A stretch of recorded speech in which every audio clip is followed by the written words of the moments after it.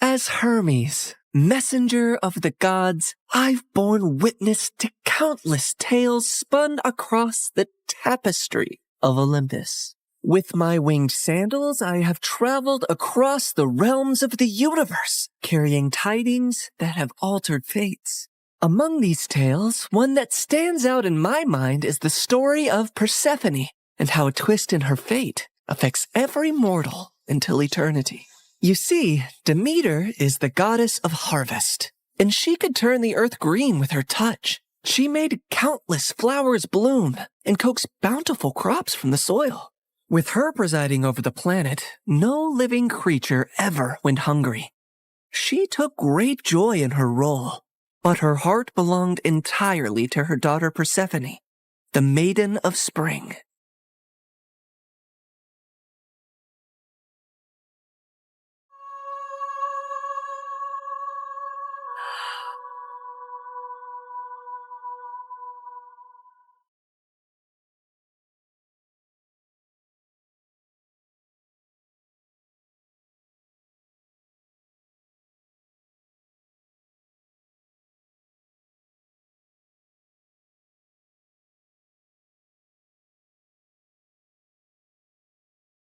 I've never seen anything like you. Are there more of you nearby? Little princess, I know of a field where the flowers bloom as far as the eye can see. I can take you there if you want. Oh, really? Oh, that would be a sight to behold. Then come with me, sweet child.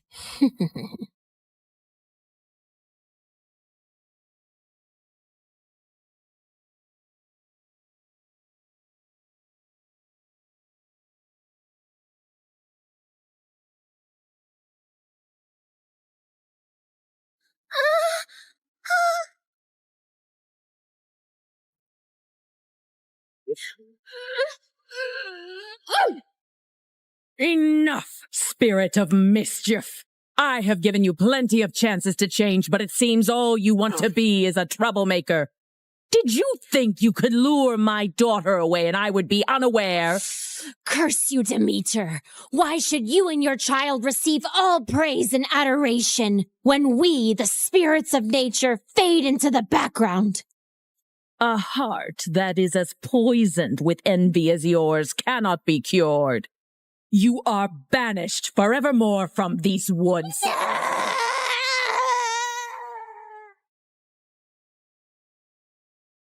Did you forget that you are not allowed to venture into the forest alone? I'm so sorry, Mother. I only wished to see the magical flowers. And you shall see many wonders, my child, but always within the safety of my reach. The world holds great beauty, but also grave danger. Come now, it's almost dawn. Let us go out into the meadows and make our own magical flowers bloom. That sounds perfect, Mother.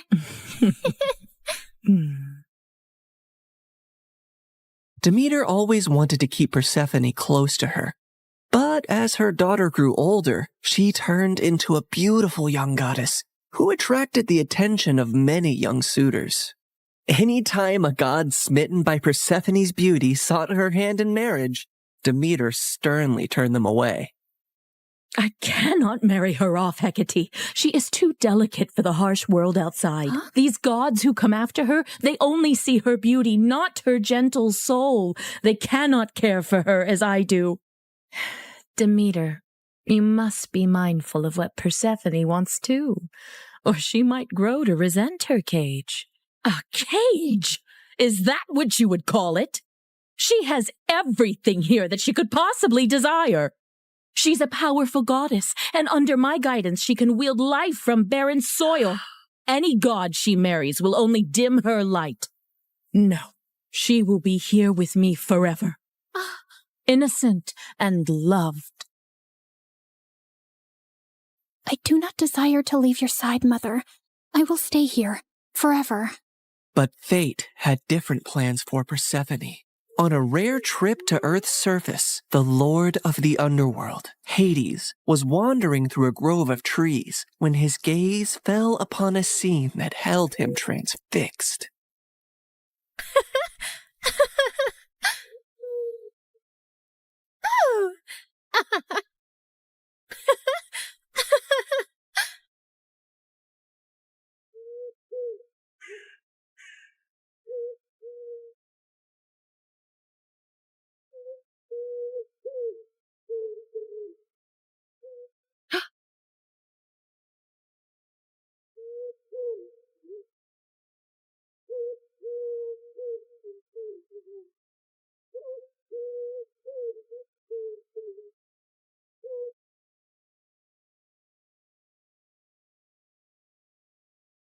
Hades, my lord, you seem to be troubled. What weighs on your soul? As you well know, when my brothers and I overthrew our father, the kingdom was divided among us. Zeus received the sky, Poseidon the sea, and I the underworld. I've never complained about my lonely lot, and do my duties justice. I don't frolic or play like the other gods, and work hard in my solitude. But mortals and gods alike see me as the embodiment of darkness, and their tales paint me as a monster to be shunned. My realm is necessary, but it is hated by all, as am I. But do they not see that I also have a heart, that I am made of the same cosmos as they, even yearn for the light sometimes? What has brought this on, my lord? Persephone, she is the light where there is none. She is life where all is death. Ever since I laid eyes on her, I can think of nothing else. But would she ever see past the darkness that cloaks me? Could she ever gaze upon me and see not a lord of despair, but a soul longing for companionship and warmth? Persephone, Demeter's daughter. Indeed, her radiance rivals the dawn, but she is of the upper world. I must have her as my queen, as my wife. Her presence would bring joy and life to a realm that only echoes with loneliness and sorrow. And I must believe that even in the underworld, love can find a place to blossom. My lord, her mother would never allow it. Perhaps there is a rightful path to this union. I will go to her father Zeus with a proposal of marriage. I only need his permission according to our customs. Get my chariot ready and prepare for my departure. Today, either I win a queen for my empty halls, or I resign myself to an eternity of despair.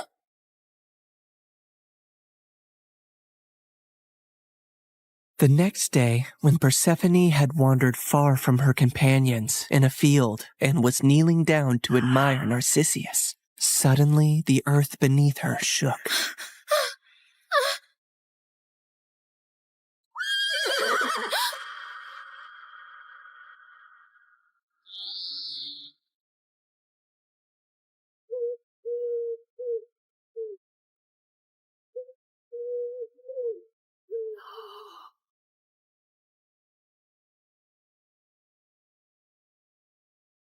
Fair Persephone, be not afraid. I am Hades, lord of the underworld. My kingdom is vast and rich, but it lacks the radiance of your presence. Unhand me! Come with me and rule by my side in the shadows where eternity lies. Let me go. My mother will tear the world apart to find me, and there will be no place dark enough to hide.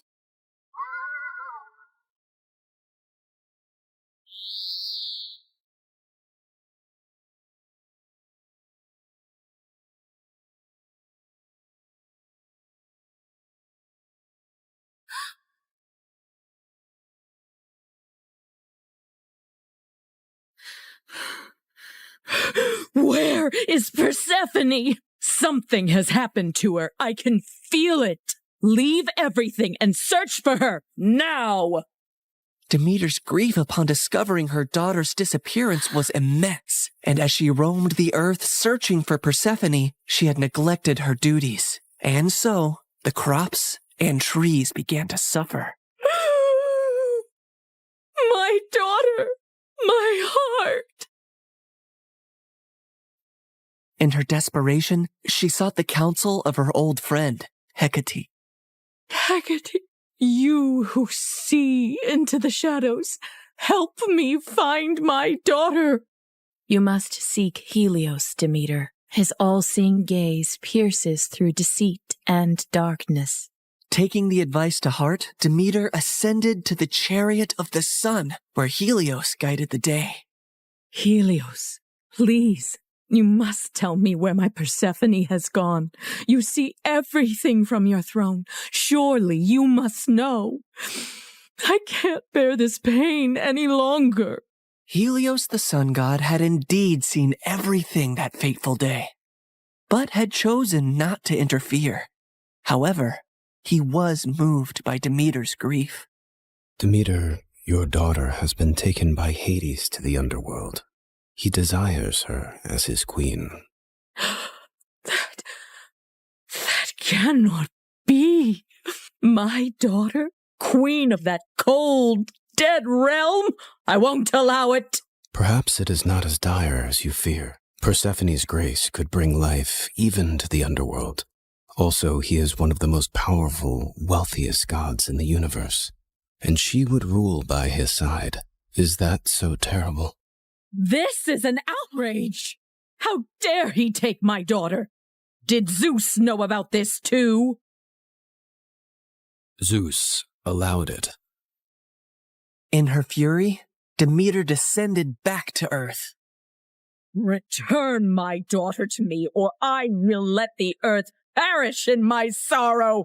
I will let this world turn into ice and ash. I will plunge it into eternal winter. Meanwhile, in the underworld, Persephone wept in despair and lashed out at Hades any time he tried to speak to her. To rule the underworld by your side? I want nothing to do with you. You've stolen me away from the sun, from my mother. I understand your anger, Persephone. I only hope, with time, you will see me and my world differently.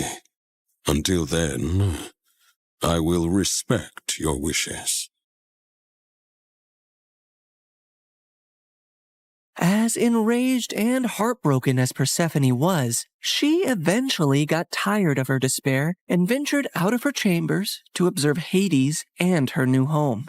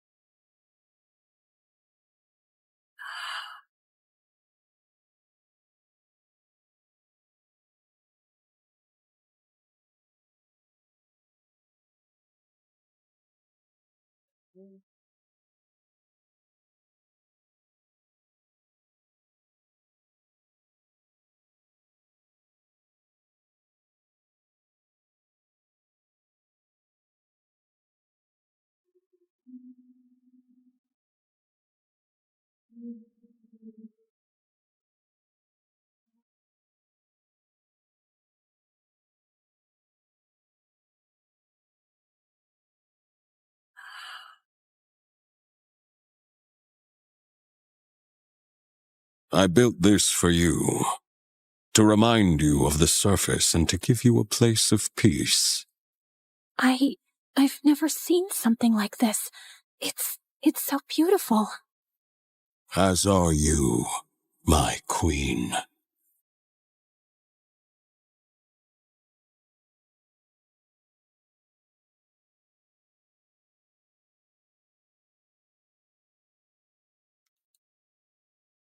Each realm has its supreme ruler, Persephone. But here, you and I will rule together as equals. You will never be beneath me, but always near me. Meanwhile, on the surface, Demeter's grief and rage was a storm that screamed across the lands. Where she walked, earth cracked, rivers ceased their babble, and crops withered to dust under her shadow. As she withdrew her blessings from the world, famine began to spread far and wide. The cries of suffering mortals eventually reached the ears of Zeus on high Olympus, who could no longer ignore the matter. So he convened a meeting of the gods. Demeter's wrath endangers all. We must find a solution that honors both her demands and the laws of gods. If my daughter wishes to leave the underworld, let her return to me, or I shall never again let the earth bear fruit. Very well, Demeter. If Persephone wishes to return, she shall, if she chooses to stay with Hades. So be it. With a heavy heart, Demeter agreed, and Zeus commanded me, Hermes, to negotiate Persephone's return. So I descended into the gloom of the underworld, where Hades sat upon his throne with Persephone by his side. Her face was as pale as the ghosts around her. Hermes, why does Olympus disrupt the quiet of my realm? Mighty Hades, Zeus commands you to release Persephone, lest the earth die with Demeter's heart. I cannot ignore the decree of Zeus or the pleading eyes of the one I love. But know this, the ties that bind us are not easily broken. What do you mean, Hades? Just then, Persephone looked down at something she was clutching in her hand, and I saw it was a pomegranate. Suddenly, the realization of what had happened dawned on me. Fair Persephone, did you eat from that fruit? I couldn't help it. 6 seeds, to be exact. Each of them has sealed her fate and has bound her to the underworld. I knew I had to think quickly and come up with a deal that Hades would accept. Otherwise, Demeter would let the earth starve forever. She only ate a small portion of the fruit, so she should only stay with you for part of the year. She will spend 2/3 of the year with her mother on earth, and 1/3 with you in the underworld.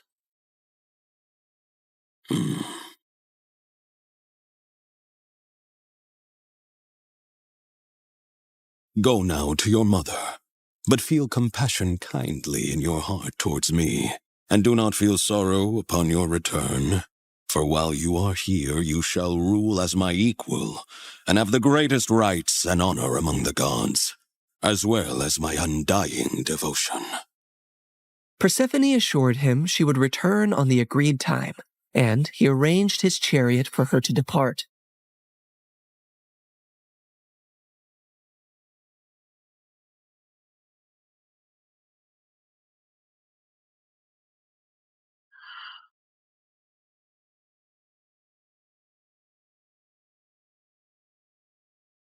Demeter's joy knew no bounds when she was reunited with her daughter, but she was furious at the deal that had been struck. How could you possibly eat the fruit of the dead? It is common knowledge that eating anything in the underworld binds one to that realm. Why would you do that, Persephone? It was a moment of great weakness. I wish I could reverse it. I am so sorry, Mother. Demeter had no choice but to accept the deal. And once her wrath subsided, the earth turned green and bountiful again. But when it was time for Persephone to return to the underworld, Demeter began to mourn once more, and winter would arrive, thus setting the cycle of the seasons.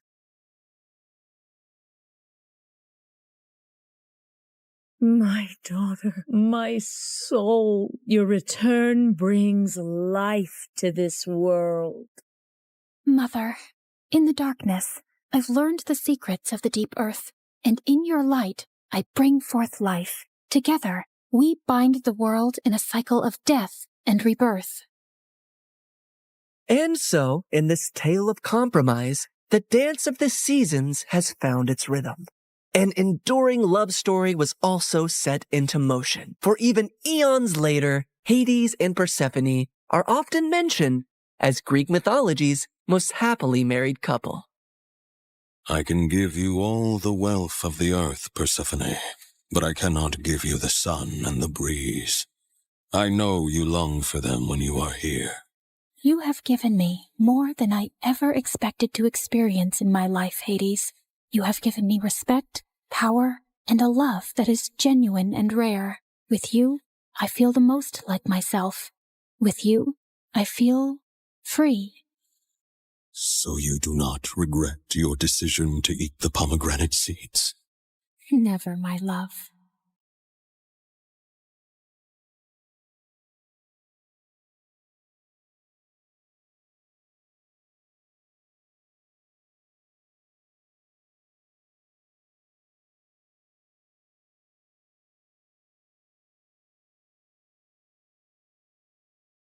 Hi, I'm Alicia, and I'm about to tell you how I met the love of my life. But before we get into that, please like and subscribe to MSA. If there's one thing you have to know about me, it's that I wasn't an ordinary little girl. Being raised by a single father who was an ex-army officer does that to you. I had rules, discipline, and responsibility drilled into me since I was very young. And growing up, I found other kids my age really immature. I don't know why he'd break up with me. I wore the clothes he liked, woke up at 5 every morning to do my hair because he liked them curly, and pretended to love watching wrestling.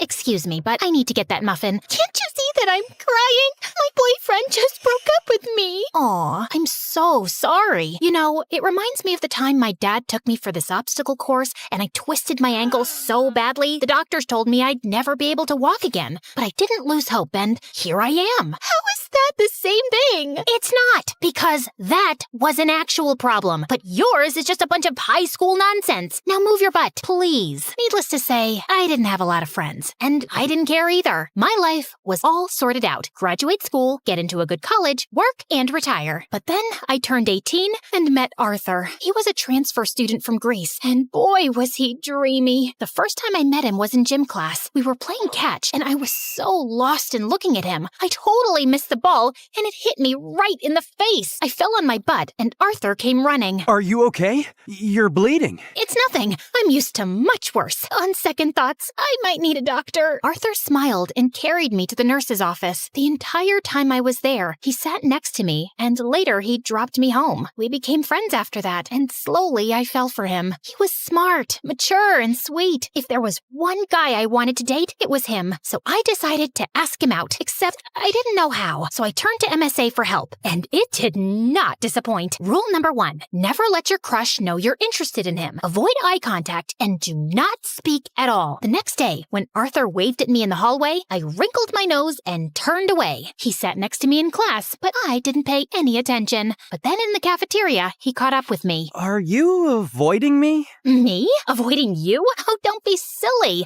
I was just really busy thinking about global warming and how it's impacting the fish population. Oh, that reminds me. I have to water my fish. My plants. I'll see you around. And I just ran before I embarrassed myself further. After that epic failure, I turned to step number 2. Dress up nice and behave like a total diva. I went shopping, picked up a bunch of dresses, and the next morning it took me 2 hours to get ready. I thought I looked great, except the moment I entered, everyone started pointing at me and laughing. Oh my god, why is she dressed like a peacock? What is that on her face? Did someone finally punch her for being a know-it-all? I was so embarrassed. I immediately turned around and ran for the bleachers. I was still sulking when Arthur walked up to me. If you rub your lips anymore, they're gonna fall off. This lipstick won't come off. Ugh, it's so annoying. Let me help you. Also, I'm not saying you don't look good with makeup, but you actually look way prettier without it. Really? Does that mean you'll go out with me? Are you serious? I wanted to ask you out for the longest time, but everyone in school told me you're a cold-hearted cold-hearted girl who hates people. That's not true. I hate dumb people. There's a difference. So, you and I, dinner tomorrow? I'd love to. My first date with Arthur was perfect, and he told me that his parents were divorced like mine, and he lived with his mom and 9-year-old brother Charlie. We started dating soon after, and spent all our time together. People in school were also nicer to me, since I was Arthur's girlfriend, and even Dad liked him a lot. Life was just better with him in it, until Until things started getting weird. Some days he would come to school looking like a half-dead zombie, and other days he would skip school altogether. His grades were slipping, we were barely seeing each other, and I knew something was wrong. So one day when he canceled our date, I went to his place with his favorite ice cream. But when I knocked on the door, some kid opened up. Hi, you must be Charlie. Is your brother around? Is that ice cream? Give me it. Hey, that's not very nice. Say, ma'am, could I please have that tub of ice cream? Repeat after me. Sure. Ma'am, give me the ice cream or I'll kick you. And Charlie kicked me on my shin, snatched the tub, and ran away. As I yelled out in pain, Arthur came running downstairs. Alicia, why didn't you tell me you were coming? When would I tell you? You hardly talk to me these days. I know. I'm sorry.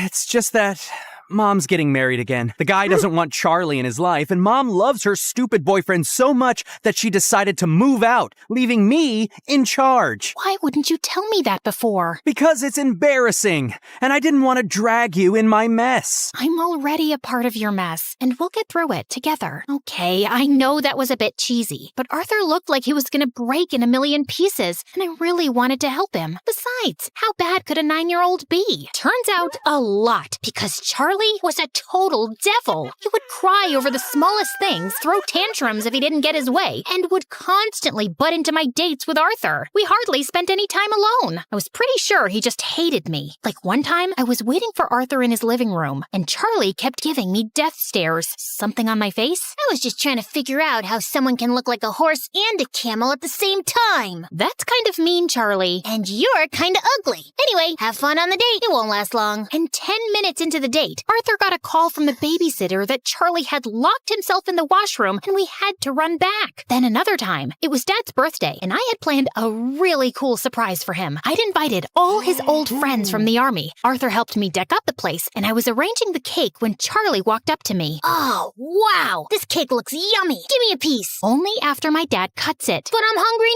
now. Then eat something else. There's a whole pizza on the counter. Are you stupid? I said I want the cake. Charlie tried to get the cake, but I got in his way. He shoved me away, and I accidentally knocked into the cake, which crashed to the floor. Whoopsie. Guess no one gets to eat it. What happened? I heard some noise. Your brother ruined my surprise. I just asked her to give me some cake. And I asked you to wait. Relax, Alicia. We'll get a new cake. I'm sure your dad won't know. That's not the point, Arthur. Your brother is a spoiled brat. He needs some discipline. You put that kid on a leash, or I swear I will. He's my brother, not some dog I can put a leash on. I know he made a mistake, but he's just a kid. You know what? We'll just leave. We wouldn't want to ruin your evening any more than we have. Perfect. Arthur took Charlie's hand and they left. I wanted to stop them, but I was too mad. Later that night, when I calmed down, I realized I might have been too rude and called Arthur up, but he didn't answer. He didn't even show up to school the next day, and neither did Charlie. So I went to his place to talk to him and saw Charlie crying on the porch. What's wrong? Arthur wasn't here when I woke up this morning,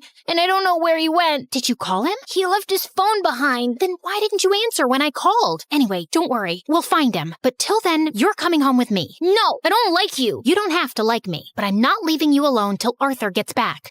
So annoying. We waited the whole day for Arthur to show up or get in touch, but he didn't. By nightfall, I decided to sleep in the lounge and offered Charlie my room. If you need anything. The next morning, Arthur was still a no-show. I couldn't reach his mom either. And then remembered he'd told me she was out of the country on her honeymoon. Next, I asked his friends and colleagues, but none of them knew where he was. Eventually, I contacted the police. But even a week later, they had no news of him, and I was worried sick. What could have possibly happened to him? Meanwhile, Charlie refused to go to school or shower. He mostly kept himself locked in my room and reacted rudely to any nice gesture I made. I was losing my mind. So I turned to Dad for help, and he promised he'd get a word out to his colleagues in the army to track Arthur down. I still don't know what to do with Charlie. He shuts me down every time I try to talk to him. He's been through a lot, Alicia. What he needs is some distraction to keep his mind off things. After your mom left, you were all over the place. That's why I built such a strict routine for you, so you wouldn't have time to think about her. Maybe you should do something similar. I decided to give Dad's advice a shot, and the next morning, I walked to Charlie's room and woke him up. Get up. We're going out. Is Arthur back? No. Then let me sleep and go away. Nope. You're getting up right now. Charlie resisted, but I dragged him out of bed, and somehow we made it to the bus stop. He kept cursing me the whole way, but I didn't care. And minutes later, we were at our destination, the paintball arena. I'm not going in there. Why? Too chicken to lose? As if you're on. Charlie and I had a great time at the paintball game, and it was the first time I actually heard him laugh. Afterwards, we went to a trampoline park and jumped our hearts out. By the end, he was so tired he could barely walk, so I called a cab and took him to my favorite burger joint, but he just stood at the entrance and stared. What, you don't like burgers? No, it's just that this was my favorite place to come with my mom. Every weekend, we'd come here and play our favorite songs on the jukebox machine. And now, she doesn't even call me, and Arthur's left me too. Arthur will be back in no time, I promise you. He loves you a lot, Charlie, and no matter what, we'll always be here for you. You too? Yes, me too. Charlie cried and hugged me tight. For the first time, I saw him as a heartbroken kid who just wanted his family back. Since then, Charlie warmed up to me. We'd have breakfast together,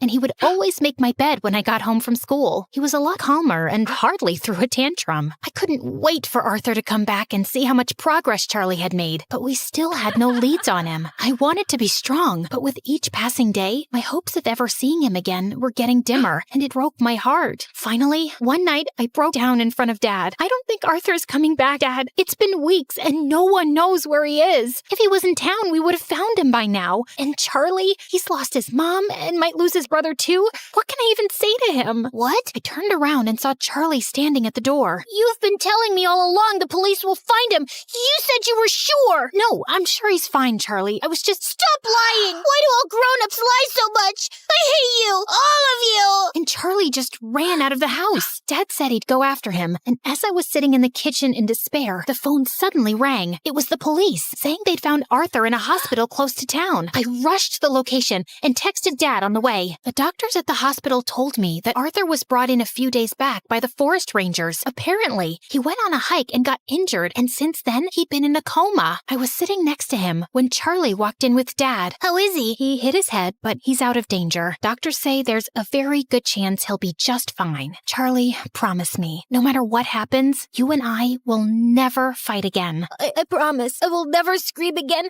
and I will always be a good brother. He will wake up, right? What do you think?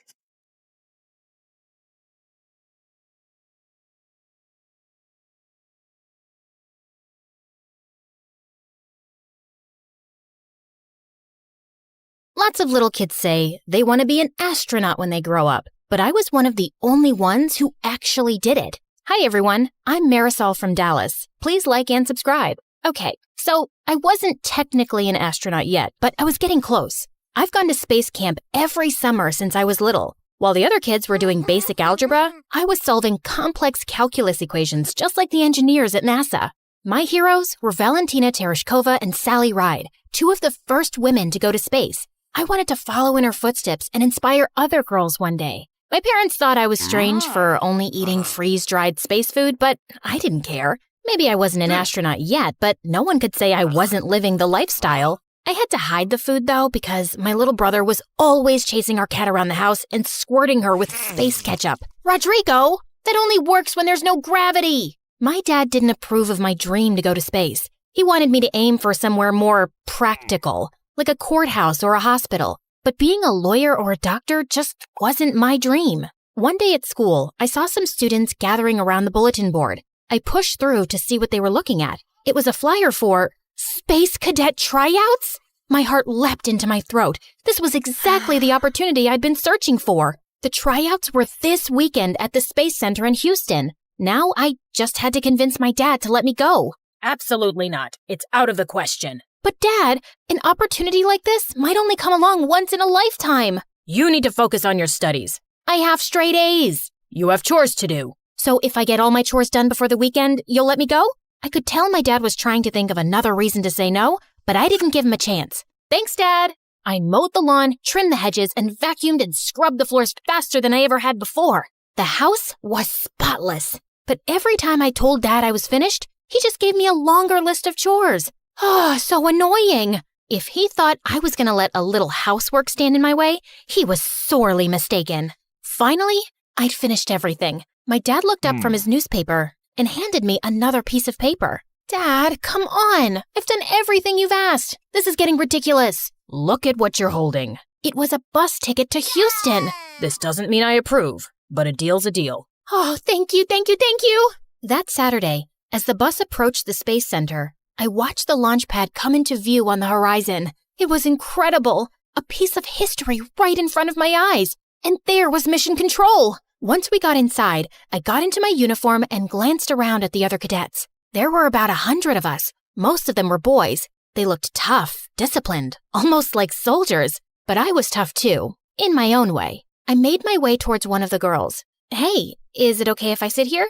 Go for it. I'm Marisol, Jessa. This place is so cool. I can't believe I'm really here. No offense, but I'm not here to make friends. Sorry, I won't bug you anymore.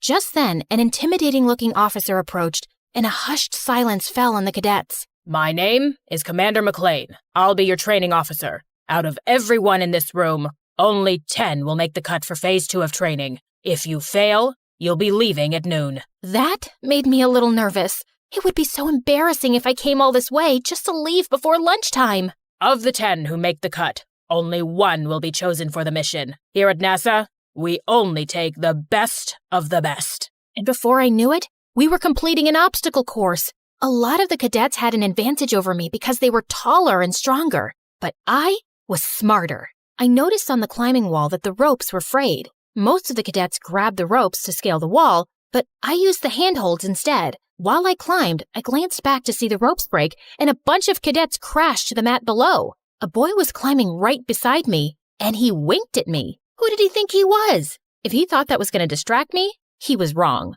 I hit the ground running. The other cadets were coming up fast. Whoa, Jessa was way ahead of the rest of us. I pushed myself as hard as I could, and I finished right behind her. Congratulations. You just made it to Phase 2. I stopped myself from jumping and cheering loudly, but on the inside, I was throwing a party. I glanced around to check out who else made it to Phase 2. Some really tall and athletic cadets were still here, which wasn't surprising, and the boy who had winked at me. I was so excited and really wanted to chat with Jessa, or someone anyway. Here I was, in a room with 9 other people who shared my passion for space exploration. But maybe Jessa was right. They were my competitors, and I needed to be serious if I was going to be the top performer. Forget about everyone else and just focus on training Marisol. After lunch, the same boy winked at me again. I could feel myself blushing, but I was annoyed. I'm not here to make friends. Okay. Our next training exercises made the obstacle course look like a piece of cake. We had to master all kinds of skills, like working the life support systems, orbital mechanics, and space medicine. Thankfully, all my time practicing calculus equations gave me a huge leg up here. The next exercise was the one I'd been most excited to try. Zero gravity training. We floated around the chamber like it was a sea without water. It was amazing. Be aware, your bodies are not yet used to the effects of zero-G. Most of you will get space motion sickness. Sure enough, when I looked over at the boy who'd winked at me, his face turned green and he threw up. I didn't mean to, but it made me laugh. I caught the boy's eye and he grinned at me. Jessa was floating around like this was just another walk in the park to her. She was the only one who didn't get sick. During our next break, I decided to explore the Starship Gallery. There were a bunch of spacecraft and even a real moon rock on display. I thought I was alone, but then I noticed the boy checking out the lunar module. It's incredible, isn't it? I'm Nick. It really is. I'm Marisol. It's so wild to actually be here. I've been dreaming of this since I was 2. My bedroom is covered in planets and stars and model rockets. I'm embarrassing myself, aren't I? Your room sounds a lot like mine. I've been obsessed with space ever since my dad bought me my first telescope when I was little. I think he regrets it because all he talks about now is me becoming a lawyer or a doctor. He probably worries about you. This is a dangerous job. It's not that. He doesn't believe it's a realistic dream. Not for most people, maybe. But he didn't see how impressive you were in training earlier. It's nice to talk to someone who cares about space like I do. I felt Nick's fingertips touch mine. It gave me butterflies. Surrounded by all the spacecraft, in the dark with the little starlights on the wall, it was almost like we were really in space. Nick leaned in to kiss me, but at the last second I turned my head. I'm sorry. I really do want to, but I can't. This is my dream. I can't afford to get distracted. No, I totally get it. I was glad he took it so well. He really did seem like a great guy. Under different circumstances, I would have kissed him in a heartbeat. But this wasn't the time or place. You know this means I'm gonna do my best to beat you, right? I'd expect nothing less. Our break was over. Now it was time for something super cool. The space flight simulator. It was awesome at first. It was so realistic that it was easy to forget we were on the ground. But then an emergency alarm started to beep. Mission Control, we have a problem. There was an explosion in the service module. It ruptured oxygen tank number 2. I redirected power to our primary oxygen tank, but then a second alarm started beeping. Red lights were flashing everywhere. There's a line ruptured in your primary oxygen tank. You're losing oxygen fast. I did my best not to panic. My hands were shaking. Wow, this was intense. All the cadets were scrambling to figure out how to solve the problem. Remember, only one of you will be chosen for the mission, but this is a group exercise. If you can't work together as a team, you won't survive. Jessa and I locked eyes. Marisol, can you calculate how much oxygen we have left? On it. Nick, I need you to shut down all non-critical systems to conserve energy. Copy that. At our current rate, we'll run out of oxygen in 10 hours. That's not enough time to complete our mission. I'm going to try and bring us in for an emergency landing. All of us got to work, nervous and sweating, but we were in sync. It's too rocky. There's no safe place to land. You got this, Jessa. We believe in you. Even though it was just a simulator, I had to admit, it was scary. What if this happened on a real mission? That's what you're preparing for, Marisol. So if it does, you'll be ready. Suddenly, the emergency signals were silent. We all looked around at each other, breathless. Congratulations, cadets. You've just successfully executed an emergency landing. All of us cheered. I even gave Nick a hug. We really pulled together and overcame the odds. It made me stop seeing the other cadets as my competition. They were good people who wanted the same thing I did. And when one of us succeeded, we all did. Later, I was hanging out in the observation area overlooking the launch pad. The sun was setting outside, and it cast a beautiful glow on the shuttle. Mind if I join you? Of course not. I'm sorry if I was rude earlier. The truth is, I was afraid if I opened up, it would make me vulnerable. And it's already hard enough, especially for girls. I know what you mean. You really had my back in the simulator. We're a team. When one of us succeeds, we all do. Friends? Friends. You know, I think you have a really good chance of being chosen. Really? But you're like the best pilot here. I can't do math like you can. Let's make a pact. No matter which of us wins, or if neither of us do, we'll still support each other. Deal. The next morning, it was time for the announcement. We gathered around and waited for Commander McLean. I think everyone was too nervous to chat. Finally, the commander approached. All of you did good work here. I want everyone to walk out those doors with their heads held high. But as I said, there can only be one. I tried so hard to keep it together, but I was dying to know who was chosen. Cadet Jessa, congratulations. You're our top performer, and you'll be joining our crew for our next mission. I felt all the wind go out of my sails. Don't get me wrong, I was happy for Jessa, but I'd wanted this all my life. I'd gotten so close, and now it was out of reach. Still, I told Jessa I'd support her, and I meant it. I gave her a big hug, and we promised to keep in touch. Nick and I exchanged numbers too. When I got home, I looked around my room. Maybe it was time to grow up. I took down my space stuff and put it in a box. Then I decided to take one last look through my telescope. Orion and the Big Dipper were shimmering in the sky. It was so hard to say goodbye. What are you doing? You were right. I should find something more realistic. Please, don't say I told you so. Oh, Marisol, I wasn't right. You were. What? Maybe being an astronaut isn't the most realistic goal, but that doesn't mean it's not achievable. This world needs dreamers. If anyone can make it happen, it's you. From that moment on, I never doubted my path again. I was going to give it my all, no matter what the odds were. And maybe, just maybe, one day I would inspire a little kid, just like my heroes inspired me.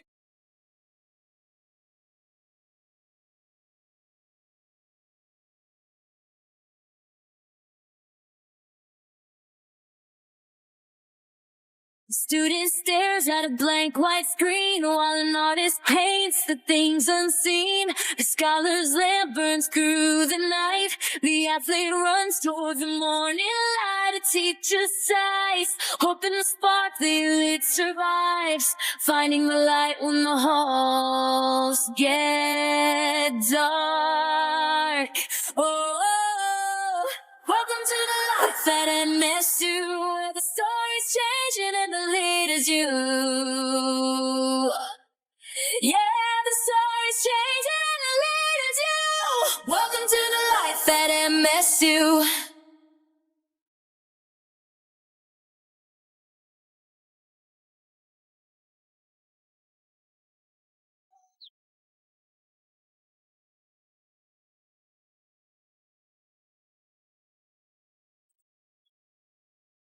My heart jumped all the way to my toes when I finally reached the huge MSU gate. For a hopeless romantic introvert like me, the first day of high school was both super scary and a little exciting. New year, new school, a whole new vibe. Would I make any friends here? Or maybe find love? Wait, what was I thinking? I worked so hard to get a scholarship to be here. I should focus on my studies, not boys. I quickly spotted my fellow freshmen gathered near the gate, all waiting for the tour to start. All right, Candy, this is it.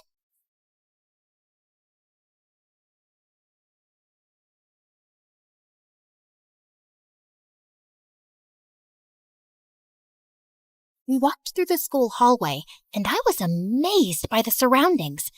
Everything was clean and neat, and I could even smell the natural scent of bamboo and flowers. The ambiance was peaceful. Despite the usual school noise, I could still hear the leaves rustling and the soft stream of water from the river. It would help a lot with studying. Suddenly, something caught my attention. Was that a squirrel wearing a freaking hoodie? Where did it even find those tiny clothes? I got distracted for 2 seconds, and when I blinked again, my tour group was gone.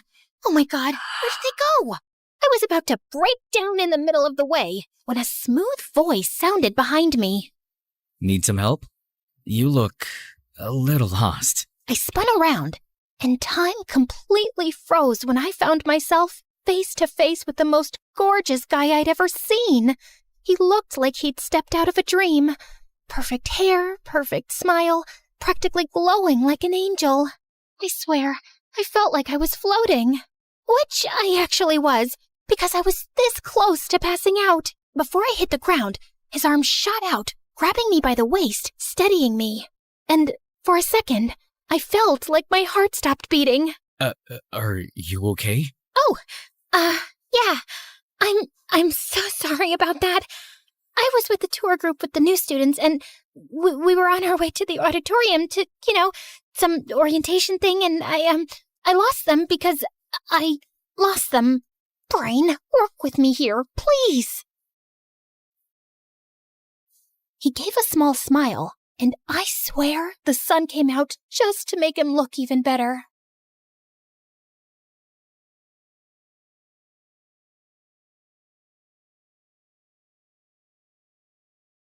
Well, you're not far off. The auditorium's this way. I can walk you there if you'd like. Oh my God, oh my God, you really don't have to. I don't want to waste your time and... I insist. But... Please. Okay. He started walking, and I followed him like a lost and completely mesmerized kitten, sneaking glances at him every few steps. Is this really happening? A cute guy is helping me? How did I get this lucky on my first day? Is this fate? Are we gonna date later on? Is he gonna be my first love? My first boyfriend? My future husband? Here you go. Huh? We're here. The auditorium.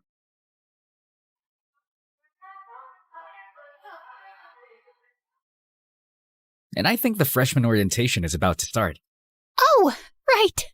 Thank you so much. No problem. I'm happy to help. Anytime. He then reached into his pocket and pulled out something small. Here. A little good luck for your first day. A candy? I stared at it like he'd just handed me a diamond. I swear I will never eat this. This candy is sacred now. I'm keeping it forever. Maybe I'll even build a shrine for it. Oh, thank you for this. This looks sweet. I mean, this is a candy, right? Good luck! I just stood there, frozen, clutching my new good luck charm. By the time I snapped out of it, he was already gone. Panicking, I took a few steps forward, scanning the crowd. Where did he go? I should have at least gotten his name.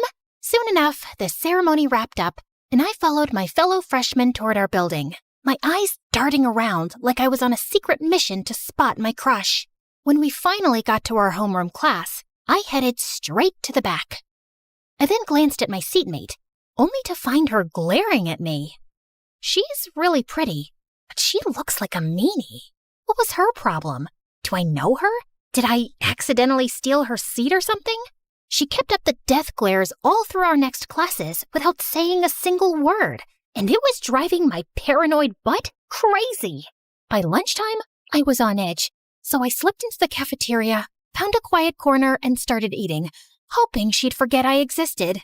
Just then, someone slammed a tray down right across from me. I looked up to see none other than her.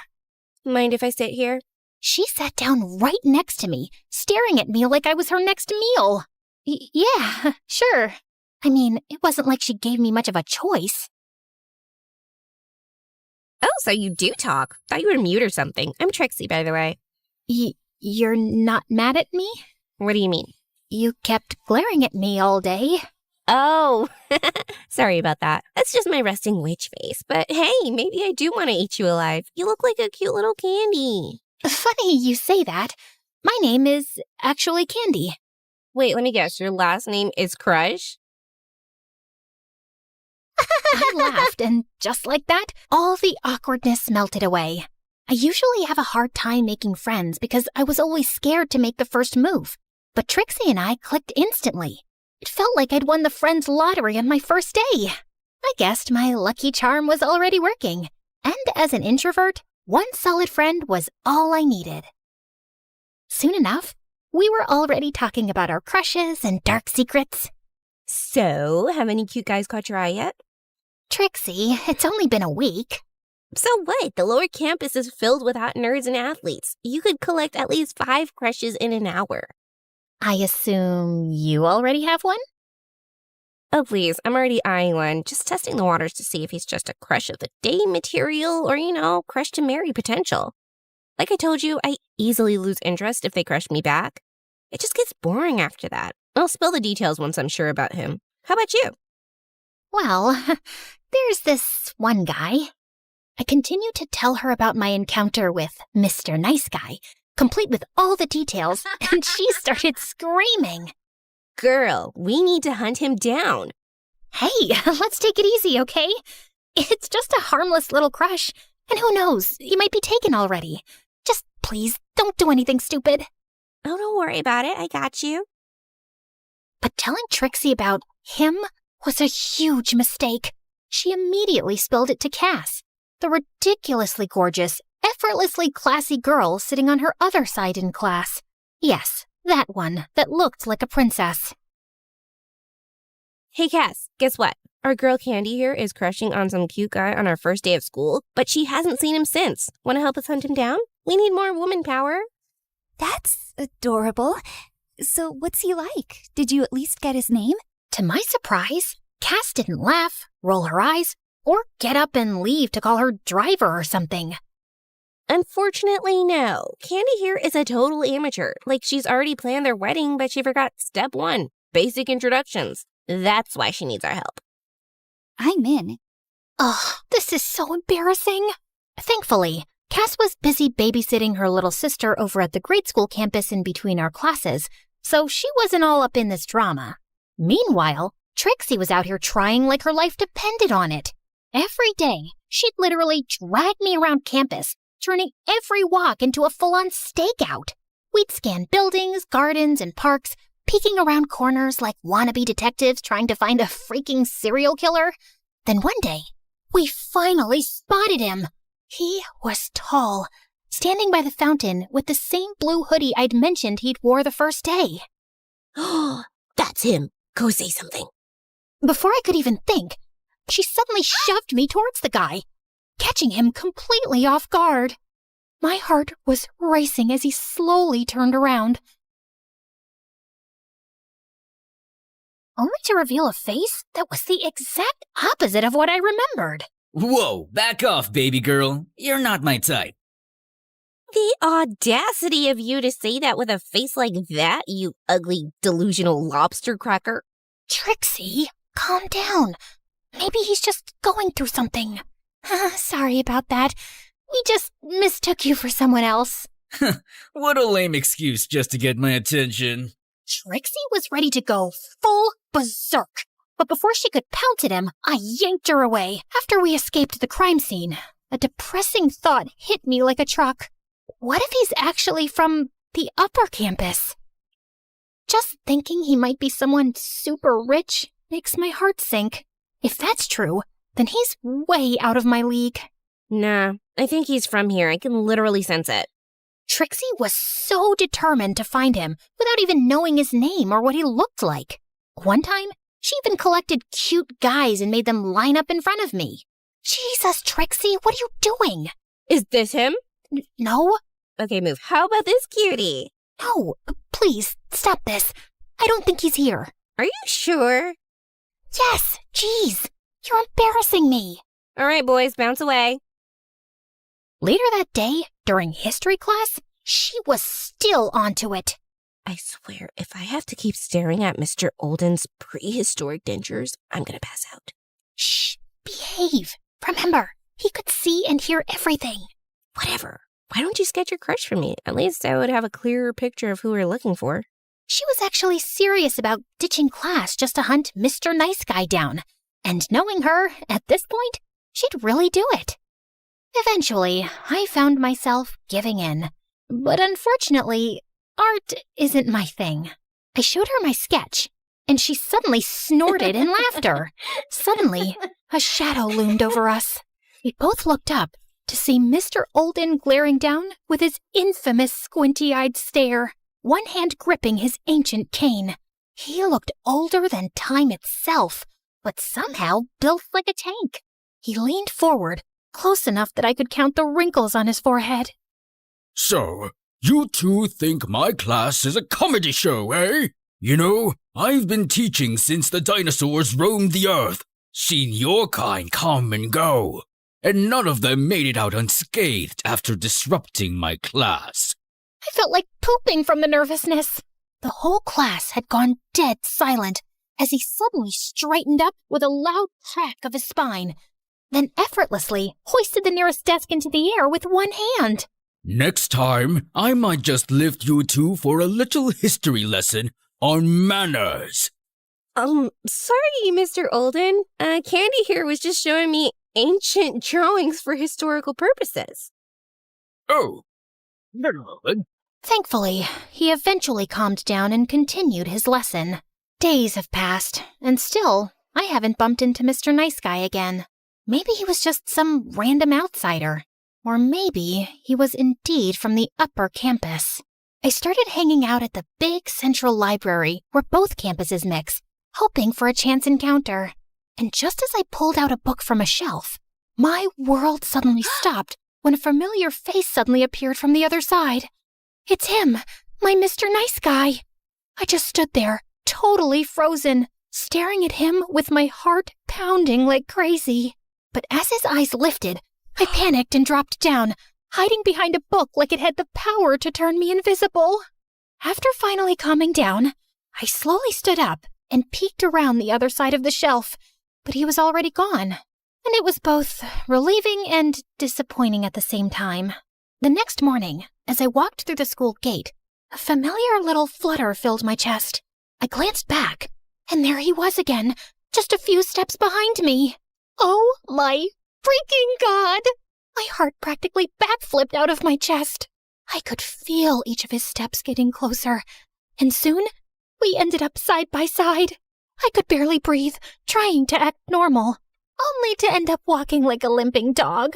From the corner of my eye, I could feel just how tall and handsome he was. Every step was pure torture, in the best way possible. I finally managed to breathe normally again when he changed direction and headed into the sophomore building. So, he's a sophomore, huh? Later, I told Trixie all about it, and of course, she was immediately scheming. Let's go check out the sophomore building. Come on, he could still be around. We lurked into the lobby, trying to look casual. A few minutes later, Trixie went to the restroom, and I was left yawning next to my all-nighter study session. Coffee was calling my name, and thank heavens, a cute little vending machine was right there waiting for me. Just as I shuffled over, an unexpected thing happened again. There he was, right next to me. Holy goodness, why does he keep popping up out of nowhere?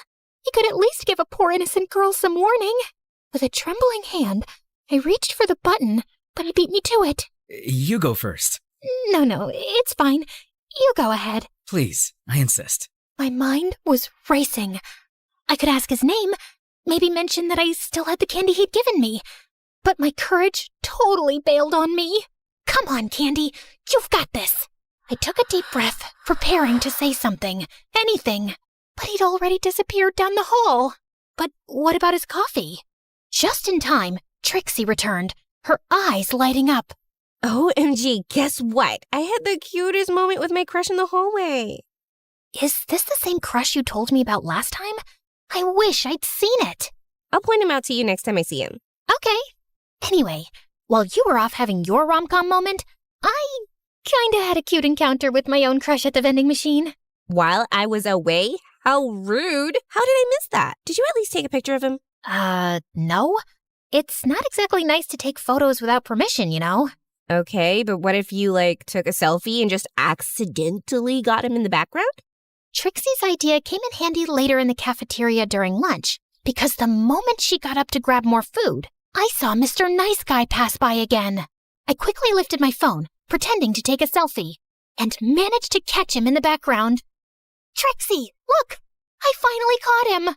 Her eyes went wide, excitement all over her face. But then, strangely, her expression shifted. Oh, good for you. That was weird. For the next few hours, Trixie seemed distant until finally she excused herself to leave early. I watched her go, wondering what exactly ruined her mood. I spent the rest of the evening obsessing over the picture I took. He's so handsome and cute. I was grinning like an idiot, replaying every fantasy in my head while playing with the candy, and eventually falling asleep with my phone clutched in my hand. His face, the last thing I saw before drifting off to dreamland. The next day, Trixie didn't go to school. She'd mentioned she was sick, but her replies to my messages were short. I kept thinking how weird her replies were, and the realization hit me like a freight train. What if we actually have the same crush? They both were in the sophomore lobby that day. The thought made my stomach twist. Trixie still hadn't come to school for a few more days, and I was really worried now. Cass told me she saw her at MSH Hospital. It turned out she was sick enough to be admitted. I decided to skip our last class to check on her. I hopped on the school bus and told the driver to drop me off at the hospital.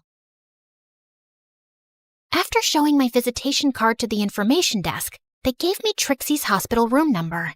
As I made my way to the door, a nurse came out of the room, and I caught a glimpse of a sight that shattered my world to pieces. Mr. Nice Guy was sitting by her bedside, taking care of her.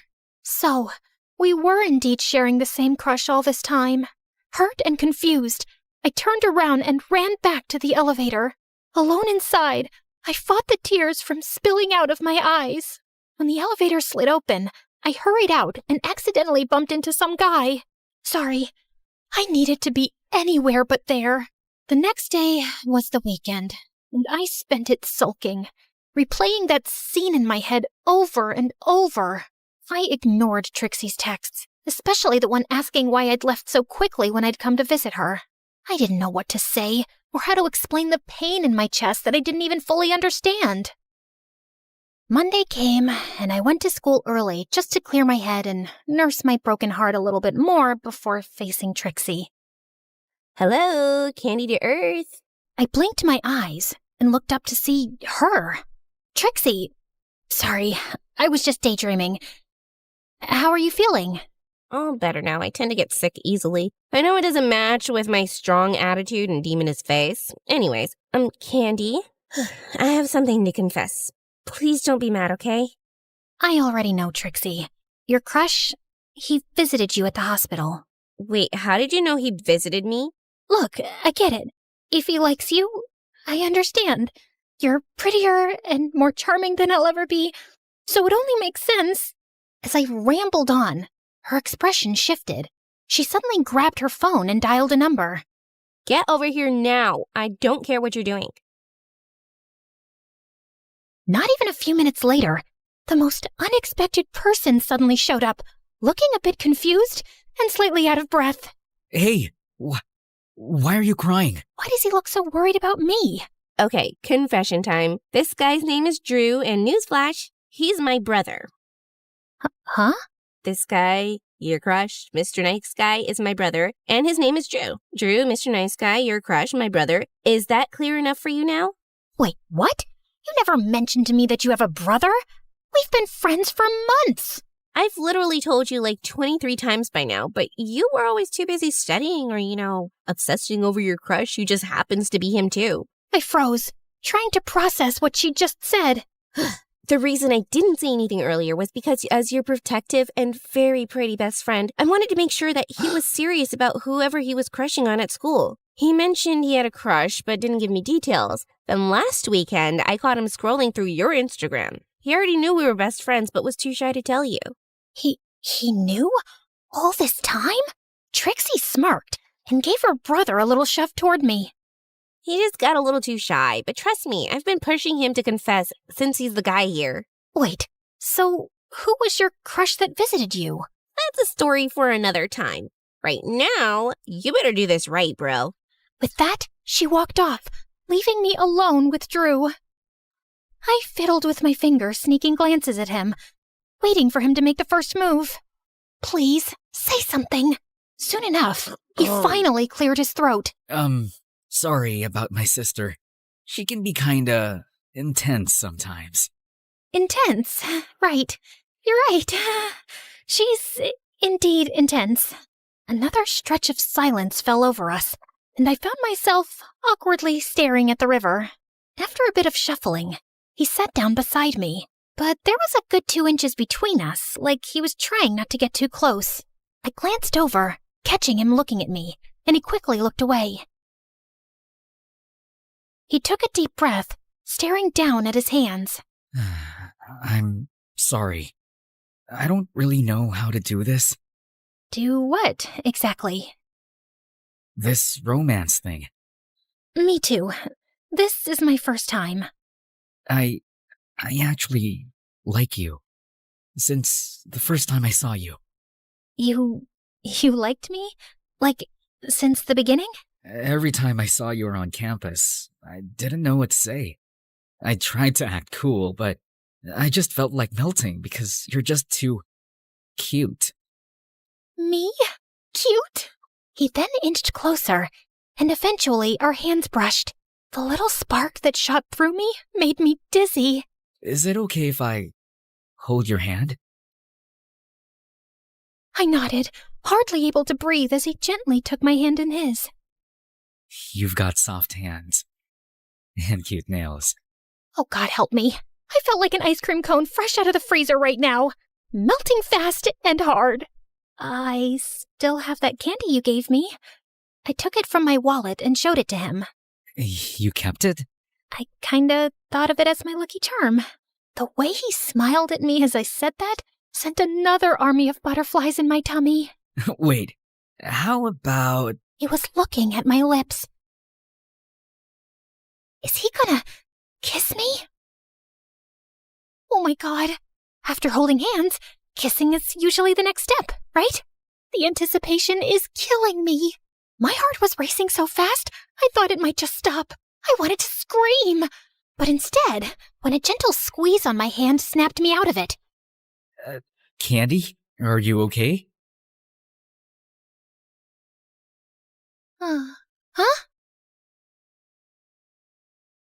Here, you can have the other half.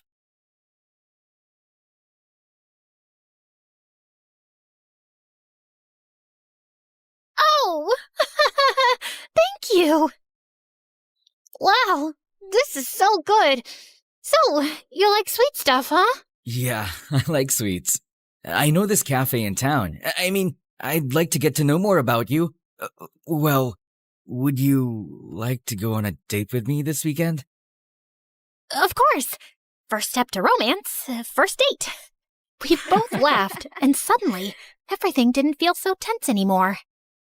I felt his fingers intertwining mine, and I felt the sweetness, sweeter than the candy melting in my heart. I couldn't wait for a first date of thousands more to come.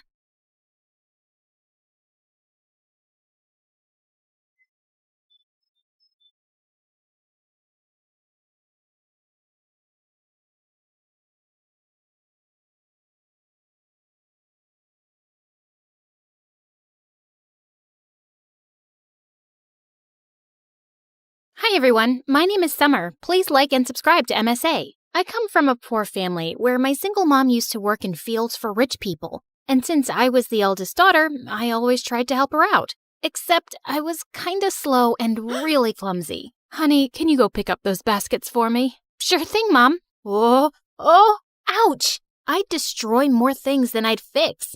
You're sick, Mom. You should rest. I'll feed the cattle for you today. Oh no, wait, Summer, no, shh.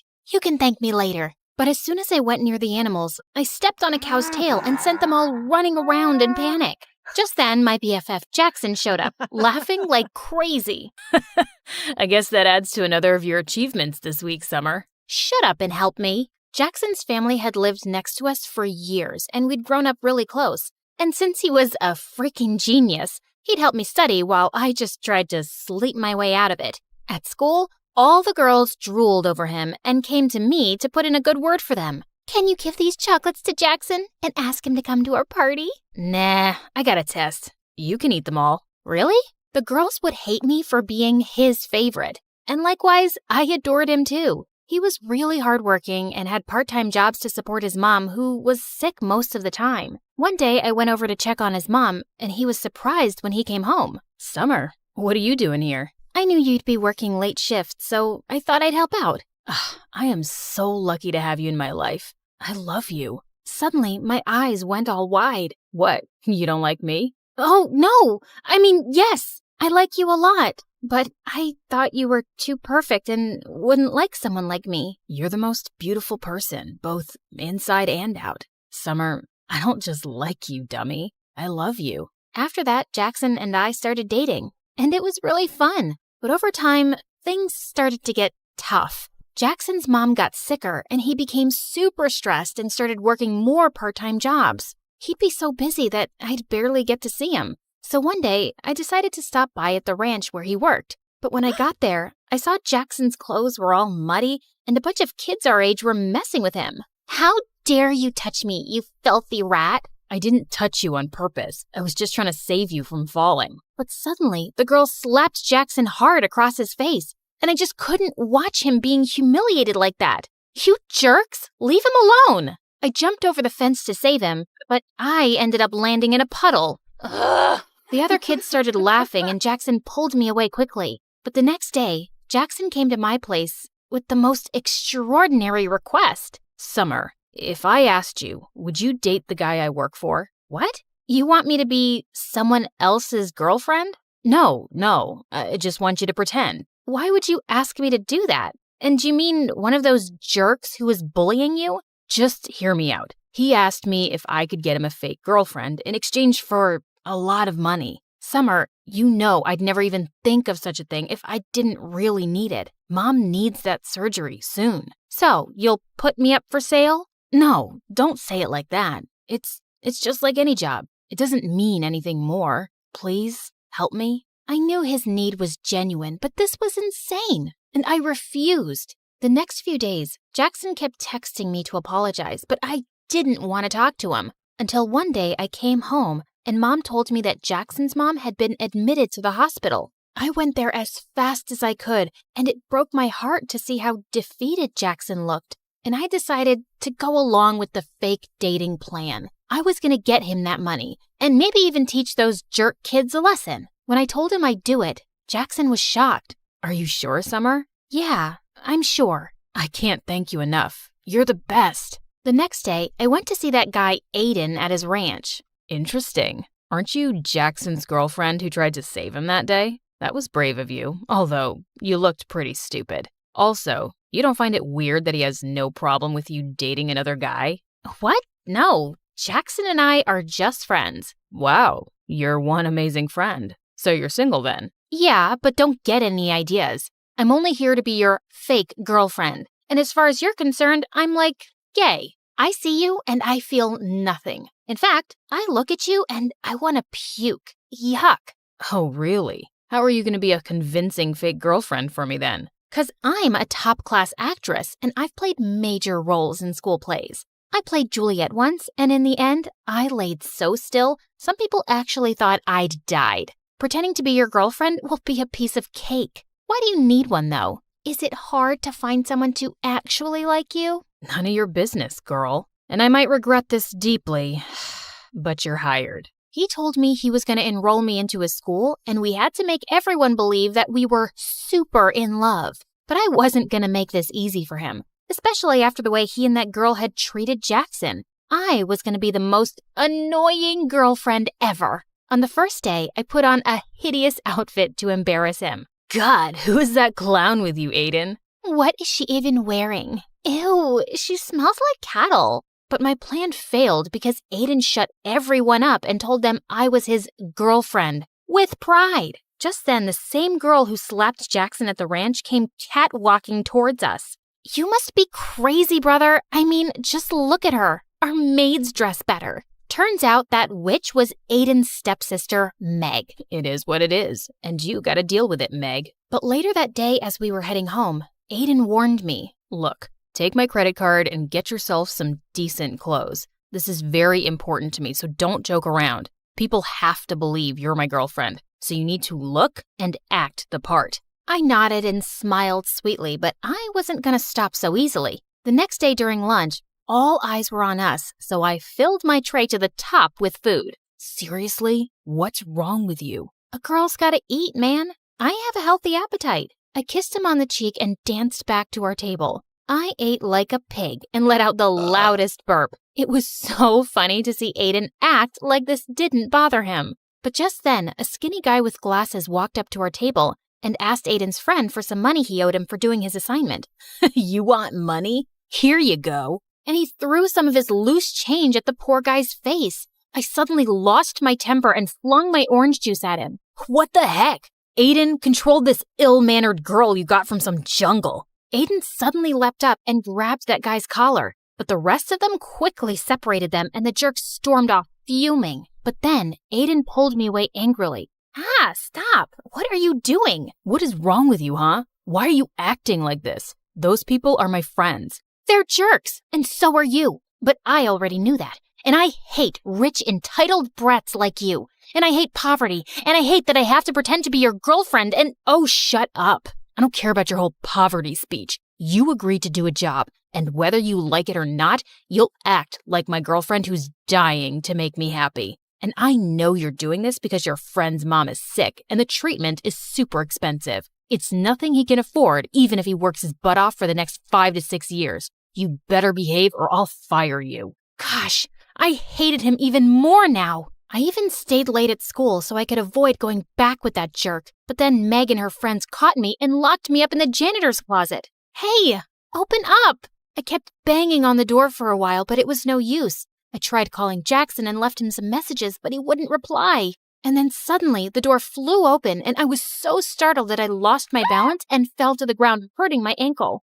Ouch! Are you okay? Aiden lifted me up in his arms and took me to his car. How did you find me? I heard my sister talking on the phone with her friends, and I ran here immediately. Also, I'm sorry. What? It's because of me that they're treating you like this. Also, I'm sorry about what I said to you earlier. I acted like a jerk. It's just that my life will fall apart if this plan doesn't work. What do you mean? My dad wants me to get engaged to his business partner's daughter, but I don't want to do that. I want to become a musician and be with someone I love, not be part of some business deal. So I lied, and I told him I already love someone else. But now he wants to meet that person. That's why I hired you. I could tell that he was having a really hard time, and I decided not to make things worse for him anymore and play my part properly. Later, when we reached home, Aiden even dropped me to the doorstep in his arms. But as I limped in, I saw Jackson waiting for me. What do you think you're doing, Summer? You're supposed to pretend and not actually jump into his arms like his girlfriend.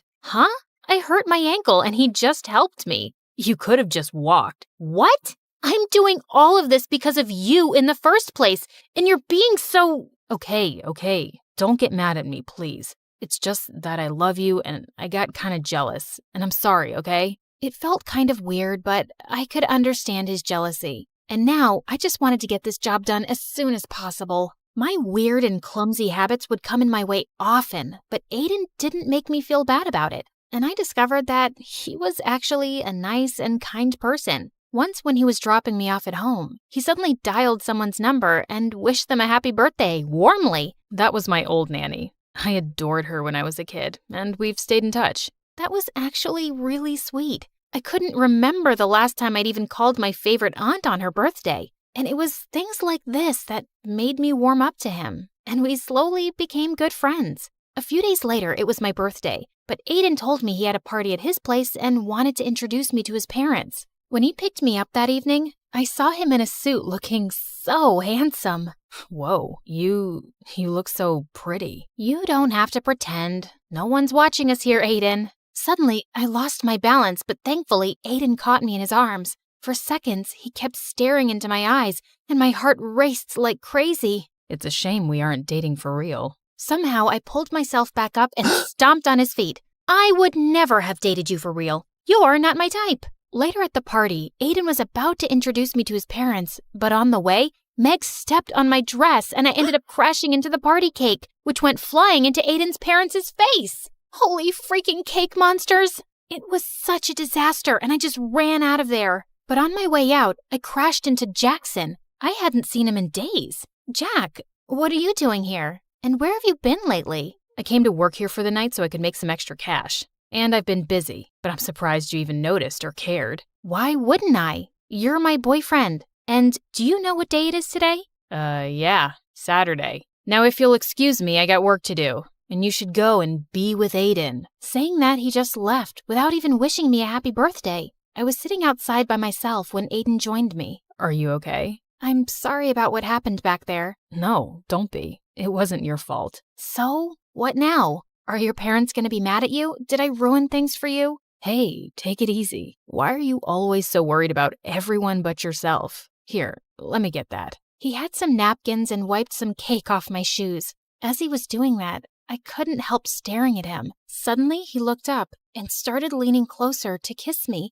My heart was pounding wildly, but I pulled myself back just in time and ran out of there. What just happened? The entire night, I kept thinking about Aiden. I was definitely catching feelings for him, and I felt guilty. I decided I couldn't go on with this deal, and I had to talk to Jackson about it. But then early the next morning, I received a message from Aiden calling me at his place. When I got there, I didn't see Aiden, but his parents and Meg were there. And so was Jackson. Look who's here. The famous gold digger who's trying to rip my brother off. I have no idea what you're talking about. Your brother and I love each other. Oh, really? Then who is this? Meg told us she heard you calling him your boyfriend last night. So, you've just been playing with my son's heart because he's rich? That's why rich people like us can't trust you filthy lowlives. You're all liars and frauds. I looked at Jackson, but he just stood there. But Aiden suddenly appeared and stepped in front of me. Leave her alone. I told you, I love her, Meg, and if you hurt her again, it's not gonna end well for you. Then it's not going to end well for you either, son. If you're gonna be with this girl, you can just leave with her as well. I already felt so humiliated, and I didn't want Aiden to get in any more trouble. So I ran out of there, and Jackson followed me. I'm really sorry, Summer, but it would have messed up our plan if I'd jumped in to save Aiden's girlfriend. Jackson, I think the plan is already over. Aiden's family won't accept me as his girlfriend now. But Summer, you still asked Aiden to pay for you, right? This can't have been all a waste. I failed at the job, and I don't want to ask him for the money. I was going to talk to you about ending the deal anyway. Why? 'Cause Aiden kissed you last night? What? I actually left before he could kiss me. But you thought we kissed? And you still didn't want to break the deal? Do you even care about me? Of course I care about you, Summer. You think it's been easy for me to see my girlfriend with him? But you know how desperately we need the money. Not me. You. It's you who's lost his mind over the money. It's like I don't even know who you are anymore, Jackson. Just leave me alone. We're done. Because you fell in love with Mr. Fancy Rich Pants, right? Because I'm not good enough for you anymore, right? Jackson, just stop. No, I won't. In fact, let's see if you still love me or not. He tried to kiss me, and just as I was about to slap him, Aiden pulled him back and punched him hard. You piece of garbage. Step away right now if you ever want to see a penny of that money. Jackson stood there looking furious for a minute, then walked away. I couldn't believe him. So, Jackson is your boyfriend. So what? It shouldn't matter to you anyway. It matters to me, Summer. You deserve so much better than this jerk who didn't even hesitate to sell off his girlfriend. I knew he was right, but I was too embarrassed to accept that in front of him. The next few days, Aiden kept calling me and I didn't answer. Jackson didn't even bother, and I'd sure he'd gotten his money. And then soon after, I left for college, cutting contacts with everyone. But only a few months later, I was walking down my college campus when I heard a familiar voice. You look great, Summer. Aiden, what are you doing here? I came to look for you. But why? Because I want to be with you. I was always under so much pressure from my family, but after you left, I left home too. Somehow, you've made me stronger. I chased my dreams and started my own music band, but there was still something missing. You. What? I fell in love with you really quickly, Summer. But whenever I'd say anything, you'd think I was pretending. And after you left, I realized I was such a fool not to tell you earlier. So tell me you don't hate me, at least. I don't, but you'll have to take it slow, 'cause this time, I want it to be real too. I promise.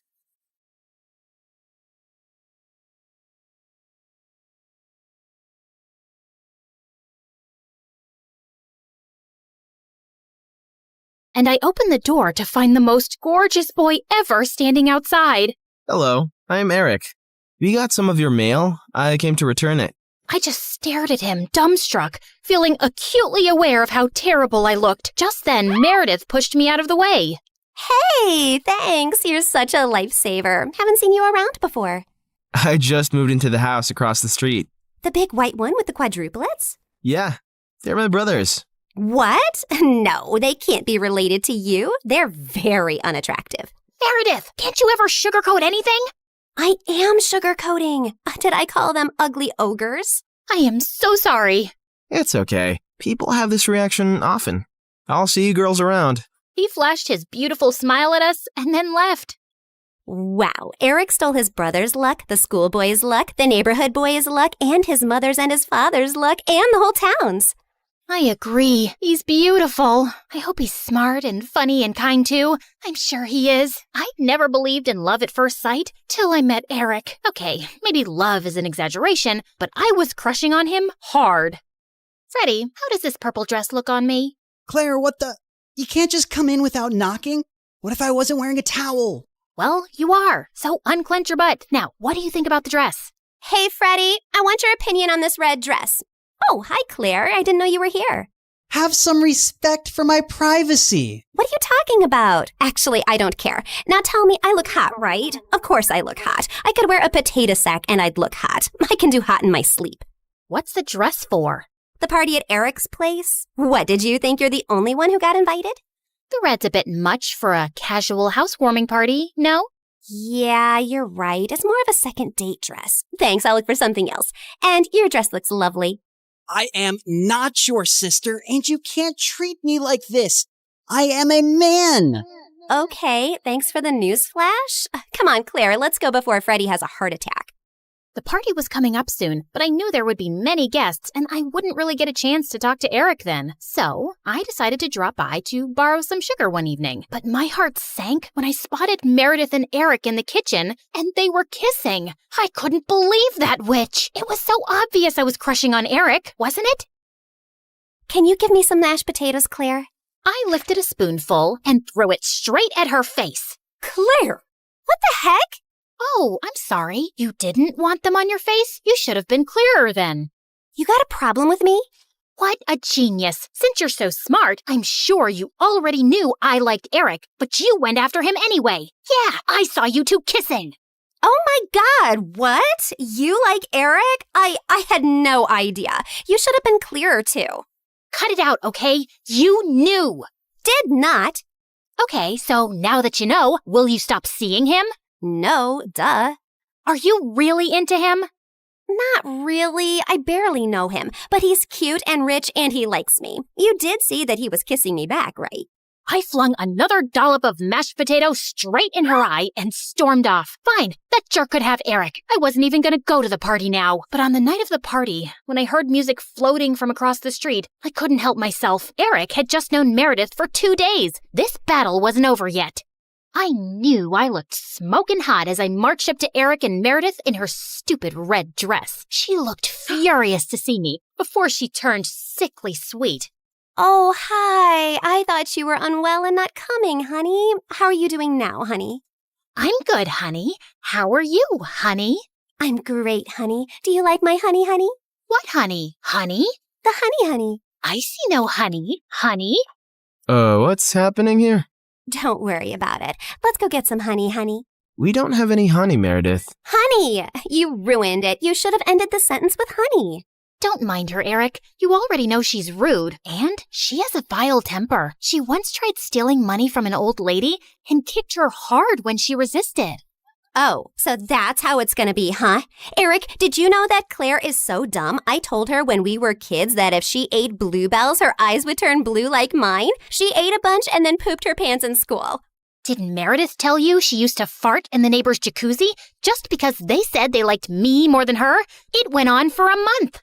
Oh, how about the time you dropped Mom's toothbrush in the toilet and just put it right back? Imagine someone being so awful to their own mother. Meredith has a boyfriend who works in a mental institution, and he steals the patient's clothes from there for her. Imagine doing that to sick people. Claire keeps acting like she doesn't know her best friend is in love with her, and she keeps using him for his money. What? Are you talking about Fred? I've never used him, and he's not in love with me. Oh, please. A blind person can see Freddie's been in love with you since day one. Shut up. You shut up. How about you shut the heck up? Not till you shut up first. I pushed Meredith out of my way, but I ended up pushing a little too hard, and she crashed straight into the punch bowl. She got up and charged me, and we landed straight on the food table. As Eric was trying to pull us apart, Freddie suddenly ran in. Claire, Meredith, stop! Your mom, she isn't okay. You gotta come now. We ran outside to see Mom unconscious and being wheeled into an ambulance. Since Freddie's dad was a neurosurgeon, he took Mom's case and ran tests for weeks to discover that she had some inflammation in her brain for unknown reasons, which had sent her into a coma. Freddie's dad decided to enter her name in a clinical trial for rare brain diseases since she met all the criteria. But what's it going to cost us? We take one pro bono case for the trial, but there will still be other hospital expenses. And you girls will have to figure out something soon. Do you have any relatives? We had to contact our grandparents, but to our surprise, Mom didn't even have their numbers saved in her phone. All we had was a framed picture with their names signed at the back. Freddie offered to hire a private investigator, and within a week, he said they'd been found and were flying over to see us. But I couldn't help noticing as they got out of the cab that they didn't look rich at all. Those paupers are our grandparents? They're definitely the people from the picture. Why do Grandma's shoes look like something out of a museum? And Grandpa's coat is missing 3 buttons. The old lady hobbled towards us and hugged us tight. Oh, girls, it's so good to see you. We had no idea we had granddaughters till yesterday. You look nothing like our son, though. Your son? No, we're your daughter's kids. Oh, honey, we don't have a daughter. The private investigator who tracked us down did say our daughter was looking for us, but we just assumed that was our son who ran away from home 18 years ago. He was always saying he'd change into a woman one day. What? Our mom used to be a man? No, this is crazy. Look at this picture. Does this woman look anything like your son? Our son is ugly, and I remember this woman. Alfred, you remember this beautiful lady came to stay at our motel many years ago? She disappeared suddenly one night, and the next day some mafia men turned up looking for her. Ah, yes. Those men kept turning up for weeks. They seemed like bad news. I'm happy to hear the lady is okay.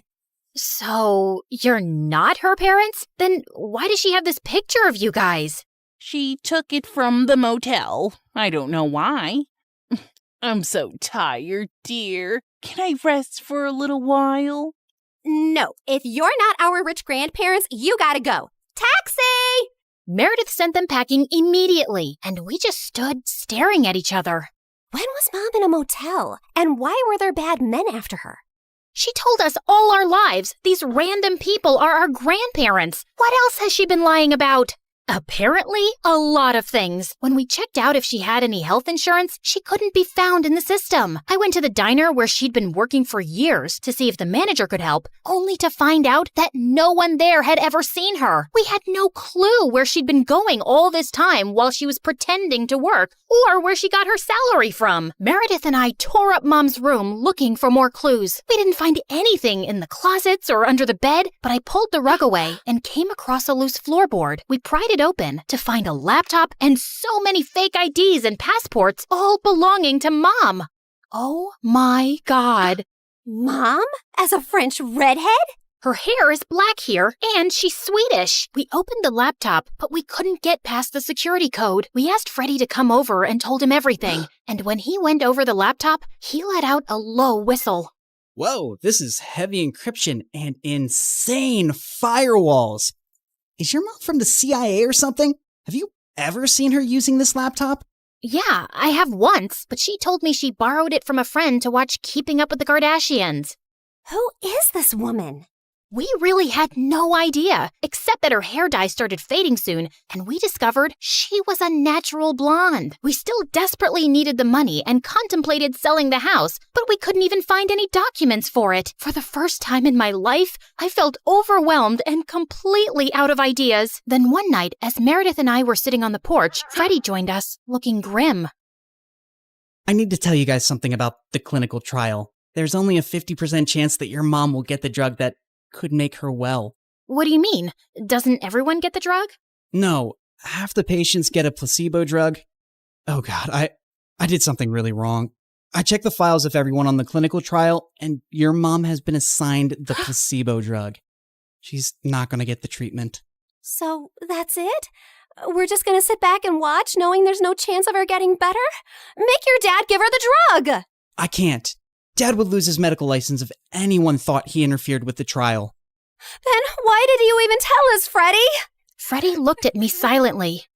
He told us because he and his dad can't do anything, but we can. Whatever you plan, I can't be part of it, but you have to do it soon. The trial starts next week. Thank you, Freddie. You don't know what this means to us. Of course. I'd do anything for you, Claire. For the first time, I saw what had maybe been so obvious all along. Freddie was in love with me, and I was about to use it to my advantage.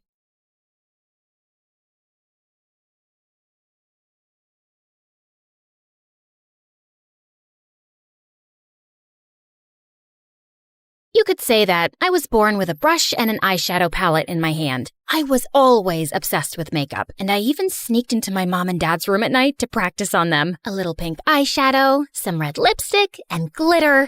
Perfect. Hi guys, I'm Regina from Seattle, Washington. Before I continue, please hit like and subscribe. I had a happy family. My dad was in the Army and was as big as a bear and as strong as a lion. When I was little, I used to daydream about all the exciting missions he went on. Daddy is defeating tigers today. He's building a hospital for children in Africa. Despite how proud I was of my dad, I couldn't help but miss him. Luckily, my mom was amazing too. She worked at a cosmetic store, so she was like my personal shopping assistant and taught me everything about fashion and makeup. But everything changed when I turned 7. Mom fell madly in love with an accountant, and Dad let her go. Will Mom ever come back? I don't like to see her only through video calls. My baby girl, I know you're sad. But see, your mom is happy and will be happy too. I'll get a desk job and I'll take care of you from now on. But even though Dad was so sweet, he was an army man, and he didn't know any better. So he would wake me up at 5 every morning with a trumpet to go for a run. He could only cook beans and sausage, and when it came to my hair, the brush is stuck. Ouch! Let's watch a tutorial, okay? Before I end up completely bald. After a good dose of online tutorials and MSA videos later, Dad finally evolved into a normal parent. Here's your packed lunch and your PE bag. Ready for school? Thank you, Daddy. You're the best. Except when it came to boys. When I was in middle school, one of my classmates gave me a chocolate heart for Valentine's Day, and I showed it to him. Dad, look! A boy asked me out. My dad snatched the chocolate and ate it in one enormous bite. No boyfriend until you turn 21. You'll have time once you're grown up, but right now, you need to focus on your studies. Okay, Dad. And the day after, the boy who had given me the gift transferred to another school. What if Dad scared him off? I felt furious about Dad and told Mom everything when she video called me. But suddenly, she hung up, and I realized it was because of her new husband, who didn't really like her talking to me. And gradually, she ended up only calling on birthdays and Christmas. I learned to live with it and got busy watching makeup tutorials and trying makeovers. But then, in my junior year, I met Simon, and he was so perfect. It was no wonder I forgot everything else, even my passion. I'm sure Dad'll change his mind when he sees him. Hey, Dad, I'm bringing a friend for lunch today, okay? Sure, bring her over. It's a boy. I expected Dad to explode, but he said nothing. Ooh, did he change his mind? But I was wrong. So wrong. When we got back from school, Dad opened the door without a smile and stared at Simon before turning back towards the kitchen. Your dad's kinda scary. Him? No, he's sweet, fluffy. I dragged Simon into the kitchen. See? He made fried chicken. He likes you. Sit down, sit down. But after he'd filled our plates, Dad grabbed a piece of chicken tight and, looking Simon in the eyes, he snapped it in half. Simon literally squeaked and shot to his feet.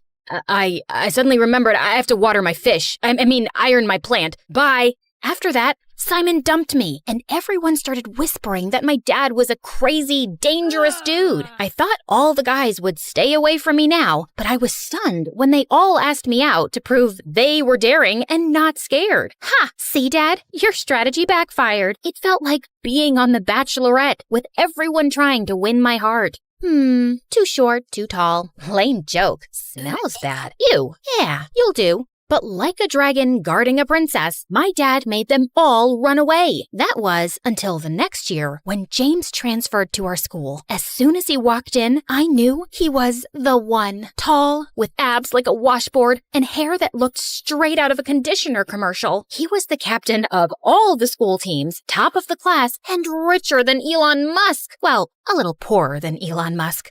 Oh boy, is it even legal to be this hot? I was pretty, but for someone in James's league, I had to up my game. The next day, I woke up at 3 a.m., and after literally hours of careful styling, I was ready. That day at lunch break, I gathered my courage and went straight to sit beside James. Hi, I'm Regina. And I'm amazed. Haven't I seen you on TikTok? You look like a celebrity. Then he kissed my hands like a gentleman. Played cool. Breathe. James asked me out a few weeks later, so I brought him home. There's no point in dating him if he can't get past Dad. Just so you know, my dad can be a bit hyperprotective. Don't worry, he can't resist me. Dad pulled the same tough guy routine, but James was unflappable. When Dad told James to carry super heavy stuff, James did it whistling. Then they got into an eye-staring contest, and James didn't back down. Okay, I'm going to bed. Have fun, you two. Eventually, Dad ran out of ideas. Now that he's survived my dad's trials, we can start dating for real. We had so much fun. But then James started to get a little bit too enthusiastic. Every time we were alone, he tried to kiss me, and I wasn't ready. But I didn't know how to tell him, so every time he got closer, I dodged. During the movie, I spilled soda on myself. I'm so clumsy. In the library, I sneezed. Allergies. Walking home, look, a penny. Ouch. Oh no, are you okay? No, I'm not okay. What is wrong with you? He'll understand. Tell him. Can we take things a bit slower? What? I like you, but maybe we should get to know each other better. You know what? I only dated you because everyone said your dad was too scary, but he's not all that. You're breaking up with me? It's more like we never even dated since you don't want to kiss me. What a loser. As James left, I felt my heart break in two. That night, I was too ashamed to tell my dad what had happened with James, and I didn't want him to tell me, "I told you so." But at dinner, I couldn't hold it in anymore, and I started crying into my soup. Dad got up and hugged me until I stopped. "You were right, Dad. I'm sorry I didn't listen." Baby girl, I don't care about being right. I just don't want to see you hurt. Remember, you don't need anyone. You're a smart girl, and I know you can succeed. But don't forget yourself. Didn't you love makeup? You haven't given me a makeover in years. Oh, Dad, you're the best. And then I vowed to myself, no more boys. From that day on, I only focused on my life and school. I made friends with a few awesome girls, and I started to go back to my passion, which was makeup and fashion. Once, when our teacher invited the whole class to her wedding, my friend couldn't believe I didn't hire a professional stylist. "Your makeup is flawless. Maybe you could give me a little touch-up?" "Of course. Let me ask my dad to bring my beauty case." When my other classmates saw my friend's new look, they all wanted a makeover too, including my teacher. After that moment, word went around that I would give the best makeovers, and I became the school's unofficial fashion guru. Girls and boys lined up after class to talk to me. "Have you tried an autumn palette? Ironic bow ties are for clowns only. You cut these bangs by yourself, didn't you?"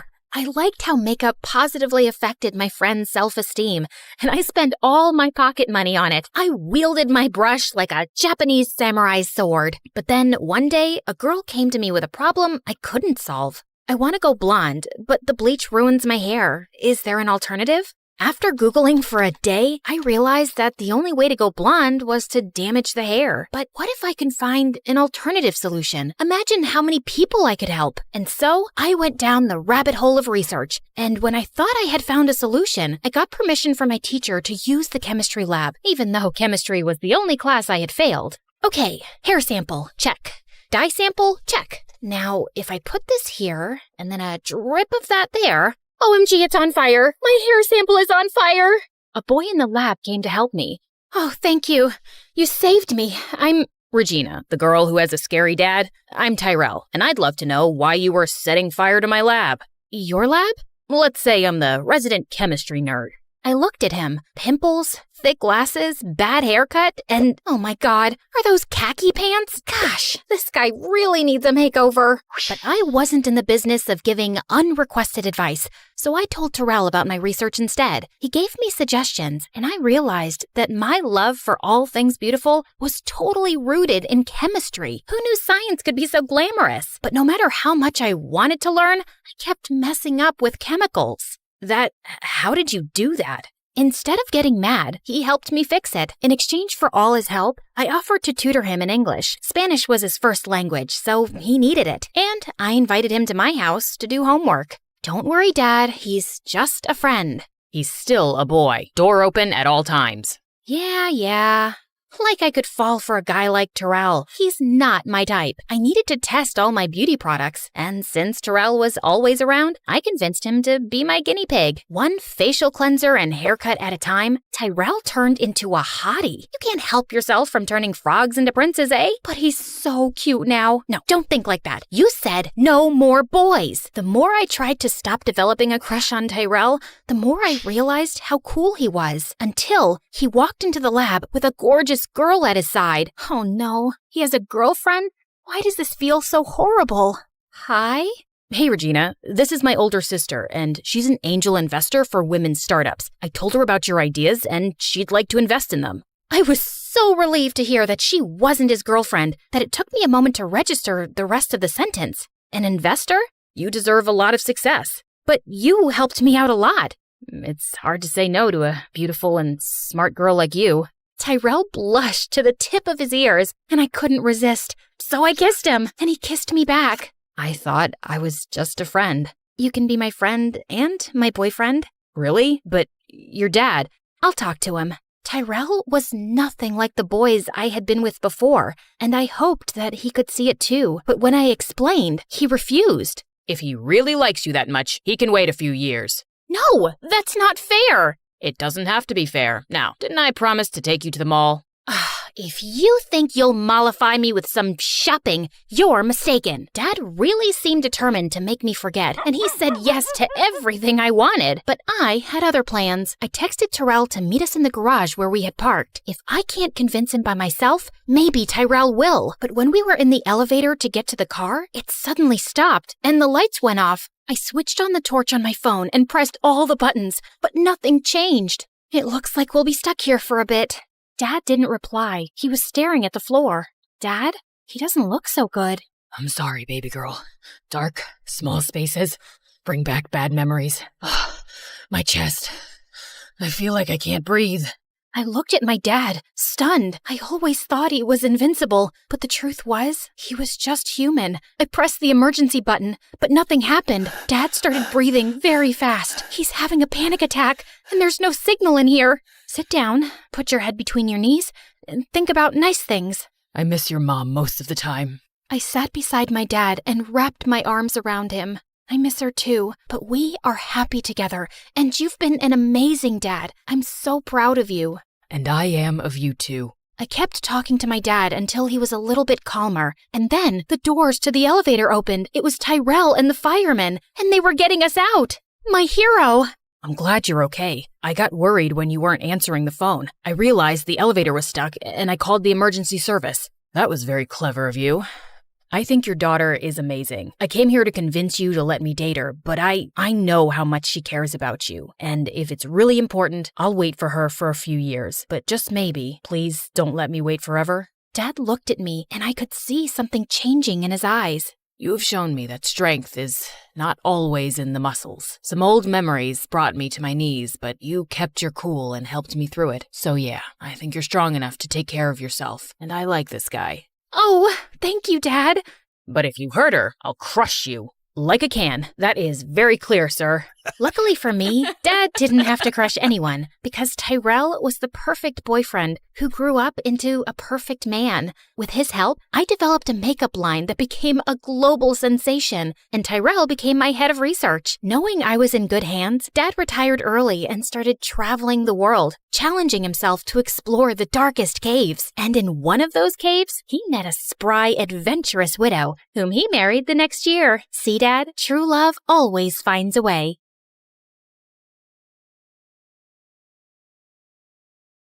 Hi guys, I'm Lucy. Like and subscribe to hear my crazy story. Growing up, I had a happy life, and I basically had it all. Only one thing was missing: siblings. And since my parents were always busy, I felt lonely. So I came up with new ideas every time. Once when I was 4, I asked my driver to push my life-sized doll in a stroller to my dad's office. Oh no, she pooped. Dad, can you please change my baby sister's diaper? Oh, honey, I can't do. Remember when you cleaned my bum in the middle of the forest with a leaf? My dad looked horrified. You've got this. You can imagine my dad's embarrassment in the middle of the meeting. When I turned 8, I'd grab the neighbor's kids and beg my parents to bring them home, but they weren't convinced. So I did everything to let them stay with me as long as I could. Until, stop trying to kidnap my kid. Put down that Prada bag filled with jelly beans and get your butt home now. As they left, I started bawling, and my parents had enough embarrassment. So the next month, they adopted 6-year-old Harrison from foster care. I was ecstatic.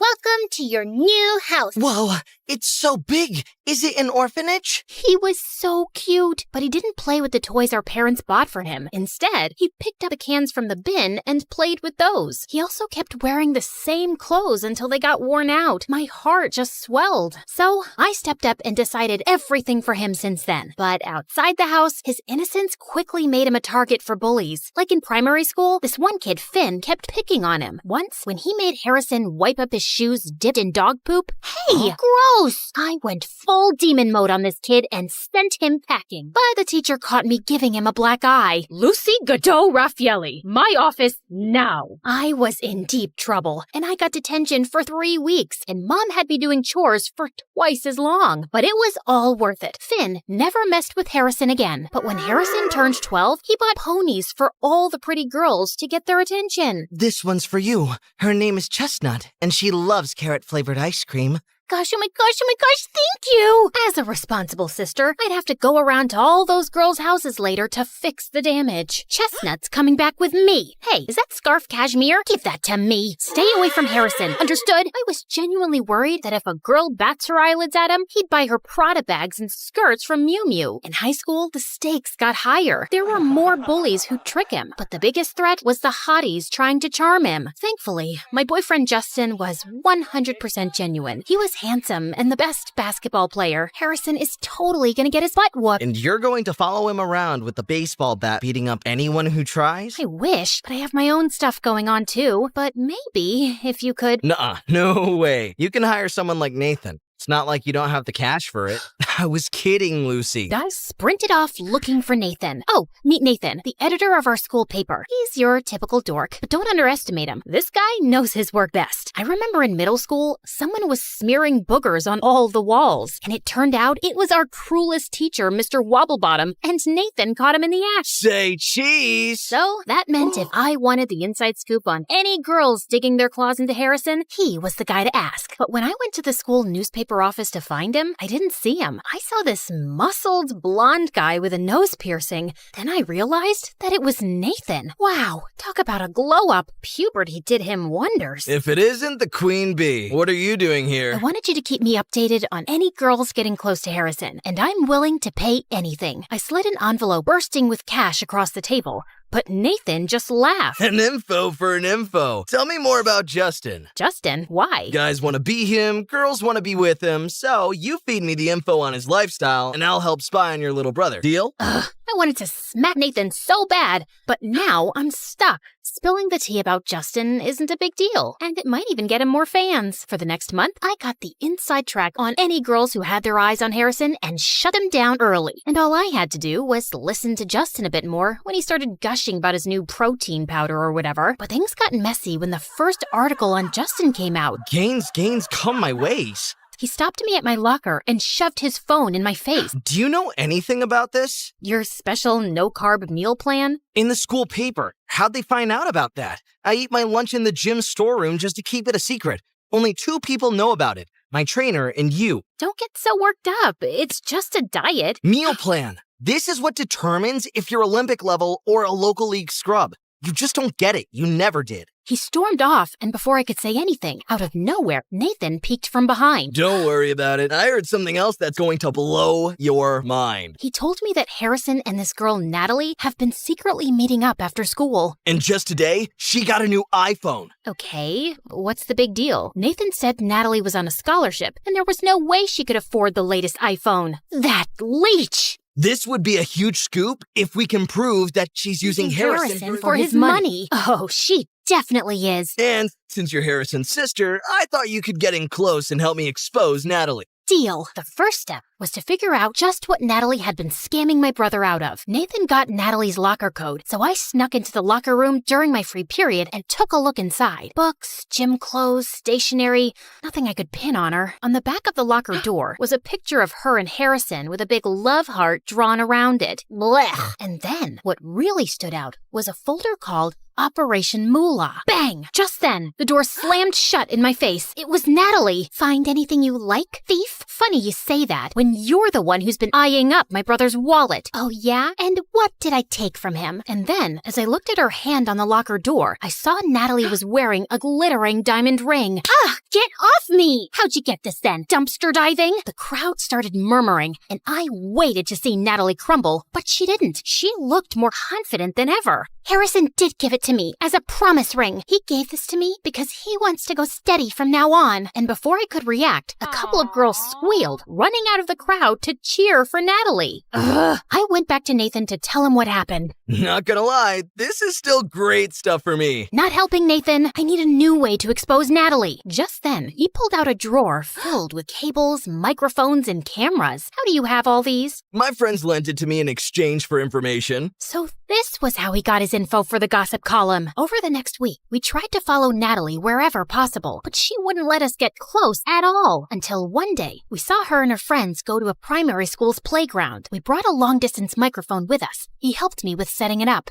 I can really hear them. Wow, what's that? I threw the headphones off before my eardrums burst. Some snotty kid was yelling right into the microphone. Go away from here. It's not cotton candy. I immediately realized my mistake. The kid started bawling his eyes out. Natalie and her friends whipped around at the voice, and they started walking towards us. Oh God, what should I do? They kept walking closer to us, so I pulled Nathan close and kissed him. I can't have her thinking I'm following her, can I? Ugh, get a room. I pulled away from Nathan, startled. Just then, Natalie and her friends turned around and walked away. Wow, that was great. Not another word. I was bewildered as I was still with Justin. So when I got home, I texted and called Justin, but he didn't respond or return any of my calls. But it's not like I wanted it. I just did it to show Natalie that we have better things to do than stalk her. I hesitantly shoved the feelings away and moved on to the next plan. Harrison was taking Natalie on a date to a street festival. Nathan had an interview with some of the staff there and scored us a mascot costume. Unfortunately, they only had one spare, a Chinese dragon made for 2 people. I called dibs on the front because, let's be real, I didn't want to be stuck staring at his butt all the time. We followed them around for 2 hours, but the most he bought her was some cotton candy and a hot dog. What a waste of time. This is pointless. She's not going to scam him with so many people around. Come on, another hour. She's about to crack. Look, they're sneaking behind the fire breather stage. We sidled up next to the stage, and I peered my giant dragon head slowly around the corner. Oh my God, no! What? What's happening? I think they're going to... Well, duh. They are dating. Ew, I won't watch. You have to. She'll give him a big smooch, then ask him to buy her something. I'm sure. I looked again, but Harrison and Natalie were staring at each other with stars in their eyes. I thought I might throw up. Harrison put his hands on Natalie's waist and pulled her in closer. It was too much. I jumped back suddenly, tripping over Nathan. Watch it! And just then, we crashed into the fire breather's tent pole, knocking down his backdrop. The whole thing came down just as he spit out a huge plume of flame. Get up! We need to get out of here! Get it off! I threw the costume off and realized things weren't quite as crazy as I thought. There was a small stage fire, but it was quickly put out with nearby fire extinguishers. The only people panicking were us, and everyone had noticed. Lucy, what are you doing here? See? I told you. They've been following me around everywhere. No, we were just here enjoying the festival. You and that gossipy writer Nathan from the paper? I have other friends too. I hope you're not counting me as one of them. What? I'm your brother, but I don't think I can be your friend anymore. You don't even trust me. Trust? You shouldn't have trusted her. Ask her about Operation Moolah. OMG! That was about those rich kids I used to tutor. I told Harrison about this already. Harrison looked so betrayed. He stormed off, taking Natalie with him, and she dared to shoot a smug smile my way. She'd won. Don't worry about it, Lucy. Once Harrison sees the evidence, he'll understand why. Stop it. It's over. I felt terrible. I ran away and found myself in the corner shop at school where Harrison and I used to go as kids. His face would light up when I bought him gummy worms, like they were the most precious thing in the world. I couldn't help it. I started crying. I've never seen you break a sweat before. Justin was towering over me in his basketball clothes. Just when I thought this day couldn't get any worse. What's going on? Harrison hates me. He thinks I'm overprotective. I mean, you are, though. Now see, I'm upset. I meant it in a nice way. You'd do anything for your brother. Even sell out my secret meal plan. You knew? I figured it out later, and that's when I realized you haven't got room in your heart for another guy at the moment. Not while you're still looking out for Harrison. I thought you'd be angrier. I'm so sorry. I'm a terrible person. Not at all. I knew you had to have a good reason. You're a good person. But it's not possible for us to move ahead. Justin pulled his bag over his shoulder and started to walk away. You know, if you had more faith in Natalie too, you'd probably find something worth looking for. And with that, he was gone. But he'd given me an idea. I headed across town to the one place I'd find out who Natalie really was. Her house. Natalie's mom opened the door and invited me in. The place was falling apart. We got to chatting about Natalie's home life. And then I realized how wrong I was about Natalie. I left calling Nathan. Hello? Yeah, I'm fine. Don't worry. I need you to do something for me. Consider it a payment for staring at my butt all day. I'll text you through the deets later. Gotta go. I rushed home and started planning the event. It took a couple of weeks to get everything together, and Harrison was giving me the cold shoulder and was dead silent at family dinners during that time. It'll all be worth it. I gathered everyone in the front yard of Natalie's house, including Natalie's mom and Nathan. And when I saw Natalie and Harrison coming around, hit the cannons! Confetti drifted through the air as hundreds of people started cheering and waving. What's all this? When I visited the other week, your mom told me everything about your dirtbag dad walking out on you and taking everything you had and then leaving you in this place. No offense, but it's held together with crazy glue. So I wanted to do something for you, and I put together a fundraiser, with your mom's permission, of course. I don't understand. They're buying us a new house. Natalie was speechless. The first time I had ever seen her without the smug, all-knowing smile on her face. Who are all these people? I put the word out on my network about Natalie's situation. Everyone was more than happy to pitch in. I didn't even have to blackmail anyone this time. I elbowed Nathan in the gut. Not the time. So, Natalie, I want to apologize. Natalie's eyes started to well up, and she ran around the back of the house. Harrison followed right after her, and I couldn't help but see if everything was okay. I found them sitting on the rusty swing set, Harrison comforting Natalie. Hey, I'm sorry if I stuck my nose where it wasn't wanted. No, not at all. I really appreciate it. It's just, I don't deserve it. The truth is, when I first started seeing Harrison, I knew you were rich, like mega rich, and I thought if I got close to you, maybe I'd get some of the things I knew Mom could never afford for me, like that phone. And the ring? No, Harrison just got that for me, and I wanted to wear it and feel rich for once, to not be looked down on because I don't have as much money as everyone else. Actually, that's something Harrison and I bonded over. He got picked on for having so much money, and me for not having enough. I thought we had something deeper than that. We do. Once I saw how amazing you were, I felt guilty, and I couldn't possibly think of asking for money, gifts, or anything. I just wanted you, your big, innocent eyes and your charming smile. Harrison and Natalie locked eyes, and maybe I should have seen it sooner, but they really did like each other. Harrison, I'm sorry I didn't trust you. You just need to let me make my own mistakes sometimes and meet new people. You don't have to worry. I only have one sister, and that's special, no matter what. Harrison gave me a big hug. I didn't want to let him go again. Not so tight from now on, okay? I'll try. I let go. Room for one more? Not now, Nathan. Aw, come on. I got all these people here. Oh gosh, I need to go thank everyone. Natalie and Harrison ran off, leaving Nathan and I on the swing set together. You know, this fluff piece stuff never sells nearly as well as juicy gossip. How do you plan to make it up to me? Well, maybe we can make some juicy gossip of our own. I put my hand on Nathan's, and he blushed. For once, his cool guy attitude had cracked, and I thought, maybe I have another innocent guy to look after from now on.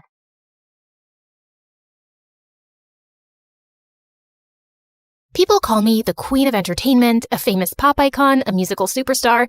You can take your pick. As for me, I like to be called the Queen of Hearts. Hi, I'm Ariana Grande. I was born in 1993 in Florida to overachiever parents who were super successful in their careers. Right since I was a toddler, I loved to sing. Mom would sing me lullabies and I'd sing along with her. You have a beautiful voice, my baby. Just like an angel. I'm not so sure. I didn't get selected for the school choir. Don't let that dishearten you, sweetheart, and have confidence in your talent. I'm sure you're meant for greater things. Although I loved singing, I was also fascinated by theater and acting. I performed on stage for the first time when I was 8 in a musical named Annie. Are you nervous, Ari? No, not at all. In fact, I can't wait to set the stage on fire. And I did just that. That musical was a great success, and it marked the beginning of my musical theater journey. After that, I performed in so many other local productions like Beauty and the Beast and The Wizard of Oz. Life was going smoothly, but then my parents got separated. I felt devastated for a while. But thank God I had my pet dogs to keep me going through that tough phase. Just so you know, I have 10 rescue pups. One of them is named Sirius Black. Yeah, I'm quite obsessed with Harry Potter. But then, aren't we all? So by the time I turned 14, I decided I'd acted enough and now wanted to make a career in singing. I packed my bags and moved to Los Angeles to meet my managers. Guys, I think I want to make an R&B album. That's a hell of a goal, but who do you think's gonna buy a 14-year-old's R&B album? Well, that kind of made sense. So I went back to Florida and decided to focus on theater for the time being. Then when I was 15, I got chosen from among thousands of girls to play one of the main characters in a Broadway musical called 13, for which I later bagged a prestigious award. By this time, I had moved to New York, so I was missing school a lot. Mom, I want to continue performing, but what about studies? I want to finish high school at least. Don't worry, sweetheart. Your school has agreed to send study materials so you don't miss out on your studies. That was pretty cool. I was studying and focusing on my career, even though I was miles away from home. Then in 2009, I bagged the role of an adorable goofball named Kat Valentine in the famous Nickelodeon TV show named Victorious. Since the show was set in a performing arts school, it gave me an opportunity to showcase my acting as well as my singing abilities on a national platform. Thanks to the show, I was suddenly a teen idol. So, Ariana, what's next? Are you looking at a career in Hollywood? To be honest, acting is fun, but music has always been first and foremost with me. I was determined to give singing a shot, so I kept uploading my videos on YouTube where I sang covers of songs by Adele, Mariah Carey, and Whitney Houston. Meanwhile, the second season of Victorious premiered in 2011 to 6.2 million viewers, becoming the highest-rated episode of the show. Victorious ran for 3 seasons until it was finally wrapped up in 2013. Then one day, I got the most unexpected call. Hello, Ariana. I'm Monte Lipman, CEO of Republic Records.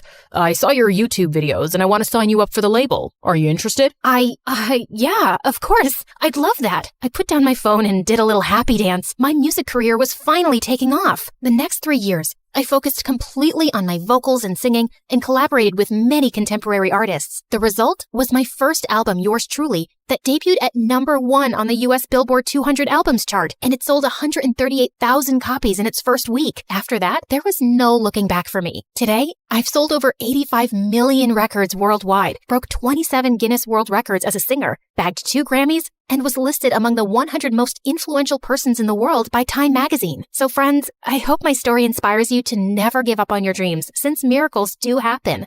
Just believe in yourself, because if you don't, who else will?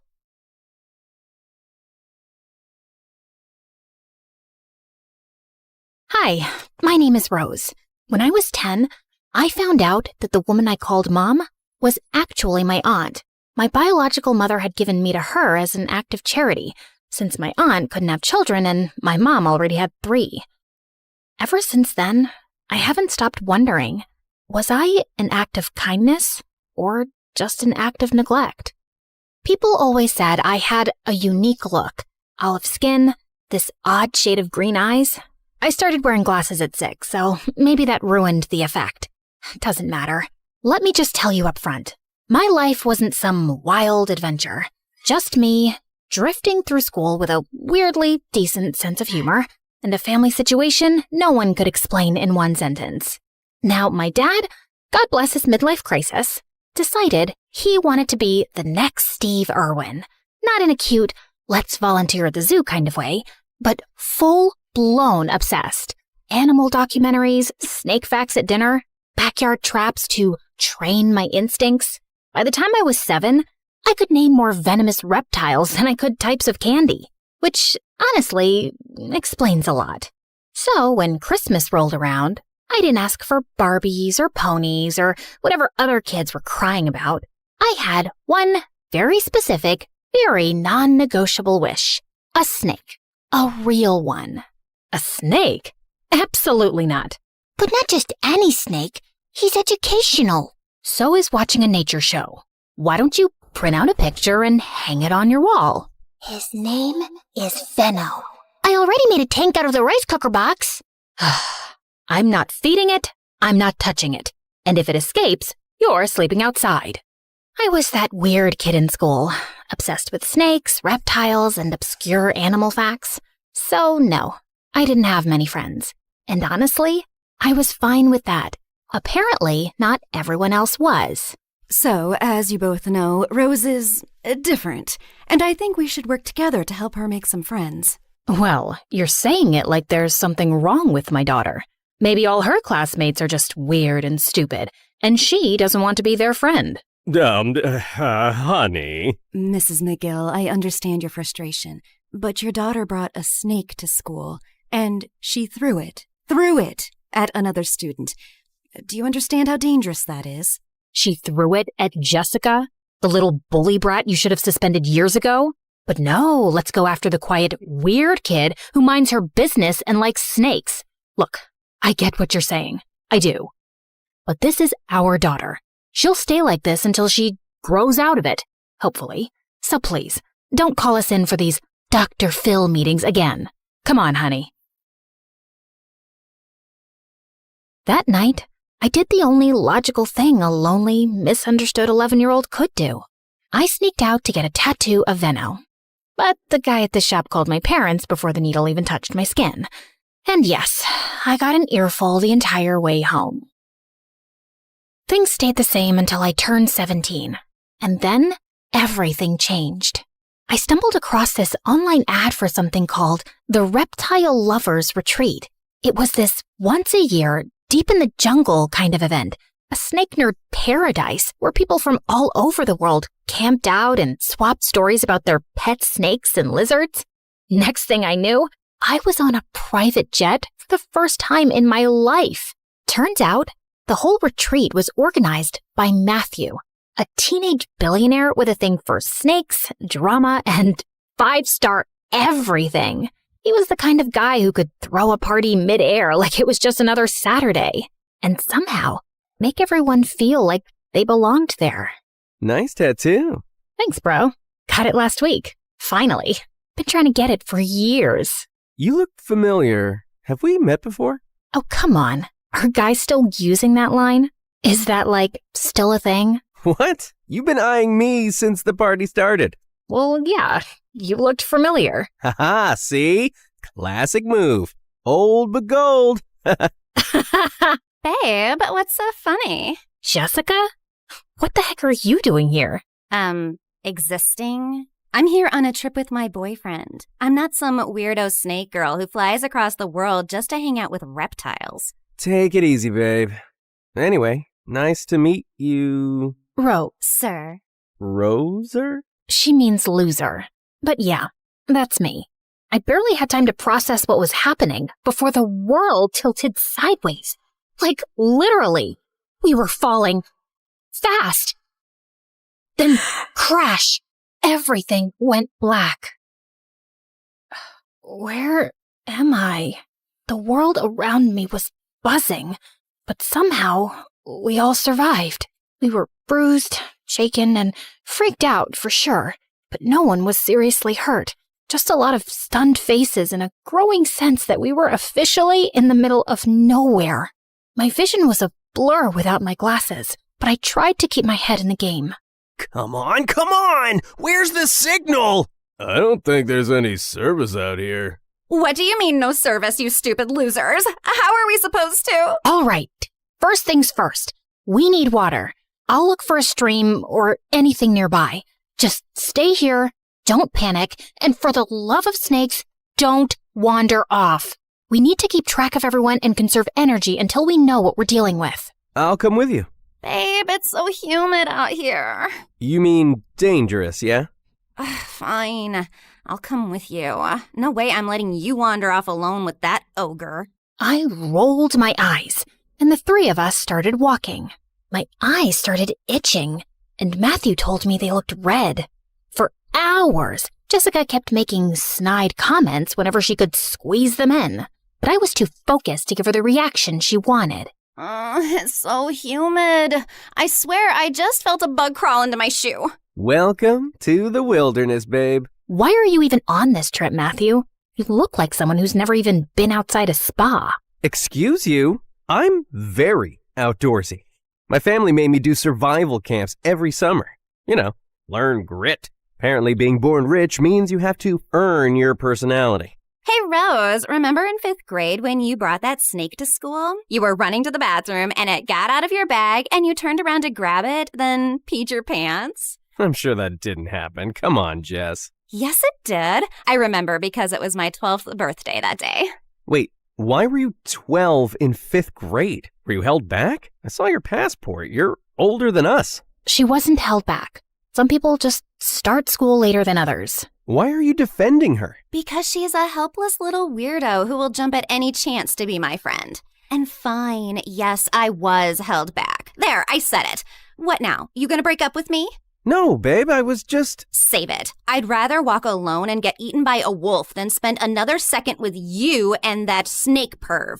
Whoa! Just then, Jessica fell into a trap. A rope whipped around her ankle and yanked her up, leaving her dangling upside down midair. Help! Help! What are you two idiots doing? Oh, sorry, babe. Not you. Her! Say sorry to Rose first. Matthew, listen. The fact that there's a trap here suggests there might be hunters nearby. Maybe we finally found someone. Wait, I hear footsteps. I'll be with you, Rose, after Jessica apologizes. Come on, Jess. I heard the footsteps getting closer. Fast. so I climbed up a fallen tree trunk, crawled along the branch hanging above Jessica, and started cutting the rope, barehanded. Then, with my teeth. Matthew, behind you! I looked up. A group of people stood there, dressed in what looked like traditional tribal gear. They were watching us. Their leader, a tall, stone-faced man, stepped forward. Everyone went silent. I awkwardly bit the rope one last time, and Jessica fell, head first, onto the ground with a thud. Ouch! And who are these people? Are they gonna save us or eat us for dinner? They didn't speak any English, and while Matthew tried to communicate with them, I noticed their leader staring at me. Then he took a step closer, and just like that, the whole group went still. Soboki Nina Ayame. He's looking at my snake tattoo. Then he turned to his people and said something in a language I didn't recognize. Suddenly, they bowed to me, like full-on prostrated. The leader gave a signal. 2 of them came over, lifted me onto their shoulders, and started chanting something as they carried me away. Matthew and Jessica followed in shocked silence. What are they saying? Shikboko mayon koslaki fi. I think he said, I like the cut of your jib, kid. You've got guts. We were taken to the center of the tribe, where dozens of teepees circled around in open space. The leader climbed onto a rock and gave what felt like a heartwarming speech. I mean, it sounded heartwarming. Then again, I had no idea what he was actually saying. Once again, the entire tribe bowed down. A few of them stepped forward carrying a wooden chair, decorated with ribbons and colorful fabrics. They set it down, motioned for me to sit, and then lifted it up, carrying me like I was royalty. Why are they treating her like she's their god? They do think she's their god, Jessie. All hail our goddess Rose. I looked down at all these people, delighted to have me, at Matthew's proud smile and Jessica's jealous glare. And for the first time, I didn't see myself as an act of kindness or neglect or charity. I saw myself as a gift to humanity, or maybe a god. For starters, they placed me in a decorated teepee with round-the-clock security and women assigned to care for me. They bathed me in milk, washed my hair with oils that smelled like heaven, and fed me their best food. Every evening before sunset, they paraded me through the village on my chair and set me down at the center, where people lined up to kiss my hand and touch my feet, hoping for my blessings. Matthew and Jessica were given a separate teepee, way out on the edge of the tribe. I didn't speak to them for days. I only saw them from afar, where Jessica looked visibly annoyed. I knew they wanted to be saved, to go home, to call someone, but I figured that could wait. Besides, it's not like I could communicate with the tribe very clearly anyway. The tribe leader had a habit of presenting people to me during these blessing sessions, one person each day, so I could examine them and decide if they were worthy or pure. Naturally, I said yes to everyone. Who was I to judge? But one day, he brought me a young man, maybe in his early 20s. As he got closer, I caught a whiff of something unpleasant. Let's just say he didn't wipe well. I winced. Just for a second. It wasn't dramatic, just a face. The leader's eyes widened immediately. He turned to his men and made a gesture, sharp and fast. Before I could say anything, they rushed in, grabbed the guy, and started dragging him away. He burst into tears, trying to crawl back, begging, looking right at me. He reached for my feet and cried harder. I stood up, trying to stop them. I stepped forward, blocking his path, trying to say something, anything.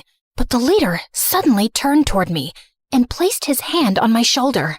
His eyes were cold, wide, steady.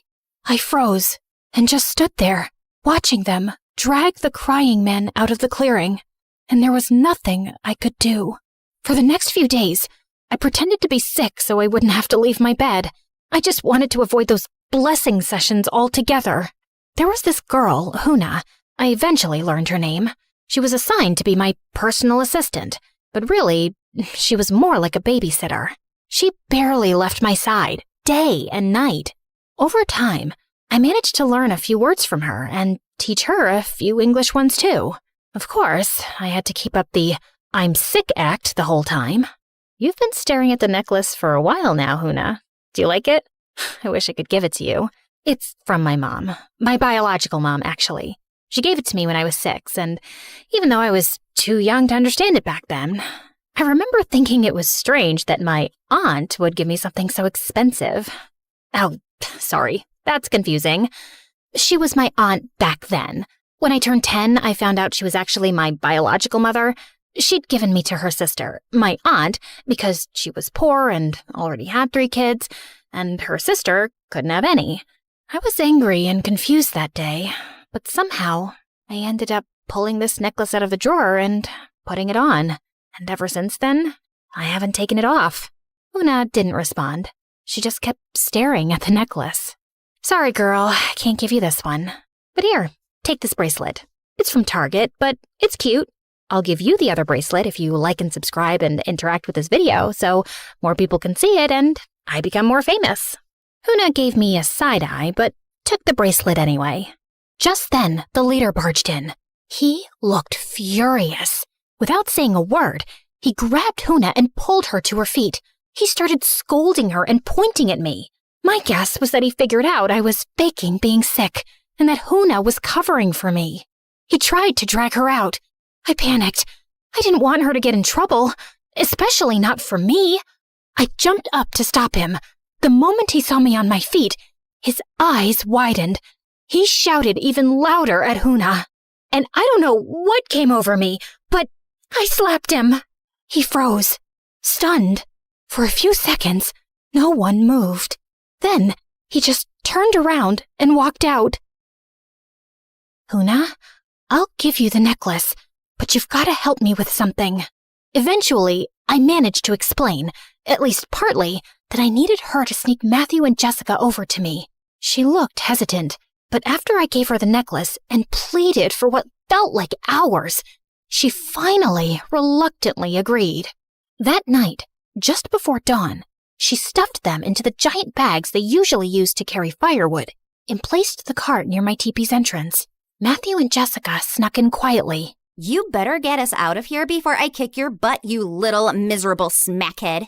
I wouldn't use miserable here, Jess. In case you haven't noticed, she's literally a god here. She's still a stupid loser to me, and don't you ever defend her again. You did it before, and you're doing it now. I'm warning you, Matthew.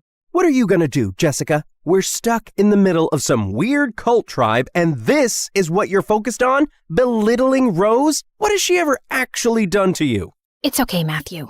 Thanks, but let's just focus. We need to figure out how we're getting out of here. Oh, now you care about us? Do you have any idea what we've been through? We wake up at dawn, get sent to the mountains to hunt, whatever that means, and then we're out in the fields all afternoon. All we get to eat is plain rice and dry corn, while you're here eating fish and meat and bathing in milk like some freaking goddess. You're letting this whole thing get to your head, maybe because deep down you know how worthless and dirty you are. Just a smug little snake-loving mutt. Jessica, enough! Cut it out, all right? Huna sensed something was wrong. She stepped in, trying to gesture for Jessica to calm down. Oh, what do you want now? Instead of standing there like some useless statue, why don't you go fetch us something decent to eat, huh? Food, stomach, hunger, food. You hear that? She shoved Huna toward the entrance. Matthew rushed to stop her. I'm tired. I want to go home. I miss my bed so bad. It's okay. Calm down. Rose will help us figure this out. She's an idiot. She never does anything right. She killed my brother. Yeah, she did. You didn't know that, huh? We were best friends, Rose, for 10 years. And then that night, you showed up crying, pouring rain, screaming about your mom, aunt, whatever. My brother, he came running down to check what was going on, and he tripped over you. Yeah. She was lying on the floor crying because she's that dramatic. He just had surgery, okay? He wasn't supposed to fall. Now he's in a coma. And every time I see you smiling and pretending like it didn't happen, I see him lying there. You didn't just ruin our friendship, you ruined everything. Jess, That's not fair. You can't blame her for that. I'm sure Rose is sorry. God knows how sorry I am. I think about it every single night. I've said I'm sorry more times than I can count. Yeah? Look how sorry you are. Getting pampered like royalty while we rot out there. You and your crocodile tears. I'll never forgive you. I'm sorry. I'm sorry. I'm sorry. I was crying hard. That incident never left me. It came right after I found out about my mom and aunt. And then Jessica completely cut me off. She hated me. Made sure everyone else did too. That's when I started isolating. When I got more into snakes. They didn't judge. I took a shaky step forward, trying to reach out, maybe just to plead. But Jessica looked at me with pure disgust. Then she spat on me. Don't you dare touch me, you pathetic little freak! She stormed off. Matthew tried to shout after her, but she was already gone. He followed a second later. I stood there, wiped her spit off my cheek, and blinked my last tear away.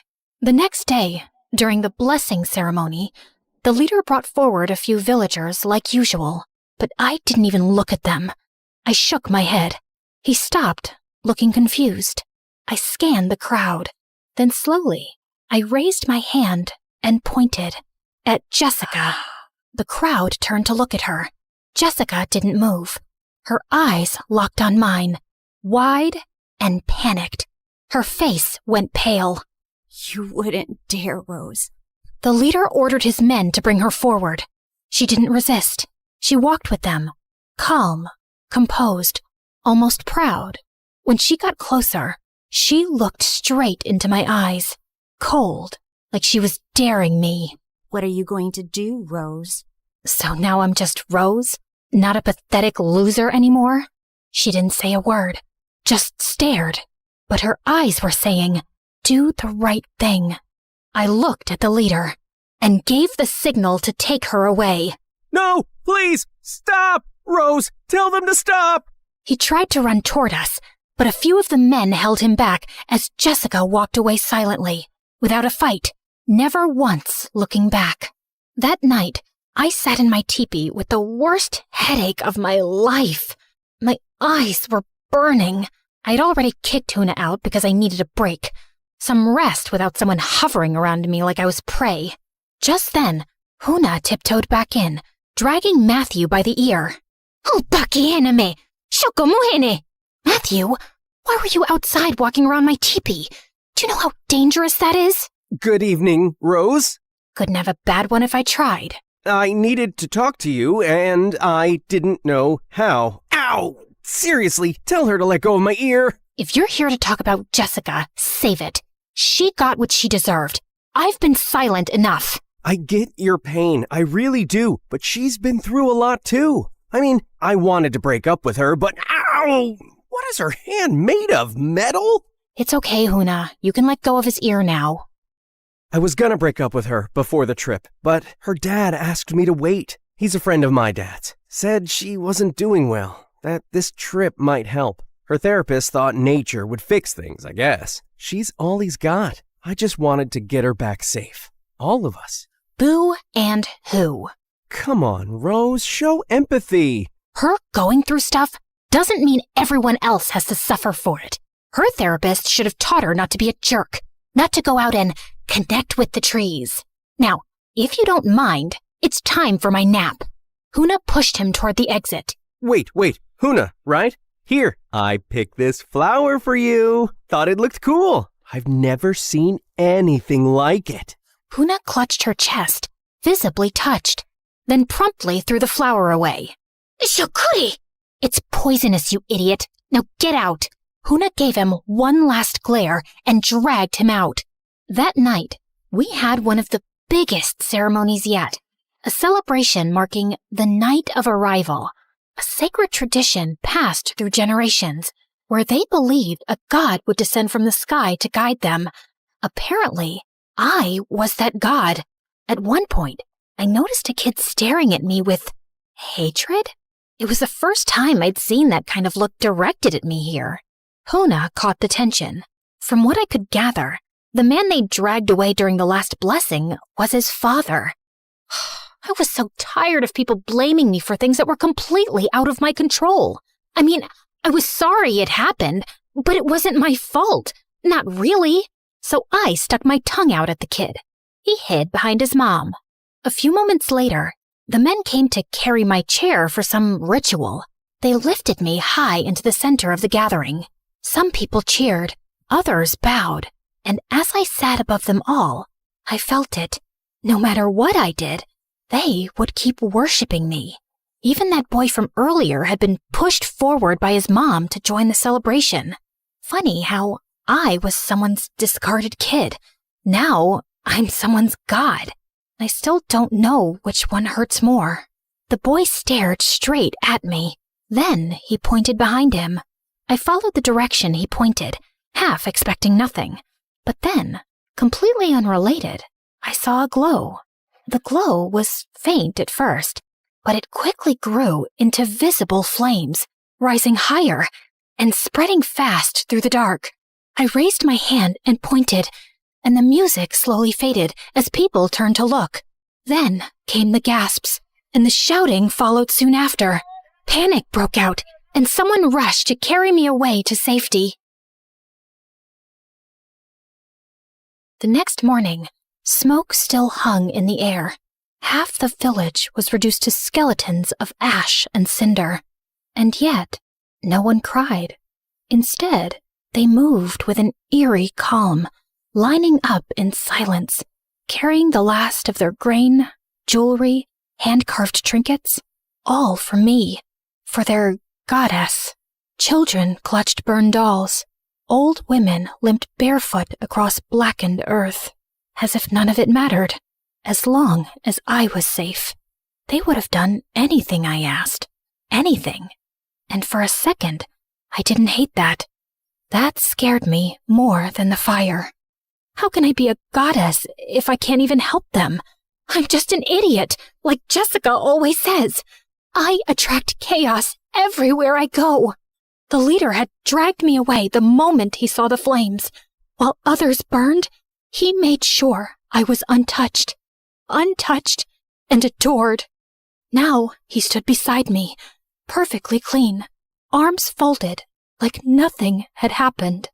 Why isn't anyone upset? Just then, the leader spotted a woman near the back of the line, clutching something under her clothing. His face darkened. He barked something in his language and pointed at her. She froze, then slowly stepped forward, shaking. From beneath her clothing, she pulled out a small bundle of dried herbs and placed it at my feet. Her child clung to her side, coughing quietly. No, keep it. It's yours. You need it for your child. I tried to hand it back, but the leader yanked it from my hands and gave it to his men. He pointed at my hair, then nodded approvingly, muttering something about the herbs, as if they were meant for me, as if some miracle hair treatment was more important than a sick child. What is wrong with you? These people lost everything, and all you care about is them giving me things? What am I going to do with all this stuff? What kind of leader are you? Just then, I spotted Jessica in the crowd and ran to her. Are you okay? Why do you care? If you must know, I was assigned to clean the poop hole. Guess the fire saved me. Never thought fire could be a blessing, but here we are. We need to find a way off this island, Rose. I know, but we can't just leave them like this. We have to help them. Well, gee, isn't that wonderful? Help yourself first, Rose. Before I could respond, the leader started shouting orders, telling the villagers to rebuild. No rest, no mourning, just obedience. First we were asking how we'd survive the jungle. Now I'm wondering how we survive him. His men approached me again. I knew what that meant. Back to the teepee. Back to playing goddess. I didn't resist. I just walked silently, trying to figure out how the heck we were going to get out of here. That night, I sat in my teepee, waiting for Huna to sneak in Matthew and Jessica. But just then, I heard voices outside. I peeked through the fabric and saw the leader and several villagers gathered, tense and angry. In the center was Huna. The leader was holding my mom's necklace. They must have found out she had it and assumed she stole it. But why wouldn't they ask me first? Why jump to punishment? That was it. I stormed out and pushed through the crowd. I grabbed the leader by the horned band on his head and stared down at him. Everyone, he's not pure. I don't give him my blessing. Take him away. Why are you looking at me like that? I said, take him. But no one moved. They all looked down. And then, quietly, so did he. His chin dipping just slightly, like he'd expected this. Like he knew they would choose him over me, even now. So who do you fear now? God or man? I walked over to Huna and helped her to her feet. And for a second, everyone just watched, waiting for me to lead, to fix it. The weight of it hit me all at once, and it made me realize something. Maybe my biological mom didn't give me away because she didn't love me.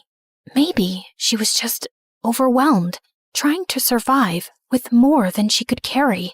I used to hate her for that. But now, faced with such a big responsibility to help Huna and the others, I finally understood how overwhelming it could be. And I was going to make a different choice. I wasn't walking away. Inside, Matthew and Jessica were already waiting. Hey, Huna. Looking lovely today.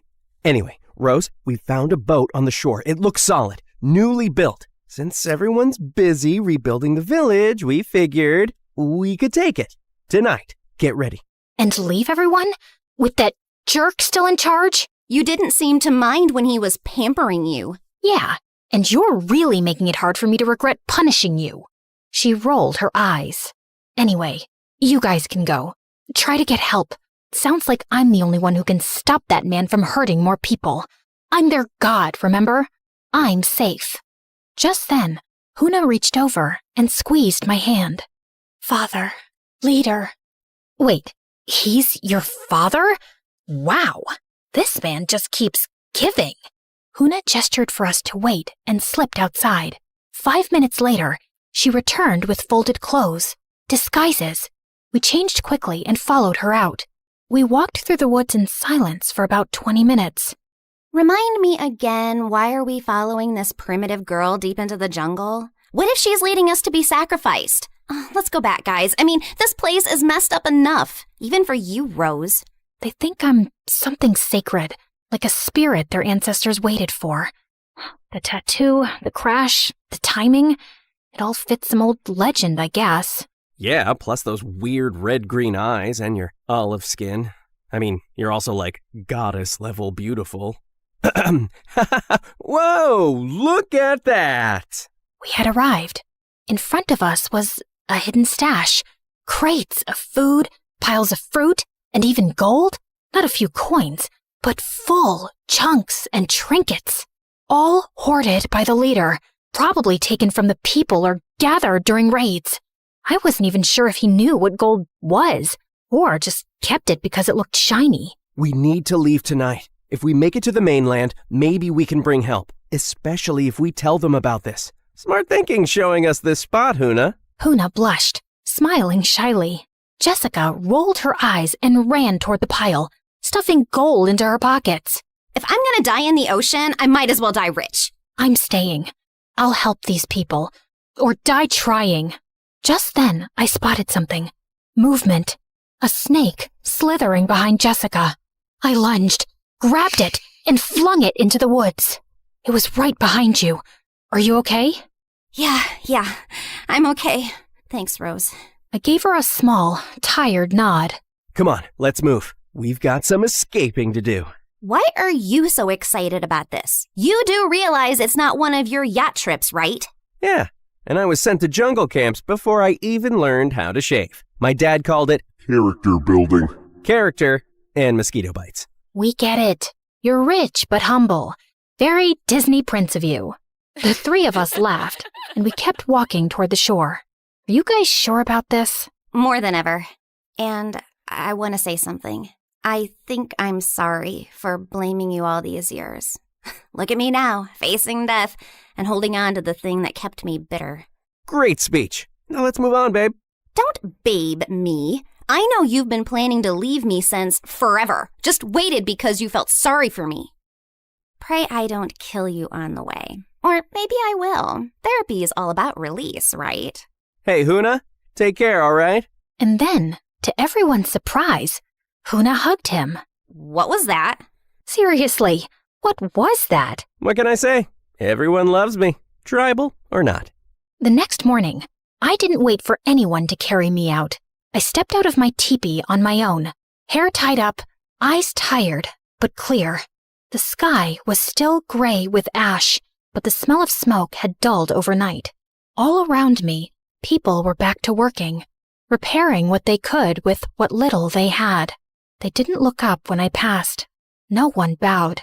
Maybe they were tired of pretending. Maybe I was too. I walked up to the group building a new shelter frame and rolled up my sleeves. Where do I start? Before anyone could answer, the leader stormed over, his expression tight. Tako mohana, biki hana so. He pointed toward my teepee. It was clear. He wanted me to go back, to sit on my chair, to play the part again. No, I'm not going back. He stepped closer, his eyes narrowing. You want a goddess? Fine. But what good is a goddess who sits around while her people rebuild the world? I'm not above them. I'm one of them. And if I stay, I help. He didn't answer, just stared for a long time. Then, without a word, he turned and walked away. That was the last time he tried to stop me. Over the next few days, I did everything I could. I carried water buckets on my back, helped tie wooden beams with vine rope, sat with the old women, and learned how they cooked with next to nothing. Huna showed me how to sharpen sticks into tools, and even taught me the word for thank you in their language. I said it a lot. Some of the villagers still looked at me with confusion, others with quiet surprise. But a few started nodding back, offering me fruit, smiling, just a little. It was a slow shift, but it was real. This is how freedom is made. Working together, sharing what we have. Don't you want to live in a place where we smile at each other as we pass, instead of hurrying away worried you might be punished? Where you get to choose your leaders, not fear them? I took Huna's hand and spun her around into a playful dance. She laughed, shy at first, then let herself enjoy it. Freedom doesn't mean chaos. It means you get to choose when to work, what to believe, who to follow.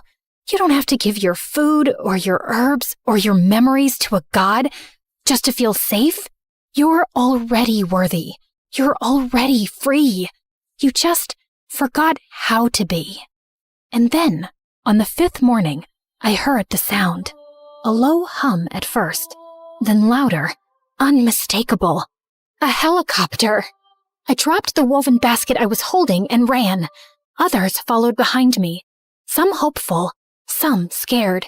We burst out of the trees just in time to see it land in the open field beyond the village. Doors swung open. Medic stepped out first. Then 2 people ran past them. My dad and my mom. And behind him, her, my biological mother. I froze. She ran to me first, arms wide, eyes brimming. Rose. Oh my God, Rose! I let her hold me. She was shaking. I didn't know what to say, so I said nothing. I just let her cry into my shoulder. Eventually, the rescue crew tried to approach the villagers. They offered help, food, clean water. Some of the villagers nodded politely, but backed away. Others disappeared into the trees. They didn't want saving, not from strangers. I didn't blame them. Before we left, the leader and Huna approached me one last time. I stepped forward and hugged her tightly, burying my face in her shoulder. Come with me. You don't have to stay here. You can go to school, dance when you feel like it, be away from him, be free.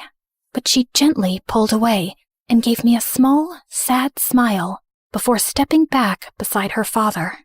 I wanted to scream at her, tell her to run while she could, but I didn't, because deep down, I knew what it felt like to still need the person who failed you. I reached back into my bag and took out my mother's necklace. I pressed it into Huna's hand and closed her fingers around it. She blinked at me, stunned. It's yours now. The leader held something out, a single, rough chunk of gold. I stared at it for a long moment, then slipped it into my bag. I'd never say where it came from. Some things deserve to stay buried, but some people, even the broken ones, deserve the right to choose what freedom means to them. Man, I'd kill to live this life. Freedom at its finest.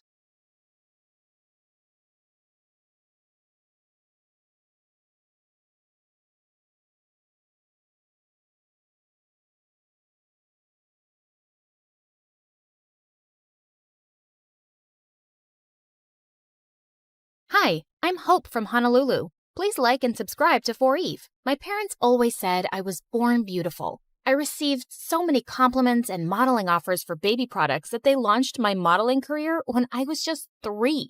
But I never really knew my parents. When I was 6, they started a clothing line named after me and got really busy with it. So they mostly left my older sister Leilani in charge, and she hated me. You promised we'd play with the dolls. You can't always be the center of the universe.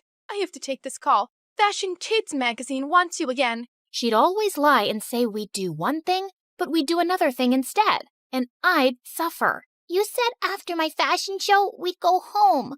I'm tired. Just sign a few more autographs and don't be so ungrateful. Sometimes I wondered if she was so mean to me because she was jealous of my fame. Once when I was 12, I was at a signing event and I escaped from the crowd. I stumbled into an alley where a girl my age was looking through the trash with her mom. I offered them some snacks from my bag, and their reaction was so wonderful. Just then, Leilani found me and dragged me away. And later, when we were on a video call with our parents, she told them what had happened. Hope, it's not okay to sneak off like that. And that poor family could have robbed you.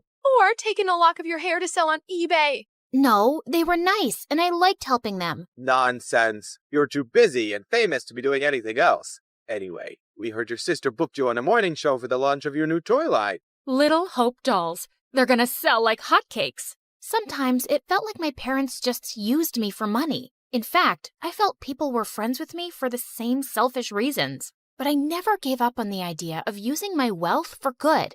When I turned 14, I held my first fundraising event for homeless people, and it was a big success. But my second fundraiser turned into a complete nightmare, because the day after it, my face was all over the news with the words, "Teen Thief." Hope, they're saying you kept all the funds for your business. What? Why would they think I took all that money? The news is saying they got an anonymous tip. This can't be good for your career. It's all over social media. They're calling it the biggest scandal of the year. You need to stop all this charity nonsense. We need to work on saving your reputation so you won't lose out on any modeling contracts. I didn't care if I never modeled again. I didn't understand how anyone could think I'd steal charity money. I was too embarrassed to even leave the mansion. Soon after, I was about to join a new high school, and I went to Leilani with an odd request. Help me make a disguise for high school. You're my makeup artist. If anyone can do it, it's you. Look, it's hard for me to trust people. They'll probably use me for my money and fame or spread more lies. I'd rather just go as a regular kid so I can be active in the school's charity clubs. You don't think you could just go as yourself? Doubtful. I always become the center of attention without meaning to. And because of that scandal, the charity clubs might not trust me. I just want to fade into the background and do the things I care about. Please. To my shock, she agreed to the makeover. He gave me cute short hair as part of my disguise. I decided to keep my disguise a secret from my parents. They were not happy about my short hair, but my agent had advised me to take a break from modeling and stay out of the public eye anyway till the scandal died down. At home, I was Hope, the supermodel on a break. But at school, I was Minnie, the humanitarian. I joined the charity club, and the volunteer work I was doing felt amazing. And I was making friends pretty easily. But one day at school, I was lifting a heavy box of canned food donations when I suddenly threw out my back. Whoa, are you okay? I suddenly noticed there were 2 really cute guys watching me struggle to stand up straight. Guess I'm an old lady who's not used to heavy lifting. Ouch. Let's take you to the school nurse, Granny. I'm Kai. And I'm Crane. Here, let me take your bag. What was in that box? Canned stuff for a food drive. Crane immediately dropped my bag to the floor. You're part of a food drive? Not gonna help you. What? Come on, Nan. Let's just take her to the nurse. She's hurt. Whatever. Not my problem. And then he just left. What was that about? Are you seriously doing a stupid food drive, Granny? My name is Minnie, and what's wrong with food drives? Minnie? Minnie. Everything about them is wrong, Minnie. If the poor just got off their butts and worked, they wouldn't be poor. Why should we treat them like babies and take money from people who do work? Wow. Sometimes it's hard for people to find work or earn enough, and they need help. Maybe lame losers do. Well, Minnie, here you are. Kai winked at me as he left. What a jerk. But I wasn't going to let his arrogant opinions stop me. I organized a school dance to raise funds for the food drive, and it was a hit. But just as I was dancing with some friends, Kai and Crane busted through the gym doors with crowns on their heads. To the rich, stand with the rich. What are you doing, Kai? We're here to tell everyone the poor are pathetic and charities are scams. Don't be fooled. Just then, Crane started kicking down the display of food donations like a maniac. Luckily, the teachers there kicked both out before they could do more damage. What planet were these jerks from? But I forgot all about them when I got home that afternoon and saw Dad running out to me. Didn't you check your phone, Hope? I think the battery died. What's wrong? Your mom and sister got into a car accident, but the doctor said they'll be okay. They both had some broken bones and will need bed rest. I started to cry, and Dad hugged me. I couldn't remember the last time he'd done that, and I decided I'd stay home for the next few weeks to take care of Mom and Leilani. The next evening, my bodyguard drove me down to the food bank to drop off the school's donations. To my shock, I saw Kai step out of his car in front of us, and he was dropping off bags of donations. What the hot fudge? I snapped a picture of him, and I confronted Kai in the school hallway the next day. Saw you at the shelter last night. What are you talking about? This? How did you... Okay, please, listen. Crane is against charity work, not me. He convinced me to think that way a long time ago, but I don't agree with him anymore. Years ago, Crane's family fell into a big scam by some fake charity, and they lost a huge fortune. Oh, no. Yeah, his dad had to work so hard just to get them back on their feet. Now, he talks trash about all charities, and he doesn't trust the poor. He actually enjoys shutting charity work down in public. He bullied me into crashing that dance. And well, I'm sorry I did, really. He looked really sincere. If that's the truth, I understand. But you gotta stand up to Crane sometime. You can't keep pretending to be someone you're not. Kai offered to walk me to class, but I explained I was just there to collect my books as I was homeschooling for a while. He asked for my number, and I kinda left with butterflies in my stomach. Kai and I texted every day for weeks, and he even started coming over. I kept saying it was best to give my mom and sister space to recover, so we'd always hang out in my backyard. Keeping Minnie away from my parents and Hope away from Kai was getting exhausting. I was also developing the biggest crush on the real Kai. He was nothing like the jerk I'd first met. Once I found him waiting for me in my backyard with the most amazing picnic laid out. Hey, what's all this? Just a little surprise for your big day. Happy birthday, Minnie. Kai, my birthday isn't for another 5 months. What? Really? I looked for you over social media, but I couldn't find you because you're apparently the world's most private person. Then I went to go check the school records, and I guess I got the wrong Minnie. I guess so.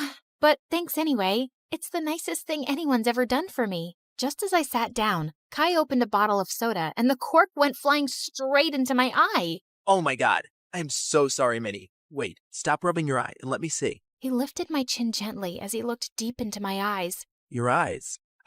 They're... Yes? They're what? They're not the same color. What? Suddenly I realized that my contact lens had fallen out. Oh, my lens must have popped out when I rubbed my eye. I wear them for my eyesight because I'm as blind as a bat.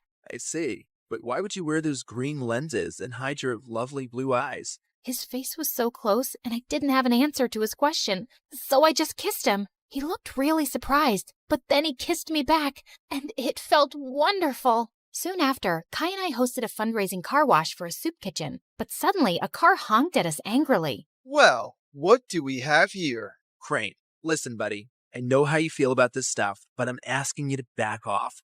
I want to do this. What? Support lying, dirty thieves? Did you forget what happened to my family? Of course not. But that was one bad experience. Not all charities are scams. It's this witch. Winnie's brainwashed you. It's Minnie, and Kai is free to do whatever he wants, but you need to leave. Just then, Crane went red. He threw a punch at Kai, but Kai blocked it brilliantly and stepped back. Crane, walk away right now. You better watch yourself, Winnie, or you'll end up like that stupid teen thief model who raised funds for her business. She got what she deserved. She's a forgotten fraud now, a nobody. Suddenly, I froze in my spot. Was it possible that Crane had started that rumor? He was crazy enough to do it. And what if Kai had been involved back then too? Crane drove off angrily, and Kai turned to me. This may be the end of my friendship with Crane, but I feel relieved. I'm proud of how you stood up to him. Kai smiled at me warmly, but now I felt guarded. Did I fall for someone who might have framed me? Later that evening, as he drove me home, Kai suddenly took my hand. Minnie, I love who you are and who you've helped me become. Will you be my girlfriend? Kai, no, I can't. What? Why? I thought you felt the same way. You kissed me. And maybe that was a mistake. I'm sorry, but I can't be with you. Not only did I feel paranoid about trusting him, he had no idea I was Hope. I hated lies, and now I hated lying. Things were a mess. Kai begged to see me and kept messaging me, but I just ignored him until he gave up. One afternoon, I was fluffing Leilani's pillows when she asked me something unexpected. Hope, how are you? Not bad. Why? Nothing. I just noticed that you looked a bit sad these days. I kinda lost someone I cared about. Wait, Leilani, why are you crying? Oh, Hope, I just need to tell you something. I can't keep it in any longer, especially after you've taken such good care of me. And to my shock, she confessed how she was the one who had started the rumor that I'd stolen the charity funds. I know it was really wrong, and I'm sorry, but I just got so resentful. I was left in charge of you, and you always came first. And you were always in the limelight, while I never even got thanks for anything I did. I got carried away. Leilani, how could you? I really regret it. That's why I agreed to your makeover request, because I didn't want to stand in your way again. I know how good-hearted you really are. Do you know what you've done?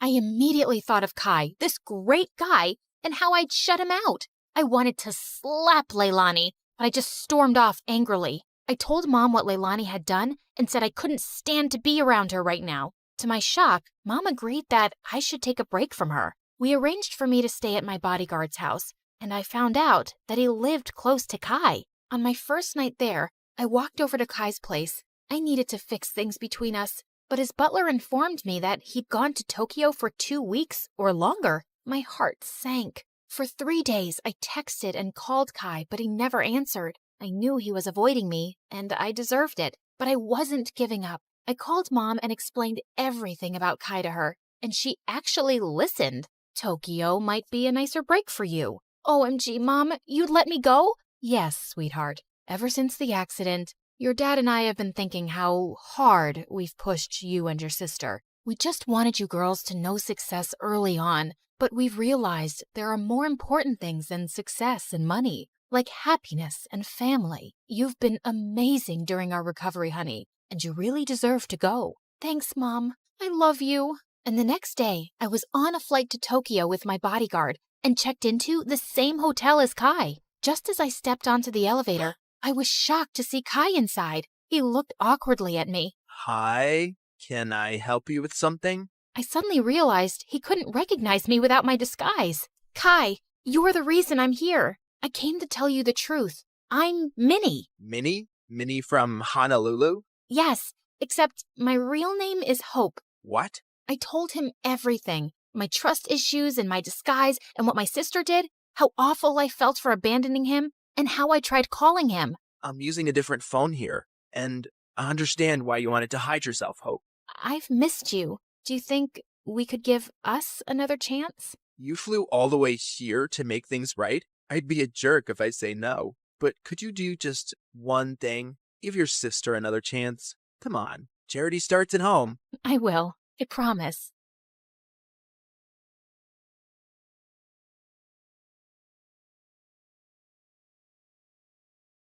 Hi, I'm Nova, and my life sucks. I used to think I was just unlucky, but thank God I later discovered it was a full-blown family curse. No, seriously. I grew up with a twin brother, Dorian, who was 2 steps ahead in everything. For starters, everyone thought he was the much better-looking twin. He'd play video games all the time and ace his tests, while I'd stay up all night studying, and my grades were still average. He was good at sports, I was just clumsy. Even our parents favored Dorian, especially Dad, who dreamt of making him a football legend. In 8th grade, I tried out for this small school talent showcase, just a silly cheer routine I made up on my own.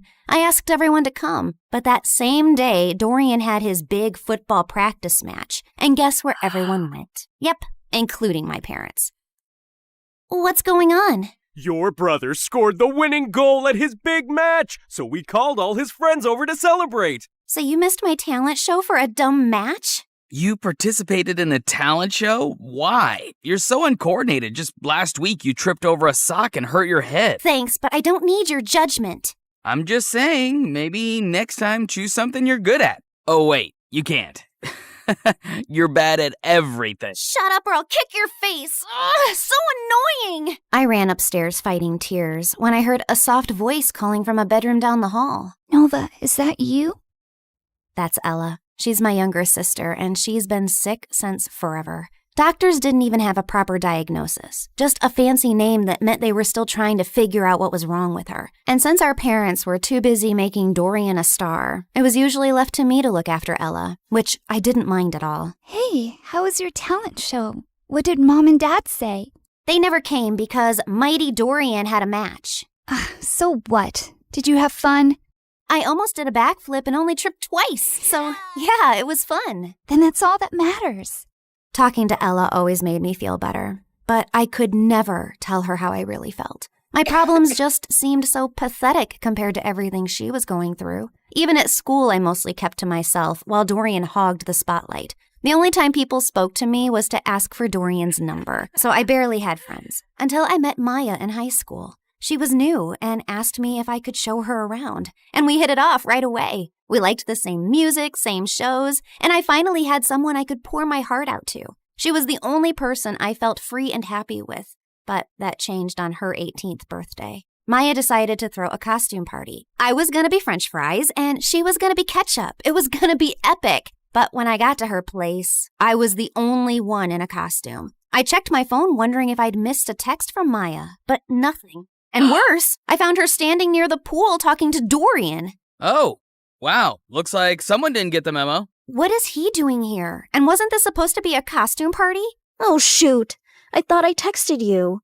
I wanted to have a costume party, but Dorian thought it was stupid for an 18th birthday. And since when did you start taking advice from Dorian? Since we started dating. What? He asked me out last week, and I said yes. Why? Of all the men on the planet, why him? And you couldn't stand that there was finally someone who liked me more than you, could you? Would you stop overreacting? You look like angry McDonald's French fries, and I can't take you seriously. Also, my feelings for Maya are totally genuine. Genuine my butt. Everyone at school knows you change girlfriends faster than you change underwear. Maya, listen to me. Whatever garbage this guy's been feeding you, it's not worth it. But I love him. No, you're infatuated. Like every normal girl your age is with some butthead like him. Come back to your senses. Fine, I can see this is a total waste of time. So before I embarrass myself any further, I'm leaving, and we're done. I stormed off dramatically, only to walk straight into the birthday banner. I tried to fight it, but stumbled and knocked over an entire balloon arch. Maya ran to help me, but I spun around mid-fight and accidentally slapped her in the face. Did you just hit my girlfriend? I grabbed a paper cup and hurled it at Dorian's head. Ow. Wow, that really hurt me, Nova. How will I ever recover from this concussion? Everyone laughed as I ripped the last streamer off my leg and stormed out, and went straight to Ella. She was the only person who'd understand me. Oh, wow. You look tasty. I don't know about tasty, but I am definitely tragic. Mom never let me have fries. Said they're too oily. Here, take a bite. It might cheer you up. You're weird. And you're stuck with me. And I put my head down and we dozed off. The next morning, I woke up to a bunch of missed calls from Maya, but I ignored them. So she sent me a bouquet with my favorite ice cream scoops, flew drones past my window with "I'm sorry" banners. At one point, she actually climbed up to my window to talk to me, but I just drew the curtains and ran into the attic so she wouldn't find me. I was looking for some boxes to hide behind when I accidentally knocked one over and a diary fell out. It had my grandmother's name on it, with a photograph of her standing next to someone who looked exactly like her. And there was a note. Lumiere se dara kinsol veher dul ambrax? What? That's what it said, written in this bizarre language I've never seen before. Luckily, someone had scribbled a translation underneath. To break the curse, balance must be found. One light shall rise, one shadow bound. I read more and found out that my grandma had been overshadowed by her own twin, too. So she teamed with a psychic named Margot and crafted spells to break the twin curse, a generational cycle where one twin always thrived while the other faded into the background. I knew it sounded ridiculous, but this just couldn't be a coincidence. I was constantly lagging behind Dorian, not because there was something wrong with me, but because I was cursed. The note also said that to unlock the curse, like and subscribe to this video and leave a comment.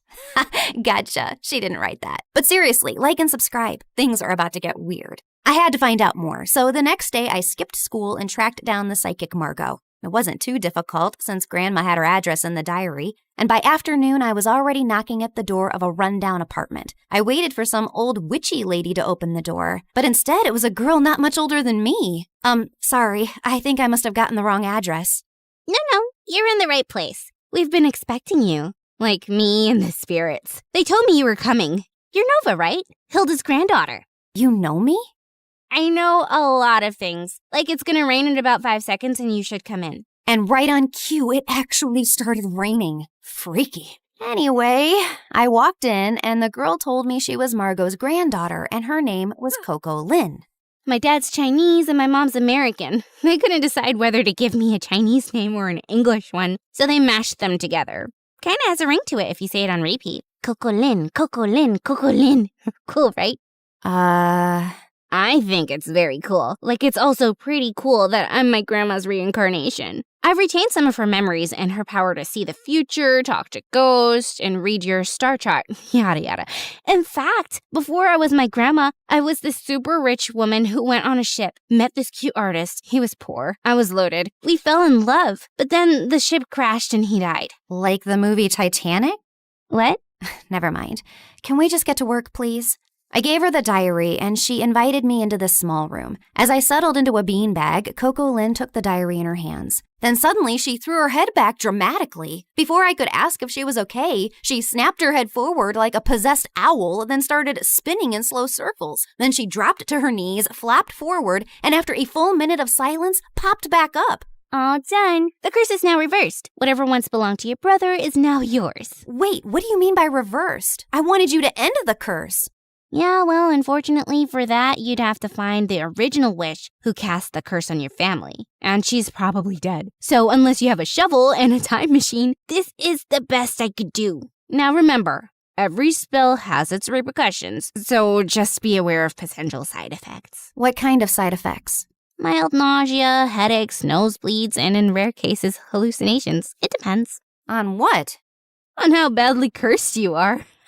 Just kidding. I fixed the curse, remember? You'll be fine. Would you like some tea? But I just thanked her, paid her fee, and got out of there as fast as I could. The whole way home, I kept thinking if what I'd done was wrong. But was it really that bad if Dorian suffered a little? Also, Coco Lin was kind of a weirdo, so I wasn't too sure if her chaotic head Roomba fixed anything. But boy, was I wrong. I looked around and I froze. This wasn't my room. It was bigger, with velvet curtains, a chandelier, and a full-length mirror. I jumped out of my bed and pulled the curtains, only to see a massive, perfectly manicured garden with fountains and a freaking swan. Why am I in this place? How did I get here? I checked my phone. It showed the same date as yesterday. Okay, this is clearly a dream. Ow! Ow! I pinched myself hard, and seconds later, Mom burst into the room. Oh my God, Nova! Why did you scream like that? I thought some stalker tried to jump into your room again. Again? When was the first time it happened? Oh, my poor baby. You've been so traumatized lately, you've probably blocked out everything. It's fine. We can talk about it later. For now, drink your kale. You're already late for gym, and Coach gets cranky when you're not warmed up before cheer practice. Mom, I don't do cheer practice. I barely passed PE. This isn't real. I rushed outside to find Ella's room. She might have answers. But the house was so huge, I had no idea which room was hers and accidentally entered Dorian's. What are you doing in my room? Shut up and tell me what's happening. Are you trying to pull some elaborate joke on me? Who even owns this house? One of your weird rich friends? What are you rambling on about? I'm just living my perfectly miserable life in silence, and you won't let me have that? If your life is miserable, I might as well be an earthworm. You know, I saw this documentary about teen celebrities and how they all went bonkers at age 18. You should watch it. I think you'll fit right in. You think this is funny? God, just tell me where Ella is and I'll leave. Same place she's always been. Why? Suddenly remembered you have a sick sister who needs your attention? I've always cared about Ella. You don't care about anyone else but yourself, Nova. Now get out and go sign some stupid autographs. I was shocked. The way Dorian was talking and everything Mom said could only mean one of two things. Either everyone in my family had lost their minds, or the spell actually worked and transported me to my new reality where I was the golden child. I ran back to my room and opened my closet to find shoes and clothes that I could never afford. Downstairs, Mom was smiling like I was the best thing that ever happened to her, while Dorian sat quietly on the side scowling. Then I went to school, and the moment I got out of the car, people flocked around me. Hi, Nova. Love your outfit. Can we get a selfie? Are you coming to my birthday next week? You can cut the cake if you want to. It was like stepping into a dream where I finally mattered and wasn't invisible next to Dorian. I was still processing everything when Stacy walked over and linked her arm through mine. There you are, bestie. I've been trying to call you. Really? I didn't get any calls. I said I was trying, but then I got busy with these new cheer uniforms. Everyone's obsessed with pink, but what do you think?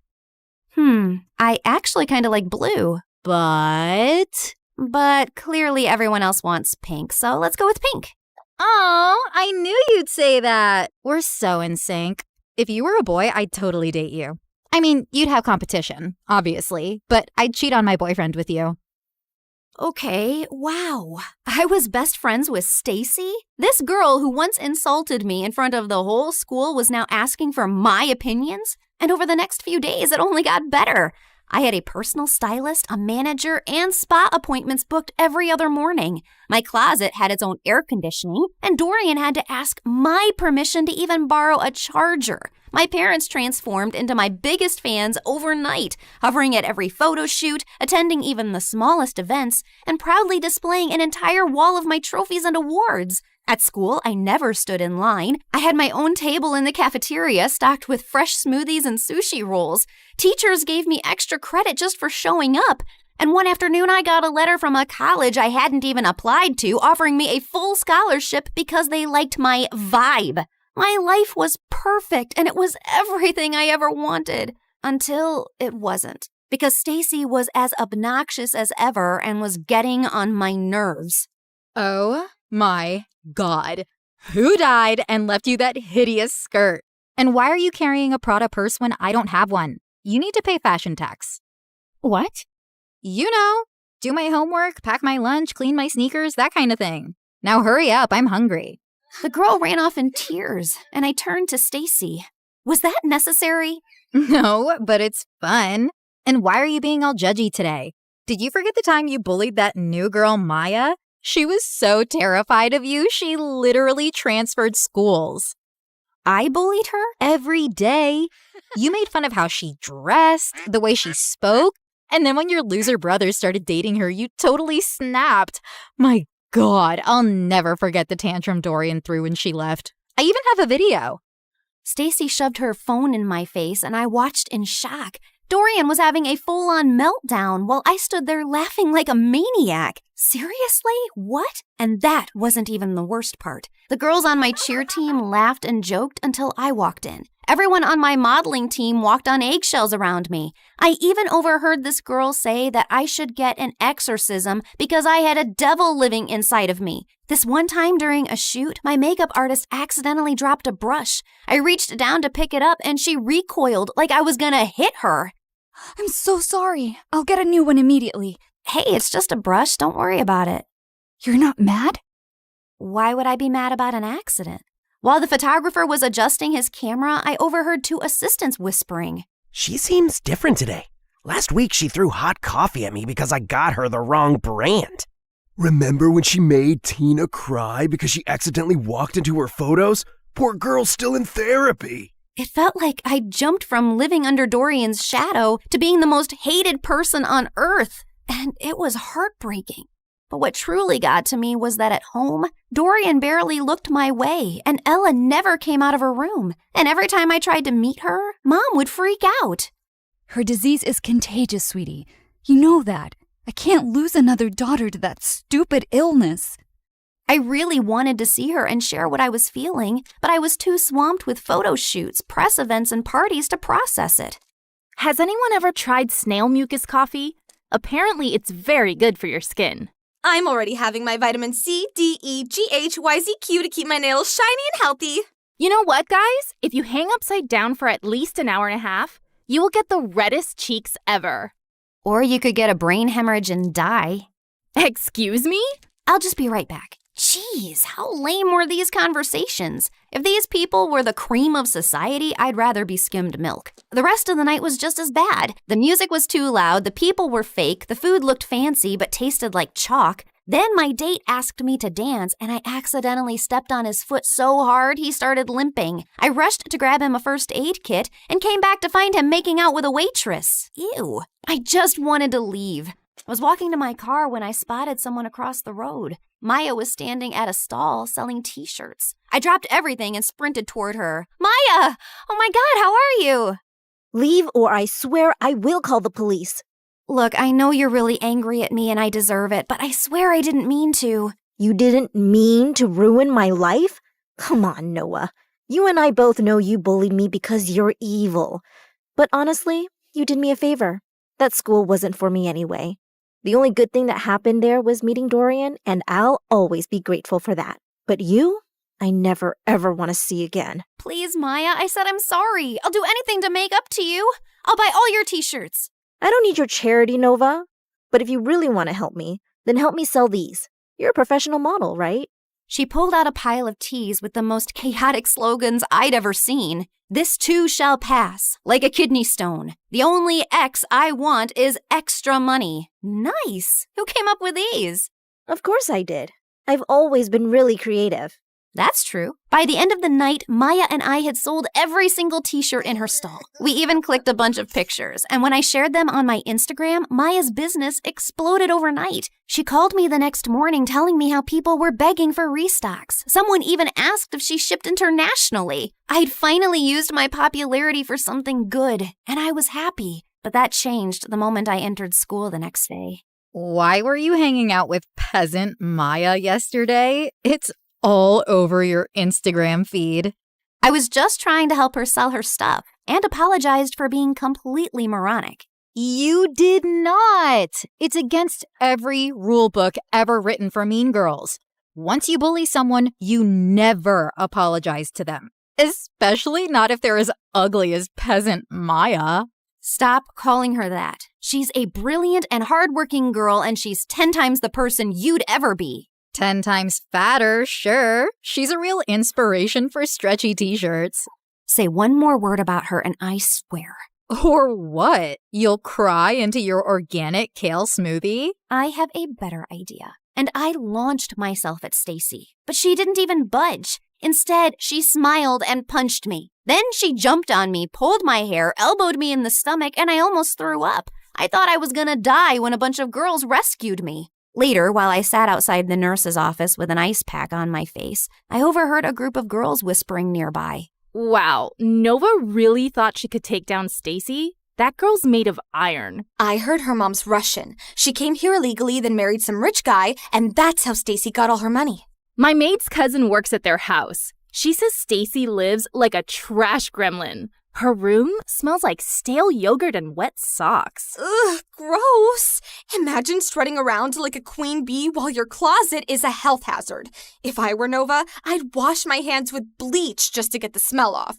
They kept going, but I tuned out. Not because I was offended. Honestly, it all made sense. Stacy didn't rule the school out of confidence. She did it to distract people from the disaster she actually was. Anyway, I was feeling better, so I decided to take the day off and go home, when suddenly Dorian came running down the hallway. Nova, it's Ella. They're moving her to a hospital. Her condition's getting worse. The world blurred for a second, and I pushed Stacy out of the way and ran through the gates. We reached the hospital and saw Mom and Dad were sitting in the waiting room. Where is she? What happened? She took a turn for the worse.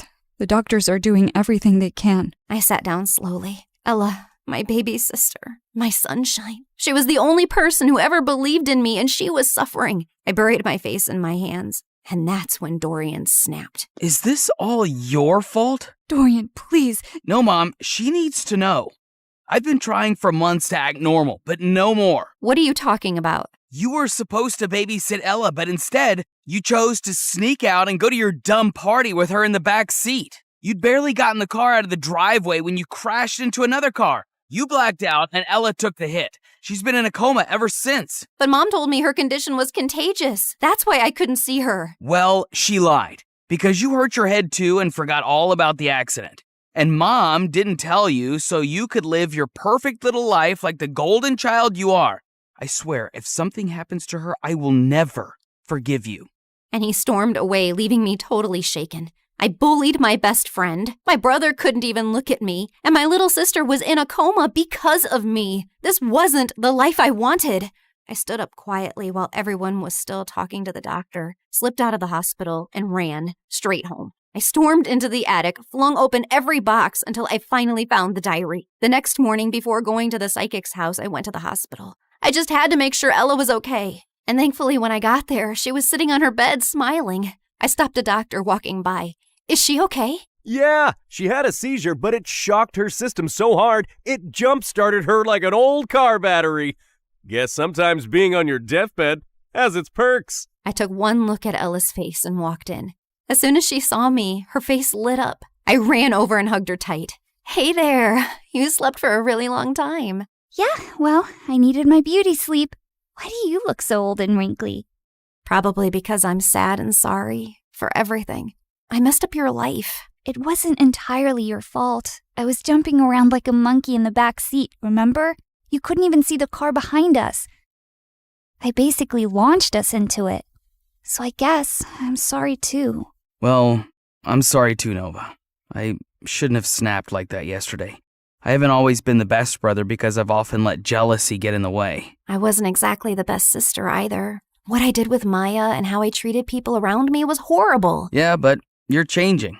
I saw what you did for Maya. That's growth. I nodded slowly. I'd spent so long being angry about everything I wasn't. I forgot to appreciate what I had. My adorably flawed family. And all I really wanted to do was to go back and mend things now. Namaste, fellow seeker. What brings you here today? Oh, it's you. Welcome back. You recognize me?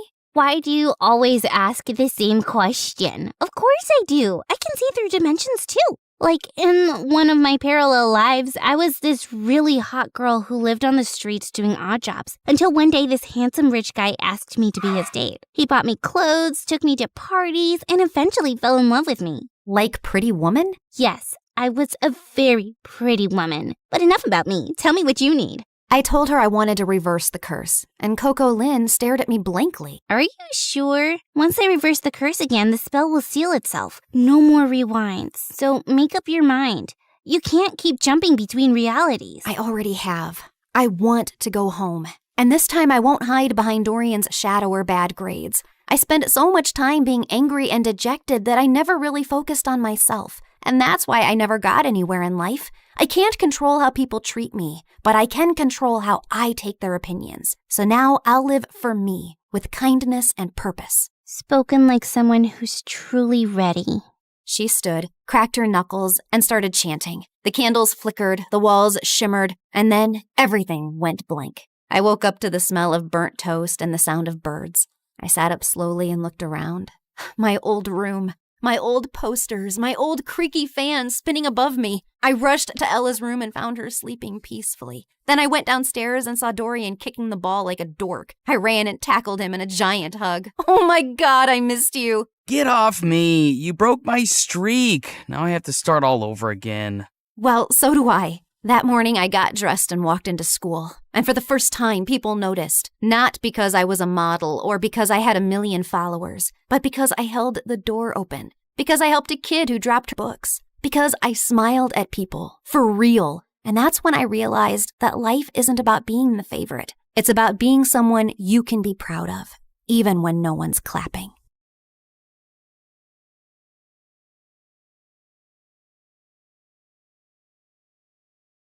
Hi, I'm Sunny, and I have a curse to live with. I'm too nice, and I can't say no. Whenever I try, I'm hit by a tsunami of guilt. I feel nauseous, my butt starts sweating, and I have to fix the situation. I just can't stand someone being displeased with me. I know what you're thinking. She's a people pleaser, a pushover. And of course, you're right, but it took me some time to realize that. But before I continue, like and subscribe. Sorry, it's not an order, it's just a request. Please, I never disobeyed my mother. I always shared my lunch at school. I always gave up the swing at the park, and I could never turn down a poor person's request. Like this one time in 10th grade, I was running back home after school when the homeless guy around the corner asked me for a favor. Hey, Sonny, could you hold this shovel for a few minutes? It's really heavy, and I need to run to the soup kitchen before it closes. Sure, no problem. I kept standing there for 2 hours, and he didn't return. Finally, I left the shovel in the homeless guy's corner with an apology note, but later that night, the police turned up at my door to arrest me. Apparently, they'd found my fingerprints all over a murder weapon, a frickin' shovel. It took a while to get my name cleared. Or this one time, I had to go to the bathroom in the mall when I accidentally went into the disabled people stall. When I came out, I was met by a furious woman in a wheelchair. I've been holding my pee for 10 minutes. People like you are what's wrong with society. What? Oh no, this was a mistake. I'm so sorry. I followed her all over the mall, begging for forgiveness, till she called security and told them I was harassing her. Well, naturally, I followed her home and started showing up at her door every day. Her servants wouldn't let me in, so one day, I broke into her house through a window. Please, please, just say you'll forgive me. I can't live like this anymore. She filed a restraining order that day. I still pay for a plane to go over her house every week and skywrite my apology. In addition to being nice, I'm also a teen model. I know, I'm breaking stereotypes. I've been on the cover of a dozen fashion magazines, and I've walked on many big runways. My career was amazing, till my mom convinced me to fire my agent and hire her instead. Trust me, honey, I'll make you a star. That's nice, Mom, but you have no experience. What does that matter? I'm your mother, and no one will ever have your interests at heart like I do. I was in labor with you for the worst 23 minutes of my life, remember? Right, of course. You can be my agent. I already knew it was a horrible idea. Mom hated people and rubbed everyone the wrong way. She screamed at the photographers and made a makeup artist cry. She even yelled at a famous designer and started mopping the floor with his dress to show him what she really thought of it. Soon, Mom started complaining about our small house in our dingy neighborhood and started making trouble with the loud, ugly neighbors. Her words, not mine. So, I bought a chic new apartment in a posh area. But then, Mom started complaining about her privacy. Sonny, you really are getting in the way. My new boyfriend and I need our space. But you're standing in my room. Maybe you should move. Yeah, I know. It didn't make any sense. I bought the place. I was bringing in the money. I shouldn't be the one to move out. But as always, I gave in. After buying the apartment, money was a bit tight. Luckily, I found a room in a beautiful beach house that I had to share with 3 other models, Sasha, Tracy, and Mika. And I soon discovered that in living with models, the drama was always out of control. I mean, what would you expect from girls who eat a cube of cheese, 1 grape, and 2 almonds a day? They're always hangry. That's my seat, you stupid cow. Is your name written on this seat? OMG, are you wearing my shirt? Is your name written on the shirt? Show me where it is. Can you idiots shut up? If I don't get enough sleep, I look like a raccoon, and then I'll bite like one too. I had to break up almost a dozen cat fights. One day, I cooked us all dinner so we could try to get to know each other. Sasha dreamed of being a pop star. Tracy loved to work out, and Mika was insanely pretty and loved rubbing that in everyone's face. I asked Sasha to sing us one of her songs, and I'd never heard something so horrible in my life. Of course, I still clapped for her, but Mika and Tracy fell off their seats laughing. What's so funny? You sound like a constipated pig. I'd rather put my head up a cow's butt than listen to you. Yeah, stick to modeling. As long as you can. I mean, you're already showing signs of aging. Sasha got so mad that she threw her plate of pasta at Tracy. Tracy ducked and the food landed on Mika's dress, and they started shouting and pulling at each other's hair. I tried to break up the fight, but I slipped on some sauce and fell. Then someone tossed a hair extension onto the stove, and the kitchen caught fire. When the landlord found out, he was furious and banned us from the kitchen. I put up an ad online for a chef, and a ridiculously good-looking candidate named Lance showed up the next day. So Lance, you can cook, huh? Yeah, that's why I applied for the job. Lance, your cologne is to die for. I'm not wearing any cologne. Lance, did you just fix our sink? You're such a genius. It wasn't broken, you just left the faucet on. Your biceps look like boulders. Can I touch them? I'd prefer it if you didn't. Lance was an amazing chef, a handyman, and even a gardener. One day, all of us were drooling at his abs as he pulled out weeds, when suddenly, some crazy paparazzi climbed over our garden wall. Lance ran towards them like Tom Cruise, broke their cameras, kicked their butts, and sent them running. Oh my God. I can't take it anymore. I have to ask him out. No, he's mine. What? I saw him first. I don't think he's interested in dating any of us. Shut up. Who asked you? The girls cornered Lance in the hallway to get his attention. Sasha sang Lance an awful love song. Tracy did a cheerleading routine. Then Mika walked up in a bathing suit. Hey, Lance, you want to go for a swim? No thanks. I gotta get back to work. But the girls' constant flirting and fawning over Lance got so out of hand that he couldn't do his job properly since he was always trying to hide from them. One of the toilets got clogged, the shower stopped working, and the front yard was starting to look like a jungle. I can't live like this! How are we supposed to share one bathroom? I haven't taken a shower in 2 days. I proposed a solution. Okay then, from here on out, Lance is off limits. No one is dating Lance. They reluctantly agreed, and we made a pact. We all left Lance alone, and soon the house started getting back to normal. A couple of months later, I threw a party and invited a bunch of rich models. Sasha, Tracy, and Mika seemed to forget about their crush on Lance in about 2 minutes. Just then, the doorbell rang and Mom walked in. Hey, honey, did you miss me? Clearly not, or you would have sent me a proper invite. Mom, actually, yes, you're right. I'm sorry, but I'm glad you're here now. Just for 10 minutes. I don't want to overstay where I'm not wanted. I just need to borrow a couple of dresses from you and about, $20,000. But I let you borrow $10,000 last week. Don't be cheap, honey. It's unattractive. Don't you want Mommy to buy something nice for her birthday? Your birthday isn't for another 11 months. But Mom was being pushy, and I knew she'd make a scene. So I gave her my credit card and told her to return it in 2 weeks. Just then, I noticed Lance shaking his head at me, and then he walked away. After the party, the house was a mess, so I asked the girls to help me clean up. Sorry, I have plans with my new boyfriend. I'm allergic to dirt. I twisted my ankle. I'm gonna rest. Okay, no problem. Sleep tight. I was up well into the night still cleaning when Lance joined me and started to help. Why are you still here? You don't need to do this. I stayed back in case you girls needed me. I don't mind. As we were cleaning, I kept catching him looking at me strangely. Okay, I can't take it any longer. Why are you staring at me like I have 2 heads? You're not like the others. You're a misfit. Well, that's rude. No, it's a good thing. You're beautiful, but not self-absorbed. You're smart, and you seem like a really kind person. You think I'm beautiful? That's all you got from what I said? Lance gave me that strange look and went back to work. You're doing that thing with your face again. Did I do something to make you mad? Are you disappointed? Why do you care what I think? I don't know why. I just do. It's how I'm built. Want some advice? Just stop caring what others think and stop letting people push you around and use you. You deserve better. Excuse me? I am not so naive that... Really? Then how come you're the only one who's cleaning up after the party? And has your mom ever returned the money she keeps borrowing? That's none of your business. Okay. That was kinda rude. I'm sorry. Why are you always sorry? Also, would you like to go out with me sometime? What? After you just insulted me? No. I mean, I'm sorry to crush your feelings, and it feels nice to be asked out by someone like you, but no, sorry. I spent the rest of the night replaying my conversation with Lance, feeling angry. But as I cooled off, I couldn't help thinking that maybe he was right. I did a lot for Mom and the girls, and I couldn't remember the last time they did anything nice for me. The next day, I was watching my favorite MSA videos on the TV when the girls walked in, and Tracy just snatched the remote from me and changed the channel. I want to watch a movie. Sunny, please sit on the other sofa. No, Sunny, don't sit anywhere. You've got to drive me to the nail salon. Sunny, all my clothes are wrinkled. Iron them when you're back. Lance was right. I was a pushover, and I didn't like it. No! What do you mean, no? I won't take you to the beauty salon. I won't iron your clothes, and I was watching TV. All you do is use me, and you don't respect me, and that's not cool. Oh, also,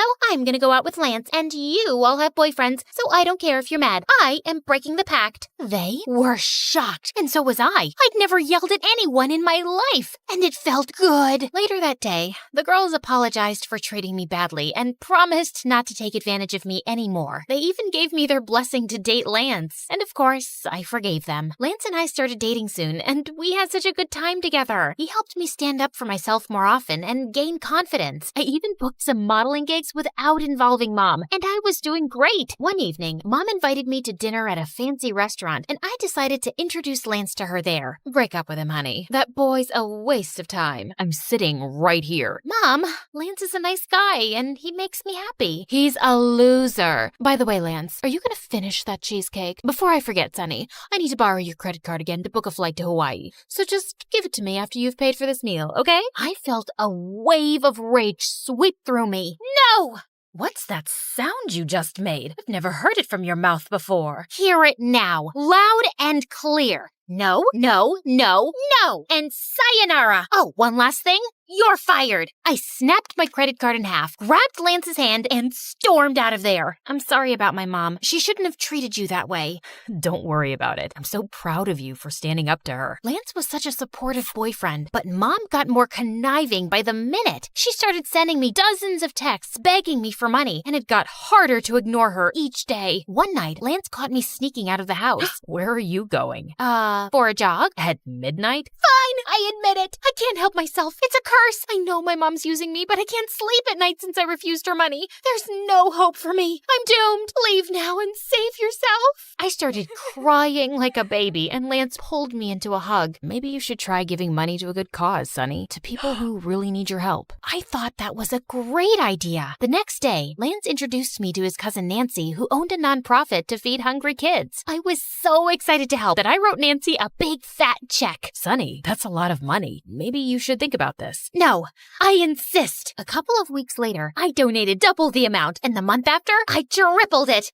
It felt amazing! But one morning, Lance didn't show up to work and didn't answer any of my calls either. When 2 days passed by, I started getting really worried and filed a missing person report. I even called up Nancy, but her phone was off too. And then I found pictures of Lance and Nancy on social media living their best life on some beach. Lance wasn't even his real name. Their whole charity was a big scam. And duh, Nancy wasn't his cousin. I was so devastated I couldn't get out of bed, take a shower, or comb my hair for days. What is up with you, girl? You smell like a gym sock soaked in spoiled milk. Is there something living in your hair? I burst into tears and told them everything. I knew Lance was trouble with his perfect eyes and hair. He was way too good to be true. Of course he was evil. We'll make him pay. First, we went to the police, who put out a warrant for the pair's arrest, but they were smart and couldn't easily be found. Next, the girls and I went online and told our followers about Nancy and Lance's scam and asked for help to find them. Within minutes, we got a dozen leads. Nancy and Lance were arrested at an airport trying to leave the country. Sasha threw a party at the house to celebrate, but for some reason, I still wasn't happy. I took a walk to get some air, and I saw these kids waiting in line outside a soup kitchen. Suddenly, it turned on a light bulb in my head. Before I knew it was a fraud, it had made me really happy thinking my money was going to needy kids. I could start my own charity.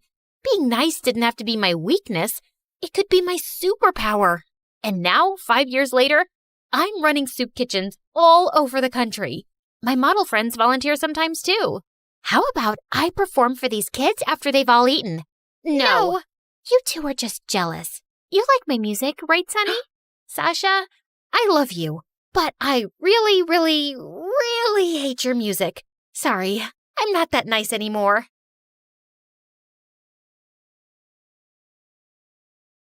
I felt a firm push on my back, and before I knew it, I was being dragged into the back of a waiting van. Let me go, please! I pleaded as tears streamed down my face, but my cries fell on deaf ears, and the van roared to life, carrying me away to a fate unknown. Little did I know, social media would save my life. Hey, my name is Carly, and I live in Washington. Don't forget to like and subscribe to MSA. Growing up with a politician as a dad was like living in a reality TV show on steroids. We jetted off to fancy places like nobody's business. Forget Disneyland. Our family vacations were on a whole different level. It was so glamorous. Red carpets? Check. Paparazzi? Double check. Speaking of paparazzi, I remembered the day when a photographer jumped out at me after school and asked me how much I loved my parents. I love them both, but when Mommy comes in for a kiss, it's like I'm being attacked by an octopus. It was a joke, but I was only 4 years old. Little did I know that innocent quip would turn Mom into a hilarious meme overnight. Wow,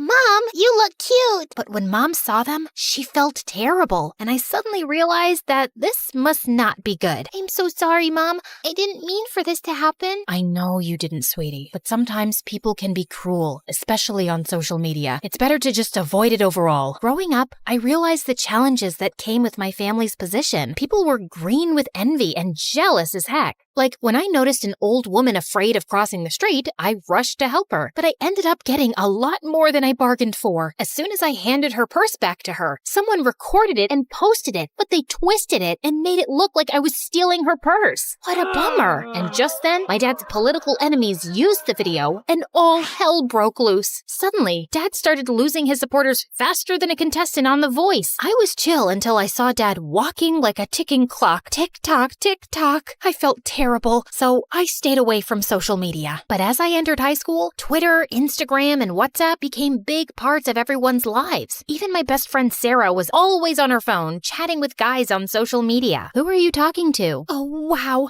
Our soccer champ just sent me a friend request. I'm so cool. Should I accept or make him wait? I couldn't help but feel a twinge of jealousy. I started thinking of using it. Should I? Shouldn't I? Okay. You won. And I was stuck with my boring SIM card for texting, and soon all my friends ghosted me. It was so annoying. But at least I had Sarah, who never got bored of me and always knew how to cheer me up. We made silly videos of ourselves doing fun things. Like that time I was singing my song. Money in the bank, I got it. Living like a rock star, party like a pop star. You can call me queen, I'm popping like a cork star. And Sarah posted the video on her Instagram without my permission, which made me really upset. Relax, no one will see it. You don't know that. Yes, I do. You're no Beyonce, and no one's losing their minds over your silly skills. Yeah, she was right. It only got a few comments, but it was still fun and addictive to read them. I was done playing the good angel role. It was time to explore. So I caved in and created my own social media account with a different identity just to see the comments. It was fun. Sarah and I continued to make silly videos, and we always played silly characters. But soon enough, Savannah, the TikTok girl of our school, was furious when she heard her friends gushing over my videos. She was so mad that she could have TikTok danced her way to Siberia. You think you're so cool with your little videos, don't you? Huh? What do you mean? Just stick to your own lane. Who made you queen telling Carly what to do? Just because you got no talent doesn't mean you gotta bring others down.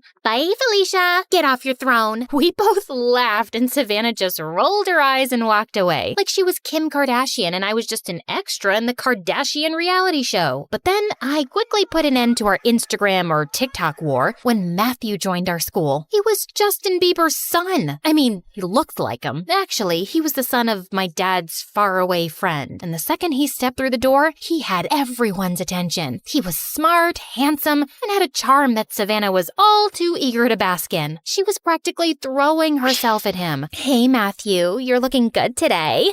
Mind if I take a quick selfie with you? Actually, I'd prefer if you didn't. Come on, don't be so uptight. It's just a harmless picture. I'm sorry, Savannah. I'm just not interested. I was wondering why Matthew didn't. I mean, everyone has social media, right? So I did what any self-respecting Gen Z would do. I stalked him online. To my surprise, I found absolutely nothing, leaving me to conclude that Matthew must be part of the 1% of people who don't have a presence on the internet. Hashtag, where are you, Matthew? Hashtag, no social life. Is this seat taken? Yes, by me. Just kidding. It's all yours, thanks. Hey, I noticed you haven't been very active on Insta lately, or, oops, why am I always in a rush? Someone's stalking me? Well, I like my privacy. I can't stand social media. What about you? Ugh, I hate it too. I recently deleted my account. I turned red. Why did I just lie? Same. I mean, what's the point of having thousands of followers if you don't even know them in real life? Yeah, totally. I'm sure all my followers were robots anyway. As we chatted, I felt myself opening up to Matthew like a book. Pretty soon, I realized that I was falling for him faster than a ton of bricks. Why are we waiting? Let's go for a class. I'm just waiting for the montage of us running through a meadow hand in hand. You're different from all those other girls. You don't need to seek validation from others. Matthew seemed to feel the same way, and we started spending more time together. And next, I was expecting a romantic dinner, but instead, I got a hiking invitation. At first, I felt let down a little, but it turned out amazing as we spent the entire day there. And when we were making our way down, my foot slipped, and that's when I got my chance. So I pretended to be in real trouble. I stretched out my arms and closed my eyes, expecting Matthew to scoop me up like in the movies. But instead, he ruined the moment by calling the rescue team to help me out. Talk about a buzzkill. And for the next few days, I was tossing and turning until one morning when I finally mustered up the courage to tell him how I felt. As we sat on a hilltop watching the sunset, I looked into his perfect eyes. I need to tell you something. Me too. Okay. You first. He smiled and pulled me close to whisper in my ear. You're the best thing that's ever happened to me. I think I've fallen in love with you. I felt my heart skip a beat. I think Cupid just shot me too. We shared our first kiss as the sun dipped below the horizon, and I knew that our love was something special. Everything was perfect, and even our parents began to talk about us moving in together after graduation and getting married one day. But Savannah, who was still jealous of our relationship, had other plans. The next day at school, I was more anxious than a squirrel on a highway, as I couldn't find Matthew, and he didn't reply to me the entire day. Have you seen Matthew? I think he's avoiding me. Sorry, what? I was too busy stalking my ex's new girlfriend on Instagram. You know, I always knew you were too basic for Matthew. He needs someone who doesn't embarrass herself on social media all the time. And just like that, my worst fear was confirmed. She had shown him my silly videos. The bell rang, and Savannah and I had a face-off. I was ready to go all Jersey Shore on her if I had to, but thankfully Sarah stepped in before I had to break out my hair-pulling skills. After my fight with Savannah, I stormed out of the school, and there he was, standing outside, waiting for me. As we got into his car, Matthew turned to me, and his expression was colder than an iceberg in Antarctica. Why didn't you tell me? I was scared to lose you by telling you the truth. I can't believe you lied to me. I'm sorry. My parents are really upset. They saw the dance video and all the others. My dad is a politician, and I can't have a girlfriend who's a social media sensation. But I only have like 20 followers. I felt a lump in my throat as I realized what was happening. You're breaking up with me because of this? I'm sorry. I don't know if I can go past that lie. And this whole social media thing is not my cup of tea. But we love each other. Can't we work through this together? I need to do what's best for my family. Please, Matthew, don't do this.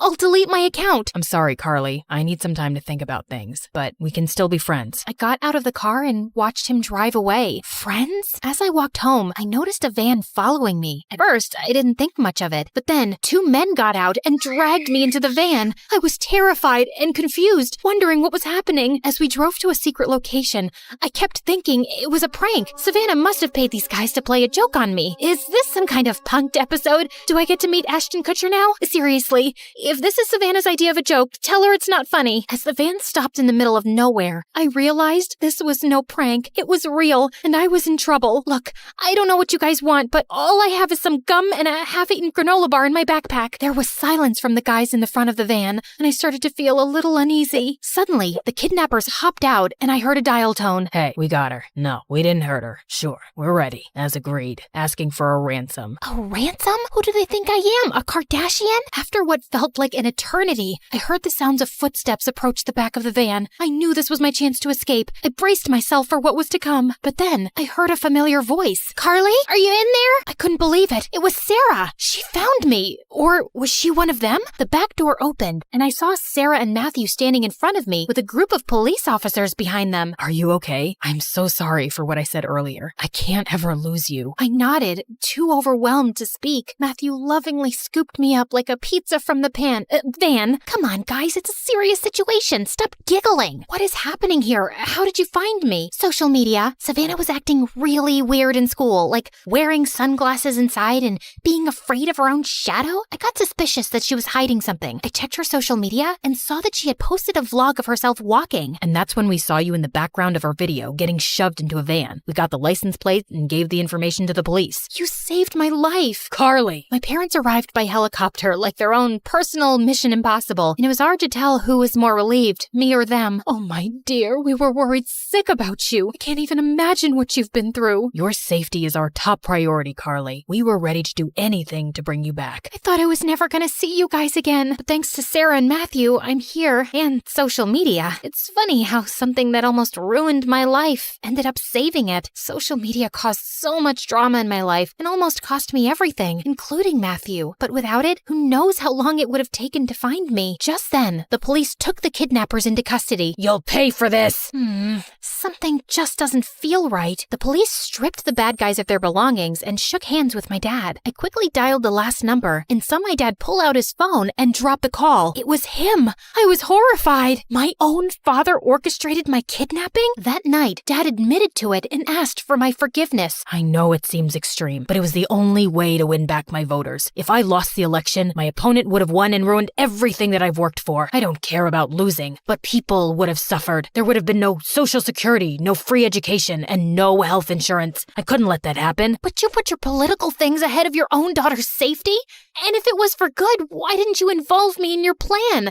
I could have helped you, or at least have been prepared for what was going to happen.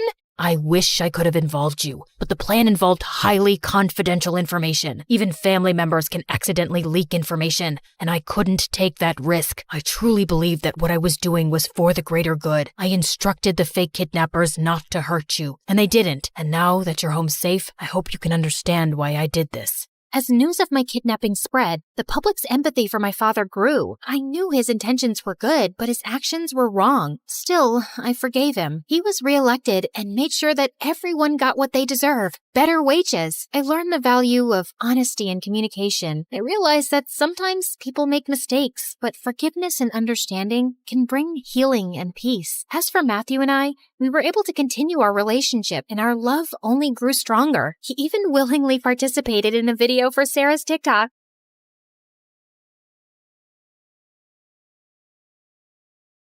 Hi everyone, my name is Hazel and this is my story. Please like and subscribe. I was born to two genius parents who were masters of their craft. My mom was a big corporate lawyer and her work mostly kept her away from home. But I didn't miss her at all because I had the best dad in the world to keep me company. He was a genius scientist, and I was like a mini version of him. I loved science too, and hung around his workspace all the time. Look, Dad, I found these. Oh no, honey. Get away from that. I was really notorious and would cause trouble around the lab all the time. Where did all the lab rats go? Hazel! As a result, Dad and his best friends, Mr. Jones, would shut me out of the lab during all their cool experiments. And I'd just hate it. I was 6 and a science genius in my class. I wasn't going to give up so easily. So I went to the kitchen to eat something and fuel my brain. But there I saw a really chubby kid munching on some donuts Dad had bought for me. Hey, you thief! How did you get in here? The kid immediately dropped everything and crawled under the dining table. Tell me who you are right now, or I'm going to call the cops. He came out shivering and told me his name was Andy. And surprisingly, he was Mr. Jones's son. As we began talking, he told me that he mostly stayed at home with his nanny and didn't really have any friends. And why's that? They all pick on me for looking different, and 'cause I don't have a mom. Suddenly, his eyes went teary, and it kind of melted my heart. Don't worry, I'll be your friend, and if anyone tries to bully you, I'll kick their butts. Before I could finish, he hugged me tight, and in no time, we became the bestest of friends. We even built our own lab and spent all our time playing together. One evening, I was baking a cake to surprise Andy on his 9th birthday when I heard Dad and Mr. Jones arguing. Just then, Mom grabbed Mr. Jones's hand and stormed out of there. What was going on? I went in and Dad burst into tears and hugged me. What happened, Dad? Are you okay? Oh, sweetie, I think I'm gonna lose it all. All the hard work I put into this one project of my life. Jones is gonna take it away from me, along with your mom. What? Mr. Jones was stealing Dad's work? And Mom was siding with him? How could she? But before I could ask her, Mom declared that night that she was gonna divorce Dad and take me along with her. And I just couldn't keep my cool. No, Mom, I'm not going anywhere with you. Dad was the one who raised me while you were never here. And now that he needs us, you want to leave? You're awful, and I hate you. I stormed back to my room while Mom tried to talk to me. I wasn't going to listen to her. A few days later, Mom moved out, and I never got to see her, Mr. Jones, or Andy after that. And it kind of broke my heart. But Dad was more miserable than me. He lost all his money, and we had to move to a much smaller house. After that, Dad spent most of his time in his room, so I tried to come up with ways to cheer him up. Look, Dad, I made you pancakes.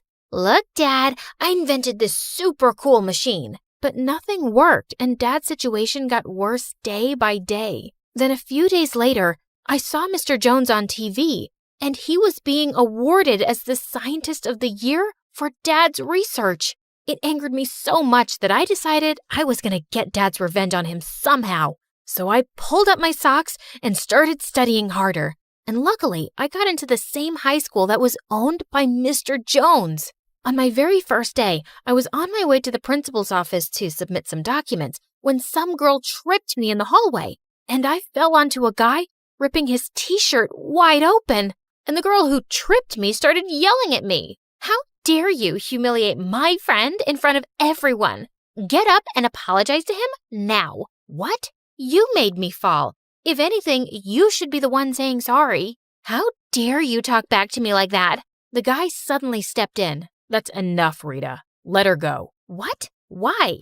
He came forward and handed me all my documents and took that girl away with him. Later, I discovered that his name was Andrew and he was the football captain, and that mean witch was his friend Rita. And both of them were in the same class as me. Perfect. I went ahead and took a seat, but Andrew came and sat right next to me. Hey there. I'm sorry about how my friend spoke to you earlier. She can be a bit intense. Is that why she's shooting lasers at us right now? Ignore her. Do you maybe want to hang out with us later? I think I'll pass. I've got so much to catch up on. But for some reason, that guy wouldn't leave me alone. At the cafeteria, in the library, and even after school. Hi. What was his deal? Look, I don't know what you're up to, but I'd appreciate it if you... I want to take you out on a date. A what? Are you kidding me?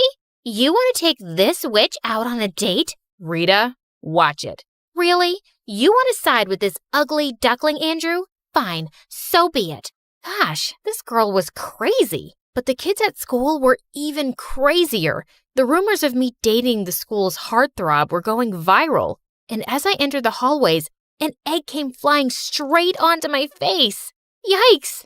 I rushed to the washroom to clean it, but Rita came suddenly from behind and pulled my hair. How can you even dream of dating Andrew when you know he's mine? I pushed her away, and before we knew it, we broke into an ugly catfight and ended up in bruises. I had to tell Andrew to get rid of those rumors now. So I went ahead to look for him on the playground. But then what I saw next shocked me. Mr. Jones was hugging Andrew after he won the football match, and that's when I realized Andrew was Andy, Mr. Jones's son, and my childhood friend. Holy freaks! For a moment, I felt so happy about Andrew, but then seeing Mr. Jones burned me on the inside. And Andrew's offer to date me was a perfect opportunity to get closer to Mr. Jones and ruin things for him just like he did for my dad.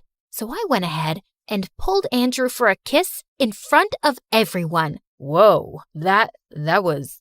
Awesome, I know. That's what you wanted, right? And that's what you get, boyfriend. After that day, Andrew and I started dating officially. We'd spend most of our time together, and he'd make me laugh tons. It was a complete surprise to see him transform into this really cool and outgoing person, so different from how he was when we were kids. But of course, Rita fumed with anger seeing us together, and I couldn't help teasing her more. One time, I was working in the library after school when Andrew came and pulled me out of there. Hey, what are you doing? Shh, it's a surprise. We then rode to a hilltop outside the city, and everything looked so beautiful from up there. Just then, Andrew ran back to his car and brought a big cake lit with candles, and it made me teary-eyed seeing how much this guy cared for me. Hey, are you okay? Yeah, never better. I didn't even remember it was my birthday. It was then I realized I was really falling for him, but the thought of using him to get to his dad was kind of crushing my heart. I have been wanting to tell you something, Hazel. Before he could finish, my phone started ringing, and I was shocked to discover Dad was admitted to the hospital. Andrew asked his driver to immediately take us to the hospital, but I didn't want him discovering who I really was, so I asked him to stay back. Later, the doctors told me that Dad was quite ill and needed a lot of care to get well soon. I rushed to the nurse to inquire about the treatment and the expenses, but she told me everything was already taken care of, and it didn't take me long to figure out who'd do that. I left the hospital and saw Andrew waiting outside for me. Why'd you do that? Why won't I? It's your dad, Hazel, and if you were in my place, you would have done the same. No, I wouldn't. His dad was the reason my dad was so sick in the first place, and there was no way I was forgiving that man, even after what Andrew did for my dad. A few weeks later, Dad was much better and was sent back home. Andrew called me up later the same day and invited me for a party at his place. And that was perfect. Mr. Jones was apparently working on another big research project, and if I could get into their house and get my hands on it, it would be the perfect revenge. So I happily agreed. But when I got there, I was shocked to see Mom laughing and celebrating with Mr. Jones. I couldn't help hating her even more. After a while, when Andrew went away to get me a drink, I sneaked further into the house and found Mr. Jones's study. Bingo! I was going through some papers and documents there when suddenly the door flew open and I was shocked to see Mom standing there. Hazel, it's you, right? Oh, my daughter, what are you doing here? She ran to me and hugged me tight, but I pushed her away. Don't you touch me. You're not my mom. What are you saying? Then she looked at the mess I had created as I was going through all the papers, and the look on her face changed. What are you doing here, Hazel? I'm here to do the same thing that your lover, Mr. Jones, did to Dad. He stole Dad's research and took all the credit and money for it. With your help, Mom. What? Who told you that? That's a lie. Jones is my friend, not my lover, and he didn't steal anything. It was your dad who got greedy and tried to steal Jones's research and sell it. What? You're lying. No, I'm not. Clearly, your dad has been feeding you lies. This couldn't be true. I rushed out of that room, but Andrew was standing right outside the door, and judging by his face, I could tell that he heard everything. But I felt too ashamed to face him now, so I just stormed out of there, and Mom followed me all the way home, too. When we got there, I went straight to Dad and confronted him about everything. Tell your daughter the truth. And suddenly, Dad just broke into tears. Oh, Hazel, forgive me, my daughter. I can't believe it, Dad. All those years, you lied to me about everything, about Mom. How could you? 'Cause I love you, honey. When I realized I was gonna lose everything, I didn't want to lose you too, So you decided to lie and ruin my life? All this time, I hated two innocent people and made it my life's mission to get revenge on them for ruining our happiness. I even hurt someone I really care about, all because of your lies, Dad. I can never forgive you, ever. I ran to my room crying, but Mom came there and comforted me. I always knew you loved your dad more than me, sweetie, and I just couldn't force you to come with me when you weren't ready to listen. But I shouldn't have given up on our relationship so easy. I'm so sorry. Oh, Mom, I'm sorry for hating you too without giving you a chance. I moved out with Mom and we shifted to a different city. She got me enrolled into a really good school, and I reconnected with her all over again. A few months later at Christmas, I was decorating the house with my mom when I heard a knock on the door. I was shocked to see Andrew standing right in front of my eyes. What? What are you doing here? Your mom invited me. I still couldn't bring myself to look at him, so I turned around. But Andrew took my hand. Listen to me, Hazel. It wasn't your fault. Your mom told me everything. How does it change anything, Andrew? I hid the truth from you and dated you to hurt your dad. So you're supposed to hate me. I can't, because I love you. I've always loved you, Hazel, ever since we were kids. And you weren't the only one hiding things. That day at school, when you fell and you dropped your documents, I saw your personal information, and I knew in an instant it was you. That's why I couldn't keep away from you. You knew? Then why didn't you say anything? Because I didn't want to scare you away after what happened to our dads. I wanted you to realize I actually loved you, and I know you do too. So please, stop running away from it. I looked into his eyes, and I couldn't help but see the love for me in them. I love you too, Andrew.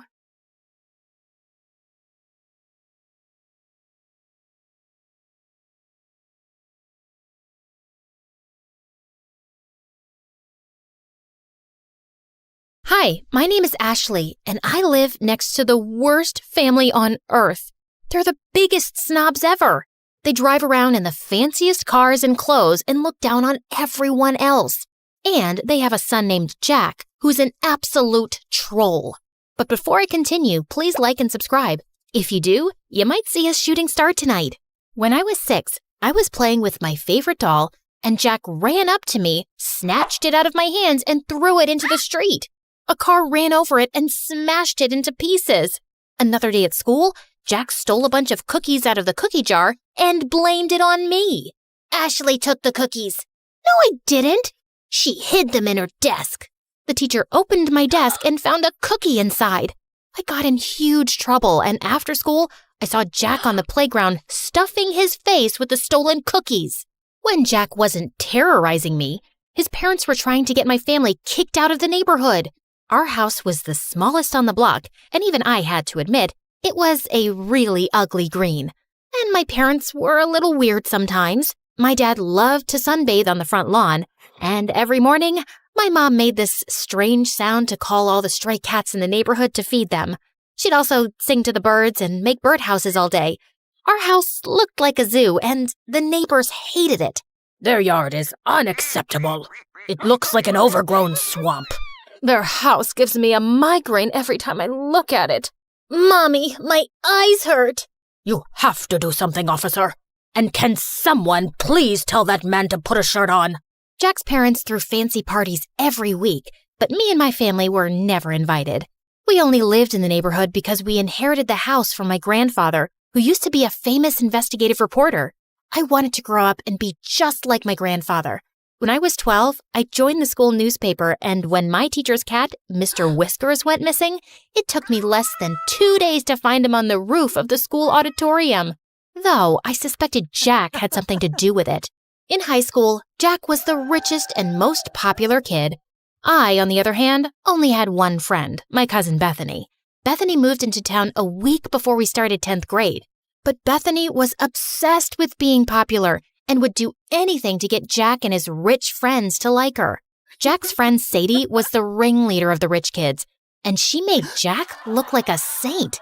Bethany adored Sadie. She'd carry Sadie and her minions' books, do their homework, and follow them around. She'd even let them copy her answers during tests. They'd smile in Bethany's face and laugh at her behind her back. Why do you let them treat you like that? They're just joking around. Those girls aren't your friends, Bethany. They're jerks. Bethany never listened. She wanted to be popular so bad she couldn't see the truth.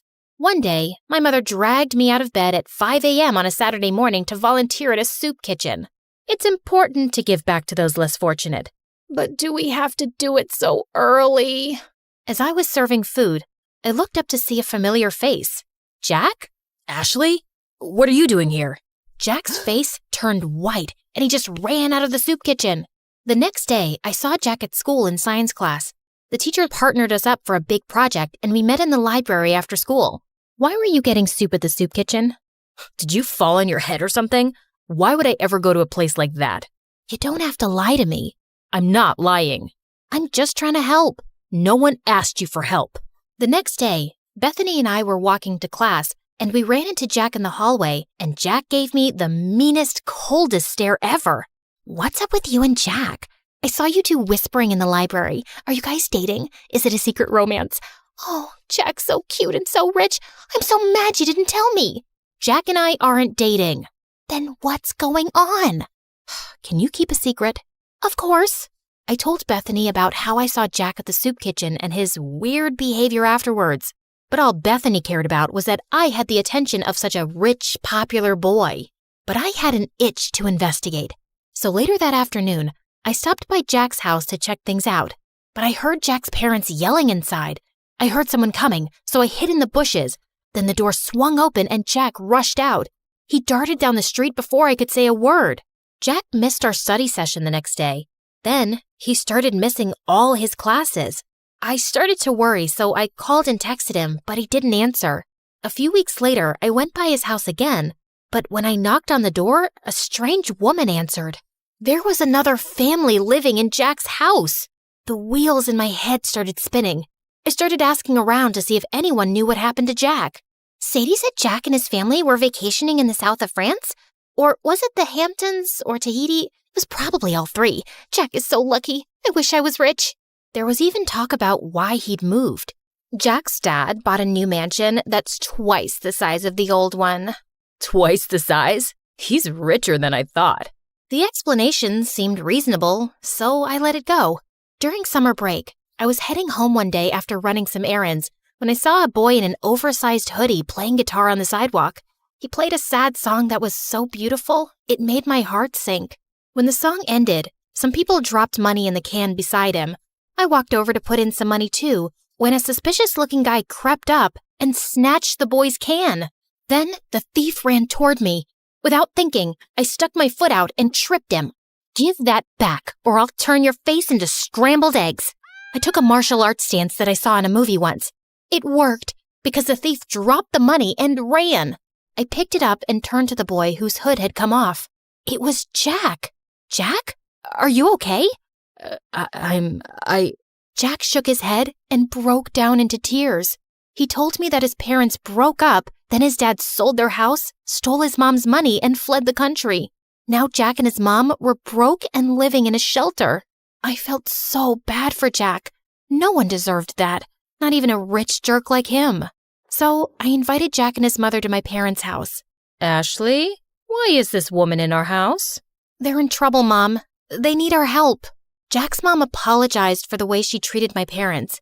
My parents forgave her and invited them to stay in our guest room for as long as they needed. Luckily, Bethany was away all summer with her family, so I could keep the secret.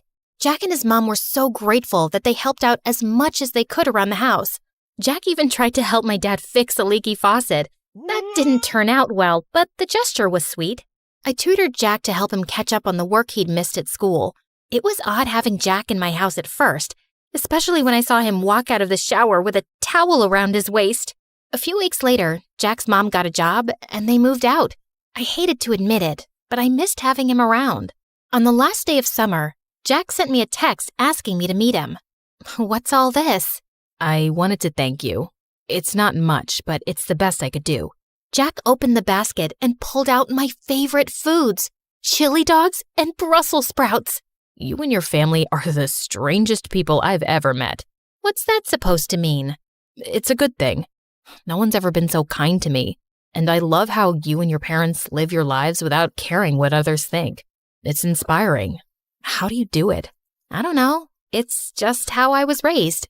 I wish I was as strong as you. I looked at the biceps bulging out of his shirt. I think you might have me beat. School's gonna be so tough. I'm supposed to be the rich kid with the fancy car and the millionaire parents, and you're not that guy anymore. And to be honest, you were a real jerk before. I like the new you way better. Since we're being honest, I have to admit something. What? I think I have a crush on you. Really? And I'm pretty sure you have a crush on me too. Then Jack pulled me close and kissed me. We talked for hours that night. and he even played me some songs. I saw Bethany at school the next morning after summer break. Jack passed us in the hall and he winked at me, and I couldn't stop smiling. What was that? I don't know. Jack's always been weird. Then why are you blushing? I didn't tell Bethany about me and Jack. We were taking things slow. One day, Jack and I were walking home from school when Sadie and her rich friends pulled up in a fancy car. Hey, Jack, where's your ride? You're trading it in for a new one, huh? Always trying to one-up me, Jack. We all get it. You're the richest, but I'm a close second. Yeah, my new car is going to be great. It's twice as expensive as the last one. Jack, what are you doing? Ditch that loser and hang out with us. Plus, we have to decide what color we're going to wear to the winter dance. I'm not going to the winter dance with you. Then who are you going with? Tell me you're not going to take that freak instead of me. If you're referring to this amazing girl standing beside me, then yeah, I am. Sadie was pissed and drove off. I appreciate the compliment, but you can't keep lying. About what? Your father's not buying you a new car. I know that. Then why lie about it? Why not? It's not hurting anyone. The truth always comes out, no matter how hard you try to hide it. Let's talk about something else. What time should I pick you up for the dance? I think I'll pass. I'm allergic to liars. Jack and I didn't talk after that. I'd see him at school bragging to his friends about the money he didn't have, lying about the huge fancy house he just moved into, and making fun of the poor kids. He was a rich, self-centered jerk again. I couldn't believe I fell for this guy. Jack called and texted me after school, but I ignored him and binge-watched MSA videos. What's with the frown? It'll give you wrinkles. I don't get why Jack has to lie about being rich. Some people will do anything to keep up appearances. Lie, cheat, sometimes even steal. But it's not right. Of course it's not right. Doing the right thing isn't always easy. I decided to go to the dance alone. Bethany and I were supposed to go together, but she wasn't returning my calls. When I arrived at the dance, I saw Bethany hanging out with Sadie and her crew, following them around, holding their drinks. Hey, Bethany, I've been trying to reach you. Sorry, I gotta go. Bethany was acting strange. She could barely look me in the eye. Then Jack walked up to me, and before he could say a word, everyone's cell phone started going off. I looked at my phone and saw a video of Jack's mom working as a maid. You're not rich, Jack. You're a poor loser. Then all of Jack's rich friends laughed at him. And don't try to deny it. Bethany told us everything. She even made this video. It's true. Ashley told me that she saw Jack begging for food at the soup kitchen. Shut up, Bethany. No one asked you to speak.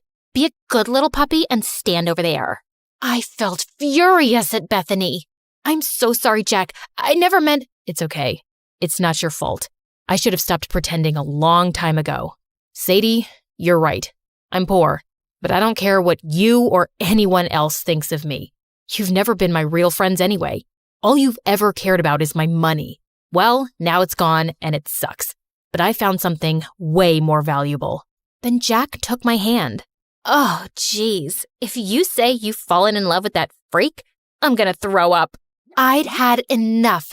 I walked over to her and accidentally spilled my drink all over her dress. Oh, sorry about that. But you know, the punch does bring out your eyes. You want to get out of here? Yes, please. As Jack and I walked out the door, Bethany ran up to us. Ashley, it wasn't personal. We're still friends, right? Maybe I can fix things with you and Sadie. If you did her homework for a week, then you're pathetic, Bethany. And you deserve someone like Sadie. Jack and I left the party and went to the beach. We ate chili dogs and Brussels sprouts and danced the night away. This is nice. You know what the best part is? What? It doesn't cost a thing. Then Jack gave me the most romantic kiss ever.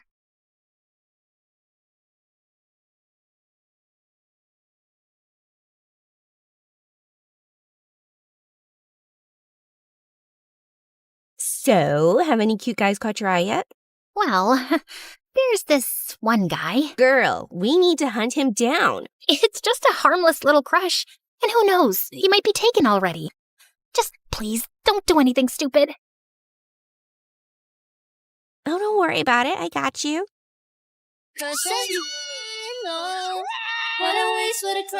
I should have at least gotten his name. And he's way out of my league. Nah, I think he's from here. I can literally sense it.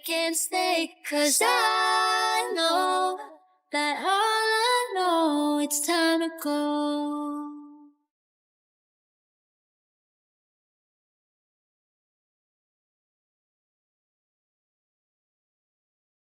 Brianna waited impatiently in the cinema parking lot. Her date was 40 minutes late. Just as she was about to leave, the car door pulled open without warning. Whoa, gotcha! Are you a clumsy dummy, or did you plan this to fall into my arms? How would I plan? Never mind. We've probably missed half the movie, Elijah. I booked a hall just for us. The movie starts when I say it starts, babe. Once the lights went off, Brianna turned pale. The Ring? I told you, I hate horror movies. But you don't know what you're missing. You're gonna love it, sweet cheeks. Trust me. Brianna cringed as she watched with eyes half closed, and at one point, she screamed and jumped off her seat. That's it. I'm leaving. You call yourself an actress, but you can't appreciate this masterpiece? You're such a baby. And you're such a jerk. I don't know why I agreed to this. Want me to call you an ambulance, baby Brianna? Brianna dumped her popcorn on his head before storming out, and then she walked straight into somebody carrying sodas and fell on her butt. Brianna, are you okay? Jeez, can this night get any worse? Yeah, there are infinite possibilities. You could get struck by lightning, or get robbed, or be kidnapped, or get hit by a bus. Then there are serial killers. It wasn't really a question, dude.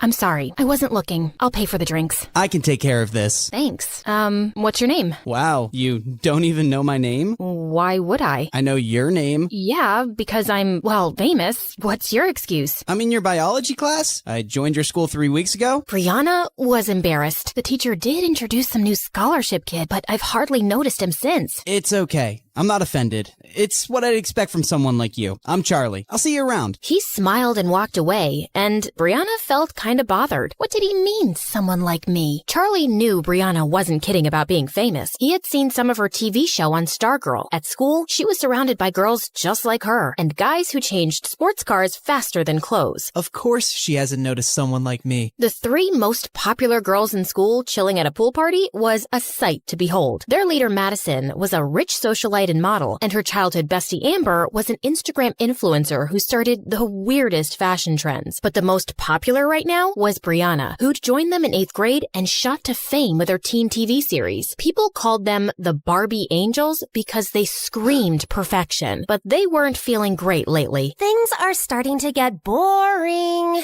It's not a challenge to get any of these guys around us, and it's even harder to lose them.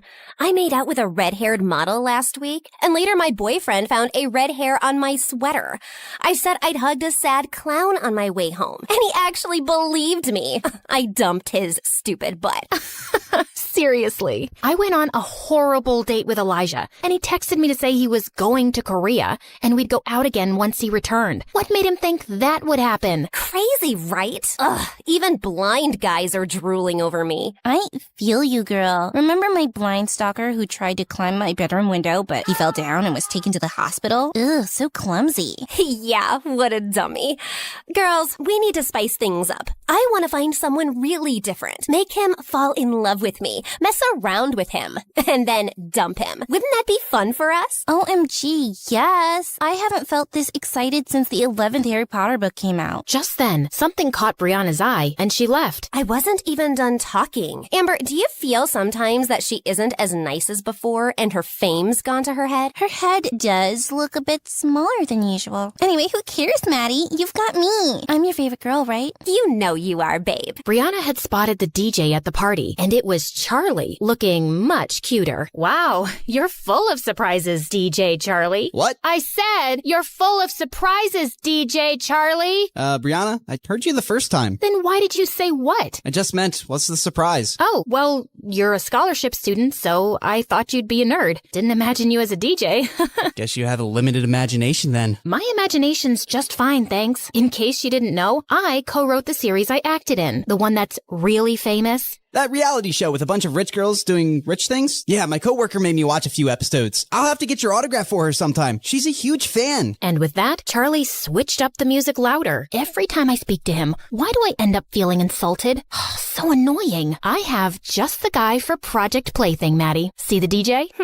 His tacky t-shirt. But he's kinda cute. Why him? He's nothing like the guys we date. He's a scholarship student in my bio class, and he seems unimpressed by everyone at our school, including us. Well, that's new. I love a good challenge. The question is, will he buy it? The most popular girl in school suddenly notices him? He might think it's a prank. We'll just have to make it believable then. Plus, no guy is immune to my charms, Brie Brie. He'll be eating out of my hands in no time. Like a baby shark. I don't think it'll be so easy, but I'm looking forward to it. The girl's first move was to get Madison on Charlie's radar and paint her as an angel. So 2 days later, Charlie found Madison walking into the cinema, who he instantly recognized as Brianna's friend, and she had a line of kids behind her. Hi, could I please have 30 tickets for the new Minion movie and whatever snacks the kids want? Are these kids from an orphanage? Yeah, I volunteer there, and I thought I'd treat them. It's not often that they get to go out, so I want them to have a really good time. Wow, she doesn't even have a PR team taking pictures. Charlie led the excited kids into the theater, and as he was leaving, Madison touched his arm. Wait, you were the DJ at a pool party recently, right? Right. I, also go to your school. How did I not know that? Oh,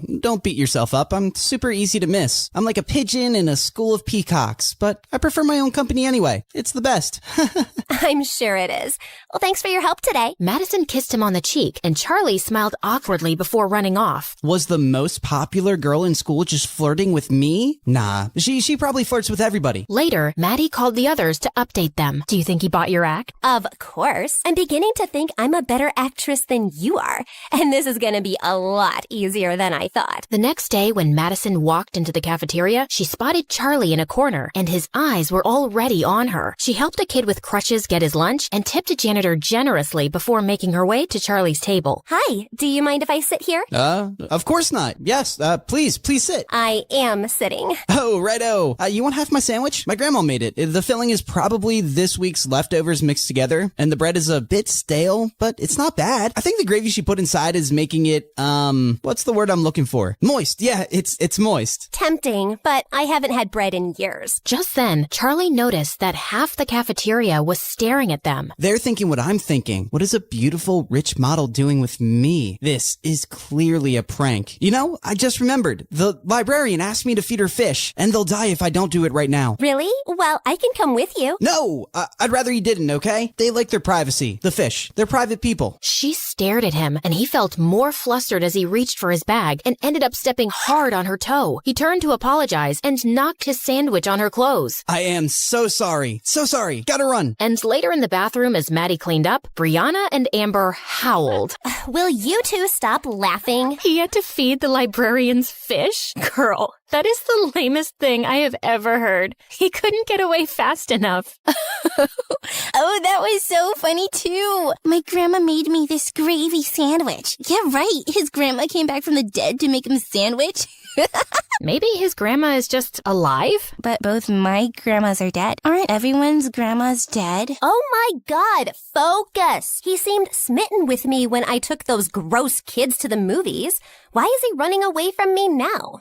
Maybe I just make him really nervous. Or maybe he isn't stupid and he's not buying your sudden interest in him. Well, you're in the same class with him. Do something. I'll get the teacher to make me his lab partner tomorrow. Let's see what I can pull off. Charlie just wanted some peace, but the universe literally said no when he got paired up in the lab with Brianna. Are we really gonna open up that frog? There's no way I'm touching that thing. Charlie ignored her and started doing it himself. Oh my God, look at those intestines. Ew, I'm gonna throw up. Why don't you just stop looking at the frog? It's not like you're helping me. Yeah, that sounds good. Anyway, I have to talk to you about something. I think Madison's really into you. Don't ask me why. The heart wants what it wants. So, I was wondering, what do you think about her? Brianna, I don't know what you girls are up to, but I don't have time for this. I'm just here to study hard so I can get into a good college, and Madison can literally have any guy. What do girls like you want with a poor nobody like me? Wow, you just made us sound so arrogant and judgmental, but you've basically written us off without even knowing us. Look, I didn't mean... Yeah, you did. You think girls like us wouldn't like a poor guy since we're shallow, right? And yeah, Maddie could have any guy, but maybe she saw something different in you. Trust me, if it was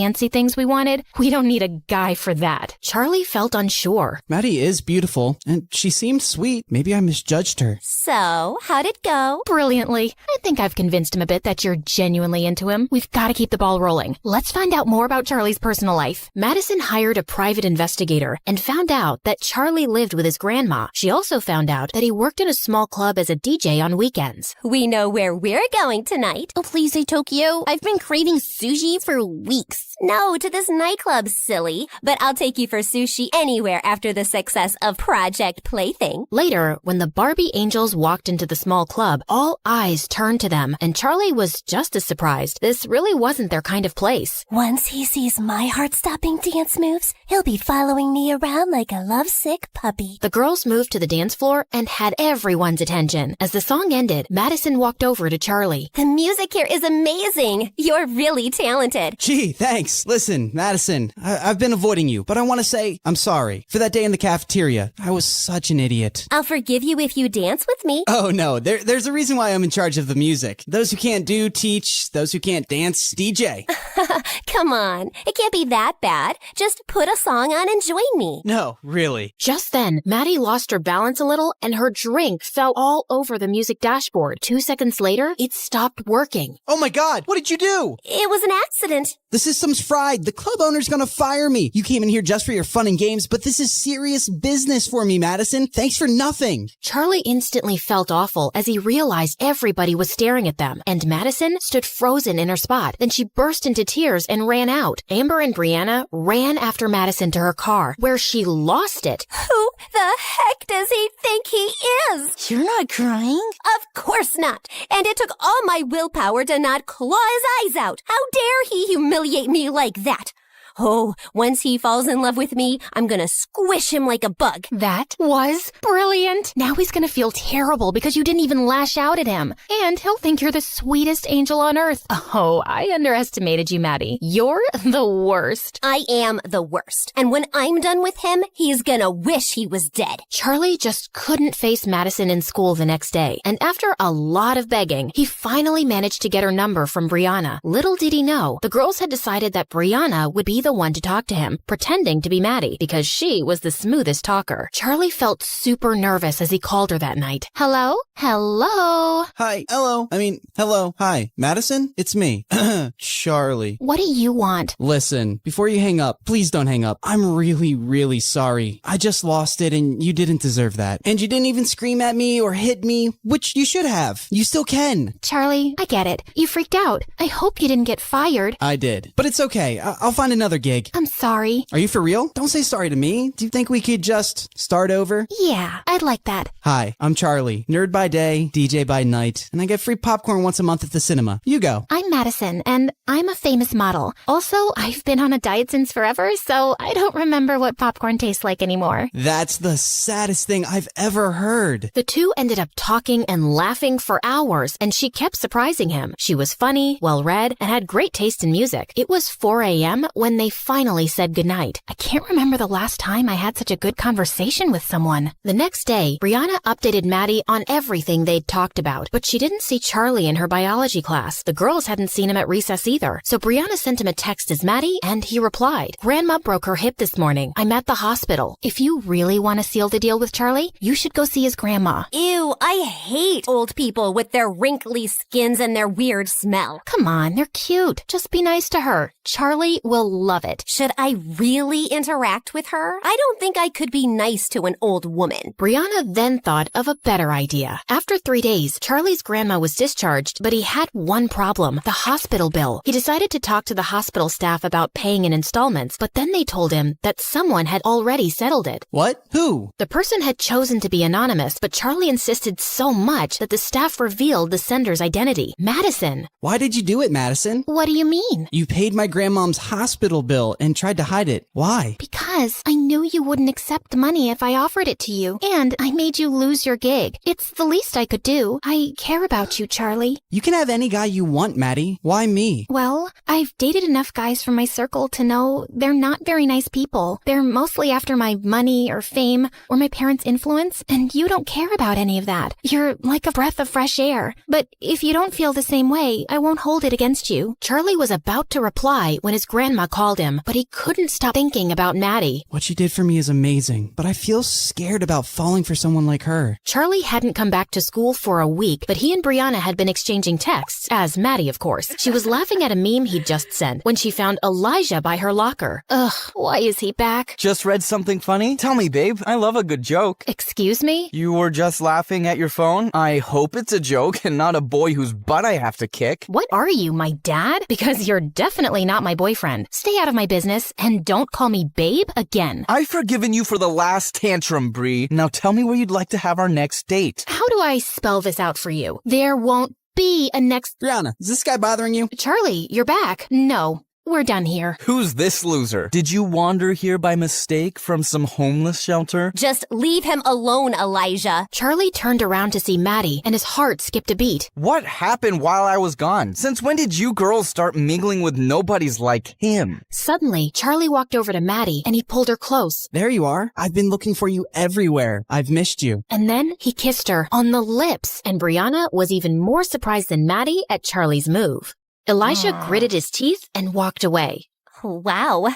What was that about? I've been wanting to say it the whole week, but not on the phone. I do feel the same way. I care about you too, Maddie, a lot. Madison hugged him and smirked at Brianna. Once everyone knew that Maddie and Charlie were dating, his life in school took a 360-degree turn. People stopped to smile at him, say hello, crack jokes. Why does it feel like even the teachers are nicer to me? The other two Barbie angels welcomed him into their gang, and being with Madison was a dream. They went on long walks, watched sunset, ate ice cream, and kissed on top of a Ferris wheel. But later that night, Brianna and Amber cringed hearing Maddie throw up. Is Charlie trying to kill me? That gross ice cream at the amusement park made me sick, and my feet hurt from the long walks. And what is so fascinating about freaking sunsets? I think it's sweet. Yeah, 'cause you're not the one suffering. But there is one thing about Charlie. He sure can kiss. Makes you feel like you're the only girl in the world. Ugh, please, spare us the makeout details. Okay. Listen, Brianna, try giving him a hint about planning fancier dates for me. I know he's poor, but come on, he's dating me. The next day, while Charlie was watching football practice, the ball suddenly came in his direction, and he gave it a strong kick back. Hey, kid. You play football? I used to, but I don't have time now. Come on, grab some shoes and join for a game. Just then, Charlie caught Elijah looking at him like he was a buck, and that motivated him. Elijah was coming at him aggressively, but Charlie dodged him and kicked the ball straight into the goalpost. Charlie, you're a natural. You have to join the team. Sir, I really don't think I can commit to practice. Kid, just try it out for a month and see if it works, okay? Elijah, you better watch out. He's going to give you a run for your money. Charlie ran off to the locker room to put back the cleat, but when he walked out, someone had pushed him to the ground. What the heck, dude? I just don't understand why a low-class idiot like you is in this school. I'm here on scholarship, which means I earned my spot here. But that doesn't mean you belong here. Well, Maddie doesn't think so, and the coach. Don't let the coach's stupid words get to your head. And as for Maddie...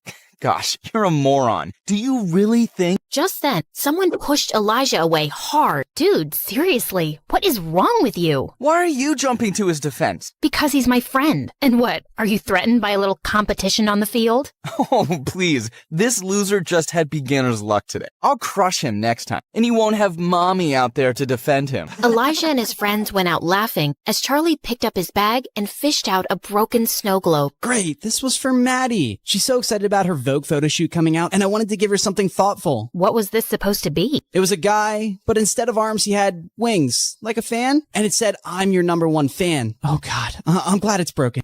It's so lame.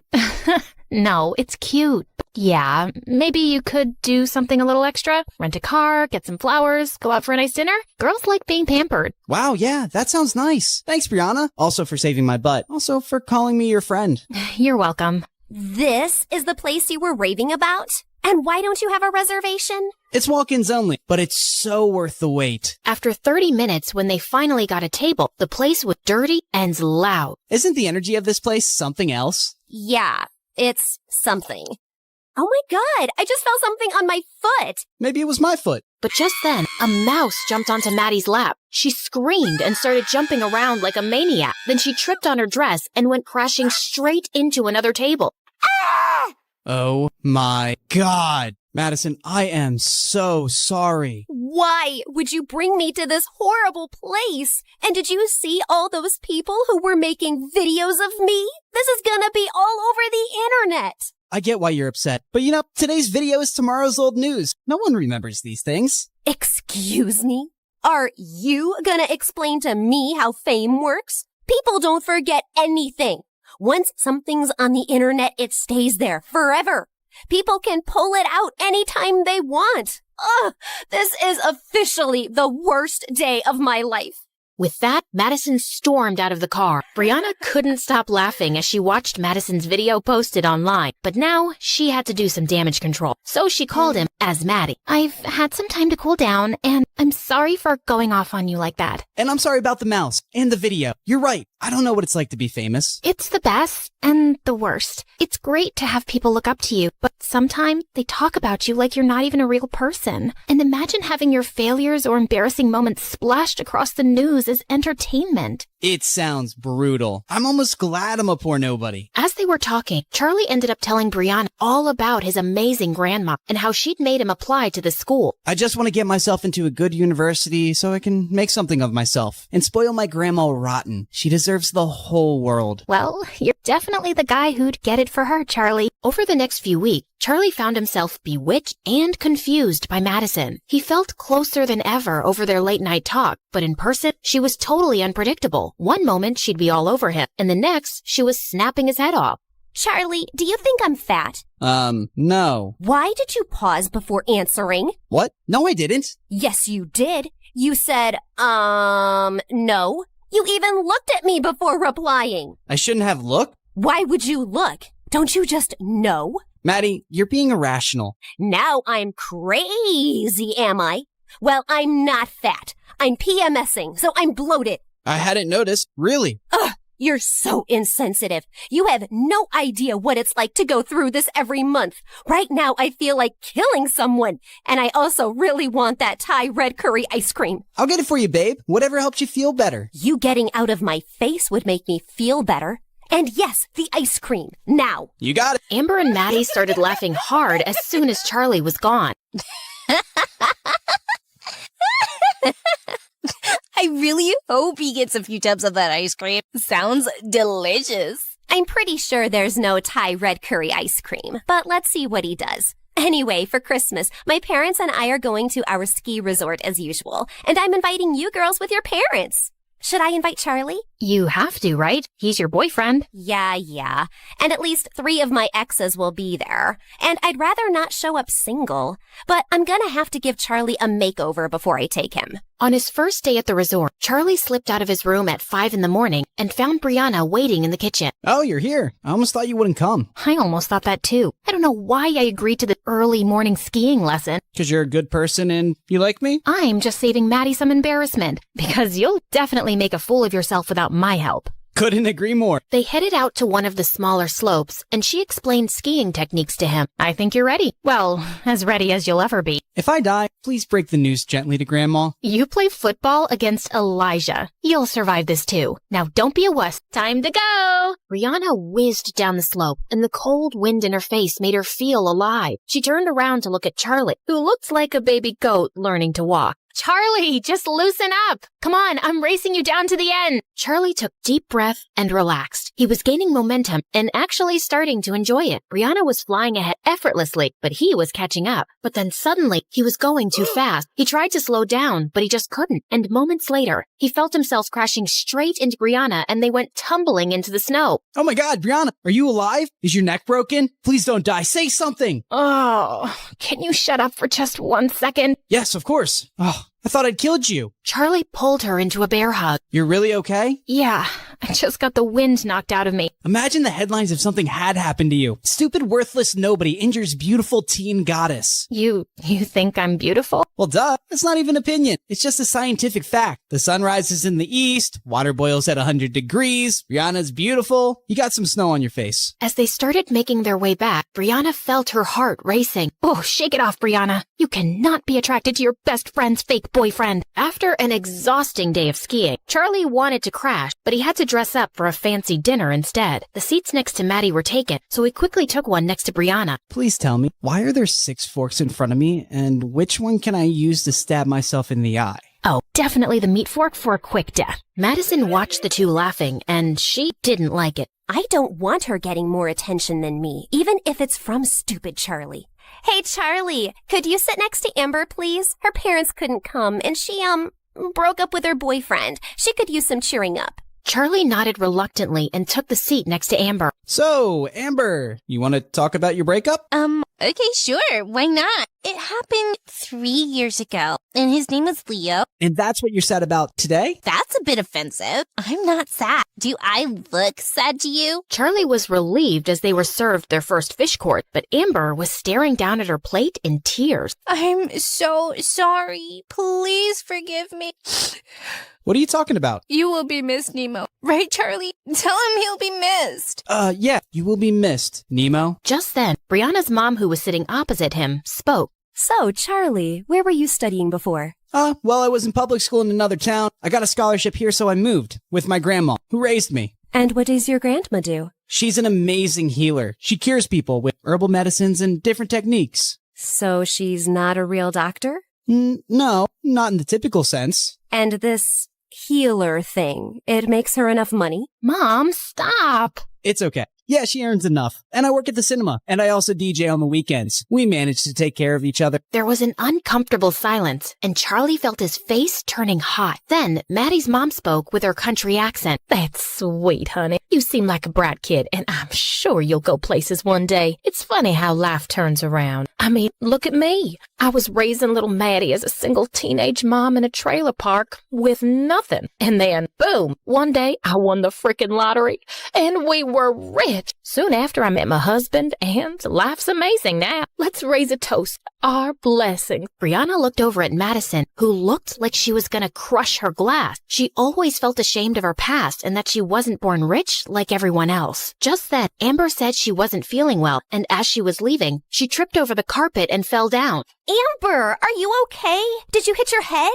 No, didn't. But it hurts so bad lately. And even my eyes. Like, sometimes I wake up and it takes me like 2 seconds to see the light. And I swear the lights are on. You know, I'm a scared cute mouse, right? I don't sleep in the dark. Okay, I'm gonna take her to her room to rest. When Madison returned later to the main hall, she suddenly overheard Brianna's mom and another woman talking. That woman sure loves to tell her trailer park story. She's been rich for years now, but she still sounds so trashy. Money can't buy class. And now look at Madison's choice of boyfriend. I mean, he's sweet, but no amount of designer clothes can hide where you really come from. Madison's ear burned as she stormed off and ran straight into Charlie in the hallway. Hey, I was looking for you. How's Amber? Why did you say all that nonsense at dinner? What? Oh, I'm on scholarship, and I work at the cinema, and my granny does voodoo. It's not voodoo, and why would I hide all that? It doesn't embarrass me, and even your mom was poor, and she's not ashamed of it. Well, she should be. I don't know why she keeps telling that story so proudly. No one respects her for it, and I don't want to be reminded of the cheap start of my life. She said all that stuff because of you. I've been trying to please you all day, Maddie, but I'm really tired now. I hate skiing, these clothes are pretentious, and I don't like talking about my grandma like that. Charlie stormed off to his room, packed his thing, and called a cab. Charlie didn't speak to Maddie for a few days, but he gave in after all her apologies. I'm really sorry, okay? I just wanted my stepdad to like you, and he is a bit difficult. But I shouldn't have asked you to act differently. I like you, just as you are. Well, if you really want to make it up, you'll have to spend more time with my family now. Of course. I volunteer at the community center for old people and take grandma there every Saturday. You should come. Can't wait. Madison had begged Brianna and Amber to accompany her. Eek! Oh, this place smells like disease and something rotten. Shut up, Maddie, and just act normal. After they'd all met, Charlie asked Maddie to help him set up a game of musical chairs while Brianna joined his grandma. I'm so glad to meet you, girls. Charlie was certain he wouldn't make any friends at his new school. You've raised a pretty nice guy. Oh, trust me, I didn't do much. That kid was born with a heart of gold. Once when he was 8, he came home saying he'd lost his bicycle somewhere, and I was so mad. Well, a week later, I found him 3 streets down, teaching a little girl how to ride the bicycle. He told me that she'd lost her brother recently, and the cycle made her happy. She needed it more than he did. That's what he said. Hey, he's always been special. Later that night, Brianna's heart felt heavy when she got Charlie's text. Thanks for today, Maddie. It meant the world to me, and I love you. I love you too, Charlie. The next day, when Brianna showed Maddie the text, she was ecstatic. Finally, the 3 golden words. It's time for phase 3 of Project Plaything. Dump his sorry butt. Yay! Then sushi in Tokyo. But Maddie, he really cares about you, and dumping him out of the blue feels cruel. Can't we think of an easier way to let him down? But this was always the plan. Are we supposed to care about his feelings now? Well, yeah, we've gotten to know him, and I just think he would take this really hard. You know what? You're right. He is a bit oversensitive. Maybe I can be really difficult the next few weeks, and then he'll just get sick of me and be happy to break up. That sounds better. Thanks. After Brianna walked away, Madison turned to Amber. Who does she suddenly think she is, Mother Teresa? I'm tired of Charlie, and I want to pay him back for the times he was rude to me. I have the perfect plan to dump that loser. But don't say anything to Brianna, okay? Oh, I love it when we have secrets. Just the 2 of us. 3 days later, it was Madison's birthday, and she was having a big party in a dance club with Charlie as DJ. Then suddenly, she climbed onto a table with a mic. May I have everyone's attention, please? I have something to say to our resident DJ. Everyone fell silent, and Brianna suddenly had a horrible feeling. As you all know, I've turned 17 today, and I just want to start this year fresh. So Charlie, I'll start with you, 'cause I just can't fake things anymore. You are just a game to me, okay? To us. I got bored, so my girls and I decided to make you fall in love with me as a challenge. Actually, Brianna was the one who brought you to my attention. It's been fun messing around with you, but it's just made me realize that dating below my league isn't for me. I don't relate to you and your third world problems, dude. But thanks for a few fun weeks, and I'm sure you'll find a nice average girl soon. Ciao. Charlie just stared at her, frozen in his place. Joke, right? This doesn't make any sense. He suddenly looked over at Brianna, who looked pale. His head started spinning. Need to get out of here. He threw his headphones aside and started running, but then he tripped and crashed to the floor. Suddenly, Brianna was by his side, helping him up, but he pushed her away. Madison and Amber were laughing like hyenas, and then someone put on a song, and they all started dancing again. Brianna marched over Madison and pulled her aside. How could you do this, Maddie? You said you'd let him down easy. No, Brie. I said I'd crush him like a bug once he fell for me. And you thought I was brilliant then. What changed? What changed is that we found out he's a really nice guy. He didn't deserve that. Not my problem. I wasn't gonna keep dating him just because you suddenly decided to become a humanitarian. Now, please don't create a scene at my party.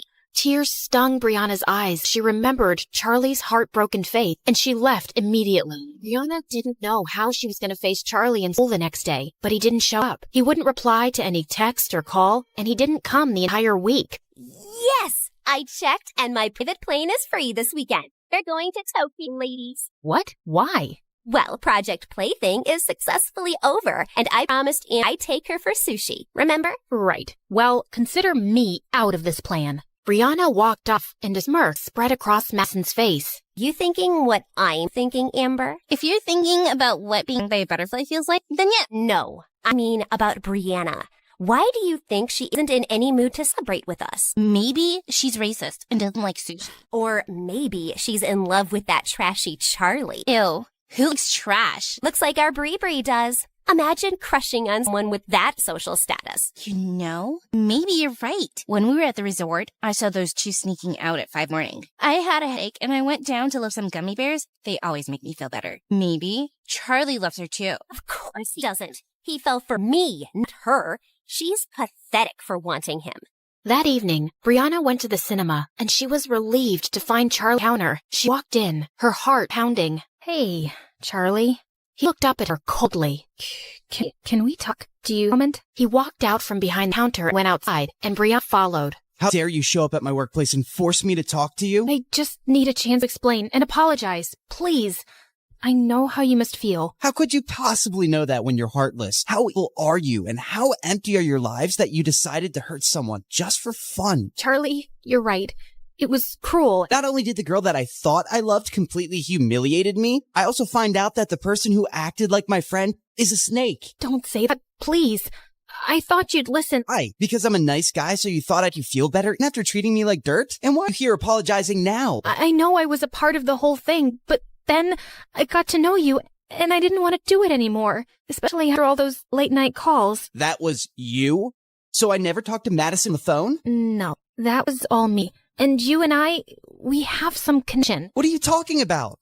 I don't even know you. Just leave me alone. I can't take this anymore. Charlie down against the wall with his head buried in his arms. Just then, his colleague came running out. He's been having a very hard time. Please, don't make it worse. Just go. Rihanna turned and ran away, her heart about to burst. On Monday, Rihanna was sitting on the bleachers during football practice when she saw Charlie walk onto the field. Oh, thank God, he's back. Hey, kid, where have you been all week? I had a family emergency, and I'm quitting the team, sir. No, Charlie! You're so talented! I'm sorry, but I have a scholarship to maintain, and it's all I can film right now. Thank you for giving me an opportunity, though. I was expecting to run off like a scatty little cat soon enough. No trash talk, Elijah. All right, let's take a break, everyone. Just then, Madison and Amber came and sat on the bleachers, and Charlie made eye contact with Maddie for a few seconds, then walked off. Wow, he really looks heartbroken over me. And to me, or does Charlie look kinda hot with that broody cold face? He was just too nice before, like a puppy. Looked like a loser before, looks like a loser now. I just knew you couldn't be dating him for real. He's twice the guy you'll ever be. You said something, Brianna? Yeah, I said he's twice the guy you'll ever be. Oh, really? How'd you reach the conclusion? Well, firstly, he's clearly better than you at football. Secondly, he's definitely smarter than you. Thirdly, he's a pretty cool DA. And fourth, and most importantly, he's not some arrogant, self-absorbed jerk like you who makes me cringe every time I look at him. There was a stunned silence as everyone stared at Brianna. Elijah forced a grin. Feisty. I like that.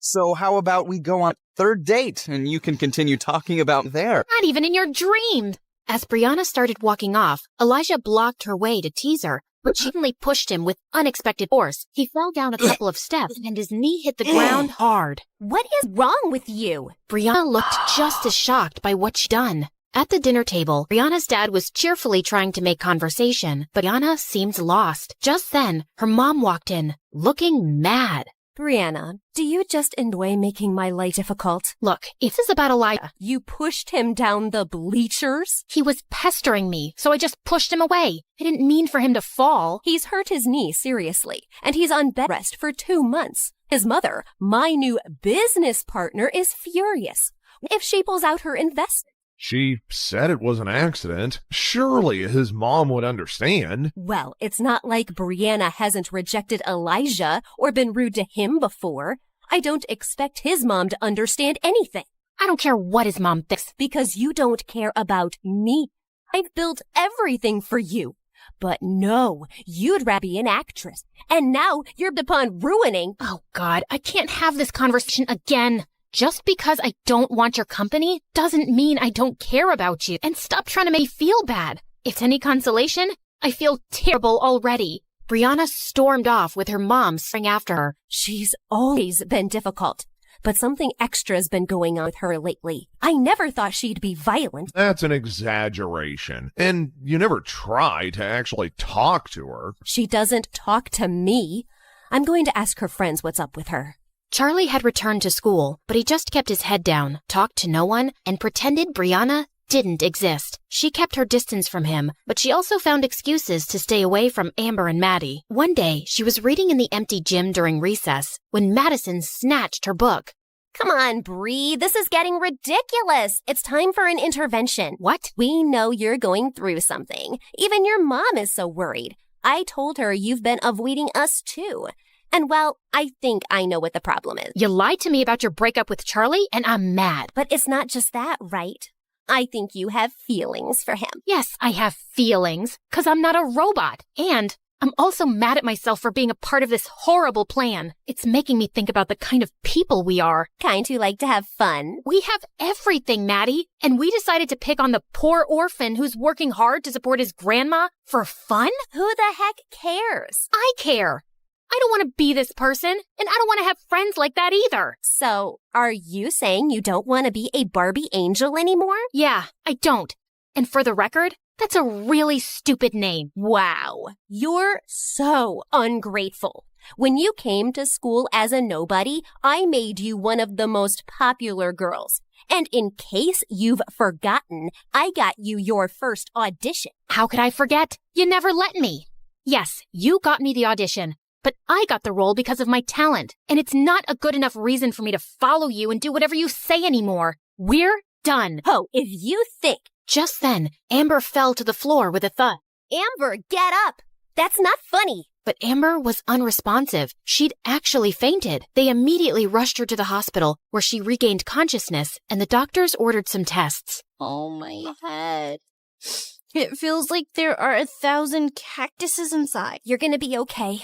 Just go, Brianna. It's not like you care. You made her faint by stressing her out. You were the one shouting at me. Please, both of you, shut up. All of Amber's tests turned out clear. Her parents even sent her reports to the best doctors around the world, but no one could figure out her problem. Meanwhile, her headaches and fainting spells continued. But one day, Brianna's mom brought up something unexpected while visiting Amber. Someone at work had a back problem, and she swears this healer fixed her after the doctors gave up. I know it sounds a bit ridiculous, but maybe you could try it? At this point, we'll try anything. Who's this healer? Well, these girls know her grandson. It's Charlie's grandma. Amber's parents went over to Charlie's house, and they were told she can't see them. What did you expect? She hates us, of course. Why is she making this personal? Why won't she help someone if she can? Look, maybe if we go in there and convince her how sorry we are, she might listen. Fine. The three girls went over to Charlie's place one evening, and to their dismay, Charlie opened the door. What are you doing here? Don't flatter yourself. We're not here for you. We want to talk to your grandma. She doesn't have time for people like you. I made that clear before. Charlie, please, I need your grandma to take a look at me. Something's really wrong with my head. You got that right. We're not messing around, really. Amber is suffering, and the doctors can't figure out what's wrong. Not my problem. You people are rich enough to find someone else. Just leave me and my grandma alone. Wait, I'll see her. No, you don't have to do that, Grandma. Step aside, Charlie. Charlie stormed off angrily, while Grandma led the girls to her healing room. After Amber described all her symptoms, Grandma made her lie down and prepared her healing herbs, then started a strange ritual on her as the others watched. Once she was done, Grandma made Amber drink some tea. How do you feel, dear? I feel good. My head feels lighter, like there was a whale sitting on it before and now it's jumped off. I haven't felt like this in weeks. Thank you. Grandma told her to come for 2 more sessions, and the girls got ready to leave. I need to apologize to you for what we did. Maybe you think I'm lying, but I really am sorry. I wish I could take it back. I don't think you're lying, Brianna. I'll see you girls soon. After they left, Grandma found Charlie sulking in his room. You turned away Amber before, too. I wasn't expecting this from you, Charlie. Why does everyone keep expecting me to be an angel? You know what they did. They're awful. But it's my duty to heal people, whether they're awful or not. And what they did was wrong. But you have to let go of the anger and move on. I'm trying, Grandma. I really am. I just feel so stupid. How could I let someone treat me so badly and humiliate me? It's because you see the good in people. Yeah, it's called being an idiot. Don't lose that heart of gold, kid. You'll find the right person one day who will really love you for it. Charlie decided not to let the spoiled brats get to him anymore. He worked really hard for the midterms, and when the results came, he was at the top of his class. What are you grinning about, Charlie? Found a golden ticket in a chocolate bar?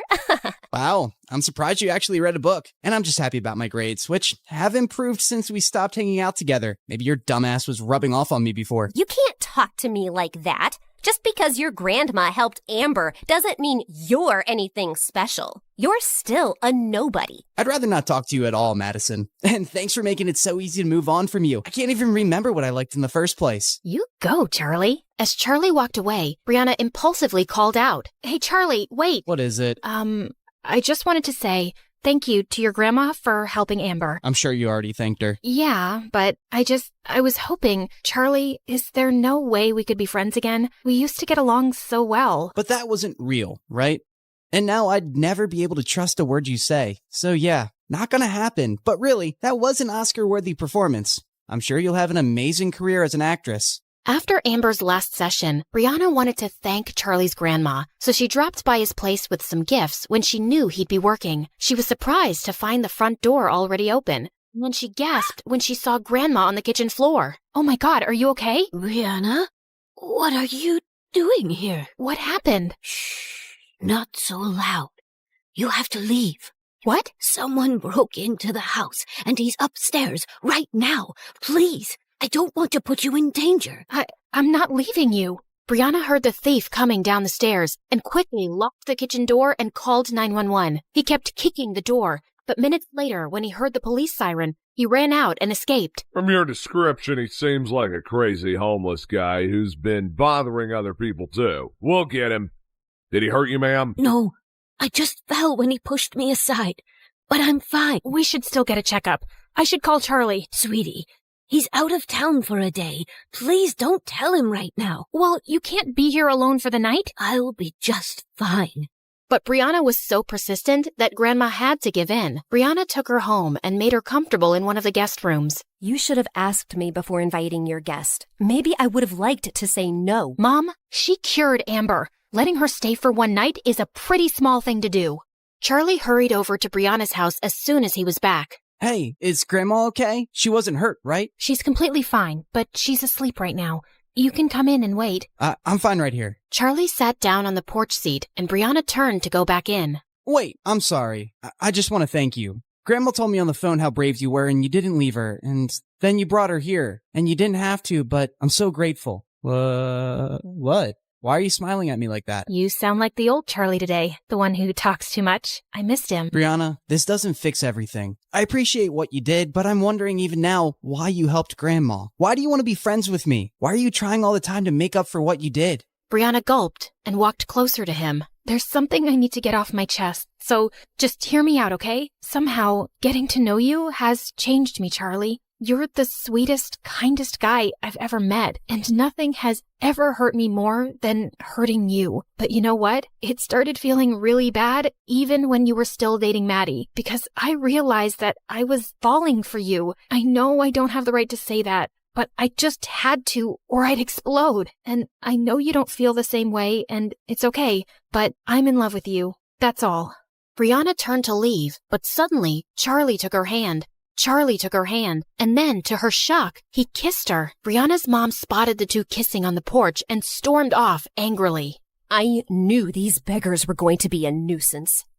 Everyone in school was shocked to see Brianna and Charlie walking into the hallway holding hands, and all anyone could talk about at recess was the brand new couple, and Madison and Elijah were pissed. I always knew Brianna wasn't really one of us, and she's proved how low class she is. To think that she had a chance with someone like me, and she chose that gutter rat. Trash likes garbage. But later in the hallway, Amber caught up with Charlie and Brianna and gave them a hug. You guys are so cute together, and I'm so happy for you. Really? I'm pretty sure I heard you call us trash and garbage. That's just an act from Maddie. You know how she gets? But I always knew you'd end up together. I have an eighth sense about these things, like an octopus. Just then, Elijah and Maddie walked into the hallway, and Amber jumped back. Ew, it hurts my face to look at you two. When I become president one day, I will ban scholarships for poor people in rich schools. She winked at them as she walked off, and Charlie and Brianna couldn't help laughing. A few days later, Brianna and Charlie were hanging out in their favorite park, and Charlie could see Brianna seemed distracted. Brianna, don't freak out, but there's a giant tarantula next to your head. Yeah, sounds cool. Wait, what did you say?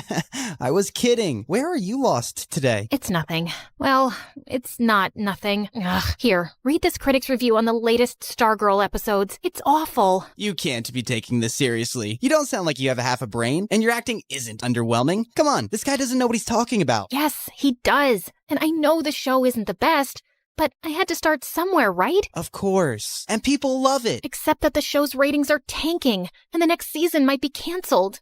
Maybe Mom was right all along, and I'm just kidding myself with this acting business. No, you're brave to pursue your dream, and you're lucky you get to do that without worrying about money. Don't give up on it. Well, there is something I've been thinking about to boost ratings. Don't judge me, okay? I have this doctor who I could pay to make fake medical records and say I have a serious disease. People would feel a lot of sympathy for a young, suffering actress, and it would jump up the views. It's a reality show, so you'd act like you're sick? Yeah, just to spice things up. All reality shows do stuff like that. How much would this cost? Like $200,000? Wow, okay, so you'd really just spend so much money on that? You're judging me, aren't you? I didn't say anything. He lay back down and fell quiet, and Brianna looked over at him. If you had $200,000 right now, what would you do with it? You know, when I was away some weeks ago, I went back to my hometown to meet an old friend. Well, we've been working on an app together. I think we have a really good idea, so yeah, I'd invest in that. Then that's what I'll be doing with my $200,000. What? No, I wasn't asking for money, Brianna. I don't want charity. It's a loan. You said the app is promising. I'm sure you'll be able to pay me back. Do you really mean that?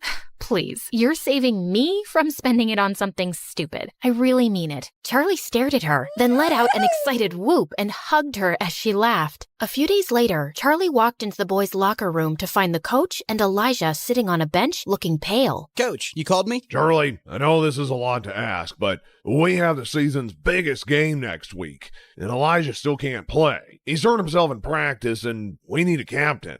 It'd be a huge favor to the team. Otherwise, we're out. Elijah was seething with rage, but Charlie just couldn't turn down the coach. Of course, sir. I'll see you at practice. On the day of the match, Charlie played his heart out as team captain, and when he scored the winning goal against the school's biggest rivals, the whole crowd erupted into cheers. He ran over to Brianna in the stands and kissed her in front of everybody. Then his teammates carried him away on their shoulders while he waved the trophy happily. After celebrating with the team, Charlie headed out of school. He was just a couple of blocks away when someone pushed him into an alley. He looked up to see a couple of thugs, and behind them was Elijah. What are you doing? No, Charlie, what are you doing? You've really picked the wrong guy to mess with, haven't you? I'm not messing with you, man. I helped your team because you couldn't play. Now you want to beat me up for that? I couldn't play because your girlfriend caused my injury, and you're to blame. She rejected me and insulted me because of you. She rejected you before she even met me, because you're a jerk. You little weasel. You might be flying high right now, but I've been trying to warn you, you don't belong here. What makes you think Brianna is so different suddenly? How can you be sure she isn't making a fool of you again? I'm sure. Now back off. I'm the school's hero right now. I don't think you want to mess with me. Elijah looked ready to punch him, but some kids passed by the alley just then, and he stepped away. This isn't over. 2 days later, the school was holding its annual spring dance, and Brianna walked into the gym looking for Charlie, who had said he'd meet her there. She saw Maddie, Amber, and Elijah glaring at her from a corner, then turned away to spot Charlie talking to someone. Hey, there you are. You look good. She leaned in to kiss him, but he gently pushed her away. We need to talk. I can't delay it any longer. Okay, you sound serious.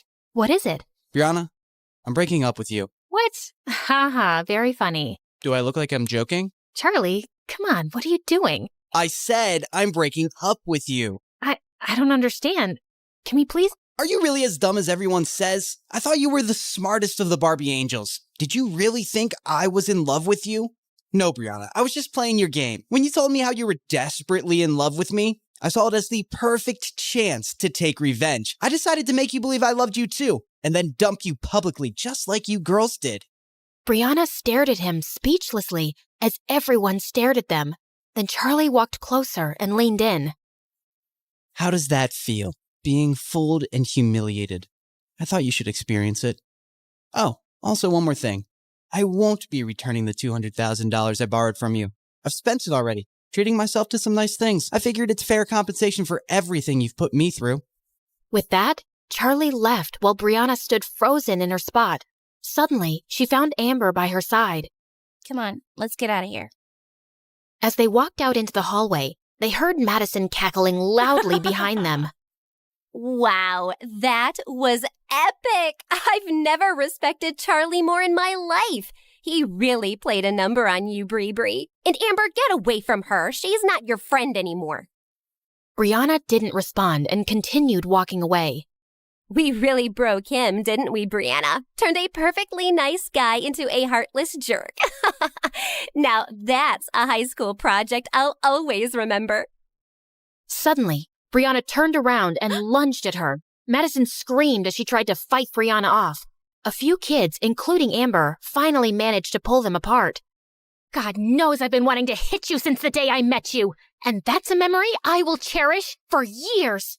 Brianna turned away and ran out, breaking out into sobs. Brianna refused to go to school and just stayed in bed for days, feeling completely miserable. One morning, a maid brought her a letter. It was from Charlie. She anxiously ripped it open, and the check she'd given him for $200,000 fell out. He didn't even use it. He was just teasing me. I really don't get this jerk. He's completely messed me up. She buried her head in her arms and started to cry, but then she stopped and picked up the check. I don't care what Charlie thinks of me. I'm going to use this to save my show. She jumped out of bed, stuffed the check in her bag, and put on her coat. A few days later, Charlie and Grandma were watching the local news on TV when suddenly Brianna's face appeared on the screen with the headline saying, "Young TV star diagnosed with Crohn's disease." Charlie stared in shock, then his face darkened. Poor girl. That's terrible news. Charlie, I don't know what happened between you two, but I think we should go see her. She's lying. What do you mean? She's not sick, Grandma. This is all an act to get ratings and views for her show. What? No, she wouldn't do that. Why do you have to assume the worst about people lately? Because they are the worst. She told me of her plan to do this herself. Well, she must have some reason. Brianna isn't like that. Yes, she is. Why do you need to see the good in everyone, Grandma? Least of all these people. They're awful and shallow, and they think people like us are more worthless than the gum stuck to their shoes. I made a huge mistake convincing you to attend this school. I thought nothing could ever change you,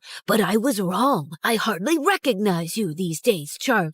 Grandma walked out before Charlie could say another word. A few days later, Brianna was told someone had come to see her downstairs. She made sure she looked pale and walked weakly into the lounge to find Elijah sitting next to her mom. What are you doing here? Mom, I told you I feel too sick to have visitors. Brianna, please sit down. This is important. Brianna, we both know you haven't been very nice to me, but I've always cared about you. It just crushed me the way that poor scumbag humiliated you. What do you want, Elijah? Oh, I don't want anything, but I brought you something that will really teach Charlie the lesson he deserves. That day at the spring dance, one of the kids standing close to you made a video. Elijah handed her his phone, and Brianna stared at it in shock to see Charlie caught on camera saying, "How does that feel? Being fooled and humiliated. I thought you should experience it. Oh, also one more thing. I won't be returning the $200,000 I borrowed from you. I've spent it already, treating myself to some nice things. I figured it's fair compensation for everything you've put me through." Brianna, when were you going to tell me about this? If Elijah hadn't shown me this video,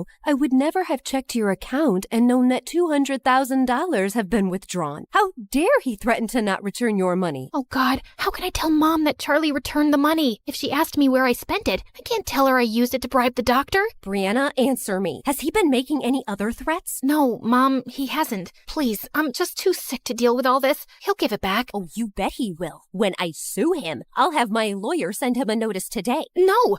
I don't want to do that. Honey, I'm not asking you to be a part of this. You just need to rest. I'll take care of everything. There is no way I'm going to let some good-for-nothing beggar rob us blind. He's treated you very poorly, Brianna. Don't worry, we'll make him pay. Brianna got up and left the room, feeling panicked. When Mom accuses Charlie, he'll rat me out. What if the news gets out and everyone discovers that I faked my illness? My reputation will be ruined for good. Oh God, what have I done? The next night, Charlie found a courier at his door, handing him over a legal notice to appear in court the next morning. It was served by Brianna's mother, accusing him of stealing $200,000. He crumpled the paper and threw it aside, holding his head in his hands. Moments later, he got up and looked at himself in the mirror. I gave her back the money, and she used that to bribe the doctor. But of course she didn't tell her mom, and now she's too scared to tell the truth. So her mom thinks I still have the money and I'm some thief. If I said the truth, Brianna's reputation would be ruined. I won't stand a chance against people like them in court. Why should I suffer anymore because of Brianna? I shouldn't even go. But I will, because I'm in love with her. The next morning in court, Brianna nervously stole glances at Charlie as she sat next to her mom and Elijah. Charlie just sat there blankly, not turning to her once. Would the plaintiff's lawyer please read out the charges made against the defendant? The defendant, Mr. Charlie, is accused of the theft of $200,000 from Miss Brianna. We have submitted video evidence where he admits himself that he has no intention to return money given to him as a loan. The defendant is also accused of bullying and harassing Miss Brianna, causing severe emotional and psychological damage. We have submitted documents of Miss Brianna's recent illness triggered by extreme distress. Objection, Your Honor. Is there any medical evidence to prove that? Your Honor, I know it's not my place to speak, but as a mother, I simply cannot stay silent. My only child has fallen extremely sick after being harassed by him. Her school, her work, her health, everything has been affected by his actions. Her doctors will vouch for it. And people like Charlie are predators who prey on the feelings of rich young women to get money out of them. He must be made to pay for it. Brianna's mom burst into tears as she took her place, while Brianna stared at her in shock. She's a better actress than I am. Would the defendant like to say something in response to that? Charlie rose from his seat, slowly. No, Your Honor. Did you intend to return the $200,000? No, Your Honor. And do you believe your actions have caused Miss Brianna psychological and emotional damage? Yes, Your Honor. Young man, do you understand that the charges against you are very serious? If you are unable to return the loaned money as well as damages, you could land for 2 years in prison. Charlie looked up, then hung his head. I understand, Your Honor. Very well. Since you have pleaded guilty on all counts, the court gives you a day to arrange $500,000 or face prison. No, this is enough. Brianna, what are you doing? What I should have done before. Your Honor, I want to immediately withdraw this case. There is no case against Charlie. He returned the money, and I spent it on bribing a doctor to say that I'm sick. I did it to increase ratings and views for my stupid show. Everyone stared at Brianna in shock. How could you lie to me like this? Because you've made me feel like I'm a failure as an actress, and I just wanted to fix things on my own. I was feeling down, and I wasn't thinking clearly. It was desperate and stupid, and I would have never told you, but this has gone too far. Young lady, you will be fined for wasting the court's time. I understand, Your Honor, and I will pay it, and I am so sorry. Case dismissed. The judge walked out of the courtroom, and Brianna held up a hand to her mom. We'll talk, but not now. Please, just leave me alone, Mom. Just go. Brianna's mom and Elijah stormed off, and soon it was just Charlie and Brianna in the room, and suddenly Brianna pushed him really hard. Oh my God, what is your problem? You! I swear, Charlie, I don't understand you one bit. Yeah, I wouldn't expect someone like you to. If you hate me so much, why were you about to go to freaking jail for me instead of telling the truth? You answered your question yourself, but I'll give you a few minutes to figure it out. I know you're slow. What are you saying? You don't hate me? Charlie just looked at her and she started to cry. If you don't hate me, Charlie, then why did you break my heart? Because I became a monster, Brianna. I just couldn't get over how you girls used me for entertainment. I was just so consumed by anger and revenge. But after I broke up with you, I realized that hurting someone you love is the worst feeling in the world. I just couldn't expose your secrets and make you look bad, and I'm really sorry for how I've treated you. So am I. I hate the things we've done to each other. Listen, do you think there's any chance that we can start over? No drama, no games, no lies. Because I really love you, Brianna. I know you're way out of my league. I always knew that. And you could find someone else 10 times richer and handsomer, like you deserve to be with some movie star. But I swear I'll try to be cooler and I won't ever hurt you again. And if you let me out... How do I get you to stop talking? I'll even work on that. It's a nervous tick. I'll go to a therapist and... I have a better idea. And with that, Brianna leaned in and kissed him.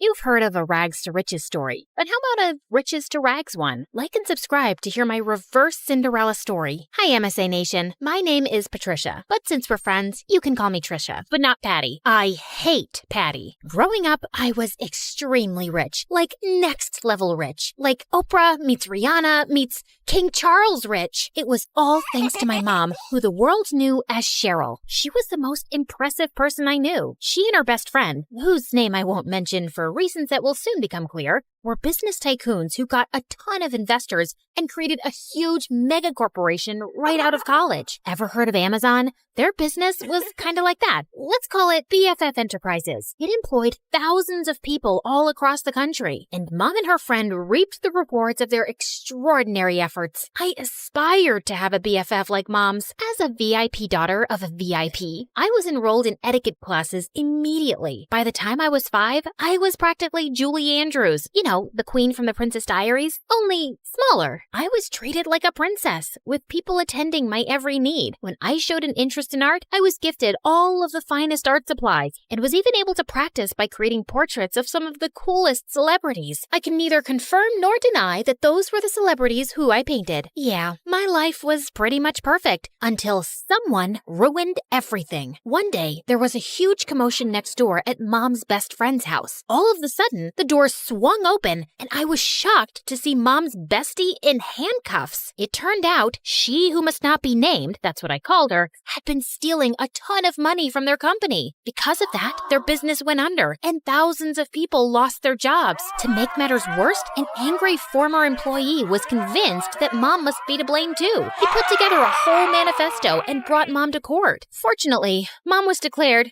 innocent. I knew she always would be, of course. She who must not be named was proven guilty and sent to jail. The employee who had lodged a case against Mom ended up behind bars for defamation too. Mom's name was cleared, and she and I lived happily ever after. That's the end of my story. Thanks for tuning in. Just kidding. It got a whole lot worse from there. Even though she was innocent, the public knew Mom as the face of the company, and they were mad. Mom and I weren't exactly well-equipped to fight off an angry mob, so the government intervened for our safety, and we were forced to join the Witness Protection Program and completely change our identities. We were given cover stories and everything. So, remember before when I said my name was Patricia? Well, that was sort of the half-truth. I had a different name before all of this mess. A gorgeous name, but that and everything else were taken from me when she who must not be named ruined my life. I was pulled from my life of glamour and ease and relocated to here. Yeah, the house was a serious downgrade from what I was used to. See what I mean about an opposite Cinderella story? I know this is different from what we're used to. At least we still have each other. One day, we'll live in a big mansion again. I hoped she was right. In the meantime, Mom set up security cameras everywhere. She was afraid someone would somehow find out who we were and try to break in and steal whatever valuables we had left. That fall, I started up at my new school. I thought it would be a breeze. I'd never had any problems making friends before in my fancy school, back when I had money. But here, everyone was staring at me as I walked in. I felt like a total fish out of water. What, are you like from Gossip Girl or something? It got worse in the classroom. May I use the washroom? Mayhaps the princess would like a peasant to escort her. And even worse than that, in the cafeteria. Look, Gossip Girl thinks she's at a royal banquet. Here, have some slop like the rest of us, princess. I was about ready to blow my cover and demand Mom let us move back to our old life when... Hey, leave her alone. Your mama sure would be mad if I told her that this is how you minded your manners. Wow, thank you for that. Don't mention it. Someone has to show you some proper small-town hospitality. I'm Sally. Patricia. Where are you from, Patricia? I grew up in the big city with a ton of money. My paternal grandparents invented trail mix, but my dad walked out on me and my mom and took all of our riches with him. Oh my goodness. I'm so sorry to hear that. We used to have more money too, but, well, it's complicated. It's hard, what with being one of 6 kids. Hey, if you'll let me, I would love to help you learn the ropes of a small-town life on a budget. Under Sally's wing, I started to really get the hang of my new life. She taught me all the tips and tricks to finding the best deals while thrift shopping. $5, final offer. The art of sandwich making. The more cold cuts, the better. Even how to use a lawnmower. She was a hoot. While all the other neighborhood kids were riding bikes, Sally would show up places driving her dad's lawnmower. And you don't need a license for this? Nope. Weirdly, though, I never actually saw Sally's dad, but more on that later. Sally encouraged my painting, even if it meant using unconventional canvases. She was the most thoughtful friend I ever had. In turn, I taught Sally all about how to host a proper high tea and even how to ballroom dance. Sally was a total girly girl at heart, and I could tell she appreciated feeling like a princess for once. Over time, Sally and I became inseparable, and we especially loved taking her lawnmower out for joy rides. Hey, instead of zooming around town, why don't you put that machine to good use and mow my lawn? I'll throw you $20. $30. Final offer. The haggling skills Sally taught me were really coming in handy, and that's how Sally and I started earning some extra cash. In the beginning, we had a handful of customers, mostly our friends' parents, who paid us to mow their lawns and rake their leaves. But then, Sally had a fabulous idea. Trisha, you're such an excellent artist. We should offer painting services too. You can even do customized designs. Oh my gosh, Sally, you're a genius. We showed up to the hardware store, excited to get all the materials we'd need to expand our business, but were shocked when we saw the prices. We were in over our heads. I went home, defeated, but then I thought of someone who just might have some good advice. Janessa, the apple certainly doesn't fall far from the tree. I'd be happy to jumpstart this business for you too. We'll finally have a new way to make money. But first, I want to see your business plan. With Mom's guidance and funding, S&T's Landscaping was born, and with her savvy advertising, our client base expanded quickly. Plus, I was having a blast customizing people's houses with my art. With Sally by my side, I was starting to finally feel at home in this small town. There was just one weird thing. Sally never invited me to her house. She always made excuses why we should meet at my place instead. Oh shoot, I totally forgot. My crazy Uncle Louie's at my house this week. He always brings all 17 of his pet chickens. We should probably just hang out at your house. I fell for it when she told me about Aunt Linda and her 6 boa constrictors, but 17 pet chickens? Yeah, right. One day, curiosity got the better of me. When Sally told me she was heading home after school, I pretended I was going to my place, but I followed her instead. What could she possibly be hiding? I followed Sally to the outskirts of town, the bad neighborhood. Whoa, Sally lives here? The trailer barely looked big enough to hold a twin bed. How could Sally and her 5 siblings and her parents even fit in there? Just then, I lost my balance and fell to the ground with a huge thud. Trisha? Sally, I can explain. I thought Sally was gonna start screaming at me, but instead, she started crying. I'm sorry I never showed you my home. It's just, well, I was embarrassed of this ugly trailer. My dad used to have an excellent job, and we had a big house and a big yard, but Dad lost his job a few years ago and ended up in jail. Ugh! If it wasn't for BFF Enterprises, we would never be in this mess. He was just trying to stand up to their evil owners, and instead Cheryl hired her cronies to make it look like Dad was lying and put him away. It felt like my stomach had dropped out of my butt. Sally's dad was the angry former employee who'd made a case against Mom. Thank goodness Sally had no idea who Mom and I actually were, thanks to our aliases and dye jobs. But why was she blaming Mom when it was really her dad who put us in this mess? I knew I shouldn't say anything or risk Sally getting suspicious, so I ran home before I put my foot in my mouth. Trisha, wait! Was it something I said?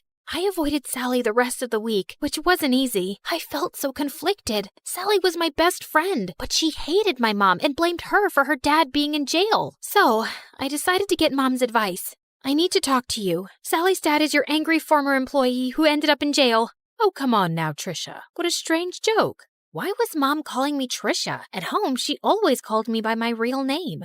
Mom, this is serious. Sally has no idea who I really am, or that you're actually the co-founder of BFF Enterprises. Just then, Sally popped up from behind the couch, and suddenly, Mom's behavior made sense. Sally, it's not... I can't believe this. I thought we were best friends, and all along, your family is why my family is suffering? Sally, please, leave me alone. I don't want to talk to you ever again.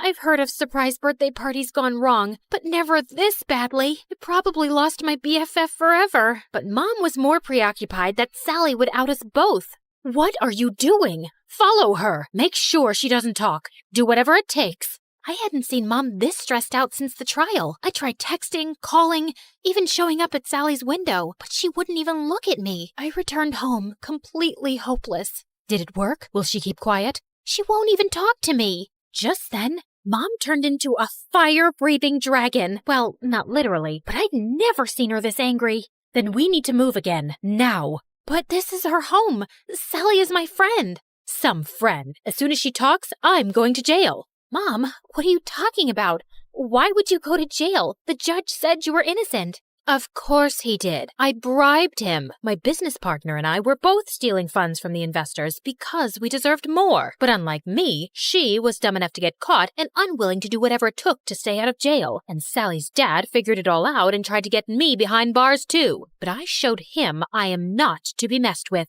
I couldn't believe it. I was so blinded by all of her generosity over the years. I'd never even once suspected that she could have done anything criminal. And I felt so awful for Sally and her family.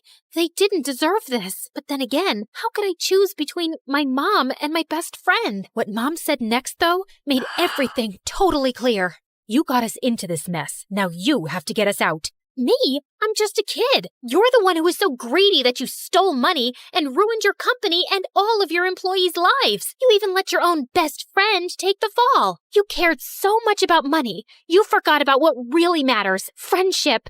Trisha, come back here. My name isn't Trisha, Mom. It's Janissa. So, let me reintroduce myself. Hi, MSA Nation. My name is actually Janissa. Pretty, right? Okay, back to the action. I grabbed the security cameras on my way out and headed straight to the police station. It had our conversation and Mom's confession recorded. The police took my mom away, and because I had just turned 18 recently, they let me take care of myself. And that night, the story was all over the news. I knew I'd done the right thing, but I'd never felt lonelier. The next morning, I woke up to a knock at the door. Sally, you have to believe me. I didn't know about my mom. She told me everything for the first time yesterday. I can't believe you did that for me, Patricia. Well, I had to. It was the right thing. I mean, sure, I probably could have bounced from town to town with Mom for years, pretending to be someone I'm not, but I don't want to be like Mom, throwing my friends under the bus and not caring about hurting other people. I would choose friendship over luxury 1,000,000 times. And, by the way, my real name is Janissa. It took months, but after campaigning tirelessly, we finally got Sally's dad out of jail and back home where he belonged. With Mom behind bars, I was finally free to come out of hiding. Even though I was totally free to move back to the city, I decided to stay put in this small town. After all, this had become my home. I even asked Sally's family to move in with me. Plus, Sally's dad was able to take over the landscaping business. With him in charge, business is booming. Everyone is just so thrilled that he's back home where he belongs. We did have a company name change, though. I'm just so happy to have my best friend by my side.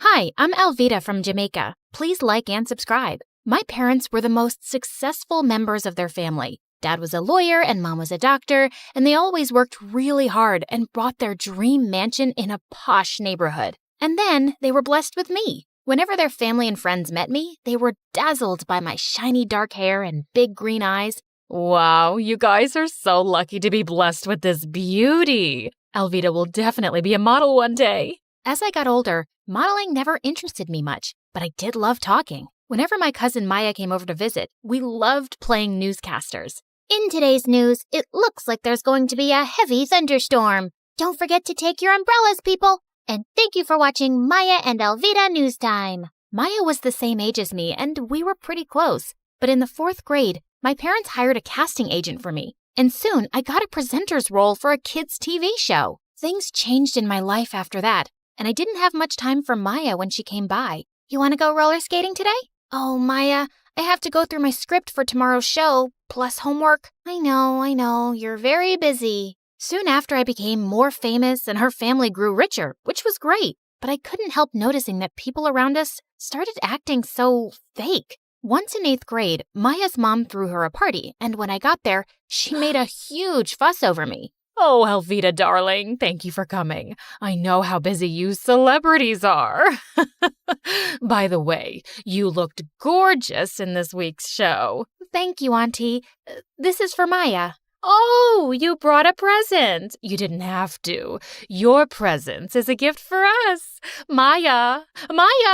Alvita got you a present. Come thank her. Oh, Alvita, thank you so much. Whenever Maya hugged me now, I always had this feeling like she was rolling her eyes. Aunt insisted that Maya open my present right away, and they both looked disappointed at the watch inside. It's very nice. Thanks. I don't know why I was expecting a gold bracelet. You know, like the one your mother gave you on your birthday. But the watch is nice, too. Could I have the receipt, darling, in case I need to exchange it? Why would you need to do that? Oh, just in case it doesn't fit Maya. We went to the same school and we were in the same class. Once in 9th grade, we had a fun fair in school and we bought raffle tickets. And I won a prize.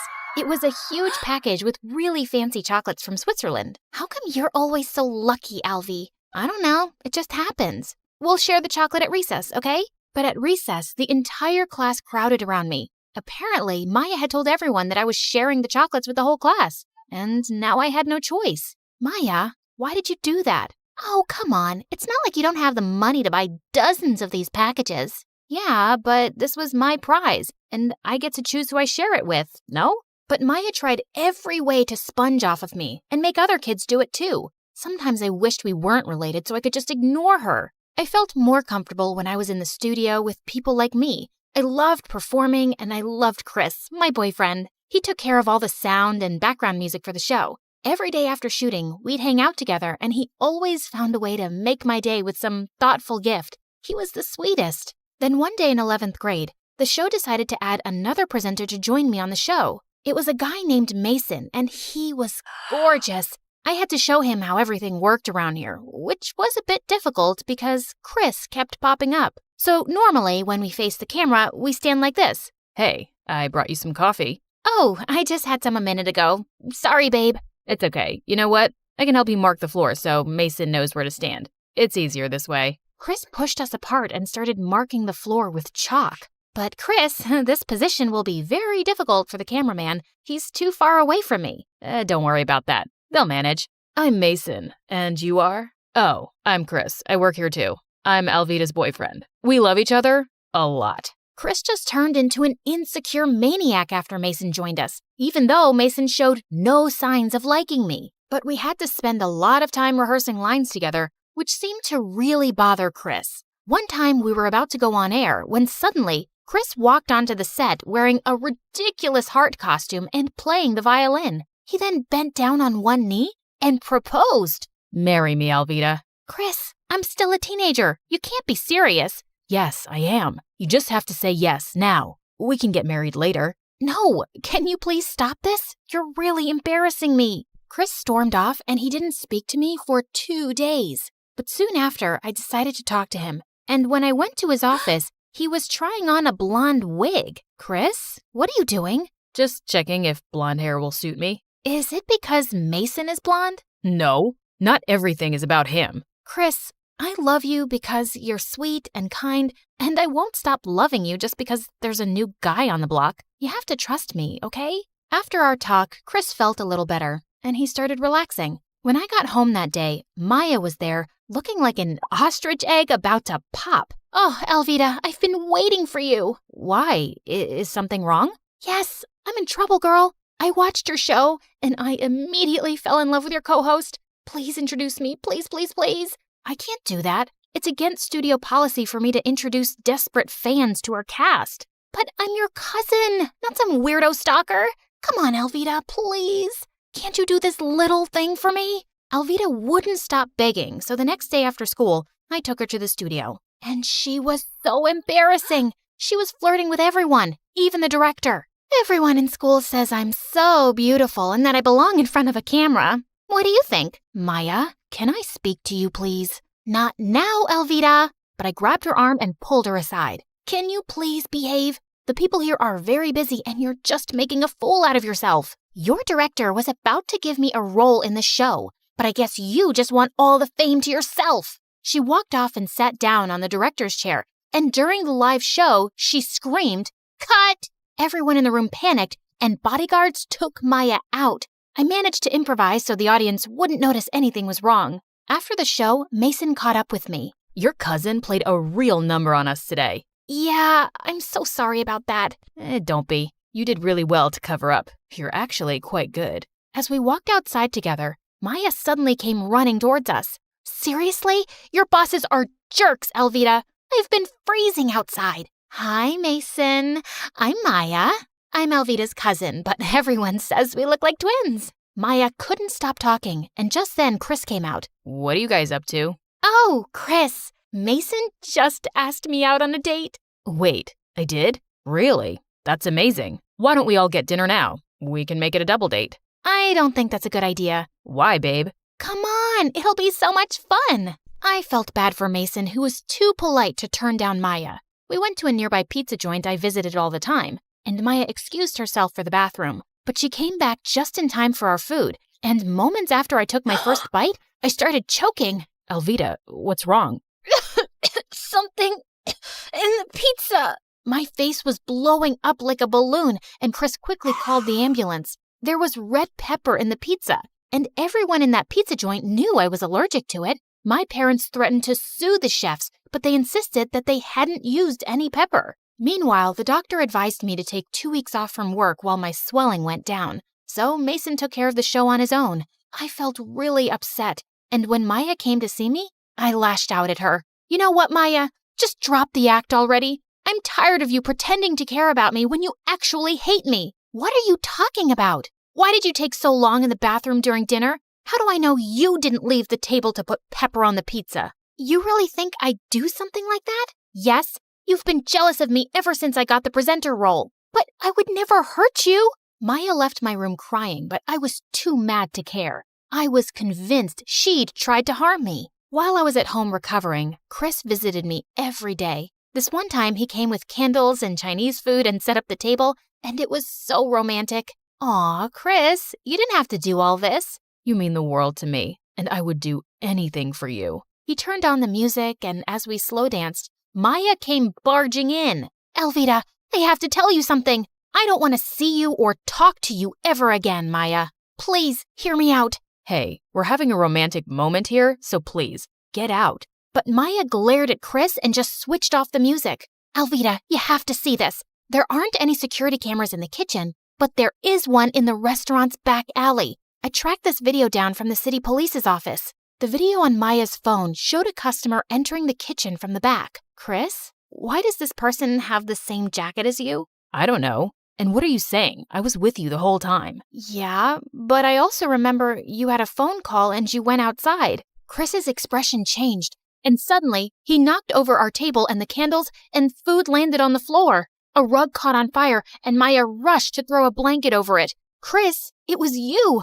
Oh my gosh! You were getting so close to Mason, so I had to do something. Aren't things so much better between us since you've been away from the show? You just needed to see how much I love you, Alvita. No! You made me so sick you could have killed me. That's not love. Well, if I can't have you, then no one can. But before Chris could do more damage, we heard police sirens. Too late. I already called the police. Chris tried to run out, but the police caught him and he was taken away. Maya, I owe you an apology. Maybe you were right, Alvita. Sometimes I have been jealous of you, but I swear I'd never hurt you. I know, and you have every reason to hate me. I don't hate you, but do you really have something going on with Mason? No, and there never will be. I know you like him. A few days after, I went back to school and my job, but a lot of things had changed in such a short period. Mason was now showing me what to do. The director really likes all my ideas. We've decided that now you only need to come in to introduce the next program.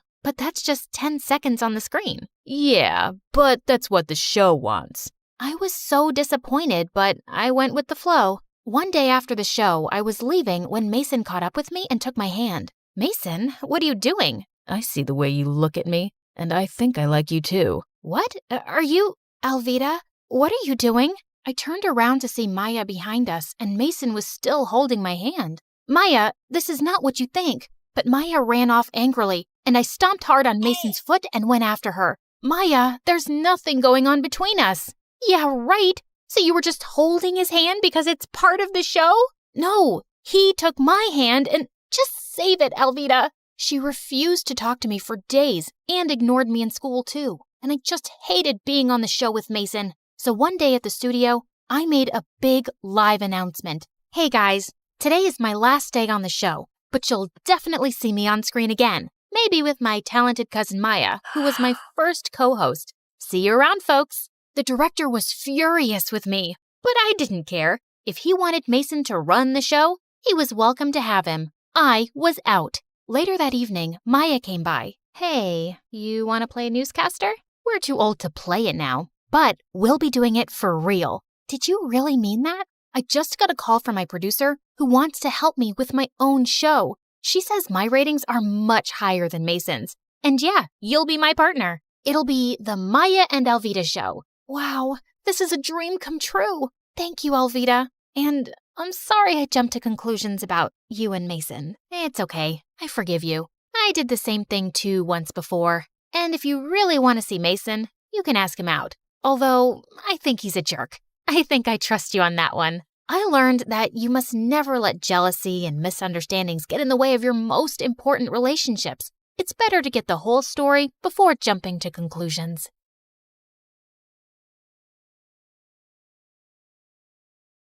Your mom, she isn't okay. There will still be other hospital expenses, and you girls will have to figure out something soon. Do you have any relatives? Of course. I'd do anything for you, Claire. Can you tell me where the trial patient files are? When we visited Mom next at the hospital, I was able to slip away and retrieve Mom's file and another patient's who was receiving the drug. That night, Meredith and I used every Photoshop skill we had to make duplicate copies, complete with the hospital seal and everyone's signatures to ensure that Mom was the patient chosen for the treatment. And the next day, I slipped the files back in. I knew what I'd done was wrong, and I'd broken at least 5 different laws. But as I walked away, I didn't feel like a criminal at all.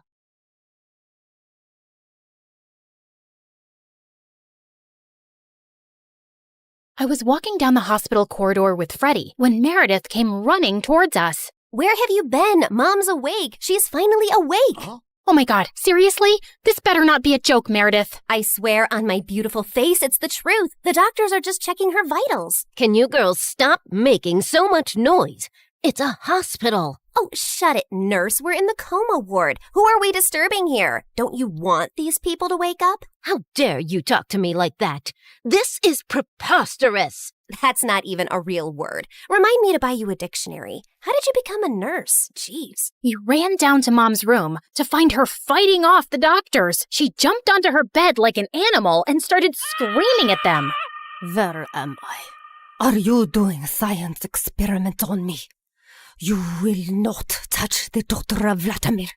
I learned how to catch fish with my bare hands when I was 3 and tackled a bear when I was 5.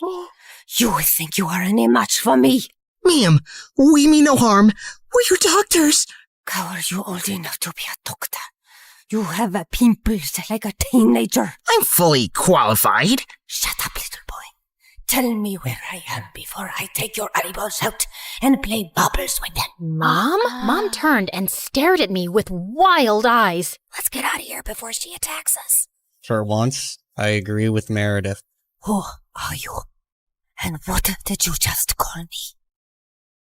Hey guys, the last time you saw me, I was walking down a hospital corridor after switching the clinical trial files. That was 2 years ago, so let me get you up to speed on everything that's happened since then. Mom entered the clinical trial, and her tests started showing signs of progress, but she didn't come out of her coma anytime soon. Freddie tried to help us, but Meredith and I had to learn to manage on our own, and it turns out there's a lot you can steal from a hospital. We never had to buy toilet paper or cleaning supplies again, and we always had endless cups of pudding and Jell-O. Meredith, is that diaper cream you're putting on your face? A girl's gotta moisturize. It's very hydrating. My face is as soft as a baby's butt. What did you score today? More useful things like new bed sheets, pads, towels, and batteries for our TV remote. Time for our show and more Jell-O. Woohoo! But we still needed money, and after high school, we went back to our conning ways. I always pushed away the guilt and justified it to myself with things like, we needed the money, we had no other choice. But I have to admit, I also felt a thrill every time we outwitted someone and got away with it. It started out small, like hitting venues of concerts and games in different cities and selling fake tickets to desperate fans, hoping to get in at the last minute for twice the regular price. By the time they figured the tickets were bogus, we were gone. Or going to the American Idol audition venues and convincing hopeful contestants that we were part of the TV show crew, and we'd get them through to the next round if they paid us a little money. Then, we set up an Instagram matchmaking business account with tons of fake success stories. We were getting booked for our services by loads of women. We'd always meet at the client's house in disguise. What is this exquisite dessert? It's like a cloud melting in my mouth. It's a Japanese cheesecake, delivered fresh every day from Japan. You are just the kind of people I like. Ow! Let's get down to business, shall we? Wow, I mean, this cake. Yes, business. This is your daughter?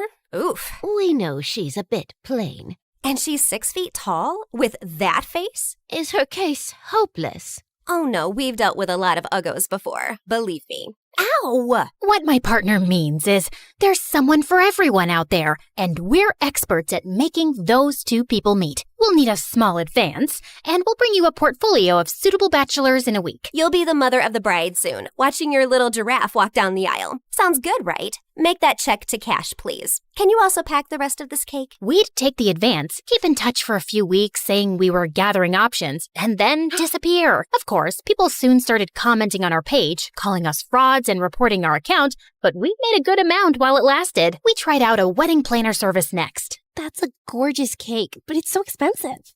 But it goes so perfectly with your pink and white theme. Also, we're planning to order 2,000 pink and white roses. And an ice sculpture for the reception area. How much will all this cost? You can't put a price tag on happiness.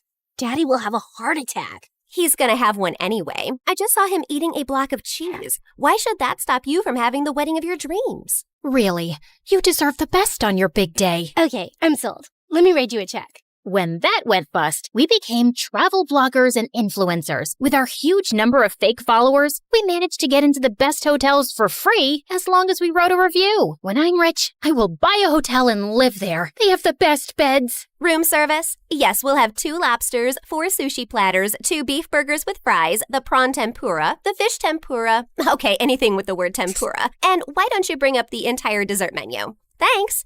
Of course, none of these businesses lasted too long, and we were always on our toes, traveling from place to place, changing disguises, trying not to get caught. The only person who had any idea of our activities was Freddie. But whenever we went back home, he was always happy to see us and never asked questions. 2 years had gone by like this, and Mom was finally awake, except she didn't remember being our mom. Now, we had no chance to ask her about the fake IDs and laptop we'd found, because all she seemed to remember was her childhood in frickin' Russia. We showed her pictures of us together, and the doctors explained that she'd lost most of her memory, and they were unsure if she'd regain it. Oh, my girls, I am so sorry I don't remember anything about you, but I feel a connection to you, as strong as the frost on my toes, walking barefoot in snow, and as sweet as the smell of my grandmother's honey cakes, and as deep as the violet skies of Siberia, and— Yeah, we get it, Mom. We love you too. As the 3 of us sat in a cafe later, I was still trying to process everything when I saw Meredith had a faraway look on her face.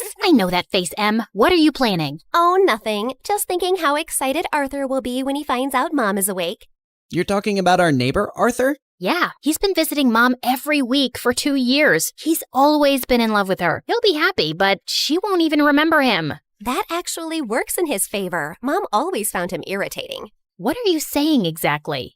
What if we convinced Mom that she was deeply in love with Arthur before she went into a coma? I'm sure he won't have any problem playing along. Maybe we even say that they were engaged before she got sick. If we set them up, Mom will be taken care of for life. Arthur is rich with a capital $sign. Wow, Meredith, you're a frickin' genius. Jeez, why are you girls always scheming? Because our parents are not neurosurgeons. You can't use that excuse forever. Watch me. Like we expected, Arthur immediately agreed, and we got to work. We photoshopped tons of pictures of Mom and him, and soon he even turned up with a giant emerald ring. You chose this Russian emerald ring from an antique shop where I proposed to you. Oh, it is so beautiful.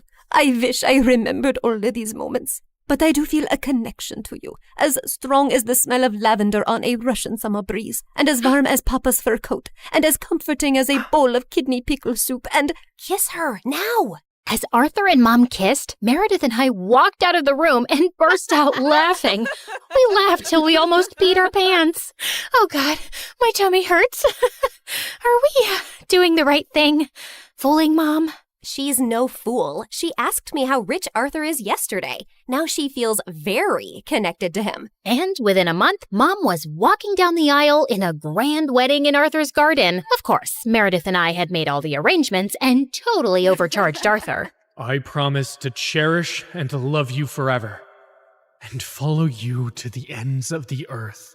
We will go to Russia and start our new life there in the lovely house you have bought me as a wedding gift. And yes, I will cherish and love you and whatever, etc., etc. Now you may exchange rings. Did you just hear what I just heard? Are they moving to Russia? That can't happen. Is it too late to object to this wedding? Shh! You guys are ruining the ceremony. What's wrong with you? Are you a moron? You know she can't go to Russia? Why not? She's Russian, isn't she? Oh, yeah, she shouldn't go to Russia. Hold it, everyone. Sorry, Mom, but you can't go to Russia. Oh, sweetie, I will take you girls with me, don't worry. We're taking them with us? No one's going to Russia. Can we, discuss this later? You're ruining the moment. Arthur, shh. Listen, Mom, we need to talk. As I got up to talk to Mom, I tripped on my dress and crashed into this big cage holding 100 pigeons, and they all started flying off. This was supposed to be for after the ceremony! When suddenly, those pigeons turned vicious and came back to attack everyone. They clawed at people's hair, poked them with their beaks, and pooped everywhere. As the guests ran around in chaos, someone slammed straight into the wedding cake. Meredith and I grabbed Mom's arms and dragged her home. What is wrong with you two? There's something you need to know, Mom. Meredith and I ended up showing her all her fake passports, IDs, and the laptop, and she was stunned. My name is Alexei, and none of these IDs have that name. Mom, we don't know who you really are or why you left Russia. What if you were a spy or some sort of criminal? What if you're wanted in Russia? If you go back there, you might get arrested or worse. Apparently, many years ago, some bad people were looking for you, and we don't know why. You have to stay here and keep a low profile. But I want to find my parents and see my home. It's all I remember. You can't risk it. Not till you get your memory back. Or we get someone to tell us what's on that laptop and figure out who you are. We're sorry. We hugged Mom as she cried, then fixed her makeup and returned to the wedding. The pigeons had left, and the guests were leaving too. Stop, everyone. The wedding isn't over yet. And Arthur, Mom wants to move to Hawaii instead. From the top, people! Arthur was very confused, but they finally got married. Later, as everyone moved towards the dance floor, Freddie asked me to join him. So, now your mom is well and you have a rich stepfather. What are your plans? I like traveling around with Meredith. Maybe I'll do that for some time. There isn't any reason to stay here anyway. Ouch. Why don't you just hit me with an axe? Of course, there's you. I can always come visit. That's not good enough, Claire. Look, I have to say this now. I've been in love with you since forever, and let's not pretend you don't know that. Don't you think you can give us a chance? We're best friends, and I'd do anything for you. I know, Freddie, but I just can't. I love you, but not like you want me to. You can try dating me. Maybe you'll feel differently. I don't think I will. And I can give you a good life. You don't need to live like a freaking criminal anymore. Some people might call me an artist. Con artist, yeah. Still a criminal. Maybe I enjoy being one. It's kind of thrilling.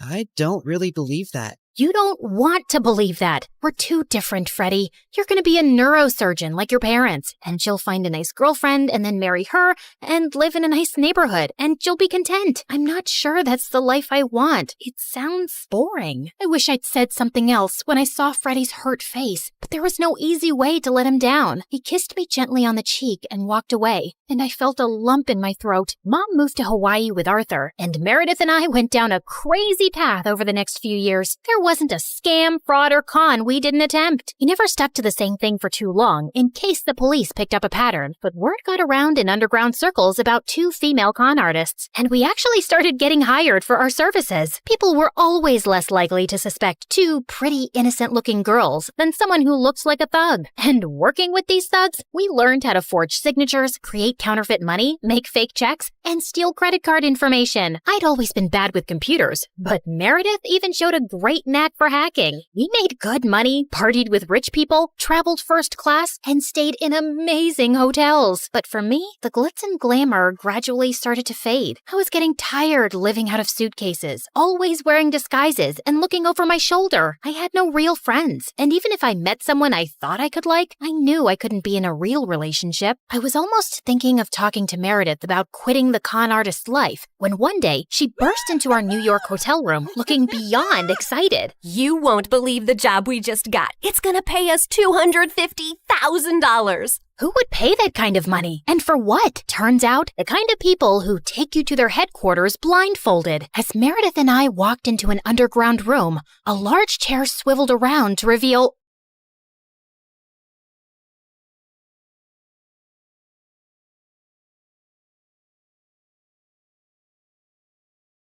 Hey guys, how's it going? Okay, you're probably wondering why I only have 1/2 of an eyebrow. It's just that I was waxing my eyebrows and I had a little accident. But no biggie, your girl's gonna pencil them in just as soon as I find my brow pencil. Ruby, you're gonna be late for school. Again. What am I supposed to use? Lipstick? Ugh. Oh, magic marker. Guys, please don't give me that judgy look. I can't go to school without eyebrows. Oh, wait, sorry. I meant to introduce myself. I'm Ruby, and I live in Montana with my parents as an only child. Oh, before I continue, would y'all mind hitting that like and subscribe button? Sorry, my director will fire me if I don't tell you guys that. Anyway, I live with my parents, but I'm not really close to them, and I don't relate to them either. It's not that mom and dad are bad parents, it's just that they're possibly the most boring people on the planet. Oh, let's face it, you won't ever be a normal, responsible adult. You silly thing. You probably wouldn't even notice if your own head fell off. Whoa, rude. Also, I'm only 13, Mom. I don't want to think about marriage. But Mom disagreed. In fact, she wanted to get me engaged right now. Okay, maybe I'm exaggerating. She just wanted me to meet my potential fiancé, hoping he'd fall in love with me and propose after high school. So in 8th grade, she introduced me to her friend's son Grayson, who was a couple of years older than me,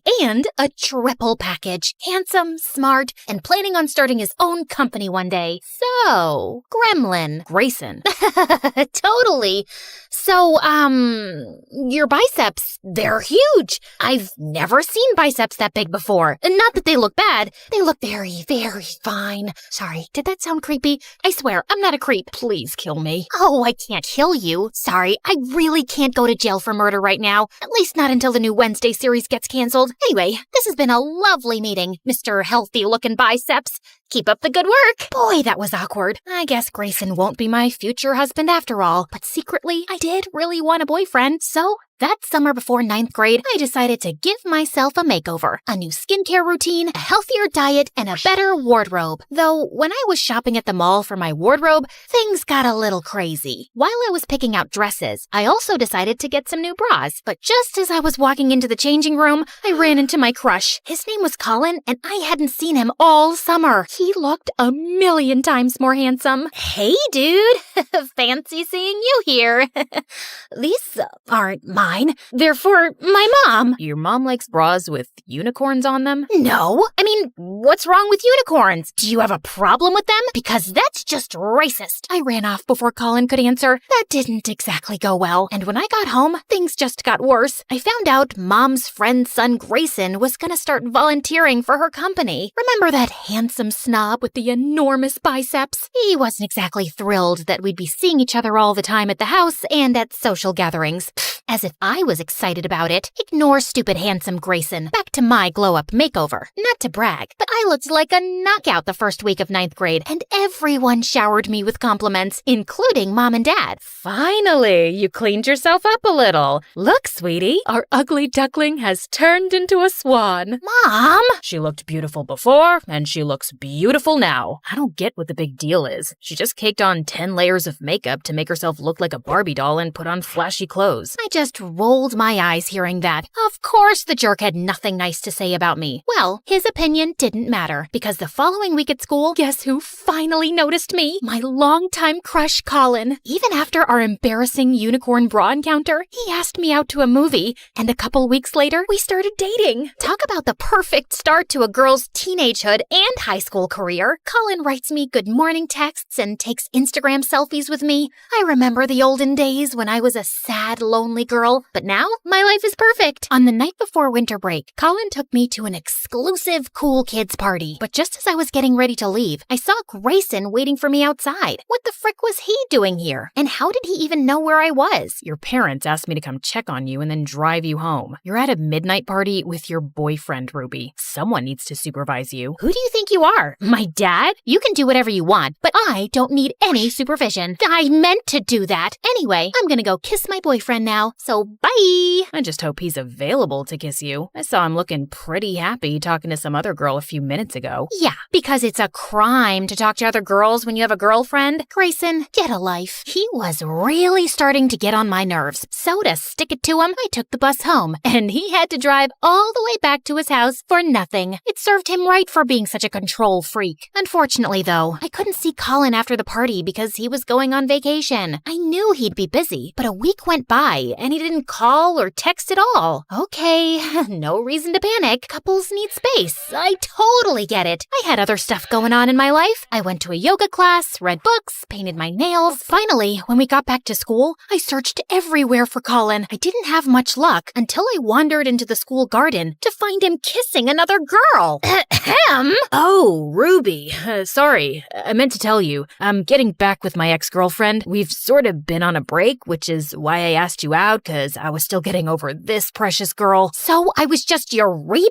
You are such a jerk. How could you use someone like that? I'm sorry. You're really great and all, but I just wasn't feeling those magical sparks between us, you know? I just smacked him across the face and told him we were done. And then to really stick it to him, I texted Colin, "We're done," 3 more times over text message. The truth was, though, I felt really depressed about my breakup. I mean, yeah, I was mad at Colin for what he did, but I was more mad at myself for believing he'd actually cared about me. I distracted myself the next few days by hanging out at the pet shelter and keeping the kittens company. It was exactly the heartbreak therapy I needed. I was even starting to feel better until Dad called me, begging me to come home and help him prepare for a fancy work dinner. But when I arrived at the house, Grayson was already in the kitchen with his sleeves rolled up. Ugh, I just knew my parents had told him about my breakup, and he was waiting to rub it in my face. I asked Grayson over to help us cook since your mom isn't home yet. Yeah, and also, because your dad told me you don't know how to cook. Did you seriously start a fire trying to deep fry ice cream? First of all, the fried ice cream disaster wasn't my fault. I just happened to forget to watch the tutorial first. And second, I've had a really hard couple of days, and I don't have the energy to handle you right now. So just go away and don't talk to me for the rest of the night. But you can hang out in my room if you want and use my computer if you're bored. May I recommend MSA videos? Watch them on YouTube, though, not TikTok, because TikTok's bad for your attention span. But anyway, see ya. Unfortunately, Dad didn't let me get rid of the idiot that easily. And as expected, Grayson took full advantage of getting to boss me around and talk to me like I was an idiot. Go salt the water. Don't put sugar, put salt. You're not allowed to touch the knife. I don't trust you around a knife. I felt just about ready to punch him until Grayson came up behind me and guided my hands in rolling the dough with his big, strong arms. It even made my heart rate go fast. I guess it was a good form of cardio exercise. Nice job. You know, you actually don't suck at this. Mom was quite late, but when she finally came, she was with her boss, and his arm was around her. What was that about? Then at the dinner table, Mom and Dad's boss made an announcement. Excuse me, may I have everyone's attention? I would like to introduce my new co-owner of the company. Audrey, darling, congratulations. That also brings me to my other news. The two of us have decided to restart our business in Australia, and we'll be moving there in a month. What do you mean? We're gonna be moving in a month? No, I'll be moving. Actually, I'm divorcing you. I'm just not happy with our life here, and I need a change. I hope you'll understand. My heart stopped as I saw Dad's stunned face and all the guests staring at us. Many of them were strangers strangers I barely knew. The whole thing was just this surreal, unexpected mess. And fast forward 2 months later, Mom was gone, Dad was a wreck, and I was still numb with shock. I didn't exactly have time to cry and grieve though, cause I had to take over the house since Dad wouldn't leave his bedroom. 3 guesses how that went. Yeah, I broke our dishwasher, also our oven, and killed all our houseplants cause I forgot to water them. Not that I was surprised. It was like Mom said, I was just too dumb to ever be able to take care of myself, let alone Dad too. One day, I just couldn't take the stress anymore and literally fell asleep on the kitchen floor. When I opened my eyes, Grayson was staring down at me, and for some reason, it made me feel relieved. Ruby, are you okay? No, I'm not. You know, you don't have to do this all by yourself. I can help you. I'm here for you. I don't want your help. You don't have to suddenly be nice to me now just because you feel sorry for me. I know you hate me. Who said I hated you? I don't hate you at all. All those times I insulted you, I was just teasing. But I'm sorry. I guess I just don't know how to act around a girl I think is cute. Wait, Grayson thought I was cute? No, that wasn't possible. Perfect, handsome, and smart guys like him don't think girls like me were cute. Well, okay, with my glow up, I'm a little bit cute, like Ariana Grande, K-pop cute, but my cuteness was all I had going for me. I didn't have any other good qualities. So yeah, I didn't believe Grayson's words for a second. But for some reason, he stuck around for several days after that and basically forced me to rest and take care of myself. One night, I was even having cramps and he made me tea. Thanks for all this. I really appreciate it. Just, one follow-up question. You said I was cute the other day, right? Yeah, what about it? What do you see in me, man? I mean, I know I kinda got pretty after my makeover. Again, with you and your dumb makeover that I never even cared for. Ruby, you're funny, you're charming, you're interesting, and hands down, the kindest person I've ever met. Why isn't that enough for you? How come you don't believe in yourself? Grayson's words really caught me off guard. I didn't really have an answer for him. Well, actually, I kinda did. The truth is, it's hard to have confidence in yourself when you're always bumping into walls, losing your stuff, and eating soap. Okay, calm down. I've only eaten soap once, and it was an accident. Basically, I was in some fancy hotel, and they had some tiny soap bars in the bathroom that looked like candy, so I ate one. I don't actually eat soap on a daily basis, but you get my point, right? Animator, show the reference scene of 14-year-old me making myself over that summer. Remember when I felt super confident after my major glow-up? Yeah, that wasn't real confidence. Real confidence isn't based on stuff like outside beauty and high IQ. Real confidence comes from loving yourself no matter what. So I guess now it's time for makeover number 2, feeling good on the inside. And a few months later, I did start to feel a lot better. And apparently, confidence is a lot more attractive than looks anyway, because one morning, freaking Colin showed up at my doorstep begging me to take him back. Which do you want? A bouquet of roses or lilies? Or would you prefer chocolates? A life-size teddy bear? What do you want from me? I'd like for you to get off my porch. Also, I don't like either of these bouquets. I'm just not feeling a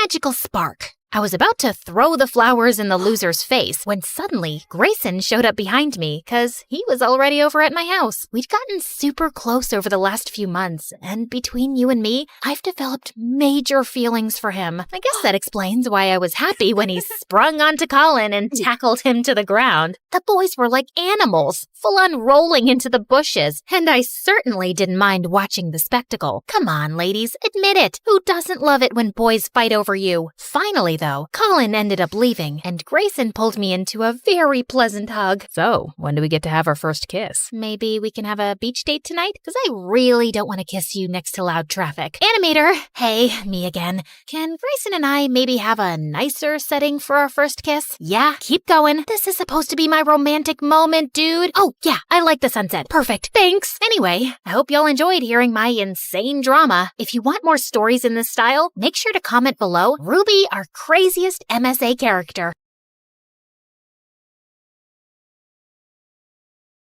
Okay, listen. Onion, honey, or pineapple. Any of those can tenderize meat. Pick whichever one's available. Okay, got it. Noted.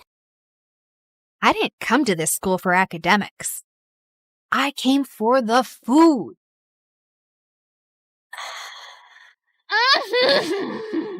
The texture. Oh, the crunch. The glaze. The magic.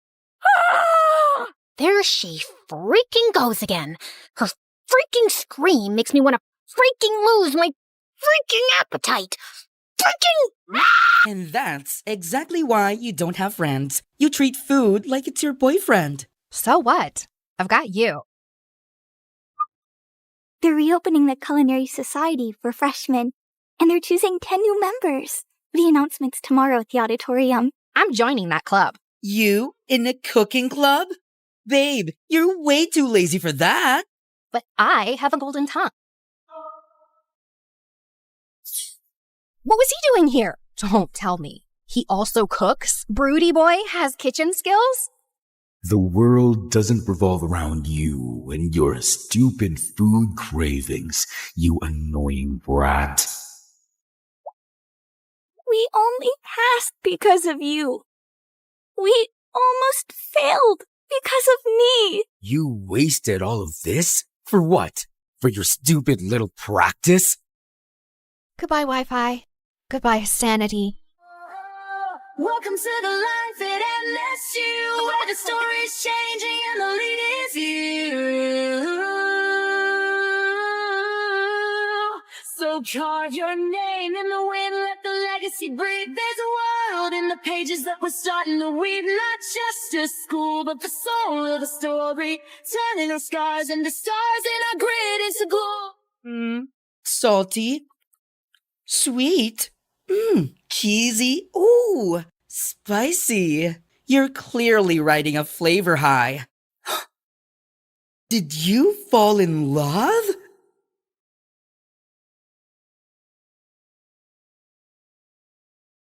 Hi, I'm Carly. This is my crazy story. Before I continue, please like and subscribe. I was born to a single mom who worked very hard to raise me and my twin sister Blake. Blake was born with a rare condition that impacted her kidneys, and she was always sick. Since Mom was busy juggling things at home and work, it was my duty to look after Blake. You can't eat milk with your hands. Drink it. Blake, don't chew on your gross shoes. Even Mom was extra paranoid about Blake, and she hardly paid attention to me. Like this one time when I was 6, Mom had to leave for some urgent overnight office trip, and she dropped us off at the neighbor's place. These are Blake's medicines. You know she drinks chocolate milk before sleeping, and I've also packed her favorite pink night clothes. Wait, where's my stuff? The bag's too small to carry both your things, but hey, I packed your toothbrush. You'll be okay, right? I wanted to say no, but Mom already looked tense, so I nodded and she left. Everything was going great, but right before bedtime, I went to get milk for Blake, and I heard a huge thud. I rushed to see Blake crying on the floor with a bleeding nose. Apparently, Blake was jumping on the bed with the neighbor's son, and he thought it would be fun to push her off of it. Thankfully, the injury wasn't big, but when Mom found out, she went ballistic on me. Carly, I trusted you to look after her. And I did. I was just getting her milk, like you asked me to. And she's okay, Mom. Everyone falls sometimes. Your sister isn't like everyone else. After that day, Mom banned both me and Blake from participating in any extracurriculars at school or playing in the park afterwards like other kids. I was always stuck at home with Blake, so I never really got a chance to make new friends. And those at school joined clubs and got busier. I missed having a normal life, but Blake needed me more. Mom got more paranoid with time and took special care preparing food for Blake. I knew how tired she was, so I'd get by with frozen meals. And over time, I started taking comfort in junk food, eating candy bars from the hospital vending machines while I sat in waiting rooms for hours. By 13, I was much bigger than most girls my age. One time, our aunt was visiting us, and she hadn't seen me and Blake in a while. Look, I bought you girls matching outfits. Go on, try it. I'll just wear it later. What are you saying? Come here. Aunt pulled me to her and tried her best to fit me into the dress, but it barely got past my neck. I was so embarrassed, I went to my room and didn't come out till Aunt left. Don't be so sad now. So what if you're a little bigger? Easy for you to say. You don't have to wear clothes 3 times your age. You're thinking too much. Here, I got you these. Blake's health improved as we got older, and by 16, she was much better and put on medication to manage her condition. Soon after, Mom got married, and a year later, she delivered my twin brothers, Jake and Jonah. I was happy for Mom, but I could tell Blake wasn't adjusting so well. Oh, I want to pluck out my ears. They cry so much. I know for a fact Jonah hates me. He farted and gave me the stink eye. That one's a devil. I knew Blake didn't mean that. She just missed Mom since she was busier than ever. And I tried my best to make Blake comfortable, but she was constantly throwing tantrums and hardly ever helped me take care of the boys. Jonah pooped his pants again. Quick, hand me a nappy. Right. What's that? Forget it. Can you just warm up the milk? Actually, I don't feel so well. I'm getting a headache in my stomach. A stomach in my headache. You get the point, right? And when I asked Mom to hire a babysitter, she just gave me a lecture on money and expenses. My grades were getting affected too, and I was an overall mess. I knew it had something to do with my eating habits, so I started taking care of my health. I went for runs, ate better, and over time, I could see the results. One day I was jogging when I saw someone taking my picture, hiding in a bush. I caught him by the collar and dragged him out. What do you think you're doing? I just thought you were pretty. I'm good at taking pictures. Here, have a look. Wow, that's me? Yeah, whatever. But you should be asking me first rather than acting like a creep. I get it. I'm sorry. Can I make it up to you with some coffee? Fine, but I want a copy. Deal. Eli and I went to a coffee place close by and hit it off instantly, and soon we became good friends. He was into filmmaking and would always have his camera around his neck. Watching him, I got interested and tried my hand at handling a camera too, and it was love at first sight. Okay, so that's how you focus. Now look at that sunset. Beautiful, isn't it? Yeah, you know so much about the camera. It's really fascinating. I've always wanted to make movies, and I love the ocean too. I'll tell you a secret. I'm part mermaid. Oh yeah? Prove it. Eli got up from the rock he was sitting on and started doing an awkward dance, flapping his arms like fins. Okay, I believe you. Well, good, because I was afraid I'd have to splash you with my tail. Really? That was on your mind? Well, that and something else. With that, Eli jumped down and pulled me in for the most magical kiss. Eli and I started dating soon after, and I decided to make him finally meet Blake. So the next time he invited me out, Blake tagged along. But the moment she saw him, she burst out laughing. Oh my God! Where did you get that shirt from? Your grandpa's closet? Actually, yeah. He has a really good shirt collection. Do you like it? I can get you one. Ew, no thank you. I'd rather wear a tent than slip into something so cringe. Come on, Blake, that's not very nice. What? I'm kidding. I'm sure Ebola can handle a few harmless jokes. Eli.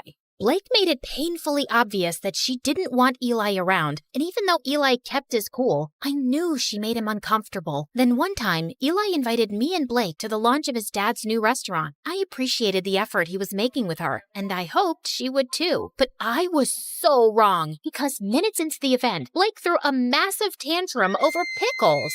What do you mean you're out of pickles? Pluck them from a tree or something. Could you please keep it down, Blake? Everyone is staring. So, you care about all these fancy people, but not your sister? No one understands me. I just had a very big lobster, and I feel like throwing up. You know pickles calm me down. This is such bad customer service. Hey, you have pickles, and you, and you.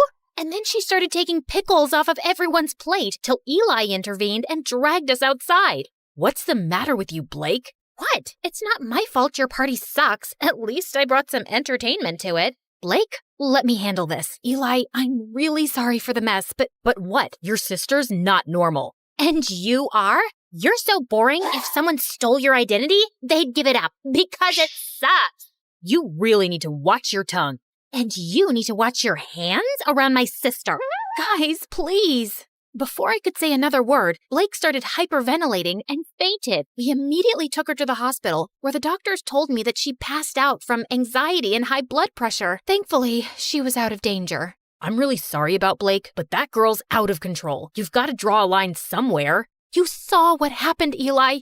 You can't just scream at her like that. She's my sister. I can't be around her, Carly. This is going to be a problem. I wanted to stop Eli, but there was nothing more I could say. Blake was my sister, and she came first. I didn't meet Eli for a few days, and a week later, he told me that one of his movies that I'd helped him with had gotten selected for a local film festival. He wanted me to come, but Blake was still recovering, and I couldn't leave her alone. But when he came back, he told me something shocking. Everyone loved the movie, Carly. One of the biggest film schools in New York wants to take us both in on full scholarship. How amazing is that? I don't know what to say, but I don't think Mom would let me go to New York, Eli. You're a great filmmaker, Carly, and you should give it a fair shot. And think about it. You could finally live your life on your terms. God knows you need it. I was numb for a second, and then I felt like someone gave me new wings. It did sound like an amazing opportunity. All I had to do was convince Mom, but when I told her, she looked at me like I'd asked her for her kidneys. Have you gone crazy? You can't move to New York. Your life is here with me and Blake. I applied to this marine biology course on behalf of both of you, and you guys got in on scholarship. This was always the plan, and it's the right one. But that's not what I want to do. I want to make movies. I'm really good at this. Everyone says that. Everyone or Eli? Who's Eli? Just this dumb boy she's dating. I'm sure he's the one who's filled your head with this sawdust. How can you even think about leaving me? I just want to do what I want for once. Can't you give me a few years from my own life? Oh, stop being so dramatic. And not another word about this movie business, Carly. You'll stay here with us. Is that clear? Mom left, and I turned to Blake angrily. You couldn't take my side for once? What did I do? Oh, you mean telling Mom about Eli? I don't think she even noticed. I left the room angrily and didn't speak to Mom or Blake for the next few days. I thought I could confide in Eli, but suddenly he was acting really cold. Every time I tried to talk to him, he would turn the other way, till one day I finally cornered him after class. Am I imagining things, or are you ignoring me? Neither. I'm just busy. So, I told my mom I want to make movies, and she went bonkers, but look, Carly, you and your family have issues, and I don't want to get in the middle of it. Do whatever they say. But you told me to live my life. You said... Yeah, I did. And now I'm saying I don't care. You'd choose your clown sister over everything. I've seen that. So good luck, but I don't think I can be with you anymore. Eli, wait. Tell your sister she won. I felt frozen in my place as Eli walked away, and a week later, he left for New York. I couldn't believe he'd just dumped me like that. I felt so bummed out that I didn't come out of my room for days, and Blake was the biggest pain in the butt. Come on, we need to go shopping. It's painful to watch you in those pajamas. I'm not in the mood, but I am. Also, we'll have a nice lunch, watch a movie, just like old times. I said I'm not in the mood. Back off. Jeez, why are you so snappy? Because of that stupid boy? He wasn't stupid. I loved him, Blake, and now he's gone. Because I chose you over him, like always. And you don't care about my feelings, like always. Carly, just leave me alone. Blake left with a small face, and I felt kind of bad, but I was too mad to go after her. The next day, I calmed down a bit and was about to call Blake when her phone started buzzing like crazy. I picked it up, and I was shocked to see it was Eli. Before I could answer, the call got disconnected, and a text message appeared. I did what you wanted. Leave me alone. My mind went blank, and I opened the call logs on Blake's phone to see multiple calls to Eli. Suddenly, it all started making sense. Of course Blake must have driven Eli away. No one hated him more than her. What's this? You don't understand. Oh, I understand everything perfectly. You asked Eli to dump me so you and Mom could use me as your servant all my life, right? Before Blake could even say more, I pushed her out and slammed the door in her face. I started packing my bags and stormed downstairs, only to run into Mom. What's wrong? Is Blake okay? Yes, she's fine, but I'm not, and I haven't been fine for a while now. But you don't care, do you? Of course I do, sweetie. Why would you say that? Because you never have. Not since we were kids. Carly, I knew you could take care of yourself, and you were the healthy one, and Blake... No, Mom, I was eating my feelings, and you didn't even see that. I got back to being healthy on my own, and you've stunted both my growth and Blake's. Hers by over-coddling her, and mine by always holding me back to be her guardian. And now, I'm done. I will go to New York, because I want to get away from you and Blake, and you can't stop me. I left home and booked a flight to New York. On my way, I called Eli and explained everything to him. He told me that he was proud of me for taking a stand for myself and welcomed me with open arms. We moved in together, and I was doing really well in my classes. Mom and Blake tried getting in touch with me multiple times, and even though I missed them, I needed my space. Eventually, they stopped calling. After graduation, Eli proposed to me, and I said yes. Life was going great, till one day I heard a knock on the door and opened it to see Blake and Mom. What are you guys doing here? Eli called us and told us about the engagement. Carly, I have a confession. It was me who convinced Eli to break up with you, not Blake. Wait, what? Eli never told me that it was Mom behind everything. I didn't want to stress you out more. I could see you missed your family, and this would have made you sad. But I saw the call logs and the messages on Blake's phone. I'd actually been calling him to apologize, but I guess he thought both me and Mom wanted him to dump you.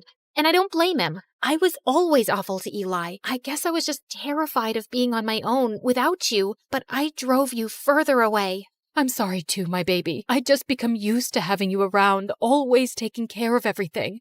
And the thought of you going away for college crushed me. I was selfish and always burdened you with too much. I hope you can find a way to forgive me. Thank you for finally acknowledging that. It might take me a while to really forgive you, but I'll get there. I won't lie. I have missed you guys. Then let's start with a hug.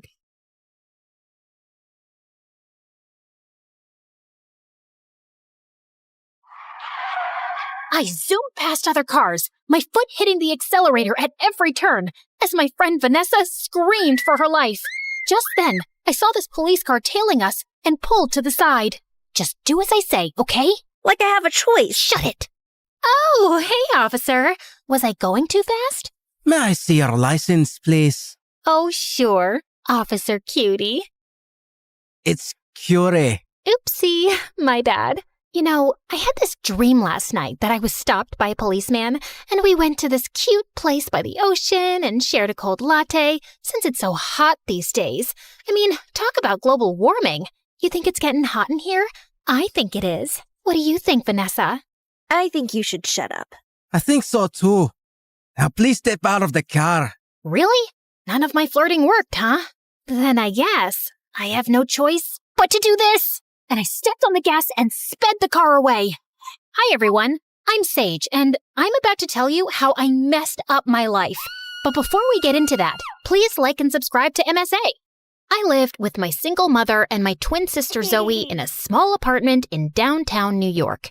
We didn't know anything about Dad, except that he was a loser who turned his back on Mom and left her totally heartbroken. One day you're going to come back crawling and begging for forgiveness, and I will spit on your face and make you cry. Mark my words! That never happened. And Mom never found her true love again. That didn't stop her from trying, though. She worked as a receptionist at this fancy resort outside town, where she met tons of new people. Every month, she would date some new guy who would break her heart, and she'd become a sobbing mess.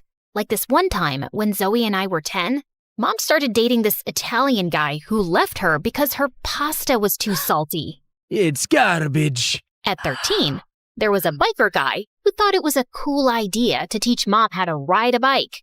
Needless to say, Mom fell, broke her arm, and couldn't work for weeks. And then, a year later, Mom met this Indian guy who even moved in with us. Take a deep breath in. Now exhale. Now inhale.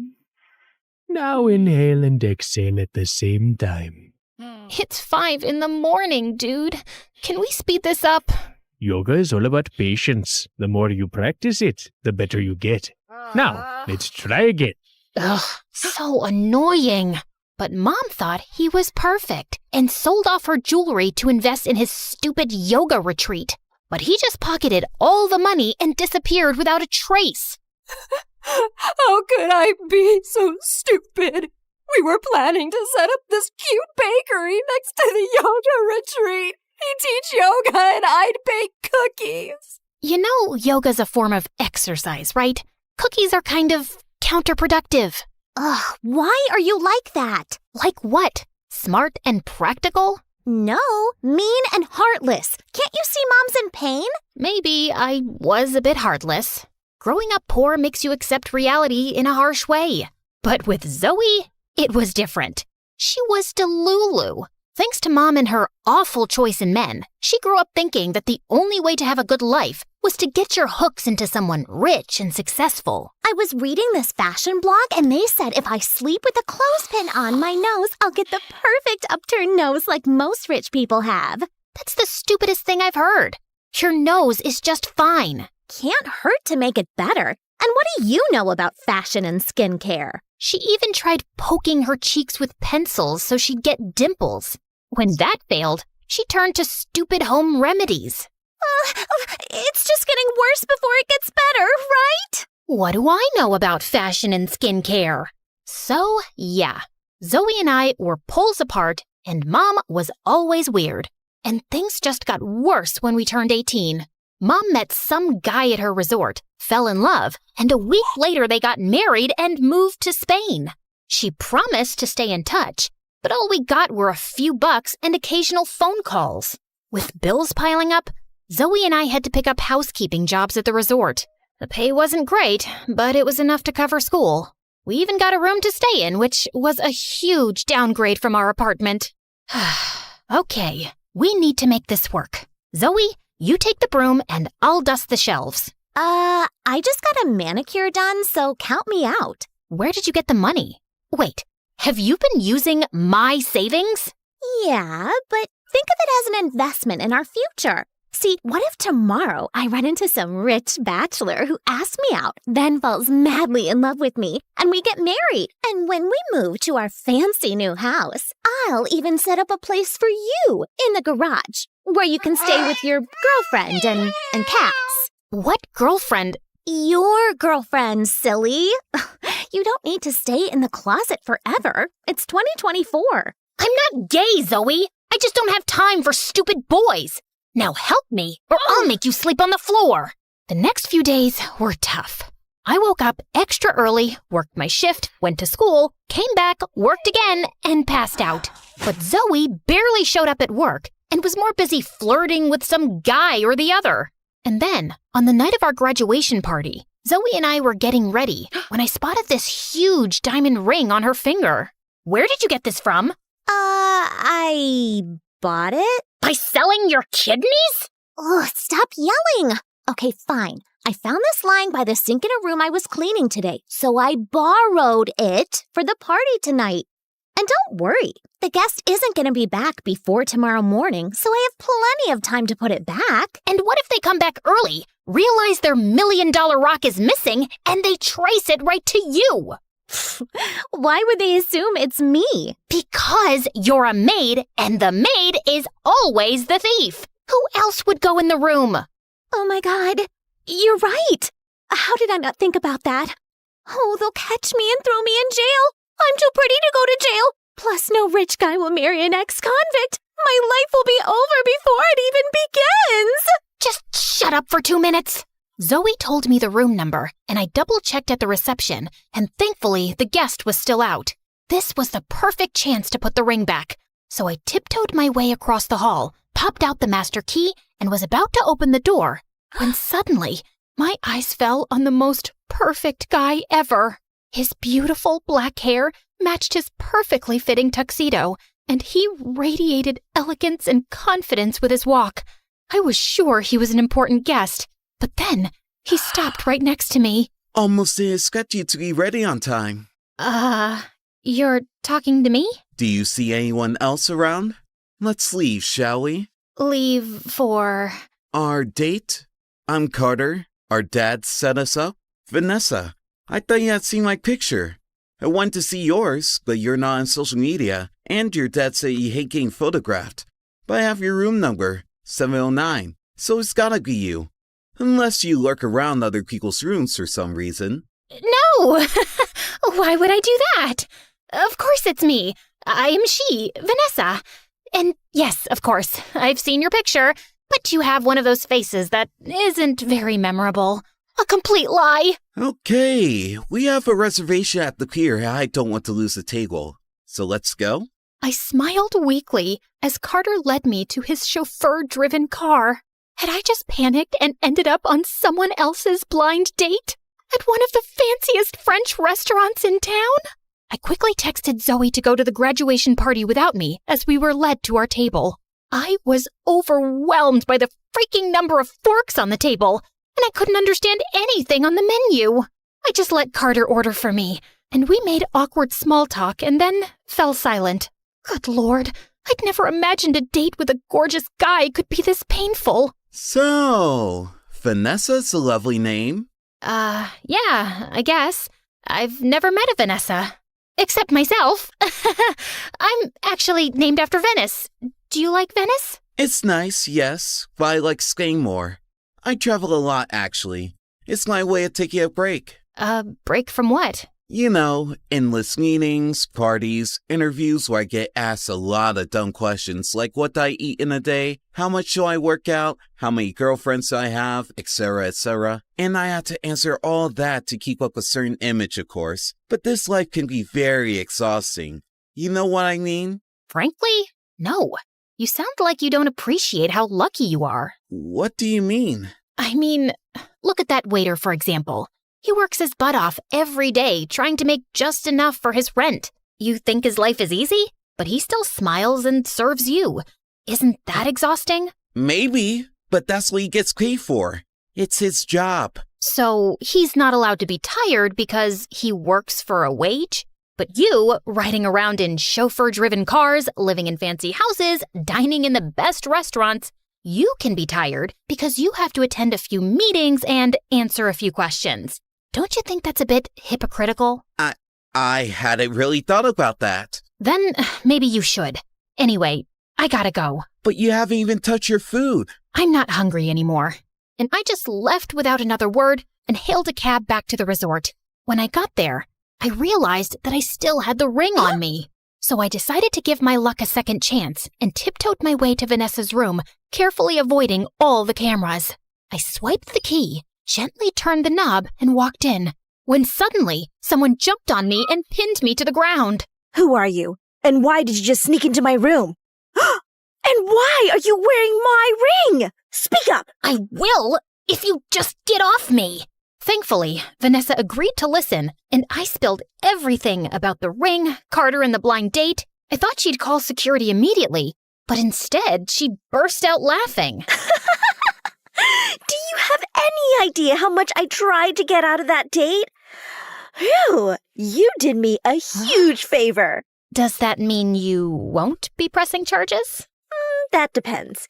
You see, I moved to France with my grandma at 5 because my dad wanted to marry a kid-hating bimbo. But now she's left him, so he wants me to come back home. Problem is, I don't want to. I have my whole life in France, including my boyfriend, Jean-Pierre. And Dad hates him. He wants me to date Carter or he'll cut me off. And since Carter thinks you're Vanessa, you'll just have to date him in my place. Wow, you rich folks are complicated. And I can't do that because it's stupid and I'm pretty sure that guy hates me. Really? Then why did he send me a text asking to meet him again? Listen, just make this Carter guy go away. What if I say no? Then your sister will rot in jail and you will lose this job. But what about my work? I'll pay you. Does $500,000 sound good? Sounds great. Vanessa and I shook on it, and that night I couldn't sleep a wink thinking about how this money could change everything for me and Zoe. But I was pretty nervous about fooling some rich, powerful guy. I wanted to share my doubts with Zoe, but I knew she was a tattletale, so I kept quiet. And the next morning, Vanessa woke me up at 6 and told me that Carter was on his way to take me to a derby match. Is there a reason why I'm dressed like Mary Poppins' cousin? I get that you want him to hate me, but this dress makes me hate me. The idea is to make you look undateable, and this dress is perfect for that. Now remember, make this the worst day of Carter's life. He should be calling my dad and telling him that I'm a monster. Now go make me proud. I left the hotel and greeted Carter at the gate, half expecting him to say something about my dress, but he just smiled and complimented me. Was he blind? Sorry, I think we got off on the wrong foot last night. Can we do this in the car, please? The heat is making me dizzy. Sure. For the rest of the ride, Carter kept trying to talk to me, but I just pretended to be busy on my phone. Soon after, we reached the derby stands and were about to take our seats when I put my plan into motion. Carter, can you get me something to drink? I'm parched. But the race is about to start. You're right. I'll just go and get it myself. No, wait. I'll get it. Oh, thanks. Carter pushed through the crowd and came back with a massive cup of soda. I took one look at it and screamed. It has no ice. I want ice. Carter rushed through the crowd again and came back sweating with a new cup of soda. Thanks. Oh, no. What now? This isn't diet. I can't drink regular soda. It makes me feel bloated and gassy. Get me a new one. Pretty please. Carter shot me an irritated look before running back into the crowd And by the time he got back, the race was over. I did feel a bit guilty, but then I thought about how he must have made his servants run around 1,000,000 times, so he probably deserved a little payback. What an exciting game. Too bad you missed it. Yeah, too bad. Are you mad at me? You are, aren't you? I made you miss the game. You must really hate me now. It's cool if you don't want to see me again. Nonsense. I love to see you again. Why? I mean, wow. I must have really left an impression. Carter inched closer, and I literally stopped breathing. I thought he was going to kiss me, but then he just opened the car door and asked the driver to drop me at the resort. I'll pick you up tomorrow, princess. Don't miss me too much. You bet. What the heck was that? Over the next few days, I did everything to make Carter go away, but nothing worked. I threw tantrums over the smallest things, and he patiently calmed me down. I made him wait for hours while I got dressed and didn't even apologize when I showed up. And he just smiled and complimented me. On Vanessa's instructions, I even took him to an amusement park and then faked a hurt ankle so he'd have to carry me around. When he sat me down to rest, I screamed in his ear to get me something to eat. He was at the stall when I pulled out my phone and texted Vanessa. The plan's not working. I've tried everything. The fake ankle, making him carry me. I even pulled his hair a little when I was on his back. He's not budging. Just as I hit send, I looked down and froze. I'd accidentally texted Carter instead of Vanessa. My heart raced as I scanned the crowd and spotted him walking towards me. He handed me the food and took out his phone, but I grabbed it before he saw anything. You're not allowed to see your phone till you feed me. It'll only be a minute. I think it's for my dad. You're always on your phone. You never pay any attention to me. I'm hurt, and all you care about is reading a stupid text from your dad. And with that, I threw his phone into a nearby fountain. Vanessa? Are you insane? What if he has something important to say? Guess I'll have to wait. Now wipe that frown and feed me. Eat it yourself. You're impossible, and I'm out of here. And he just turned around and left. I thought I'd managed to finally get rid of him when I reached the resort and saw him waiting outside with a bunch of roses. I didn't want any attention from the staff, so I dragged him to the side. What are you doing? I am so sorry, Vanessa. I was way out of line today for yelling at you like that. Please forgive me. Haven't you had enough? I mean, I'll think about it. Can you leave now? I'm not leaving till you forgive me. Fine. I forgive you. You mean it? You want me to get it tattooed? Thank you. I'll see you tomorrow. Great. And I ran inside before anyone spotted me. I had to do something before this guy drove me insane. So I asked Vanessa for help, and we sat down and stalked Carter online everywhere. One of his Instagram posts said that he hated water. So the next day when I met him, I pitched the idea of scuba diving. Scuba diving? Why would you want to do that? Because it's fun. Imagine the two of us, hand in hand, exploring the depths of the ocean. So romantic. How about we explore the depths of my swimming pool instead? We can still hold hands, and it's a lot more convenient. It's funny how you're talking, but all I can hear are chicken sounds. Carter's a chicken. I'm not a chicken. Then prove it. Carter reluctantly agreed. But the next day when we were out on the water, he said he just couldn't do it. As we stood there with me trying to persuade him, the boat suddenly lurched forward and we both fell into the water. See? It's not so deep and scary, is it? Just then, I noticed that Carter wasn't swimming. He seemed to be struggling to stay afloat. And then he started sinking. I quickly swam to him and helped him back onto the boat, but he'd passed out. I shook him, gave him CPR, and was about to give him mouth to mouth when he opened his eyes and coughed up water. Oh my God, you're okay. Wait, were you about to kiss me? I can lie back down. This isn't funny. Tell me about it. I'm the one who nearly drowned. You didn't tell me you don't know how to swim. I know how to swim. I just panicked because we're in the middle of the ocean. I told you I couldn't do it. I'm so sorry, Carter. You should be. Now, where were we? Yeah, I had my eyes closed and you're about to kiss me? Shut up. Once we were back on the main shore, we went to a cute diner and ordered burgers. Carter spotted a jukebox and played some of his favorite songs, but when I played mine, he fell silent. You don't like this song? No, I love it. It reminds me of my mom. She used to hum this to me whenever I was feeling low. I know I never say this, but I really miss her. I miss my mom too. Guess we're not that different, huh? You're way better than I'll ever be. Carter pulled me close, and as we swayed to the music, I realized he'd never looked so perfect. Under that spoiled exterior was a boy who missed his mom, and all he needed was someone to talk to. I wanted to be that person for him, but I also knew it wasn't going to last forever. So I just melted into his arms and decided not to think about it. That was until I reached my room and reality slapped me in the face. Care to explain why you have such an expensive dress in your closet? It's not mine. I borrowed it from someone at work. Uh-huh. Then why'd you hide it in your secret spot in the closet? You went through my secret spot? That's abominable. Who uses words like that? Also, I don't know what it means. And you've been acting really weird these days. Just last week I saw you sneaking into the room late at night. Where were you? I went out for a walk, Mom. Now, if you're done interrogating me, I've had a very long day. Obviously, that didn't stop Zoe from snooping around. And with time, she only got more suspicious. I had to put an end to everything soon, so I thought I'd go and talk to Vanessa. But her boyfriend was visiting, and she was always busy with him. And I decided to wait. But then one day during a date, Carter told me he wanted me to meet his dad. Why? I mean, don't you think we're moving too fast? We barely know each other. I don't know about you, but I think I know you pretty well. Really?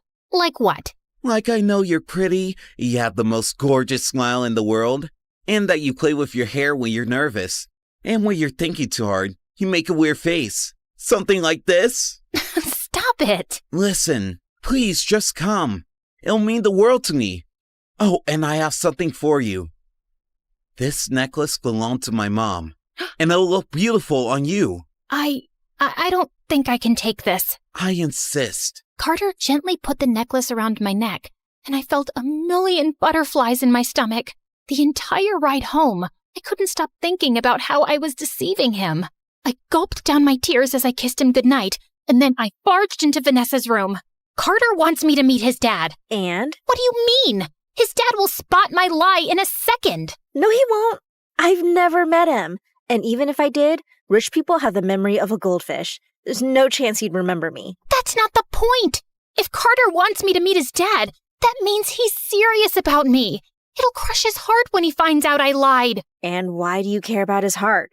Listen, Carter clearly doesn't want to break up with you, but if his dad doesn't like you, he might convince him to dump you. All you have to do is make a horrible impression on the dad. I'm sure you can handle it. Handle it? I could barely walk in the ridiculous dress Vanessa picked out. I tripped getting out of the car on my way to Carter's mansion. Finally, I saw him waving at the front door, and I felt a bit relieved. But then his dad joined us, and he stared at me with an icy stare. Dad, this is... Vanessa, I know. You don't look anything like your pictures. Yeah, I'm not very photogenic. By the way, it's so good to meet you, sir. And what a wonderful house you have. These paintings and sculptures are really one of a kind. What an exquisite collection. And then I leaned onto one of the statues, and it started wobbling. The next thing I knew, it toppled over and shattered to pieces. As I backed off in horror, I accidentally bumped into a waiter carrying a tray of shrimp and landed right on my butt. Every eye in the room turned to me, and I quickly got up and bolted to the washroom. As I was cleaning up, a pretty girl walked in. It was Sophie, Carter's ex. I recognized her from my online stalking sessions. That was one heck of an entrance. I'm Sophie, by the way. Carter must have mentioned me. Actually, no, he didn't. Can I help you with something? Just wanted to see Carter's new catch. And also, there's something you should know. As Sophie talked, my heart sank, knowing that I'd probably made the biggest mistake of my life. I could barely process what she'd told me, and I ran off from the party without telling Carter. By the time I got home, I was so exhausted from all the overthinking, I immediately passed out. When I woke up the next morning, my phone was buzzing and Zoe wasn't around. I found out why immediately. The police were calling to tell me Zoe had been arrested for stealing. I took a cab to the police station, and on the way, I called Vanessa to tell her what had happened, but her phone went straight to voicemail. I even tried the phone in her hotel room, but she didn't answer that either. I rushed into the police station, only to find Carter talking to the police, with Zoe standing next to him. Oh, thank God. I was beginning to think you'd never show up. Now, before these people lie to you, let me just tell you that whatever I did it for Mom. Who's Mom? Our mom, you moron. Mom called me yesterday and told me that she wants to come visit us, but she has no money for the tickets. I thought I'd pawn your stupid necklace off to help her out a bit. But that pawn shop guy informed this rich guy's family that someone was trying to sell an heirloom with their family crest, and they dragged me here for no fault of mine. No fault.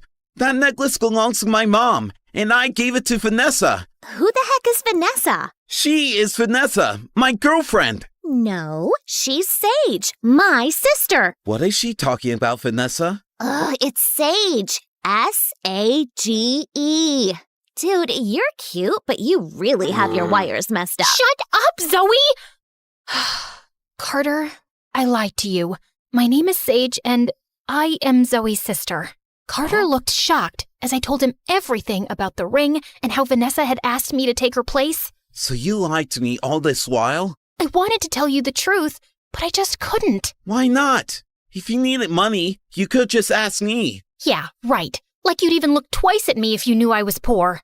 And you really have money to hand out? Because I found out you've only been dating Vanessa for her fortune. No wonder you kept putting up with me no matter how much I tested you. Were you? Don't bother, Carter. Sophie told me everything. Carter's only after your money. He screwed up a big business deal, and now his dad's forcing him to marry an heiress to save their business. They need your dad to invest and bail them out. How do you know that? My dad told me. He's business partners with Carter's father. Trust me, I have no interest in Carter. I'm just helping a girl out here. And you're just going to believe her, without giving me a chance to explain myself? Well, is she lying? No, but... Then there's nothing left to say. Look, Carter, we both lied and we're both wrong. The only difference is that I lied for my family and you lied out of greed. And I agree that there were moments where I got carried away. But now I'm back to reality. I'm pretty sure you don't care about me much. But if you do, even a little, please drop the charges against my sister. She's the only family I've got. I must have struck a chord with Carter because he took back his complaint and Zoe was released soon after. But the news of her arrest reached the resort manager and we were both fired on the spot, which was fine. I was done with that place anyway. Zoe and I moved to a small apartment and decided to start our life from scratch.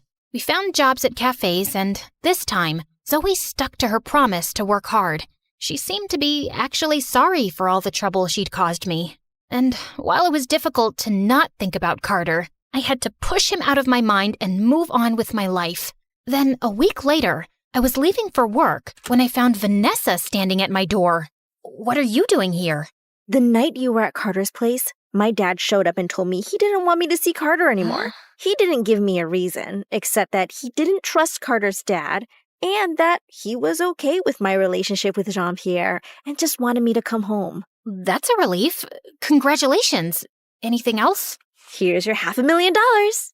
I'm a woman of my word. I didn't exactly do the job, and I don't want money for tricking someone. It didn't bother you before.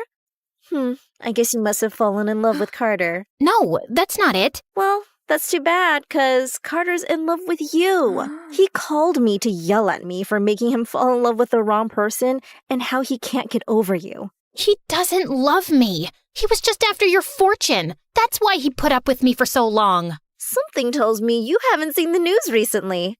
Carter officially resigned from his dad's company. I think his dad forced him to be with me just for money, and he was under a lot of pressure, so he agreed, but it looks like he doesn't care that much about money now. Oh, he also announced he's taking care of the student loans of waiters working in 20 restaurants in this town. I don't know what that's about. I don't believe it. Vanessa showed me the news article, and I was shocked. Oh God, Carter really loves me? I have to tell him how I feel too. But he's moving to his mom's place in London in like 3 hours. Then we have to be quick. You have a car? Duh. You think I walked here? Of course I have a car. But it's a little slow. Seriously? I can crawl faster than this car. Told you he's slow. I don't care, 'cause I'm mostly on my phone, and you know how rich people are? Always fashionably late. Just sit back and relax. Enjoy the drive. Enjoy my butt! I asked the driver to stop and step aside while I took the wheels and hit the accelerator. I zoomed past the cars, got tailed by the police, but somehow made it to the airport just in time. I jumped out of the car and dashed towards the gates, still hearing the police sirens behind me. Go! I'll take care of this. I rushed through the airport, screaming Carter's name. All I could think of was not being able to talk to him and tell him how much I liked him. And my heart sank when I checked the departure charts and saw that the London flight had already departed.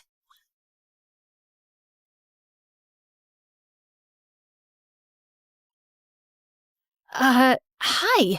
I met Vanessa.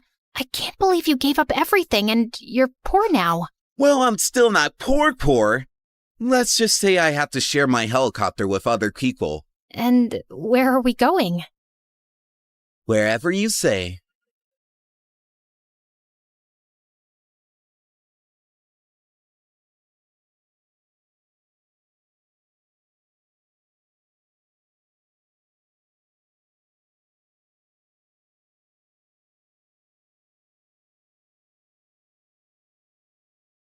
Hi, my name is Alice, and I'm from Rochester, New York. Please like and subscribe. You know how people say that when you meet the love of your life, time stands still and your heart skips a beat? Well, my dad had his own version of it. Love feels like a bunch of fireworks exploding inside your heart. That sounds dangerous. Oh, honey, it's the most beautiful feeling in the world. Dad always tells me about when he met Mom. He was playing on the subway, and when she stepped in, he felt fireworks go off inside of him. And that was it. My life changed forever. Our life changed forever. My mom was a big shot lawyer, and my dad worked as a music teacher at my own school. I inherited my dad's love for music, but wasn't into singing, so I used Mom's lawyer skills on them and convinced them to buy me a drum kit. My life was simply wonderful, but everything changed when I was 12. Mom got stuck on one big case and was working crazy hours, so there was no time for anything else. Not even for me. For months, I kept bugging her to notice me, but the answer was always the same. Not now. I can't, Alice. Of course, this also led to fights between my parents. They used to argue in the kitchen at night when they thought I was asleep. Finally, one night, she just left. There were no explanations, no clues, no goodbye letter, nothing. It was a rough time, but my dad and I always stayed together. As time went by, we both started feeling a little bit better. Despite everything, I never stopped believing in true love, and I eagerly awaited the sensation my father had described so many times. When I turned 16, I witnessed the fireworks of love up close. I was at home cooking an egg when these bratty kids kept ringing our doorbell and running away. My blood was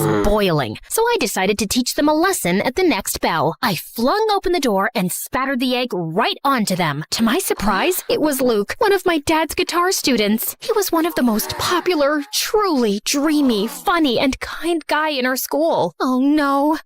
This egg. Lucky you. You just won a tuition discount from Dad. I quickly made this up, but he kept staring at me in complete awe. Then it happened. It struck him like lightning, just like my dad described. The whole fireworks and electricity package. Hi, Alice. I love you. But here's the twist. I didn't feel the same way. However, from that moment on, Luke embarked on a mission to win my heart, while I tried to refuse his advances without hurting him. Flowers for you, beaut. Bees. It has bees. I baked brownies for you. Thanks, but I prefer vegetables. He invited me to the amusement park, but I pretended to be dizzy when he was going to kiss me on the Ferris wheel. And then he also asked my father for my hand. So, what do you think? Tell him that he has to provide 4 sheep, 5 cows, and 1 unicorn in exchange. Yet Luke never gave up. And finally, he went all in. He performed for me on my balcony, singing the very same song my dad used to woo my mom back in the day. And I swear I could see Dad helping him the whole time. Then he asked the big question. Do you want to be my girlfriend? Luke, I like you, but I'll take that. I It's a love story, baby. Just say yes. know what you might be thinking. How could you not love Luke back? He sounds like the perfect guy. And you'd be right. He was everything I could have wished for, and more. He even quoted Taylor Swift for me. I decided I should give him a chance. Maybe the fireworks would appear slowly for me. Okay, let's do it. After a few months, things were going great. He was a great boyfriend, and I cared for him. One day, as we hiked up a hill, my foot clumsily met a cluster of rocks. I was about to fall when Luke grabbed my hand and held me. Are you all right? I nodded. The sunlight hit him just right, and he looked just beautiful. He leaned in, and he rewarded my safety with a kiss. It was a scene right out of a movie. Come on, guys. You see? I tried, but I just couldn't help feeling nothing. By the time we reached the top of the hill, I decided to end things. Luke deserved someone who could truly love him. After a brief pause, I managed to muster the strength to share my feelings. However, as I looked at him, tears were welling up in his eyes. Alice, there's something I have to tell you. Yes, Luke? I'm thrilled that we're together. I've been looking for the perfect partner for what feels like forever. Tears began to fall down his cheeks, and I hugged Luke tightly. How could I break his heart after that? I just couldn't. I needed a new plan, a way to end things without hurting him. Just then, I got an idea. I needed to find my boyfriend a new girlfriend. Yet, it was easier said than done. Finding the perfect girl for Luke was certainly a tough mission. I introduced him to Sarah in a bowling alley, but it turned out she was only interested in using Luke to make her ex-boyfriend jealous. On trivia night, Claire and Luke had a heated argument about the best pizza toppings. They didn't get along after that. Lastly, how can I forget about Julie? When I introduced her to Luke at a party, it was pretty clear that she was more interested in me than in him, much to Luke's amusement. Of course, he knew nothing of my plan. I introduced so many girls to him, pretending they were my friends, but none of them sparked even the slightest explosion. Luke only seemed to have eyes for me. Darn him! After a few weeks of failures, I was about to give up hope. But then, right in my dad's class, the solution seemed to fall from the sky, almost literally. Boys and girls, we have a new exchange student from South Korea. This is Moon. That new girl seemed quiet, but she was a total stunner. We have a little welcome tradition here.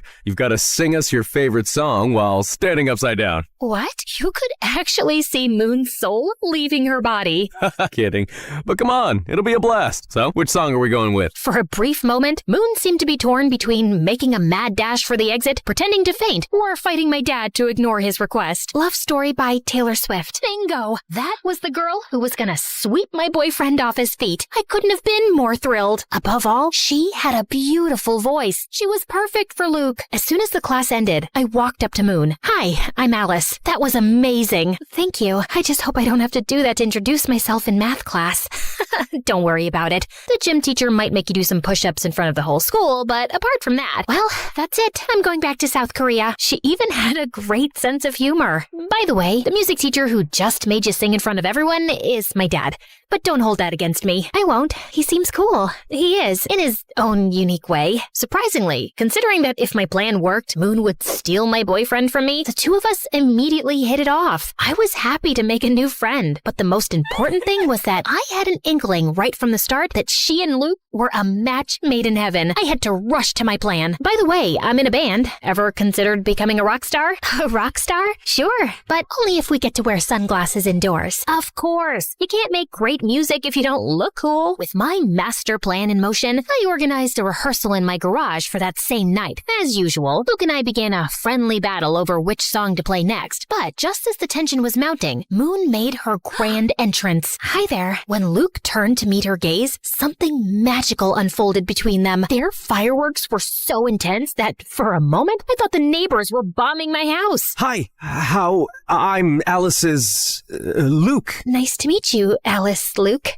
I'm Moon. That's a beautiful name. Moon turned red as a tomato. I mean, it's cute. I mean, it's not, horrible name. They were so awkward and cute that they looked like two penguins trying to dance. The first part of my plan was complete. Over the next few weeks, I did everything to bring my new friend and boyfriend even closer. I planned this adorable picnic for the three of us, but then I faked a stomach pain, so they both got time together. Alice, are you okay? Oh no, not again. What's wrong, Alice? It's my, pigmatitis. Okay, let's go see the doctor. Clearly, my plan failed. Next time, I took them to the movies to watch an old sappy romantic film. Where's Alice? She told me she wasn't coming because she hates Sandra Bullock. She hates Sandy B? Is that even possible? Right? I said exactly the same thing. They watched the movie together. All the while, I was lurking secretly in the background. In a particularly romantic scene, their shoulders leaned against each other. They locked eyes, and their lips came closer. It seemed that it was the moment, but... Want some more popcorn? Yeah, sure. So close. By the way, I, of course, don't hate Sandra Bullock. Slowly, I was running out of ideas and excuses. I even signed us up for a romantic bread baking class, only to remember right beforehand that I was gluten intolerant. Silly me. Since when? It's very recent. I don't want to talk about it. We can make gluten-free bread. It's not the same. Go on without me. Tragically, I had to keep up that lie and not eat a sandwich in front of them for way too long. Oh, the lengths I went to. But despite all my efforts, nothing was happening. They clearly had feelings for each other, but neither was making the first move. I was determined to give it one final shot, so I orchestrated an irresistibly romantic date at Rochester High Falls, Luke's cherished spot. I prepared the scene, and it looked spectacular. I stood there, admiring my masterpiece. This must have been how Billie Eilish felt when she composed Bad Guy. My plan wasn't complete without the final touch. 2 mysterious and alluring letters, one for Luke and one for Moon. That evening, they both arrived thinking the other had organized the date. I should have respected their privacy and left, but I sneaked a peek at the date and sat in a nearby grove with popcorn and soda. It seemed like they were still too shy to make the big move. Just as I was about to fall asleep, Moon slowly moved nearer to Luke's lips. The excitement was so intense that I could feel it moving through my body, particularly in my ankle. In my ankle? I looked at my leg and saw a raccoon clinging to my ankle. Freaked out, I totally lost it. I sprang from the bushes just in time to disrupt their big moment. Alice, what are you doing here? Oh, hi! Just taking a walk. Around the falls? Alone? At night? Well, you know what they say, when nature calls. Don't judge me. That's the best I could come up with. Alice, this isn't what it seems. We were just... Their embarrassment and guilt were clear. I'm sorry. They clearly felt terrible, and I felt even worse. It was entirely my fault. It was time to tell the truth. You don't have to feel guilty. I orchestrated the entire thing. What? You? Yeah. I couldn't help but notice the magic connection between you two.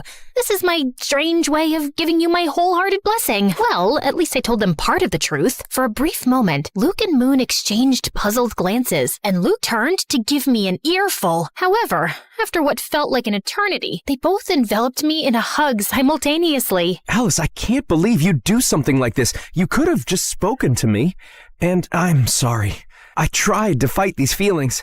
No need to apologize. The heart wants what the heart wants. Are you sure you're okay with this? Absolutely. You two are meant for each other. I'll step aside and let you enjoy the rest of your date. I walked away swiftly, but before I got too far, I turned back to see them finally sharing their first kiss. Well, you could have at least waited for me to leave. Just kidding. Carry on. This may appear like the happily ever after ending, doesn't it? But believe me, there are still some more fireworks to discover. My grand plan had succeeded. Moon was perfect for Luke, and they were really happy. However, sometime later, I started to feel increasingly sad. While I was genuinely thrilled for them, a feeling of loneliness began to take over me. Eventually, I decided to share with my dad my deepest fear. Dad, what if I never experienced those fireworks? Alice, just like music, love has its own tempo. It won't come if you're expecting it. But trust me, sooner or later, your moment will come. But what if I end up with a broken heart, like you when Mom left us? That can happen. Love is not perfect, but believe me, it's still worth it. After that, I decided to give the whole love thing a rest. I just focused on school, my friends, and of course, music. For several months, everything went smoothly. Surprisingly, my dad was right about love. My moment was bound to come just when I least expected it. Boys and girls, we have a new exchange student, this time from Italy. This is Camillo. And that was it. Boom, boom, boom. Just like my dad had predicted, my moment to feel the fireworks had arrived, and it came on strong when Camilo strolled into the classroom. I couldn't take my eyes off of him. And to be fair, no one else in the class could either. He was so irresistible, incredibly handsome, cool, stylishly dressed, and smart. My dad tried to get him to sing a song to introduce himself, but Camilo instead recited a poem in Italian. I didn't understand anything. I was too captivated by him. Ah, Oh, right. It's a very lovely and romantic poem. Not really. It's about what hell is like. Marry me. I knew I had to beat out tons of other girls to win his heart, but if there was one thing I was truly confident about, it was my matchmaking skills. Game on. During lunch, I went up to him. He was sitting by himself, with all the girls gazing at him from afar, too mesmerized to strike up a conversation. But I wasn't like the other girls. Hi there. What's cooking, good looking?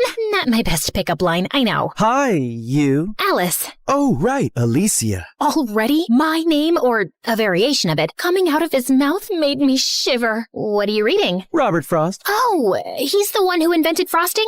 Because if so, I want to congratulate him. No, he was one of America's most renowned poets. I felt like my confidence had crumbled like a house of cards. I guess I'm more of a takeout menu reader.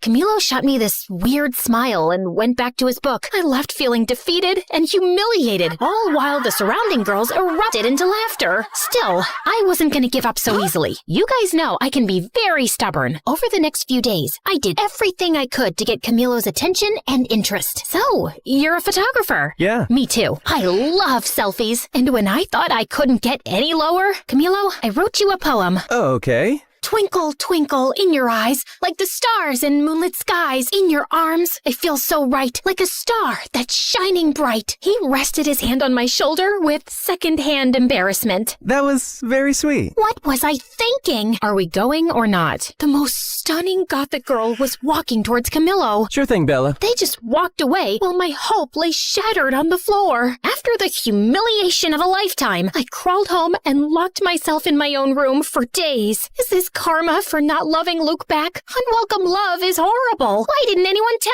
me? I decided to never leave my room again. But Luke and Moon swooped in to save the day. Alice, what are you doing? We were worried about you. You haven't been to school for days. And I'm not going back. I'm officially a hermit now. Come on, Alice. You can't give up so easily. What else can I do? He's too cool and smart for me. And he clearly has a thing for goth girls. Well, maybe that can be arranged. Moon showed me the flyer for a costume party happening the next day at school. Maybe this wasn't quite over yet. The following day, I visited Moon's house for the first time for a unique makeover session. She was determined to transform me. And after an intense half hour of makeup and dressing, I emerged as a whole new person. Camilo will be head over heels for you. After a while, I headed downstairs to her kitchen to grab a glass of water. Moon's house was massive and a bit eerie, with dim lighting and an unsettling silence. As I turned the corner, I bumped into a tall, mysterious guy. I let out a scream of surprise. Who are you? I'm Alice,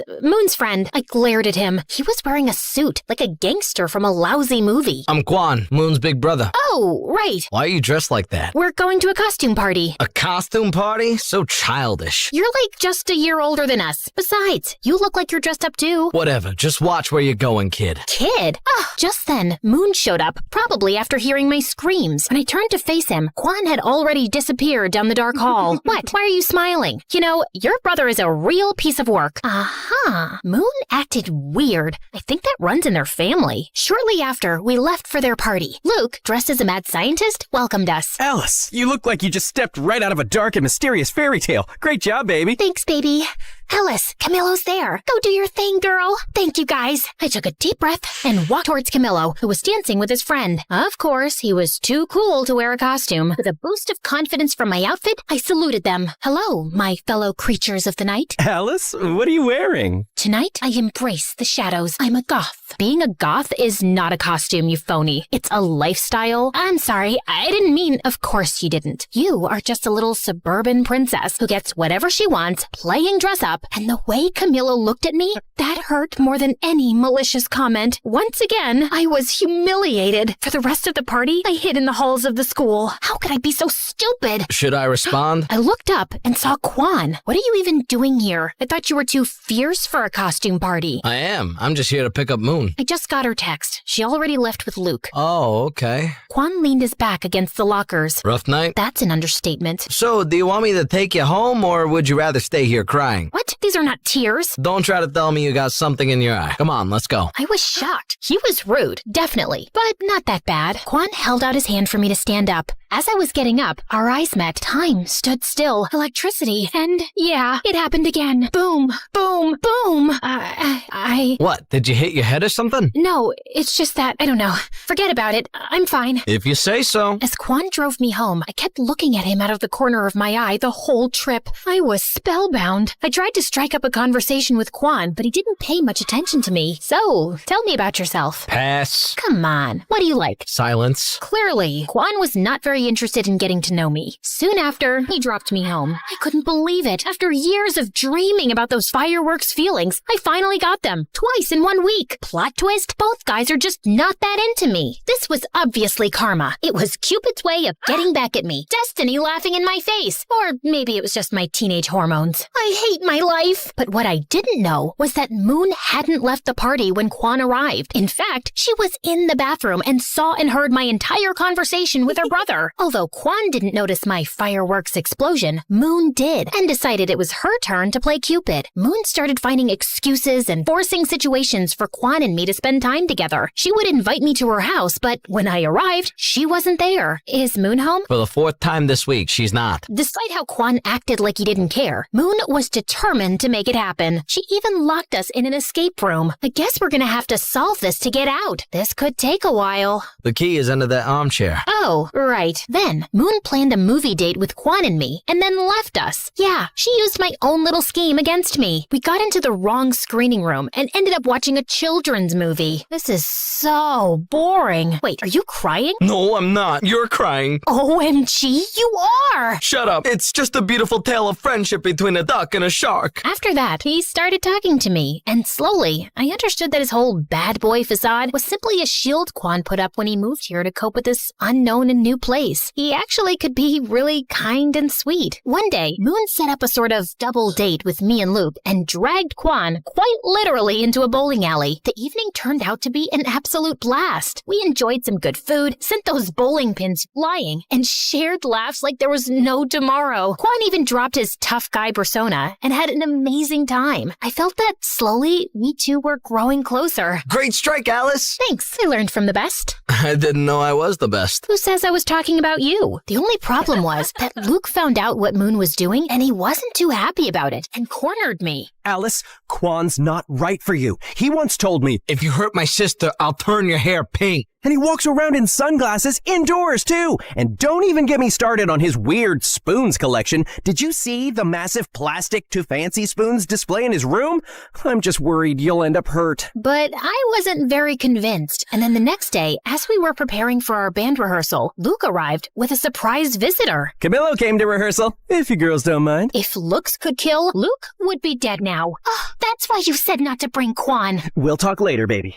I tell you, man, we have the best drummer in town. So, he has decided to play matchmaker too. Go on, then. During our practice, I was super nervous, way more than usual. But then Camilo did some really nice things that made me feel a lot better. I think I did pretty good in the end. That was great, Alice. I didn't know you were so talented. Thanks. That made me melt, literally, right there on the spot. For the next few weeks, I was caught in a love triangle with Quan and Camilo, and tangled in a dispute between friends. I felt bad, but chose to go with the flow, hoping to solve the puzzle of my heart. But things turned into some kind of competition between them, and in order to win, they went big. Luke orchestrated a fantastic carnival date for Camilo and me. Amidst the chaos, we laughed, won games, and feasted on cotton candy. I even won him a huge stuffed animal. Thanks! Elephants are my favorite animal. I'm more of a grizzly bear girl, but elephants are pretty cool. Then, Camilo and I rode on an intense roller coaster in an odd moment of calm. Before the car sped off again, Camilo pulled out his camera and took a picture of me. What are you doing? I want to capture this moment forever. That was one of the most magical and romantic nights of my life. For her part, Moon convinced Quan to take me to his favorite spot, a haven he had never taken anyone to before. It was a dark and murky place. Quan led the way, nodding to some guys. All eyes were on me, so I tried my hardest to copy his attitude. Needless to say, I failed. Quan, we are too young to be here. Relax. What is life without a little risk? Right, but maybe this is a little too dangerous. Okay, I admit it. I was scared. But you would be too if you saw those people there. It looked like the whole cast of Pirates of the Caribbean. Don't worry, Alice. I know the owner and most of the guys. They are cool. Quan took my hand, and not only did I feel safer, but I was also ecstatic. The rest of the night turned out to be surprisingly amazing. Everybody was fun and welcoming. Quan revealed his secret technique to cheat in poker, and an energetic punk band put on a spectacular show. Hours later, we watched the sunrise on the hood of his car at the highest point of the city. Hey, okay, I hear you all yelling, pick a lane, girl.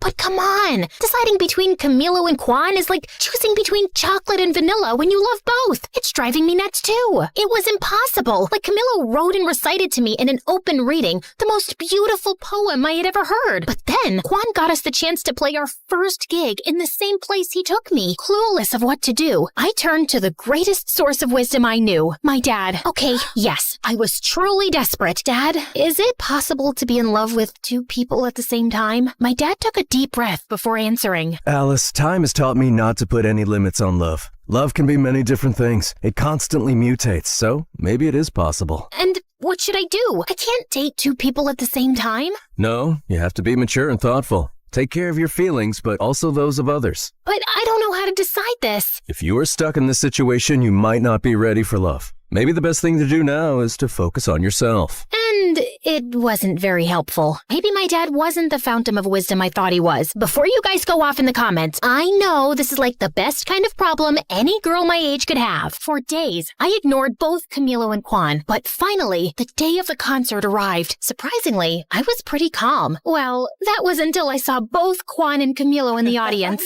At that moment, all my fears surfaced and I completely panicked. I couldn't face it and locked myself in the dressing room's bathroom. Alice, what are you doing? We have to go on stage in 5 minutes. I can't do it. This is all too much pressure. After failing to convince me to go out, Moon and Luke took it out on each other. Why did you invite Camilo? This was Quan's moment. He got us the gig. And Camilo can't be here? He's really supportive of the band too. Why are you doing this? What do you have against my brother? He thinks he's a Yakuza or something like that. And my brother is a great guy. But he's not good enough for Alice. And Camilo is? He's so pretentious. I was listening to their fight behind the bathroom door. It was like I had traveled back in time and they were my parents. I had to put an end to all this chaos. I gathered my strength and opened the door. Stop! This ends now. You can't be fighting over my love life. That doesn't make any sense. But... No buts. We were just trying to help you, like you helped us. I know, but it just doesn't feel right. I was wrong. Love should be spontaneous and free, not something we try to control and mold to fit our convenience. It's my life and I can make my choices. You're right. We're sorry. I'm sorry, Moony Toony. I am too, Lukey Doovie. That's really sweet. But for now, enough with the cheesy stuff. We've got a show to give. The room was silent and expectant when we got on stage. The air was tense, but we were ready. Hello, we are Cupid and his broken arrows.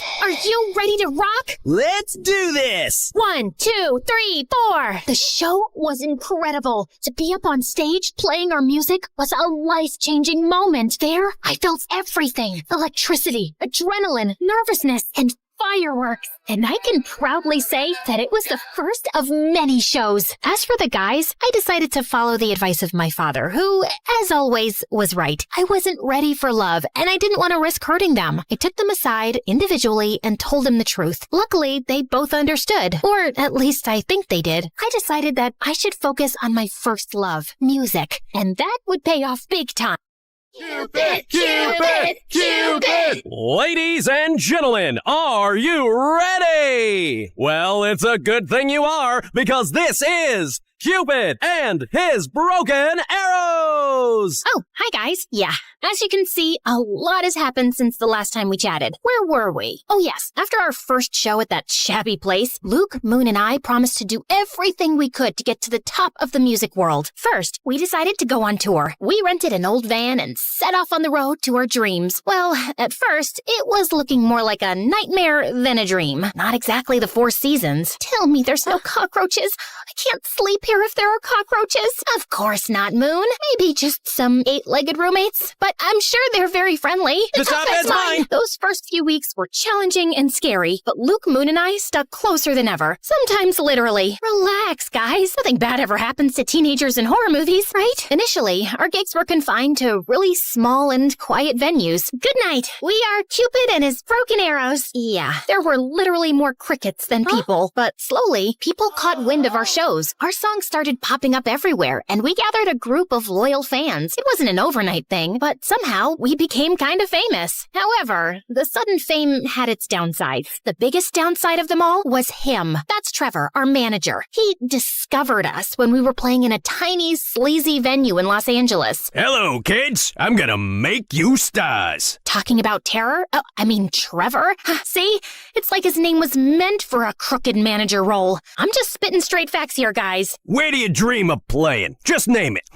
In the forum? That's a little too ambitious. I'll make it happen. Sky's the limit for us. Despite Moon and Luke's excitement, something didn't smell right to me, so I decided to keep an eye on Trevor. Follow that car! I always wanted to say that. I tailed him to the forum offices. Oh, tailed is what spies say when they follow someone. Too many spy novels, I guess. So, Trevor got out of his car, but returned as if he'd forgotten something. What could it be, you might ask? His briefcase? His parking permit? Maybe his wallet? Well, not exactly. A gun? Who brings a gun to a business meeting? It's like bringing a gun to a business meeting. I figured he was a little shady, but he was actually dangerous. After a while, he walked out of the meeting with a big smile and put his gun back in his suit. Oh my God! That night, after Trevor gave us the news that he got us a slot at the forum, I revealed what my fierce investigation had unmasked. It's over, Trevor. I saw your gun and how you used it to get us this concert. We can't be involved in something as dark as that. Oh, you mean this? Trevor pulled out his gun and pointed it directly at me. My life flashed before my eyes. Moon,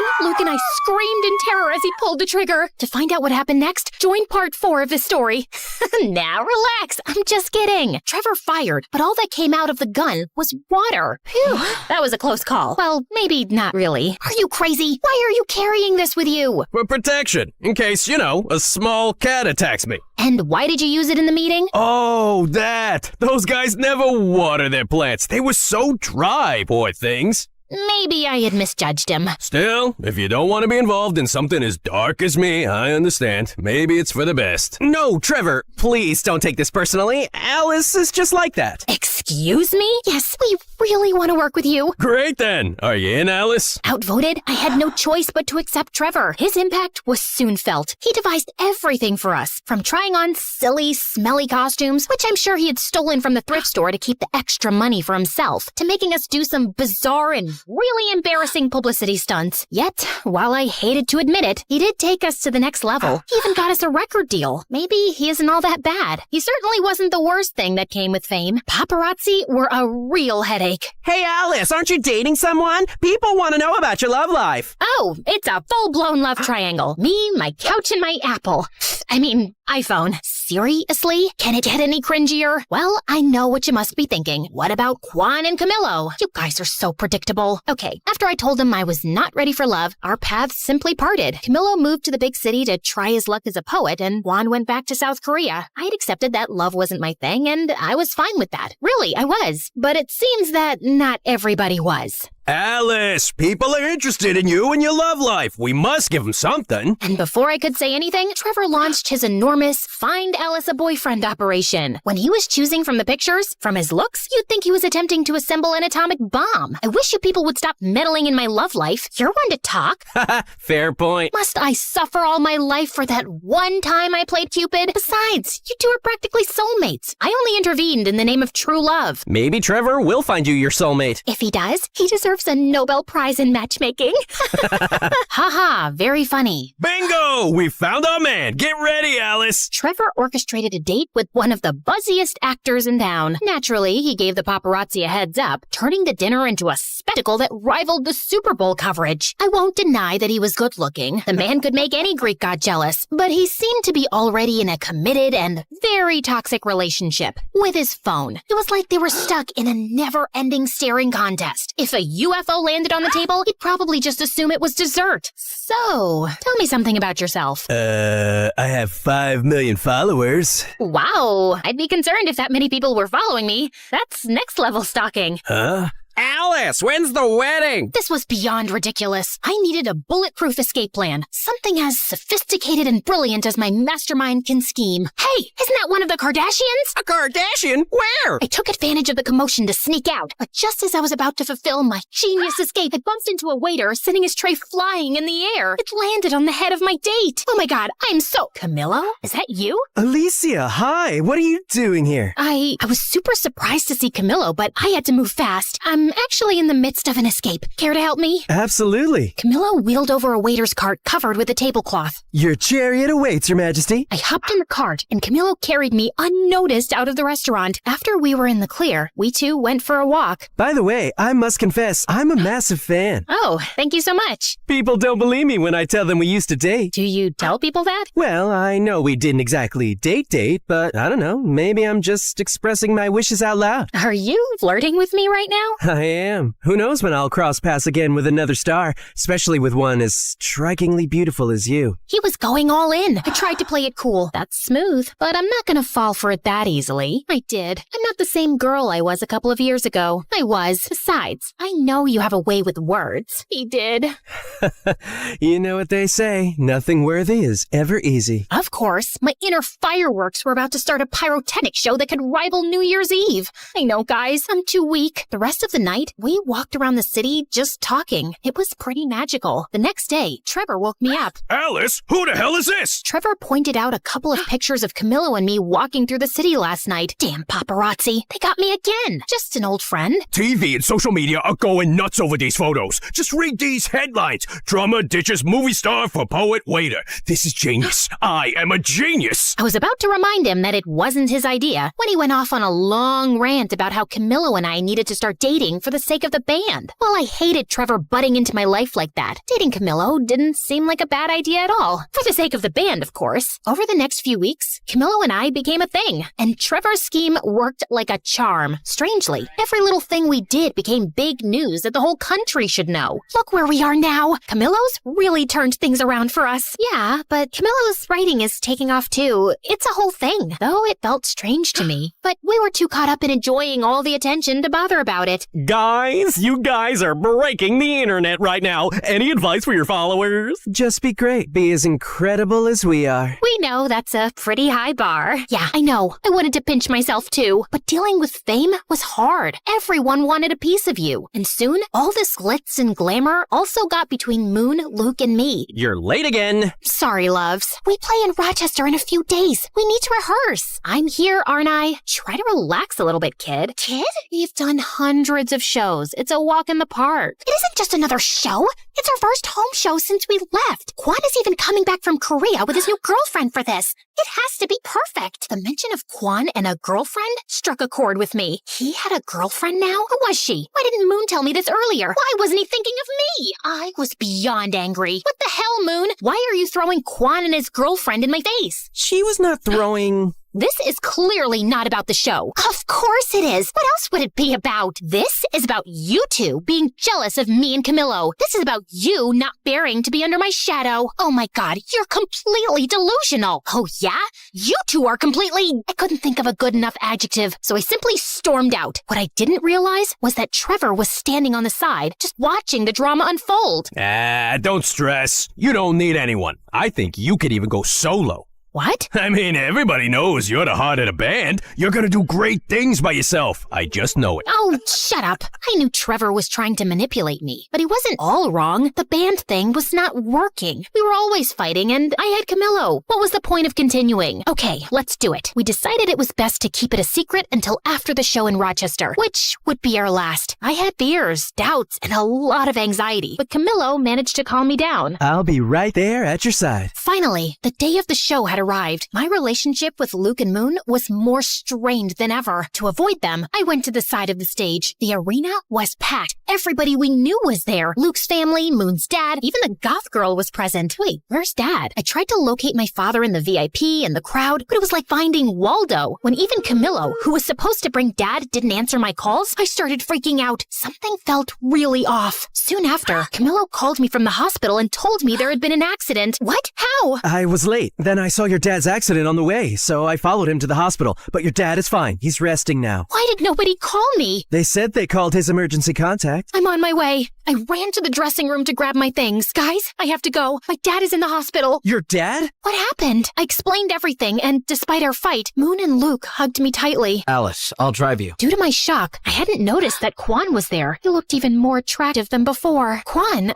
Snap out of it, girl. Let's go. Whoa, Alice, stop. The show's about to start. She needs to be at the hospital. Family comes first, always. As she said that, I felt horrible. They were my family, and I was backstabbing them. I don't care about your family. This is the most important show ever. We're gonna tape it for a movie. It's the farewell concert. Do you know how much money we're gonna lose? After saying it, Trevor closed his mouth so tightly that his lips seemed to have magnets on them. Farewell concert? Oh, it's not a big deal. Breakups sell well, and we'll have 3 products instead of 1. Both Luke and Moon looked at me. If looks could kill, I'd be 6 feet under right now. Dad, oh my God, are you okay? What happened? Oh, it's just a silly accident, but I'm okay. I'm coming to see you. What? All those people are there to see you. You're gonna play and rock that gig. But... No buts, Missy. Afterward, you can come see me. Not like I'm going anywhere. Rock it for your old man. Okay, Dad. I love you. You heard Dad, kids. Let's do it. It's showtime. We went on stage, and the tension was crazy. I could feel Luke and Moon's hateful glares. It was as if Cyclops from the X-Men was looking at me without his glasses. The show was about to start, but I refused to be like those old dinosaur rock bands where everyone hated each other. So I did something I never did. I stepped up to the microphone. No, don't freak out. I'm not gonna sing. Hi, Rochester.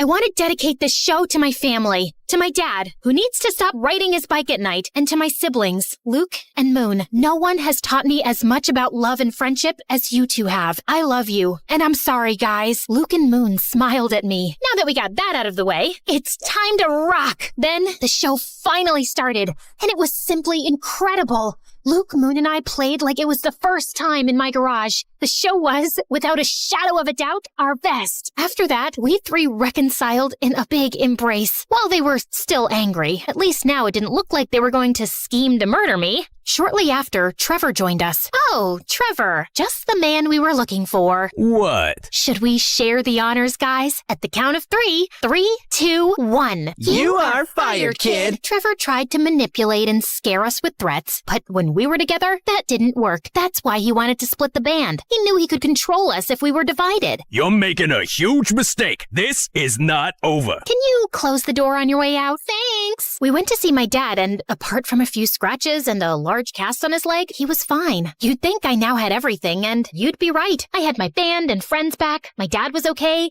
and I had my boyfriend. It was finally time for my lived happily ever after moment. Well, that lasted for about 2 seconds. Literally. Someone suddenly burst into the hospital room. Babe, are you all right? Mom? Babe? What are you doing? Alice. Well, I guess now I know who his emergency contact was. My mom looked at me smiling, but when she saw Camillo, her face completely transformed. Alice, get away from him. I was beyond confused. I looked at Camillo. His face revealed that he had something to confess. I imagine your faces right now are exactly like mine at that moment. Once again, fate had a curveball for me. But this is running too long. I know no one likes cliffhangers, but you know what they say, nothing worthy is ever easy.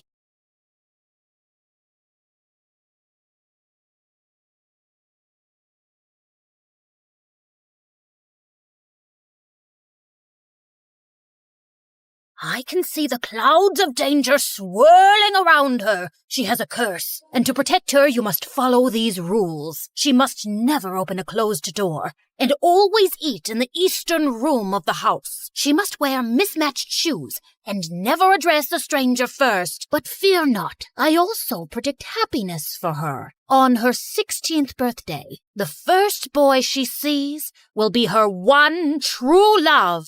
Hey guys, it's T from Oregon. A little weird, yeah, but it's all thanks to this fortune teller who said I should have a name starting with T. I mean, why not Tina, Tyler, or Talia? Anyway, don't forget to like and subscribe if you want to know my crazy story and ramblings. You guessed it right. My parents were believers in superstitions and horoscopes, and that's the short of it. But Mom was the worst. Like once I asked her to buy me a toy, and it said on her horoscope that she shouldn't invest that day. No toys. It's a sign.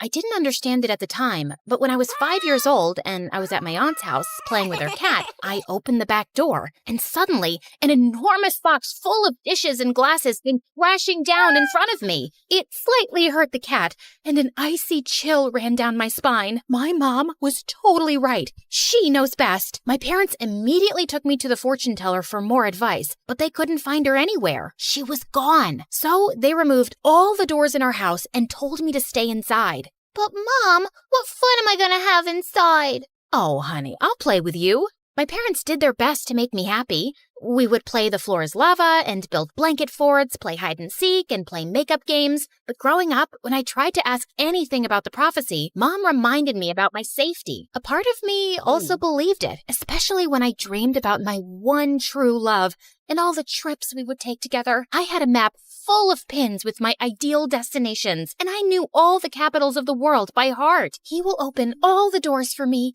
and greet every stranger first. Only 2,017 days left. The summer I turned 13, many good things happened at once. I got a new phone for my birthday, and a new next-door neighbor moved in. I spied on him from my window, and he was super dreamy.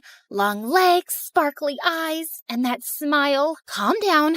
Maybe he's just cute from a distance. Since his room was just across from mine, I used to zoom in with the camera of my phone, but all I could see was the spider crawling down the wall and a poster for a video game he liked. Bingo! I downloaded the game on my phone, and only 2 players in my area. That must be him. Yeah, we girls make the best detectives, right? I went from fighting imaginary potatoes to defeating trolls and orcs online, and it was so much fun, and he noticed me. Hey, you're pretty great at this. Want to team up? Sure, you're pretty good too.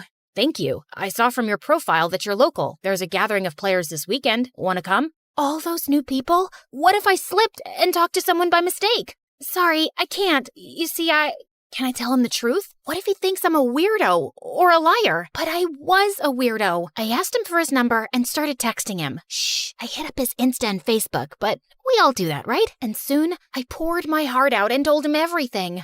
Wow, that must be tough. Are you sure the fortune teller was right? I never met her, but my parents are absolutely convinced she was, and I want to trust that they know what's best for me. I don't know if there's a fate worse than staying locked in all the time. When I went to bed that night, Sebastian's words kept ringing in my ears. I dreamed that I was going to school and traveling everywhere. So when I woke up, the disappointment was too much. I think you're right, but now I need to convince my parents too. And so, my campaign for free tea began. I stuck my forehead closer to the radiator to fake a high fever, but I just got a red forehead for my trouble. Then, I turned on the water tap in the kitchen to flood the floors and send my parents outside. But my mom just got out the mop, and I ended up having to help her clean. I wrote letters pretending to be a long-lost cousin needing help, and even snuck out at night. But I was caught by the traps my dad had set up. Nothing worked. Oh dear, she's gotten to the rebellious age, right? Nothing I do seems to work. And just then, there was a tap-tap sound. Someone was knocking at my window? Could it be burglars? Should I scream now? I got my hair straightener and my perfume spray. Hi, it's Sebastian. Hi, I'm T. Yeah, I know. My teammate and my friend. I can hear you cheering from my room. You talk to yourself a lot, you know. How embarrassing. Was I that obvious? And I'm about to slip. I opened the window and he climbed in. I was too nervous. I had a boy in my room, and he smelled so good. I thought boys were all smelly, but he smelled like rainbow cake with sprinkles. My brain short-circuited, and I could only look at him like a fish. I apologize for scaring you. I've tried to visit you before, but your parents always sent me away. RT is very frail. She can't have visitors. I'm here to help you. Is there something your parents believe in more than a curse? No, they're obsessed with it. And just to make extra sure, my mom checks the horoscopes too. The horoscope! That was the answer. Sebastian printed a free daily horoscope and put it every morning under our front door. Then, we set out to make its predictions true. On the first day, I had him hide out of the window with the water hose. Look, this horoscope says it'll rain with a clear sky. And look outside! It's raining, but the sun is also shining! The next day, he put a super smelly fish under the hood of our car, and the day after, he threw a ball at our window, which landed in my mom's soup. All of it was predicted by the horoscope. This went on for a few months, and Sebastian even asked some of his friends to set up predictions for my mom. She believed in it so much, she wouldn't leave the house without checking it. It's time to make our move. Look, Mom, it says that girls named after a drink will have good fortune all year. I'm sure this counteracts the fortune teller's warning. This horoscope is never wrong. I really want to go to school. I'm not sure, but T's all grown up now. She knows she must not open any doors, right? Yes, of course, Dad. I finally enrolled in school. The evening before my first day, I was super nervous. Am I doing the right thing? What if the fortune teller was right? What if something terrible happens? I tried a million outfits, and Sebastian stood at his window, giving the outfits votes with a paddle like in a fashion competition. It doesn't count if you give me all 10s. My first day was fantastic. I asked Sebastian not to tell anyone about my curse because I knew no one would believe me. He agreed and didn't laugh when I opened my backpack, and instead of books, all of the good luck charms my mom had stashed in it fell out. Here, you can read mine. I still had to eat alone in the supply closet because it was the room to the east, and I became a pro at never opening doors. If one was about to close, I'd just throw my books at it to stop it. At once, I couldn't get out of the bathroom because no one was there to open the door for me, and fortunately, Sebastian came to my rescue. Oh, thank you. I was about to climb into the cubicle. You can't really believe this rule about the door, T. There's no such thing as a curse. What if there is? I'm not so sure I can risk it. Or, I don't want to put anyone else at risk. As my 16th birthday approached, I eagerly anticipated meeting my one true love. But I like Sebastian. He's kind and funny, and he wants to travel too. I just needed to make sure I gave fate a little help. Again. So the morning of my birthday, I stared at Sebastian's window, waiting for him to appear, but the blinds never came up. Maybe they're broken. I waited outside his house for him to step out. Come on, T. You'll be late for school. I hoped that he just got out super early and I had missed him, but when I got to school, the first person I saw was the janitor. No, the fortune teller said boy, and he's a man. I still have a chance, so I kept my eyes closed and started inching toward my class. Hey, watch out. OMG, it's Francis. He was the hottest guy in school. He was tall, had the best hair, and was in a band. All the girls in school wanted to date him, but he'd never gone out with anyone. Aren't you the girl who always eats alone in the supply room? Yeah, I know it's weird, but... No, I dig it. Make your own rules, you know? What's your name? T. Wow, that's a cool name. Unique. See you around. He smiled at me, and suddenly, everything was really warm. Oh no, maybe I'm sick. Wait, no, that's what happens when you blush. Does it mean he is my one true love? What about Sebastian? I called Sebastian. Why aren't you at school? I got food poisoning, and I'm sick at home. Sorry, I didn't get to wish you a happy birthday in person. I was super disappointed, but the fortune teller was very clear. The first boy I saw on my 16th birthday was Francis, not Sebastian. It's not like he ever confessed. Maybe he doesn't even like me. Suddenly, Francis was everywhere. Wow, you decorated this supply closet like a restaurant. I'm participating in a door opening competition. Let me help you. Oh, this is your house? Wow, what a coincidence. I was cursed, but I wasn't stupid. Are you following me? I guess I kinda am. Sorry, but you're different, and I like that. Would you like to go out with me?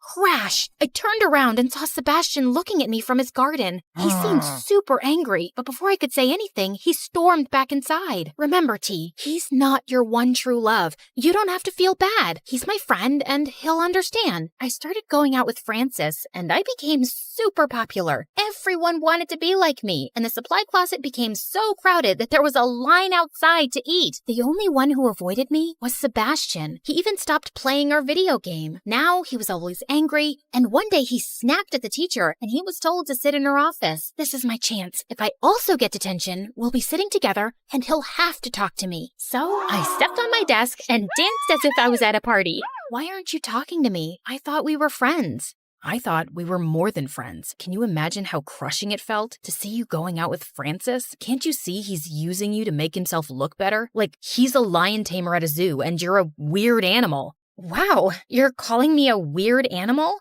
I'm saying he treats you like one. I think you're great and cute, but I can't stand that you've let the word of a stranger rule your life. But the fortune teller, she's a fraud. Here, look. He showed me his phone, and there was a video of a woman in prison. It's not my fault if people are so gullible. I told parents their child was cursed, and to get rid of the curse, I gave them 2 options. Either follow some impossible made-up rule, or buy one of my magic charms. And yeah, most parents went for the charm. But there was this one couple who decided to do both. They named their kid something like soda or latte or cappuccino.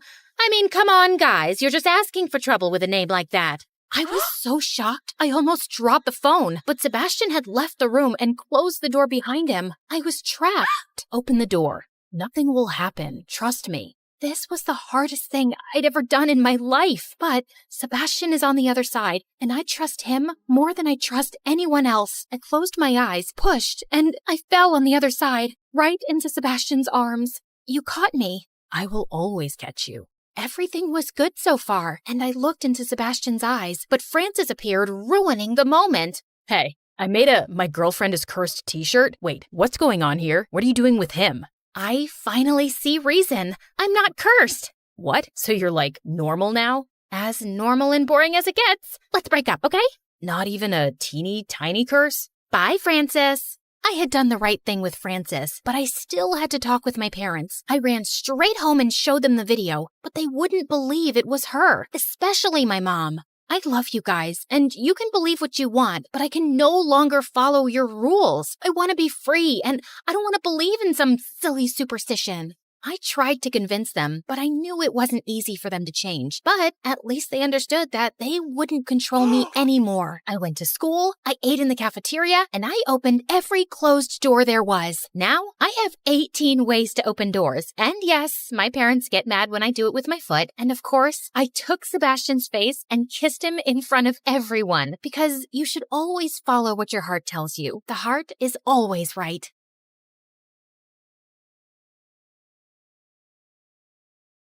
Little Natalie's tummy couldn't stop growling. She had been hungry the whole afternoon, but it was evening now and her mom wasn't home yet. Those rich people should stop making my mom work so much. I wish we'd never moved from France. Mom didn't have to work so hard there like she does here. As she walked outside, she heard loud music coming from the biggest mansion in the whole countryside from afar. Her tummy told her to go there, and she found out there was a large party happening in the garden. Natalie started drooling when she saw the huge feast. She tried to sneak in, but a group of women blocked her. Where do you think you're going, little girl? I'm hungry. Can I have some meat, please? And a glass of juice, too? Just look at her dirty clothes and hands.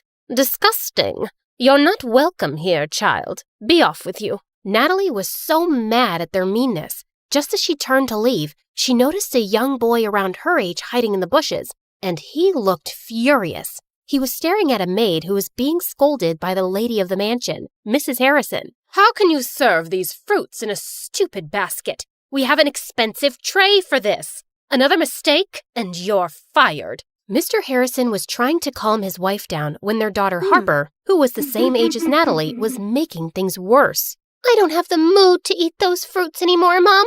That woman ruined my night. Natalie felt so bad for the humiliated maid. She joined the boy in the bushes. I hate these people. Me too. And that's my mom they're yelling at. They don't deserve all this delicious food. I have to teach them a lesson. Wait, are you going to do something bad? Mom said you shouldn't do bad things no matter what. But he just ignored her and dragged a bag of manure lying close by. Then he started climbing a tree that overlooked the garden. But moments later, the branch under him cracked, and he went tumbling down straight onto the food table, spreading cow poop everywhere. Everyone screamed, and Mrs. Harrison looked ready to explode. She yelled for security, and Natalie thought she had to do something to save her friend. And with that, she ran towards the nearest barn, rode on a young horse, and made it run around the garden, completely ruining the party. You little rascals! Natalie grabbed the boy's hand, and they fled the scene. I can't believe you just did that!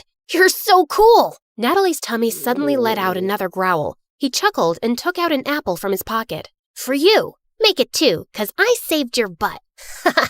I'll get you another one soon, promise. What's your name? Natalie. And you? Caleb. Nice to meet you, Natalie. Can we be friends? Okay.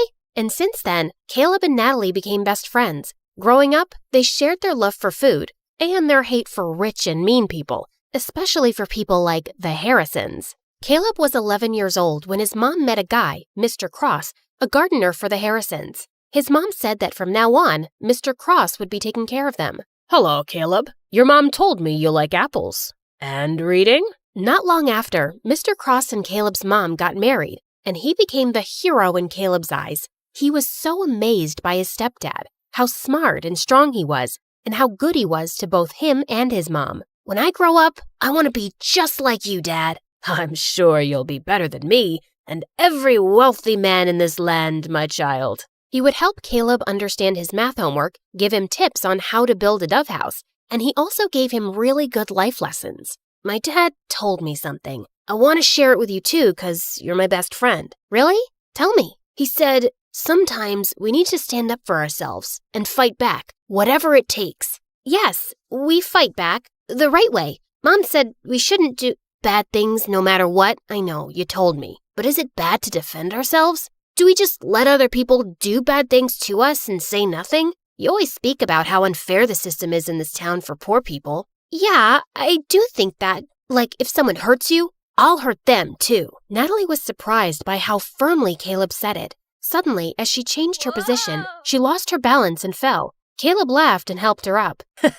Now, I don't know how to hurt the fence or the ground, but Caleb then kicked the fence and stomped his foot on the ground. Natalie found it funny. She liked the thought of Caleb as her protector and felt really lucky to have a best friend like him. And over the years, she grew to like him as much more, but she was too scared to admit it, too scared to ruin their friendship. One day in high school, she decided to cook his favorite food and surprise him at lunch, but her heart ached with jealousy when she saw him laughing with some girls in the canteen. She was leaving when Caleb called her name and walked up to her. Is that for me? Before she could reply, the girls jumped in and glared at Natalie. Why are you friends with that dumbhead, Caleb? Same question. Handsome boys like you should hang out with pretty girls like us. Suddenly, Caleb wrapped his arm around Natalie's shoulder. My girlfriend is not a dumbhead. She's the smartest, coolest, and most beautiful girl I've ever known. So please, stop talking rubbish about her. Girlfriend? As the humiliated girls left, Natalie turned to him. Why did you tell them that nonsense? Those girls are going to hate me forever. Are you mad?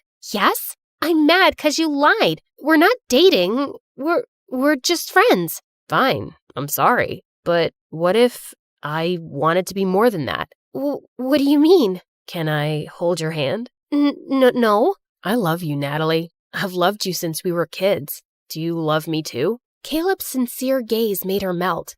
Yes, I think I feel the same way. Caleb started to lean in closer, and when their lips finally touched, she felt like she was on cloud 9. After that, the best friends became lovers, and Natalie was really happy with Caleb as his girlfriend. But over time, things started to get complicated. His mom fell really sick, and his stepdad's earnings weren't enough for her medicines. So Caleb was forced to take more part-time jobs around the farm. He hardly had any time to spend with Natalie anymore. Meanwhile, that night at the Harrisons, the family was having their usual dinner. Mr. Harrison was talking about the progress of their business, while Mrs. Harrison was being pushy towards their son to date someone. I don't understand the rush. I'm so young, I'll have plenty of time later on. You have plenty of time now. I don't, Mom. I'd rather focus on school than date. Love is nothing but a stupid distraction. All work and no play makes people really dull, darling. Remember Sheila? Benjamin's daughter. I think she's a nice girl. Mom, I don't like her.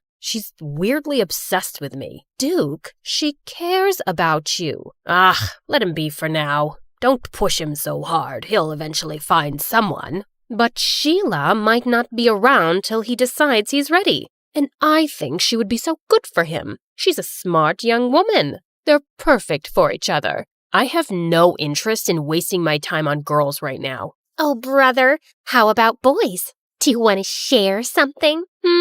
Shut up, Harper. Well, Sheila and her parents are visiting us soon, and you will spend time with her so you can get to know each other. Who knows? Maybe it will end in a wedding. Hearing that, Duke suddenly felt the urge to lie. I'm sorry, Mom, but I already have a girlfriend. What? I said I'm not dating Sheila because I already have a girlfriend. Since when do you have a girlfriend? Since 6 months ago, but we kept it a secret. I don't want people in my business. Duke left the table and decided to take a walk in the gardens to cool off. Suddenly, he heard someone behind him and turned around to see it was just Mr. Cross. Oh, sorry, Master Duke. I didn't mean to disturb your walk. You look a little upset. I'm not. It's really nothing. Just sometimes parents can be too much. Do you have kids, Mr. Cross? A son, the same age as you. Maybe I'll introduce you sometime. Duke was feeling too preoccupied, so he just smiled at their gardener and walked off. That weekend, Natalie's mom caught a serious flu, so later that day she went to town with Caleb to buy some medicine. While they were in the pharmacy, his stepdad called him. I need to stop by a dad's friend's place to pick up a package. Wait for me in the town square. I'll be right back. Natalie bought the medicines and sat on a bench in the town square. Her favorite thing in that old place was the old horse statue in the center. They're such gorgeous and magical creatures. Just then, she noticed that its red eye patch was lying on the ground. She picked it up, and as she placed it back on, the statue suddenly wobbled. She tried to make it steady, but it just suddenly toppled to one side and broke into pieces. Holy mighty, horsey! Natalie stared at the sight in complete shock. The townspeople quickly gathered around, and they went berserk. How could you be so reckless and ruin the pride of our town? Isn't it bad enough that we have to live with a foreigner who badmouths our town and its systems? And now you've ruined our cultural legacy. Some of them even started crying, and Natalie felt panic. She tried to contact Caleb, but her phone's battery was actually dead. I swear, I didn't do anything. It was already unsteady. Please, forgive me. But the townspeople were blazing mad. Soon the police came, and as they were questioning her, everyone suddenly became silent as they made the way for someone. Natalie lifted her head and met someone's eyes. Duke, the oldest child of the Harrisons. What's going on here? This girl just caused serious damage to a public property, and we need her to come with us to the station. Duke just nodded at them, and soon, Natalie found herself sitting in a police station. Please, officer, just let me go home first. My mom is sick, and she must be really worried. But the officer just ignored her. A few minutes later, Duke came out of the main office. You're free to go. I've taken care of everything. Huh? What do you mean? I paid $50,000 for the fine and damages, so you won't go to prison. What? Why are you doing this? You don't even know me. Because I need you. What? What do you mean? Duke then dragged her outside the station to talk. Listen, I need you to work for me as my fake girlfriend for a month, and I'm going to pay you for it. I'm sorry, but can you repeat what you just said? I'm not sure if I heard it right. I think you did. You don't look like you have any hearing problems. Is that how you joke? Because it's super lame. Even hyenas won't laugh at it. Do I look like a clown to you? How can you offer me a ridiculous job when you don't even know if I have a boyfriend or not? Look, I don't care whether you're single or whatever. I'm not interested. I just need you to pretend to be my girlfriend and convince everyone that we're in love, especially my family. But why would you need a fake girlfriend anyway? You can just have a real one. Just choose any girl but me. You rich people are used to getting whatever you want anyway. I asked you to be my fake girlfriend, not to become an interviewer. In private, we'll be practically strangers minding each other's business. I can prepare a contract tomorrow. What makes you think I'll accept your offer? I don't want this weird job. Don't worry, I'll think about another way of repaying you. There is no other way. Accept my job or return my money immediately. It should be the exact amount that I spent to save your sorry little butt. Natalie wanted to yell at him for blackmailing her, but she knew she couldn't pay him back. Let me think about it. I don't have much time. I'll give you a day. Let's meet at the cafe tomorrow, same time as this. Before Natalie could say anything more, he turned around and left. When she got home, she found Caleb's messages saying that he'd be staying at his stepdad's friend's house for the night. Natalie really needed to talk to him, but she was also worried about how he would react. She also didn't want to tell her mom about this yet and stress her out. So later that night, she went to her favorite spot on the farm to think it over alone. Suddenly, Caleb appeared beside her. Hey, what are you doing here? Wait, Nat, are you crying? Tell me what's wrong. She didn't have a choice but to tell him everything. Are you serious? You shouldn't have let him help you. He took care of it himself, and I could never pay $50,000 on my own. But of all the girls, why does he want you? This is stupid. I thought Harper was evil. I didn't expect that her brother would be worse. Look, if he didn't help me, I'd be cold and miserable in jail right now. But he obviously helped you just to force you into this stupid job. What am I gonna do? He left me with no choice. Seeing my girlfriend dating another guy is torture, Nat. It doesn't matter if it's fake or not. Caleb got up and furiously kicked some rocks. Okay, fine. I won't do it. I'll have to think of another solution then. As Natalie's tears poured, Caleb sighed and sat down. Okay, I'm sorry. Don't cry, please. Let's talk this over. You'll just be acting, and it's only for a month, right? And Are you sure he's paying you a huge amount for it? Yes, I'll just be a fake girlfriend. I'll never fall in love with that jerk, ever. Okay, I'll agree to it, but on one condition. What is it?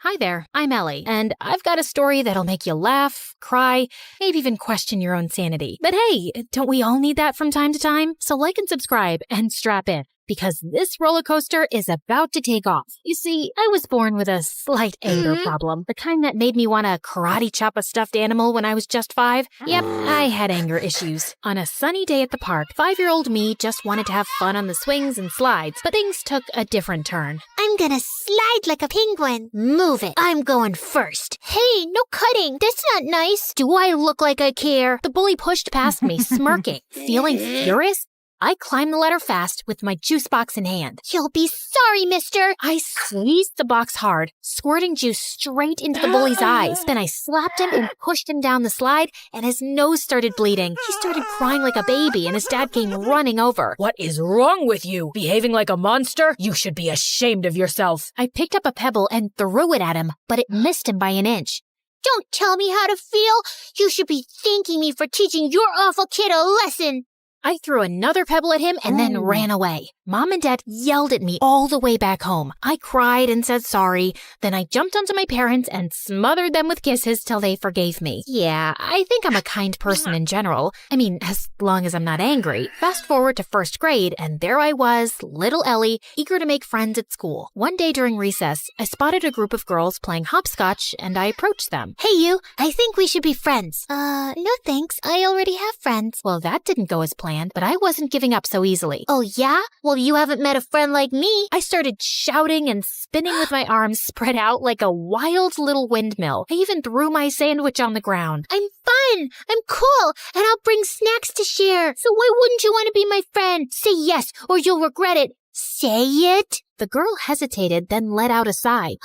Okay, fine. I'll be your friend. Please, just stop yelling at me. And just like that, I made a new friend. Her name was Lucy, and she was the best. 2 years later in 3rd grade, my family told me one day that we had to move for Dad's job. Scared of losing Lucy, I got really angry. I won't leave Lucy. She's my best friend, and I'm not going anywhere. I protested by staying in our backyard treehouse, and I refused to come down till my parents changed their mind. We know you're upset, but we have to think about what's good for the family. But when I didn't budge, my parents caved after a few days. I was so happy, I finally climbed down from the treehouse. And I learned that standing up for what matters can make a difference. And that my anger was the best thing I had. It gave me whatever I wanted. What I didn't realize back then, though, was that Lucy eventually figured she could take advantage of my anger issues to get her way, too. If she wanted something from someone, she'd come up with a sneaky plan to get me all riled up against that person. Yeah, it always made me the bad guy fighting and bullying people, while Lucy looked like she was the nice, calm friend of a monster. But no one got seriously harmed. As we entered middle school, though, Lucy started doing it more frequently and for bigger things, and I began getting into serious trouble. Like one day, Lucy came to me saying that Mrs. Thompson had called her into her office and said she was giving her a C- on her project. You know what else she said?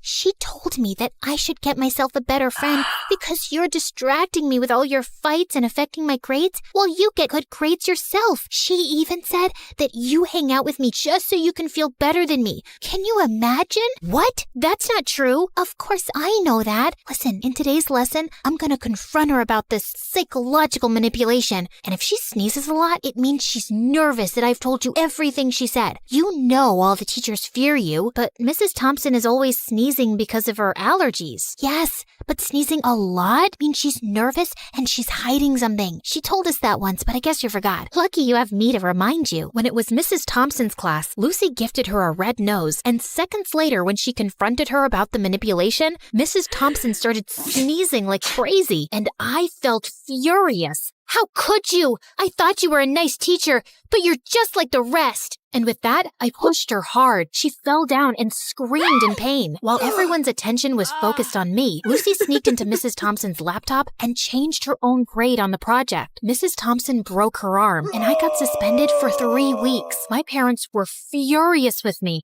and insisted that I tell them exactly what happened. When I did, Mom said that Lucy was the manipulative witch here. I yelled at her and didn't talk to her for days. How could she say that about my BFF? Days later, I visited Lucy, and her mom opened the door and looked at me like I was some cockroach. Ugh, you again. What do you want? I heard what happened with Mrs. Thompson. Why can't you be a normal human being? Poor Lucy, she almost failed her project because of you. What? Yeah, you're crazy and you're affecting my child. She'll end up failing all her classes because of you. Why does everyone keep saying that? Because it's true. Hey, listen, you silly woman. I was about to scream at her when Lucy showed up and pulled me inside her bedroom. Please, Ellie, you can't talk to Mom like that no matter what she says. But I'm a good friend and I forgive you. Now calm down, girl, and take the Snickers bar. I know it's your favorite candy. Lucy had clearly been spreading lies about me, but I was too blind to see it back then. And when I returned to school, things were a bit different. A new girl, Isabella, had joined our class. She was rich, pretty,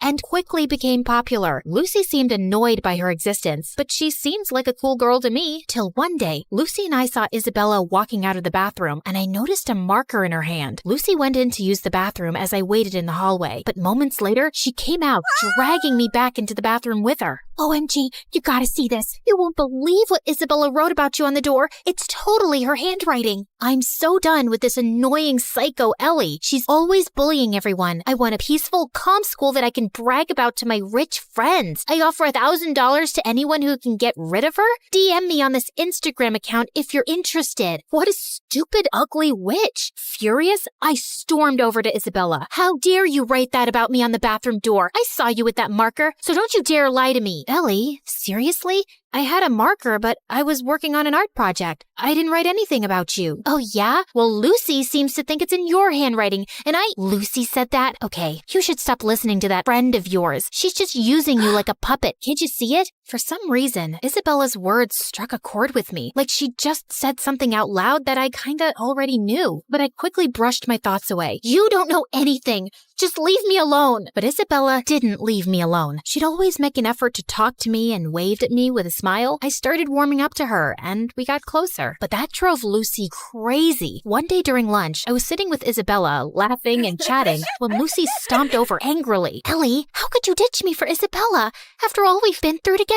Just calm down, will you? I'm not ditching you, just spending time with Isabella. We can all be friends, you know. Are you for real? How dare you replace me? And with that, she pounced on me. I didn't want to fight her, so I just pushed her away, but she grabbed my hair again. Luckily, someone called a teacher, and Lucy got detention for 2 weeks. And I swear, those were the best 2 weeks of my life. Things were calm and peaceful, and I didn't have a single fight with anyone. Isabella even convinced me to start getting therapy for my anger issues, and I felt really good about it. Then one day, Isabella told me something. Hey, Ellie, yesterday when I got back from school, I was shocked to find Lucy in my house. I asked her what she was doing there, but before she could reply, her mom showed up. She's our maid. I swear I had no idea. She said she'd brought Lucy over to help her clean the kitchen before Christmas. Oh, yeah, I know that her mom works as a maid for you, but we never talk about it, because I don't want to embarrass her or anything. But I don't have a good feeling about her suddenly being in your house. She might be up to something fishy. So we decided to keep an eye on Lucy that afternoon, and we watched from a safe distance as Lucy's mom gave her instructions to clean. But just a few moments later, after her mom left, we heard a loud crash, followed by Lucy's scream. We rushed to find Lucy lying on the floor with a broken shelf and scattered kitchenware around her. We tried to help her up, but she screamed in pain and couldn't move. Just then, Lucy's mom and Isabella's parents came running too. Oh my God, what happened? Oh, Mom, I was just reaching for something on the shelf, but it was unstable. It just all came crashing down on me. Lucy's mom turned to Isabella's parents furiously. This is all your fault. You knew this shelf was broken and you never bothered to fix it. I told you so many times. Now my daughter is injured because of your negligence. I'm gonna sue you for this. You'll pay for the harm you've caused my daughter. Isabella's parents tried apologizing repeatedly, but Lucy's mom didn't listen to a word and called an ambulance to take Lucy away. I couldn't help feeling sorry for Lucy, although I was almost sure she'd hurt herself on purpose to cause trouble for Isabella and her parents. She probably hadn't expected it to be this bad. And sure enough, the injury was very bad, and Lucy couldn't walk for a few months. A few days later, the teacher planned a visit to Lucy's house for the class to cheer her up. But the moment we entered Lucy's room, she went ballistic, calling me a horrible friend who'd betrayed her and calling Isabella bad names too. I was feeling angrier by the second, but I tried staying calm. Just then, Lucy's mom walked in, and she started calling me a bad friend too. Are you here to hurt my Lucy even more, Ellie? You've made it obvious whose friend you really are. But be aware, Isabella, I'm certain she only chose you because you're rich. Ellie has always been a bad, rotten egg. Suddenly, I just snapped. I jumped at Lucy's mom, and she fell back and hit her head on the floor. Everyone looked shocked, and I knew I'd messed up big time. I ran out crying. When Mom found out about it, she was so mad. Ellie, I can't believe you attacked Lucy's mom. She called me, threatening to contact Child Services and telling them that you need to be put in some rehab center because you're a danger for other people. I honestly felt terrified hearing that, and my first instinct was to lash out and scream in my defense. But instead, I took a deep breath and thought of my friendship with Isabella, and it helped calm me down. Mom, I know it was wrong, and I'm really sorry. I'm working on controlling my anger. I'll be better, I promise. Mom looked really surprised and then nodded, but she still took my phone away and grounded me for a month, and I didn't protest. I knew I deserved that. Back at school, Isabella told me Lucy's mom was going ahead with the lawsuit, and I really wished there was something I could do to help. Lucy or her mom wouldn't listen to a word I'd say. But then one day, I was in the school's bathroom when someone knocked on the stall door. It was Lucy's mom. Ellie, I need to talk to you. I've been reading Lucy's diary, and I've discovered the truth about her actions. She's been using your anger issues to her advantage. I sometimes had a feeling that something was off with Lucy's behavior, but I never knew for sure. Are you still gonna sue Isabella's parents or report me to Child Services? No, I just wanted to apologize to you, and I won't be causing you or Isabella's parents any more trouble. I'll also get Lucy the help she needs. We might even move to another town and live with my sister if it means Lucy can get better therapy. I'm so sorry for everything, Ellie, and I want to thank you for being a good friend to Lucy, despite everything. With that, she gave me a quick hug and left. I felt tears pricking my eyes. I was kind of sad I wouldn't get to see Lucy again, but I also felt lighter and free. Moments later, Isabella walked in. Ellie, everything's gonna be okay. Isabella hugged me tight, and for the first time in a long while, I felt like everything would be okay.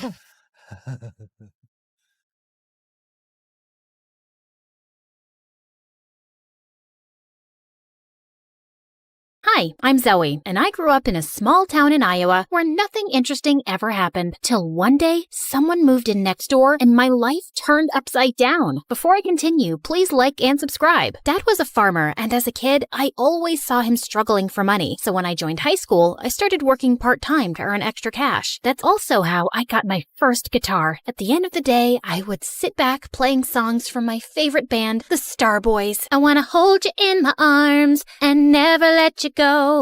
You're the sunshine that I want, that makes my life flow. These guys were like California's BTS, only more popular, especially their songwriter and lead singer, Nico. He was so mysterious though. He didn't even have a social media account and hardly came to interviews. But my favorite was Dylan, the other singer in the band. I had his posters everywhere in my room, and I prayed every night I could meet him just once. I must have prayed extra hard because a week after my 19th birthday, a huge truck pulled up at the house across the street and 4 familiar boys jumped out of it.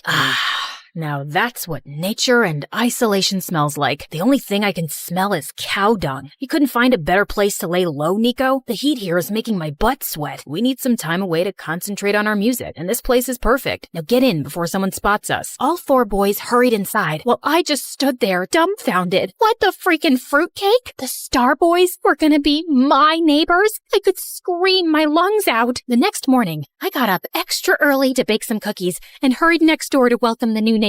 Okay, stay cool. It's just Dylan.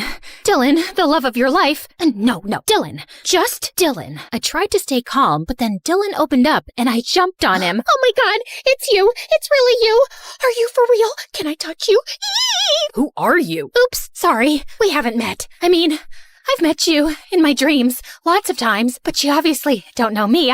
Before I could finish, someone pulled me inside and pinned me to the wall. Nico! Who sent you? Which newspapers? Spill or I'll call the police on you for trespassing. Zoe, neighbor, cookies, baked, love Dylan, huge fan. I can't breathe. So you're not the paparazzi? No. Now, can you move away? Your cologne is too strong. It's giving me a headache. You might not be the paparazzi, but you can still go around telling people we're here. We can't risk it, Dylan. Let's pack our bags and go. No, please. I won't tell a soul. Just let me hang out with you guys. I'm your #1 fan. I can do anything. Cook, clean, play guitar. You name it. I'll be your Snow White, but not as white. I can even entertain you with my very professional magic tricks.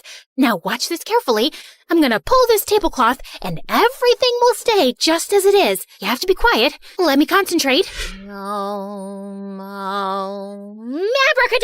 I pulled the tablecloth, feeling confident. But I guess I pulled it too hard and everything came crashing down. It doesn't always work. But, yeah, not a magician. Snow White, remember? That's enough. Look, we don't need anyone. Just shut up and leave. I wanted to argue more, but Nico looked really mad, so I ran off. Over the next few days, I tried everything, from posing as the pizza delivery guy to prank calls, but nothing seemed to get past Nico. Then one evening, I was pretending to jog outside their backyard, trying to get a glimpse of Dylan, when I heard someone arguing. You really have no business telling me what to do when you're not half as talented as I am. We're here because of my talent, Dylan. I'm the one who writes all the songs. If people knew how fake you are, you wouldn't be standing here. What? I wanted to hear more when suddenly I heard someone unlatch the door. I turned around too fast, got a head rush, and landed flat on my face. I tried to sneak away, but Nico caught up with me. How long have you been standing here? I wasn't standing. I was just getting a feel of this grass. It's so nice and dewy at this time of night. Snow White likes nature and... Stop lying. I know you heard something. Oh, you mean how Dylan's fake? Yeah, okay. I heard everything. So he's not the singer everyone thinks he is? Does he use auto-tune? OMG, that's big. Dylan, yeah. That's it. You caught us. He's totally fake. But listen, Zoe, no one can know. It'll destroy the band. Do you want that? No, I don't. Okay, fine. I can stay quiet, but you'll have to buy my silence. Help me date Dylan. Even if he's fake and all, he's still cute and I want him. That's impossible. You're not his type at all. Cool. Then maybe the press is his type. I'm sure he'd love to have a little date with them. Wait. Okay, I'll think of something. But you have to promise to me to keep your big mouth shut. Shake on it. And just like that, I was in. Nico welcomed me into his home as the new housekeeper, and everyone, including Dylan, was so confused. But Nico explained how I was really good at cooking and cleaning, so everyone got on board. In the house, I kept a close watch on Dylan. I noted the time he ate, slept, pooped, everything. I tried to get close to him, but Nico ruined the moment every time. Hey, Dylan, want me to help you with that? I'm really good at applying sunscreen. You are? Great. Too bad Dylan has to leave. We have to discuss the new song. Chop chop. Dylan! Oh, you're working out. Let me help you with those crunches. Go 1, 2, 3. Give me one more. Yes! That's very inspiring. But I'm starving. Make me an apple pie and some pumpkin spice latte because I'm craving Starbucks. Do it right now or you're fired. So annoying. I pulled Nico aside the next time I saw him. What's wrong with you? You're supposed to help me date Dylan, but you keep pulling me away from him. Relax. You need to play hard to get. Boys like that. Have patience and stop drooling all over him. But I was anything but patient. Then one evening, I was leaving for home when I saw Dylan swimming. And holy cow, he looked so hot. I was just admiring his perfect body when suddenly I saw a strange guy in a hoodie tiptoeing his way around the pool. He was definitely some intruder. So before he could harm Dylan, I sprang into action, but he dashed inside the house. I was running after him when I slipped and landed into the pool instead, right on top of Dylan. I tried to get out using Dylan's shoulders as a makeshift ladder, without realizing that I was pushing him into the water. What do you think you're doing? Stop drowning me. There's an intruder. He just went inside the house. Help me get out. Put your hand under my butt and lift me out, now! What? You're crazy. Dylan got out of the pool and stormed inside, and I followed. Fire this stupid girl or I will. What's wrong? I saw an intruder run in just now. I'm sure he's hiding here somewhere. We need a game plan. You two go that way. Nico, you go to the right, and Dylan and I can search the bedrooms. Zoe, we've been here the whole evening, and if there was an intruder, we would have seen him. But I just saw him come in. You're hallucinating. fascinating, weirdo. You've ruined a perfect evening, so thank you and go away. As Dylan left angrily, Nico turned to me with a towel. I swear I saw someone go in, Nico. Or, I don't know, maybe I was imagining things. I mean, sometimes I see little pixies flying here and there at night. And we all know pixies aren't real, right? Oh God, I messed up everything. Dylan hates me. The Snow White plot isn't working. He doesn't hate you. He's always been a little short-tempered. How am I supposed to win him over when he doesn't even look at me? And you're not helping at all like you promised. I told you to be patient, but I guess that was clearly a mistake. Hold on, give me your phone. Ew, Zoe, what is this? Oh, I always keep a banana with me. What if the world runs out of food? What if I'm stuck in a hurricane with no food? Girls gotta be strong, and bananas are a great source of potassium. You want some? No thank you. Just go online and see some of the girls Dylan's dated in the past. The more you look like them, the more he'll notice you. I spent the night studying each girl carefully, and the next morning I dressed exactly like them. But Nico took one look at me and burst out laughing.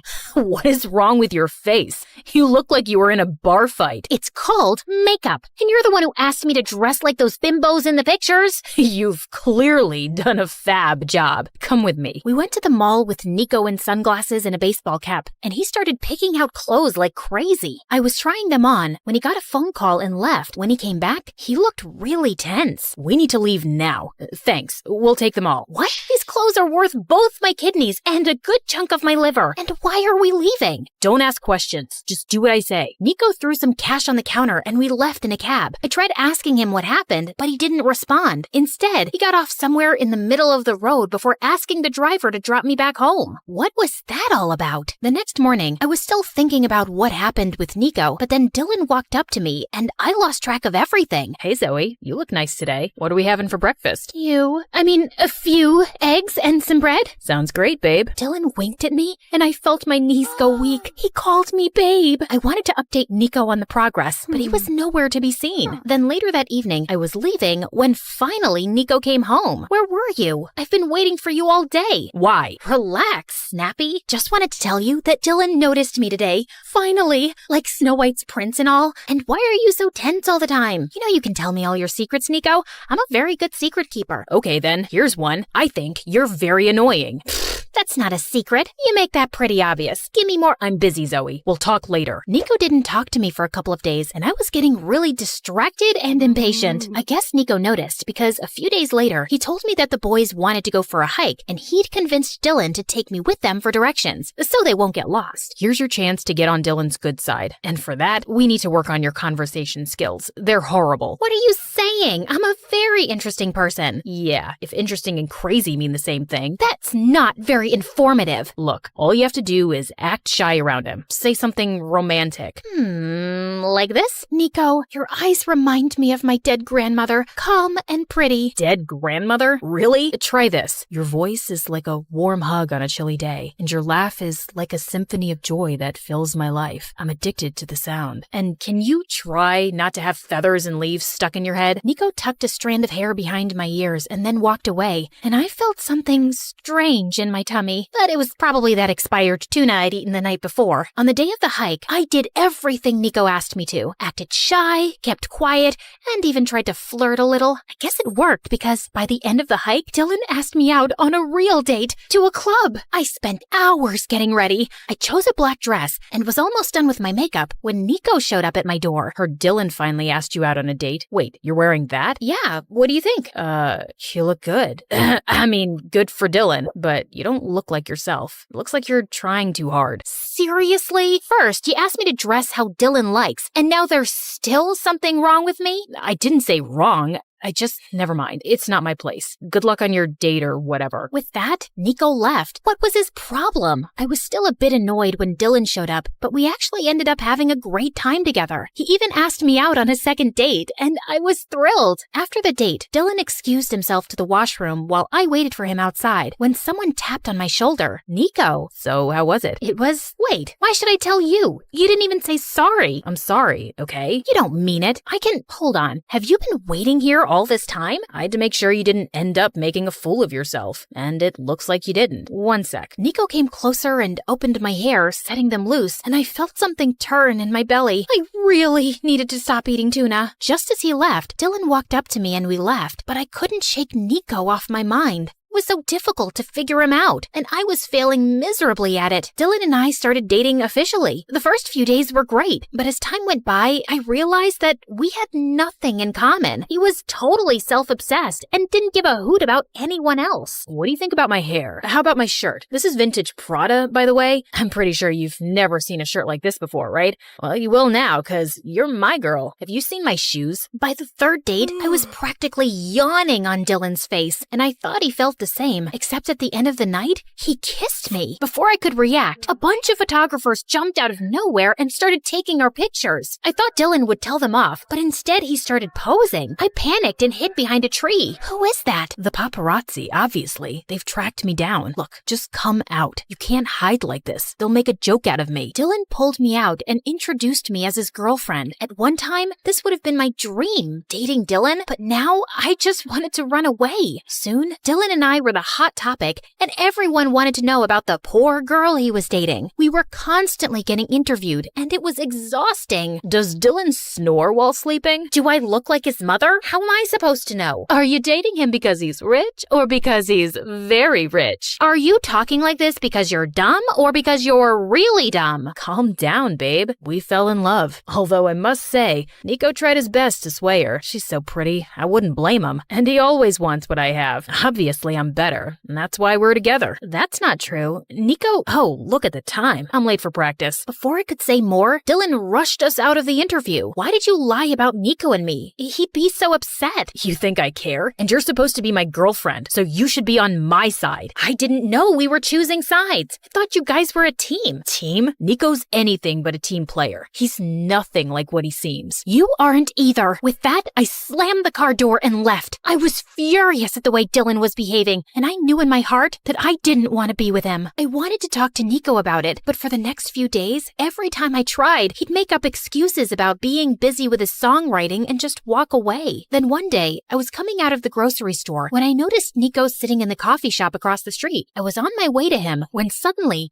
a black van screeched out of nowhere, and two men in dark suits grabbed him, pushed him inside, and left. Nico was getting kidnapped. I stood there horrified for a few seconds, and then my brain sprang into action. Hey, can I borrow this bicycle? No? Never mind. I'm taking it anyway. Stop crying. It's important. Okay, so it was a really small bicycle, but it did the job. I pedaled with all my might and didn't stop till I finally saw the van. Get out now and release Nico, or I'll kick your butt to whatever prison you came from. Step away from the car, you freak. You've damaged it. And I'll do a lot more than that if you don't let Nico go, you kidnapper. Mommy, who's this crazy lady? Wait, this wasn't the right van? Dang it. I apologized and ran home immediately to inform the rest of the boys that Nico had been kidnapped. But as soon as I got there, everyone was gone. Like all their stuff was gone too. I tried calling Dylan, but he didn't answer, and neither did anyone else from the band. Had something happened to all of them? I decided to wait another hour before informing the police. But I guess I dozed off because when I woke up, it was morning already. I rushed downstairs to Dad watching the TV, and what I saw next was the most shocking news of my life. The news report said that Nico had faked his voice and had hired someone else to sing in his place. In fact, he never sang at all. He was just a songwriter. That was not true. Dylan was the one with the fake voice. I needed answers, and since no one was giving them to me, I decided to take things in my own hands. I knew it from the news that the Star Boys were holed up in a hotel in California, so that's where I was going. Hey, Dad, can you feed the chickens and make sure the pig doesn't run away again? I need to be somewhere. It's important. Okay, thanks, bye. I reached the hotel, but the place was bustling with media. Somehow, I made my way to the reception. Luckily, the staff recognized me as Dylan's girlfriend from all the useless interviews I gave with him and led me to their room. What are you doing here? First, I'm here to dump your sorry butt. And second, how dare you frame Nico and spread false news about him? It's you who's fake. You hired someone to sing in your place. You're the liar here. Calm down, you walking carnival. The only liar here is your beloved Nico, and you're about to find out why. I turned around to see Nico on TV with the same intruder guy I'd spotted in the boys' house. The news you've all been hearing is true. Everyone knows my dad's a big music producer who gave us our first break, and I wanted to take the top spot as the lead singer for myself. But I can't sing a note, so I hired this guy to do it for me. I'm ashamed of lying to my audience and my fans for so long, and I have no excuse except saying that I was young, naive, and stupid. I ask you all to forgive me, and also, I'm quitting the band. He's quitting the band? He can't. He writes all our songs. Aw, you're scared you'll have to actually prove you're better than Nico now? Dylan glared at me angrily, but I ignored him and left. But I was still reeling with shock at the truth. All of social media exploded with Nico's news. People were calling him a liar and a cheat. Even his dad was facing backlash. It was a huge mess. I was still shaken as I left for home that evening. When I got there, I saw Nico waiting on the porch for me. Nico, what are you doing here? And how are you? What do you think? I messed up big time. At least you're okay. First, I thought you were kidnapped. Then I thought Dylan had framed you. Then I found out you're a big fat liar. It's been a lot to process, man. About that day at the coffee shop, those guys you saw, they were my dad's bodyguards. I messaged Dad that I wanted to come clean, and he came down here immediately to talk me out of it, and that's all. I wasn't getting kidnapped. But yeah, you're right. I am a big fat liar. But Nico, why did you lie? Because I was stupid and spoiled and wanted popularity. And then I got addicted to it. But over time, it can become a huge burden living a lie. You feel like you've lost yourself. And then I met you, and you're the most original person I've ever seen. You inspired me to be more myself, and I should have never asked you to change for Dylan. Yeah, I'm an inspirational person. People tell me that all the time. In fact, when I was a kid... I'm still talking? Sorry, go on. Wait, I'm feeling a little itchy. Can you please scratch my back for me while you talk? What? Fine. Basically, what I'm trying to say is that I like you, Zoe. I did almost from the start, but you always had your heart set on Dylan, so I stayed quiet. And now I think it's too late. What's late? Oh, you mean your confession? You know why I keep a half-eaten banana in my pocket, Nico? It's because I'm always prepared for the worst. And also because I'm always hungry. Anyway, the point is, I like you too, Nico. And I wish you would have told me the truth. But it's not always easy, and I get that. I think you were really brave to do it publicly. I mean, your career's tanked, but it was an admirable thing to do. So, you're saying you forgive me? Well, depends on how good of a kisser you are. Let's find out, shall we?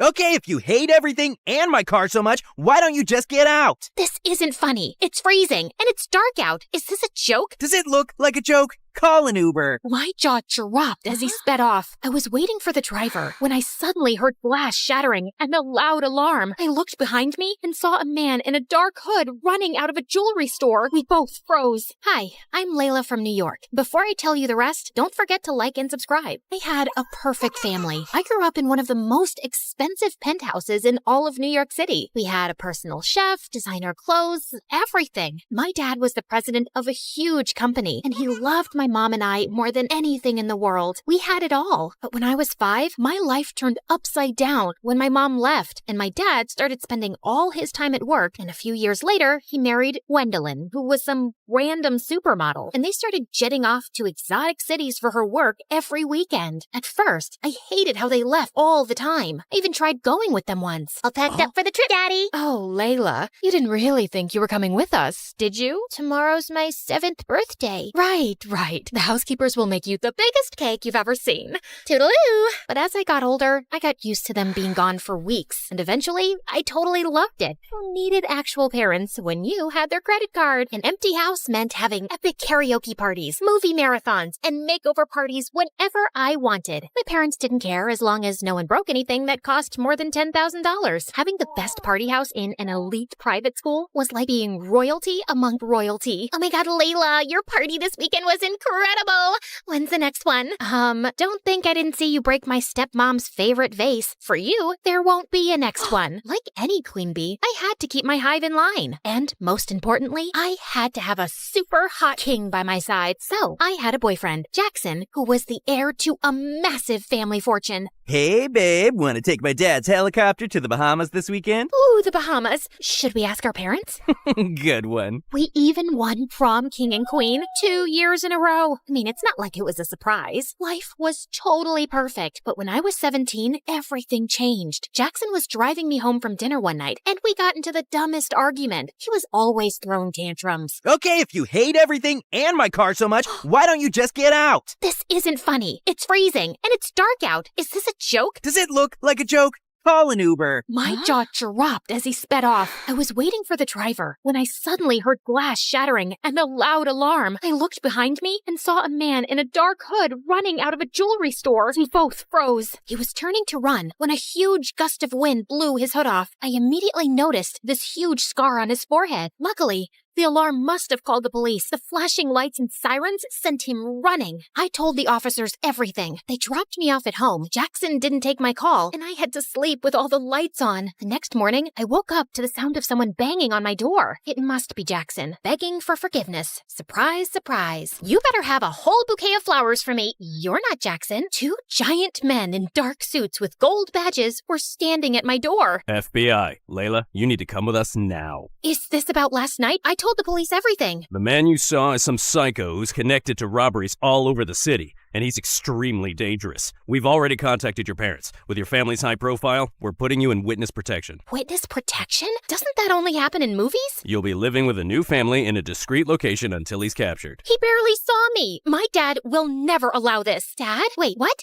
Can't you just come home to protect me? Apparently, Gwendolyn signed all the paperwork and sent it to the FBI that morning without even asking me first. You can't do this to me. I wasn't even allowed to say goodbye to my friends or take my phone. And I dozed off in the car until we pulled up to a small house in the desert. A woman and a little girl stood at the door waving and holding up a handmade sign. Eunice? Who is Eunice? Welcome home. Miss Celia will tell you everything you need to know from here. Good luck. Walking into the house felt like the beginning of a nightmare. Everything was so old. Even the floorboards were creaking under my feet. I know this is probably a lot for you, Eunice, but we're here to make you feel like home. Okay, but where's the rest of your house? I can't believe I have a pretty big sister. Don't mind Amy. She's only 5 and she is excited to meet you. I'm sure you're exhausted, but I was instructed to change your hair tonight. You need to be unrecognizable, Eunice. Are you kidding?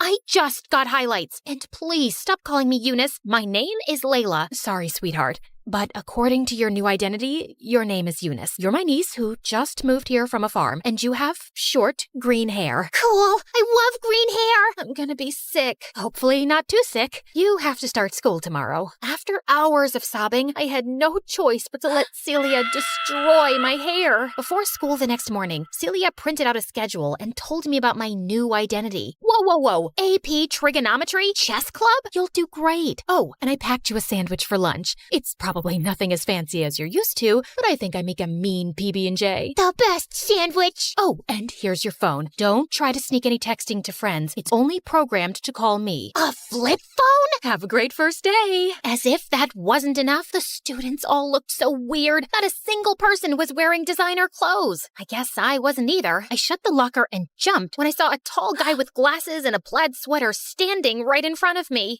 Who are you? Hi, I'm Edward. Eunice, right? Yeah, I am. How did you know? I'm the chess team captain. I heard we were getting a new student today, and you're the only person here I don't recognize. Small town. I don't need a greeting committee. I won't be staying long. Whoa, sorry. I thought I'd help the new girl, but if you've got it all figured out, I'll see you later. Great start, Eunice. If the nerds already hated me, I wouldn't dare try my luck with the popular girls. I ate lunch in the bathroom, alone. This is all Jackson's fault. I was so furious that I spent the rest of the day in a daze, thinking about getting out and seeking my revenge. The final school bell snapped me out of it. Time for the worst part. We have a new member. Everyone, this is Eunice. She'll be my partner today. Earth Eunice, you go first. Oh, right. Okay. I bumped a random piece up on the board. I don't know what chess was like where you're from, but you can't do that. My aunt made me join. I really don't care about this. Well, we care, and I don't have time for someone who doesn't want to be here. Fine, whatever. I stormed out and looked for a phone booth since I couldn't use my own phone. There had to be a way to get out of here. I thought about calling Jackson or my dad until I realized they're the ones who got me here in the first place. Jackson abandoned me on the sidewalk, and Dad just straight up abandoned me. I gave up and went back home. I had the best day at school. We got to play outside.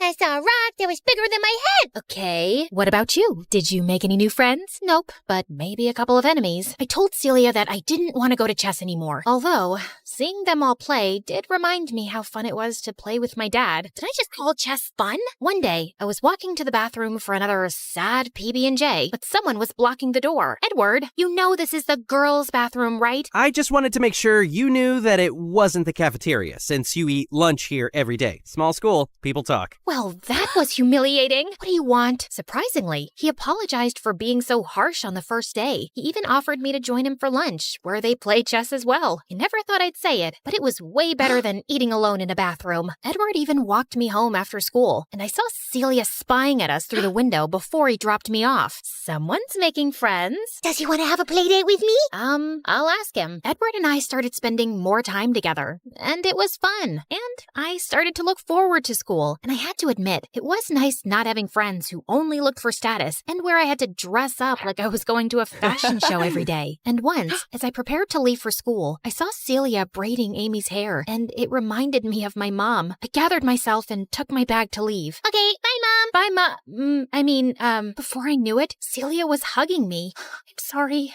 My tears are getting your shirt wet. It's just that my real mom was the last person to actually take care of me. We don't have the nicest things, but we have a lot of love to give, and we love you. Yeah, you're my sister. I pulled Amy in with us. I could have stayed there all day. I was so happy. Even in school, after weeks of practicing with Edward, we were finally ready to have a real match. I asked Celia if he could come over to play at the house after school. The FBI agent said as long as I kept my cover up, it was fine. Hi, Edward. We heard a lot about you. I cleared off the table for you guys to play. Edward, are you staying for dinner? I don't know why that made me nervous, or why my mind suddenly flashed to Jackson. Please, does Jackson deserve loyalty after what he did? Yeah, he will stay for dinner. Edward beat me, of course, but the real fun was watching him with Amy during dinner. Rock, paper, scissors. I win. Was he always this cute? After dinner, Celia let us walk to get ice cream so Edward could show me around more. He wanted me to see the fountain he made wishes in as a kid, but right as we were about to throw coins in, something stopped me. Wait, do you hear that?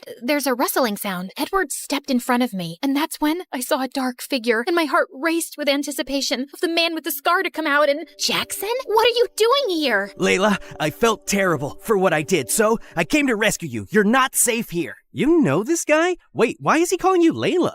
Well, I'm not really allowed to tell you. Is this real? My ex-boyfriend and I don't even know what. Quick, read this. Someone dropped it at my door a few days ago, and I've been looking for you ever since. Tell Layla I found out her new identity. I know all about the mom and the little girl, and I will find her. He found me, the psycho with the scar. I hired an investigator to find you. The FBI said we could fly to one of my dad's islands until it was safe. The helicopter is waiting. I'm never one to run from a fight. But what about Celia and Amy and Edward? As long as I was here, they were in danger too. I'm sorry, Edward. I have to go. Jackson grabbed my hand and we ran. I couldn't bring myself to look back. Before I knew it, we landed in front of one of Jackson's beautiful island mansions. Ah, look at you. You need a proper makeover, and these green hairs look like snot. You belong to me. Yeah, I mean here, not in some middle of nowhere loser town. I think I need to lie down. Jackson got me new clothes, fixed my hair, and even brought his personal chef to cook us 5-star meals. Wasn't this what I had been missing? So why did I keep thinking about Celia and those silly peanut butter sandwiches? You could at least say thank you. I'm basically your hero. I didn't really mind living there, you know. Very funny. Our dinner was interrupted by someone pounding on the door. Jackson jumped out of his chair to look out the window. Oh no. FBI, open the door. FBI? What did you do? He tried to block me, but I pushed past him to open the door. Good, you're safe. Celia thought something terrible happened to you. We've been looking for you for days, along with your dad. We asked him to wait for you at home. But Jackson said I showed them the letter. Miss, the man you identified has been on trial for a few days. We were waiting until he was in prison to tell you it was safe to return. There's no way he could have written that letter without us knowing. I can explain. Jackson, you ruined everything again. I had a family who cared about me, friends who wanted me for more than just parties. Why do you even care? You got me into this mess. Because no one walks away from me. Only I can decide that. I am Jackson St. Germain. I always get what I want, and I still want you. Walked away? I was in witness protection. I didn't even have a phone. You're insane! The agents had to put Jackson in handcuffs to put an end to one of his famous tantrums. Get him out of here. The FBI told everyone I was safe and took me back to my penthouse in New York. Walking through the empty rooms, I thought about Celia and Amy, and I suddenly understood the difference between a house and a home. My baby, Layla, I'm so sorry for not being here with you all this time. I can't go back to the time that has passed. I know I was so focused on work because I was trying not to miss your mom, and I didn't realize how much you had grown up. You look just like your beautiful mom. And when I got to know that you were in the witness protection program, I used all my connections to find the scumbag bandit as soon as possible. And when I found out you'd gone missing, I realized what a terrible father I am. Oh, Dad, you'll always be my dad. But I really want to go back to finish high school with Celia. My dad accepted as long as I had a bodyguard for protection. There was just one thing I had to do before going home. Driver, can you please make a stop at the local jail? You better tell them to let me out. Tell them it's a mistake. I cut him off with a well-deserved slap across the face. Clearly, he hadn't learned any lessons yet, but he was super rich. I knew he'd be bailed out in no time, but not by me. Bye, Jackson. It was time to reveal my big plan. Layla, it's beautiful. I took Celia and Amy's blindfolds off and revealed a brand new house by the fountain in the park. My dad wanted to make up for his absence, so he paid to build a big house with everything the three of us could need. And yeah, I did ask for a walk-in closet. A girl can only change so much. Do I have a playroom? You have two. Wow! I still can't believe your name is actually Layla, and you did all this just for some chess-playing nerds in a small town. Don't flatter yourself too much. It was for all you nerds in this beautiful small town. Let's head inside. I'm kind of craving a peanut butter and jelly sandwich.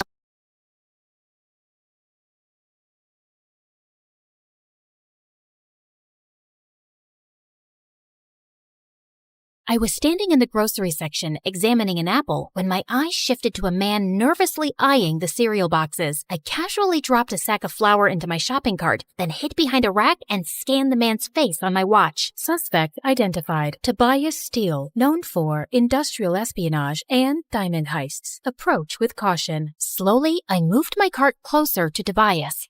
Hey, could you pass me 10 boxes of Fruit Loops, please? I'm too short. Don't you just love Fruit Loops? They're the best. I don't like anything sweet.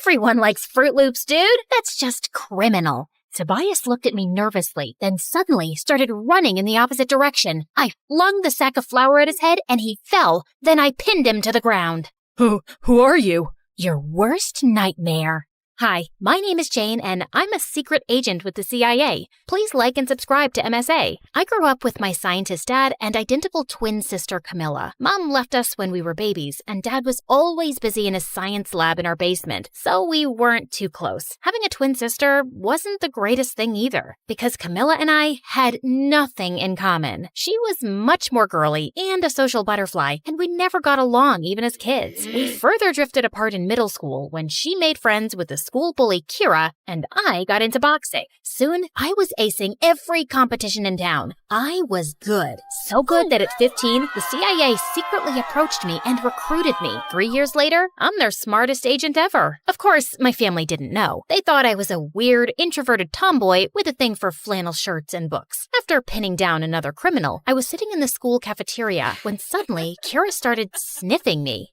Ew, you smell like trash. When was the last time you washed your hair? Or shaved your armpits?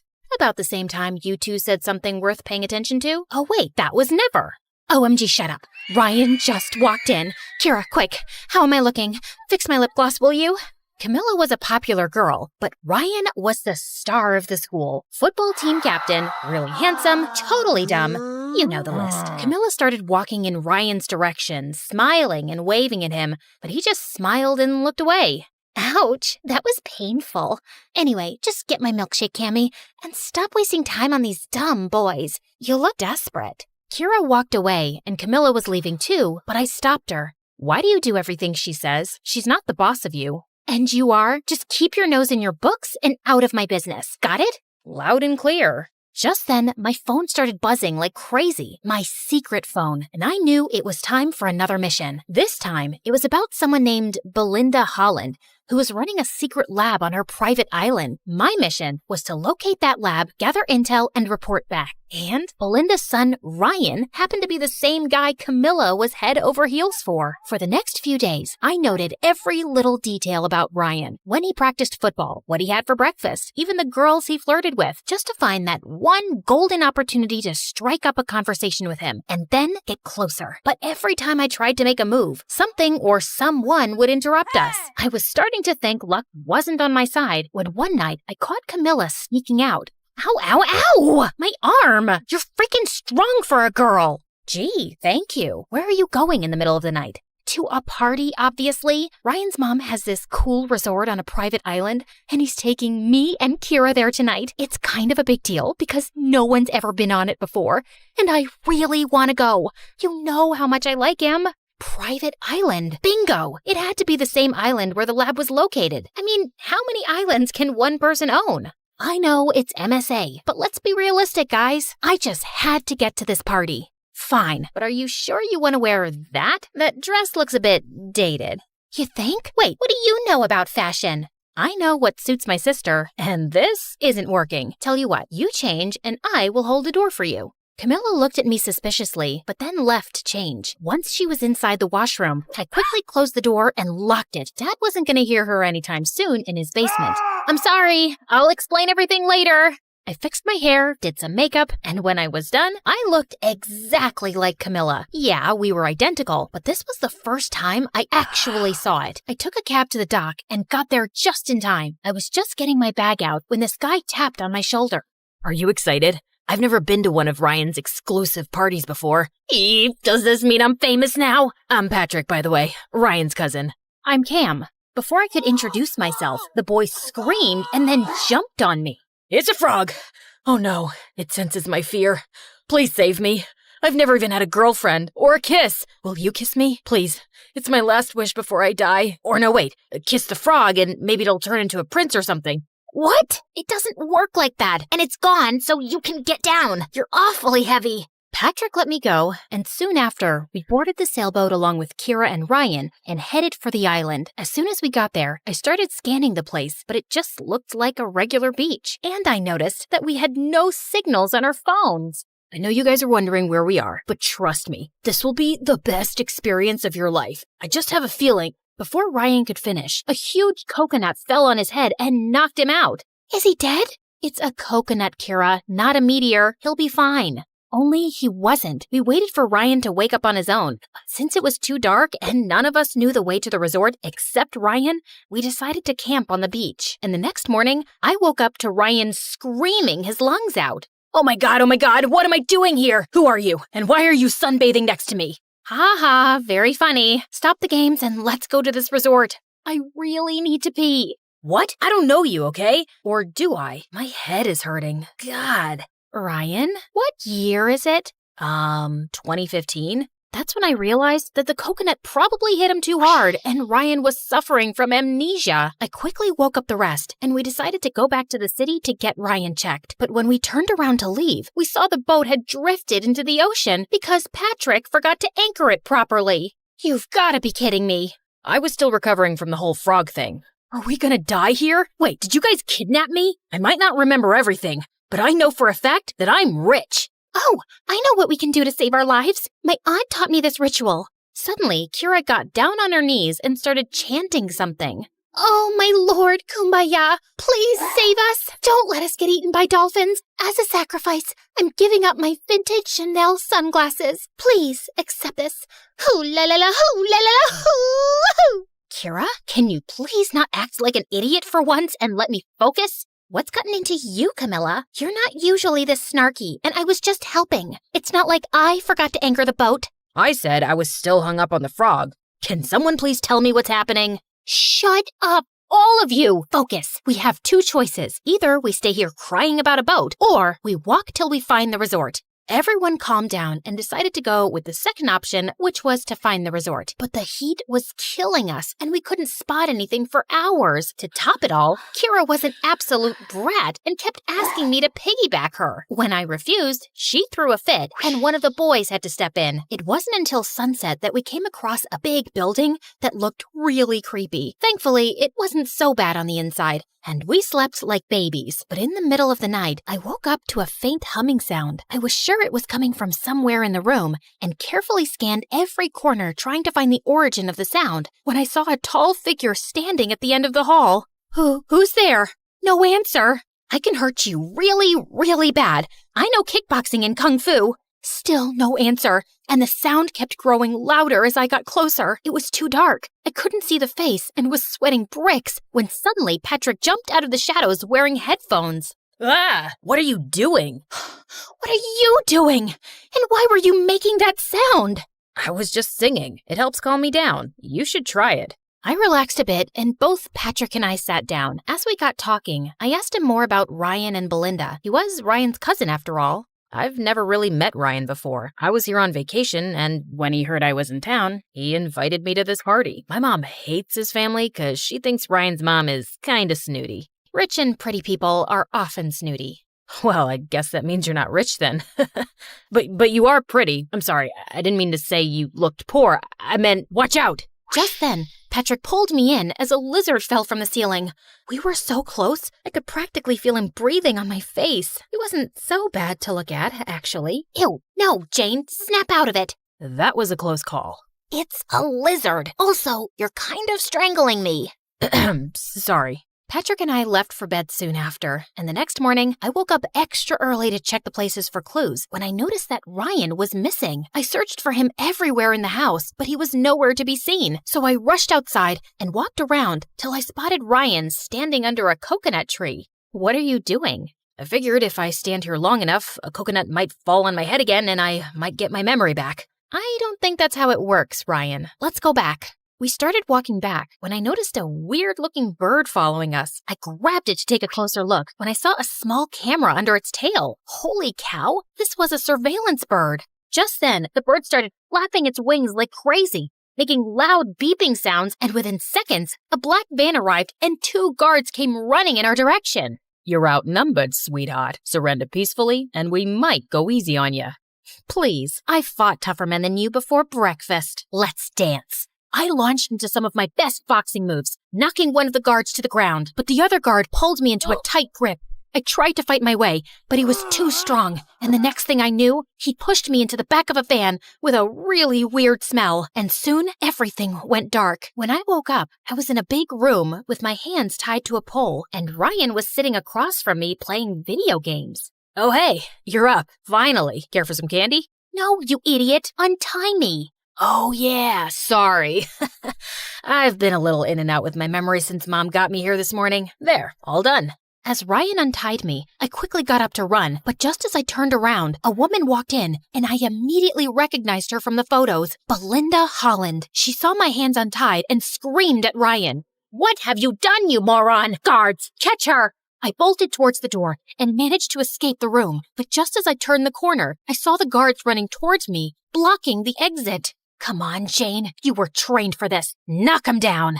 I took a defensive stance and was ready to attack when suddenly the window next to me shattered and Patrick jumped in. What are you doing here? Saving your butt, of course. Where's Kira? You didn't think I'd bring her on a rescue mission. Good call. Also, that glass could have hurt me, hero. Oh, yeah. Didn't think that through. Dude, look out. Guard incoming, 9 o'clock. But Patrick failed to react in time and the guard pinned him to the ground. But I kicked the guard in the face. Next time, just say duck or dodge or something. I'm bad with directions. Got it. We started throwing punches and kicks left and right, and we were surprisingly well synchronized. I didn't know Patrick could fight like that, and he looked so hot doing it. After knocking the guards down, Patrick and I ran like crazy up some stairs. We must have climbed over 7 floors before stopping in front of a door with a passcode. Maybe it's Ryan's birthday. It's his mom's place after all. Patrick started punching numbers like crazy. Okay, it didn't work. Maybe it's his parents' anniversary. Could be his jersey number or locker combination, his blood report number. Are you in love with Ryan or something? How do you know so much about him? Because I did my homework. Special Agent Patrick Yapper, NSA.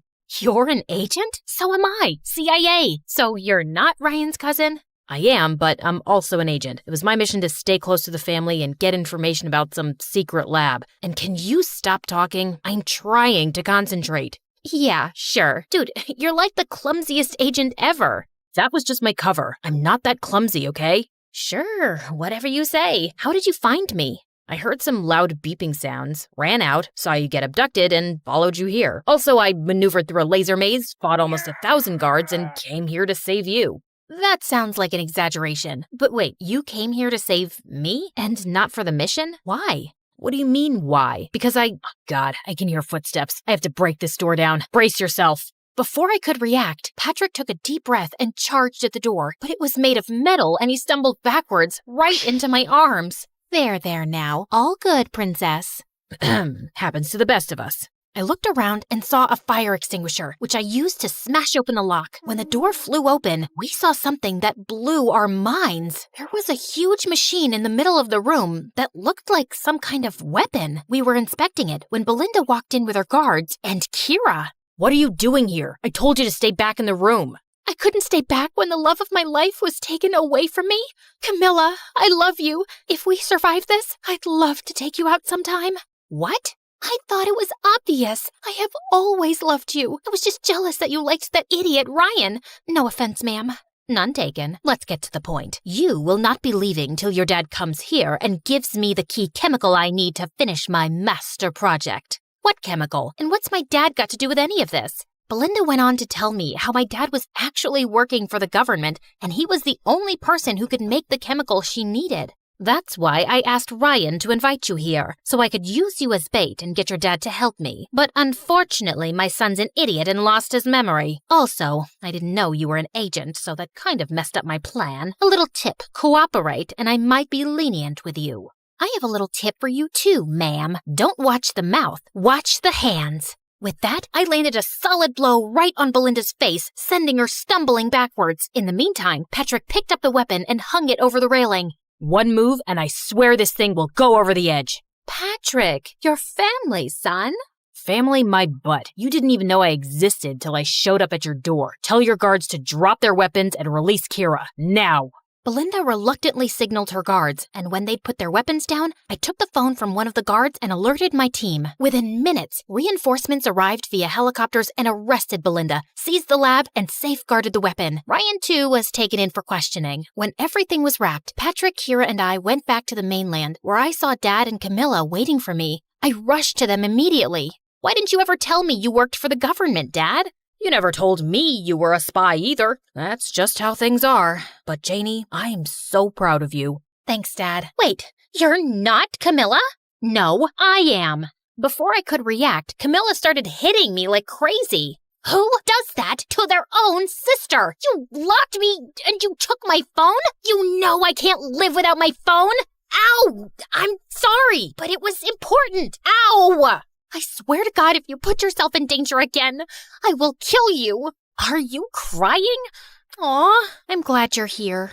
By the time I was done meeting with my family and briefing the team on what happened, I noticed that Patrick was gone. I couldn't even thank him properly. And worse, tell him that I might have a little crush on him. A few weeks passed after the operation, and I was informed that Belinda had finally confessed that she was working for an enemy organization. Ryan was sent to his dad in Germany, and I never heard from him again. Kira finally asked Camilla out, but unfortunately, Camilla didn't feel the same way about her, and they mutually decided to take a break from their friendship. Meanwhile, I tried to use all my sources to find out where Patrick was, but it was like he disappeared into thin air. Then one day, I was in a coffee shop when I heard a huge crash. Ow, my head. Patrick, what are you doing here? What happened to your clothes? I got lost, then took a little detour and fell into a puddle. Then 2 minutes later, I walked into a flower shop to get you some flowers, but ended up tripping over something there too. But I know you like to come here often, so I thought of giving it a shot and voila. How did you know I came here? Have you been stalking me? You make it sound like stalking's a bad thing. Stalking just means caring enough to find out things about people that they don't want to tell you themselves. Look, I like you, Jane, and I know I'm kind of clumsy and stupid, and I say all the wrong things, but I was hoping I could get to know you better. But Kira asked you out and... Hold on a second. Kira likes my sister, Camilla. I'm very much into boys, especially clumsy ones. Really? Yes, but you can't disappear like that again. Noted. Now, can I kiss you spy style? Patrick took me by the waist and leaned in to kiss me, but ended up losing his balance and we both crashed into a table. Why am I not surprised?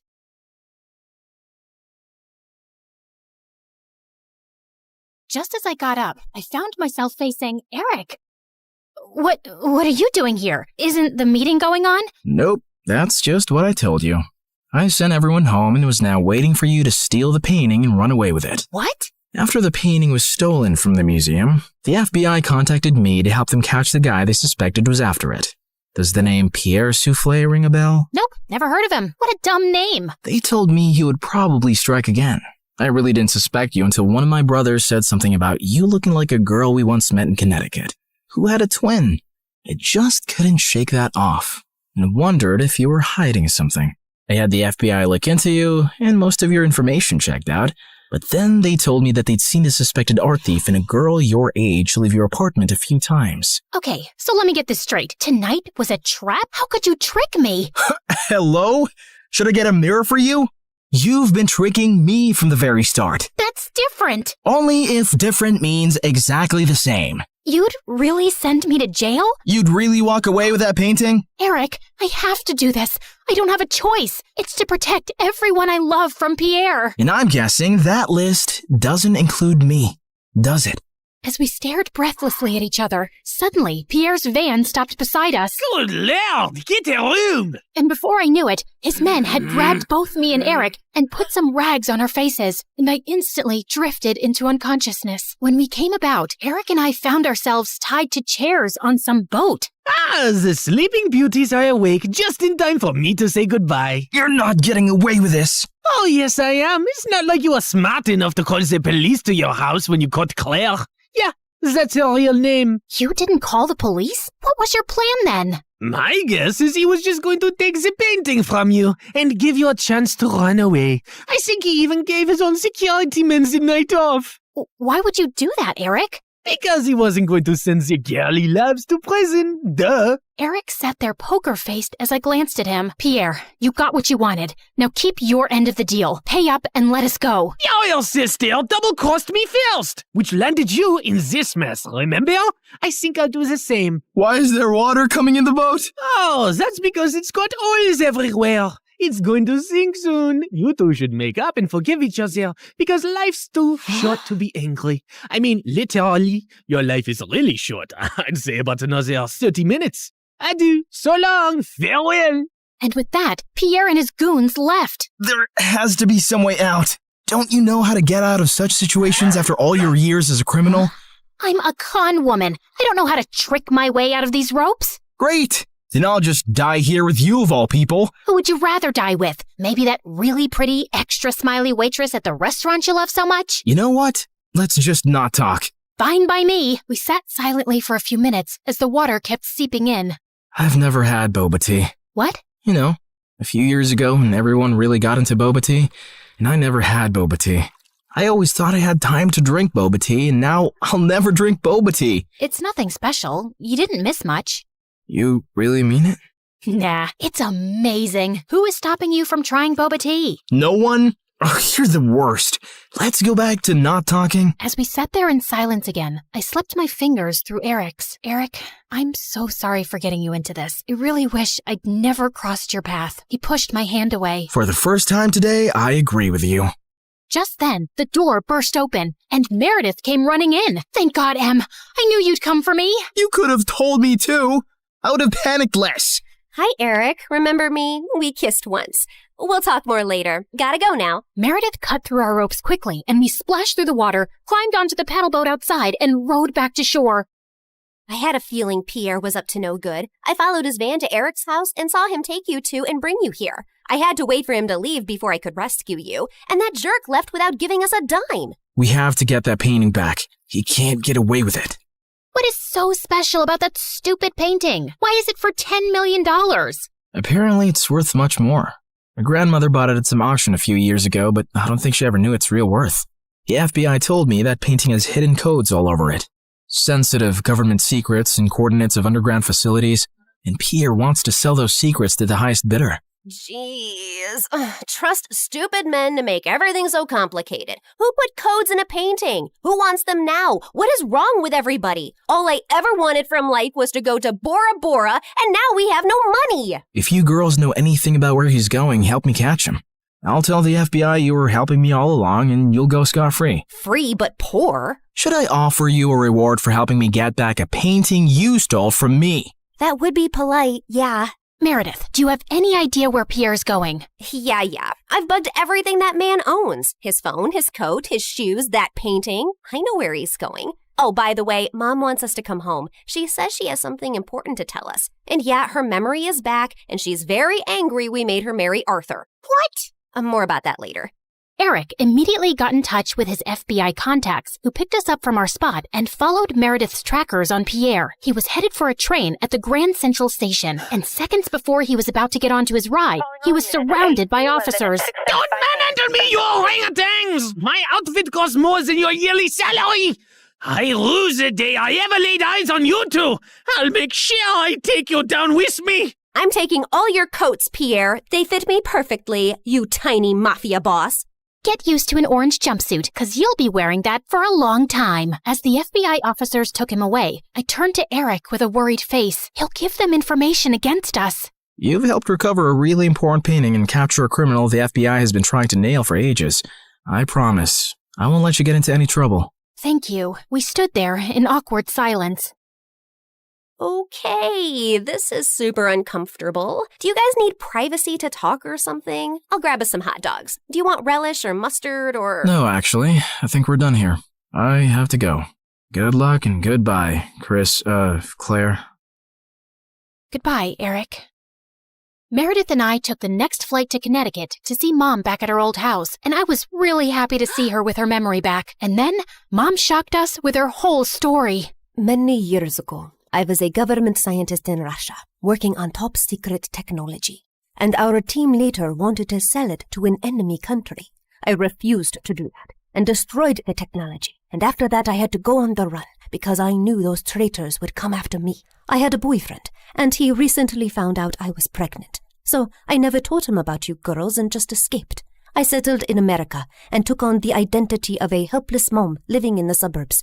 Before I left Russia, I set up this laptop as a way to communicate with my father, who sent me a little money every few months to get by. I was even afraid of working in any place for too long, as being part of any system by which I could be tracked down. Whoa! Mom, that's insane and so cool!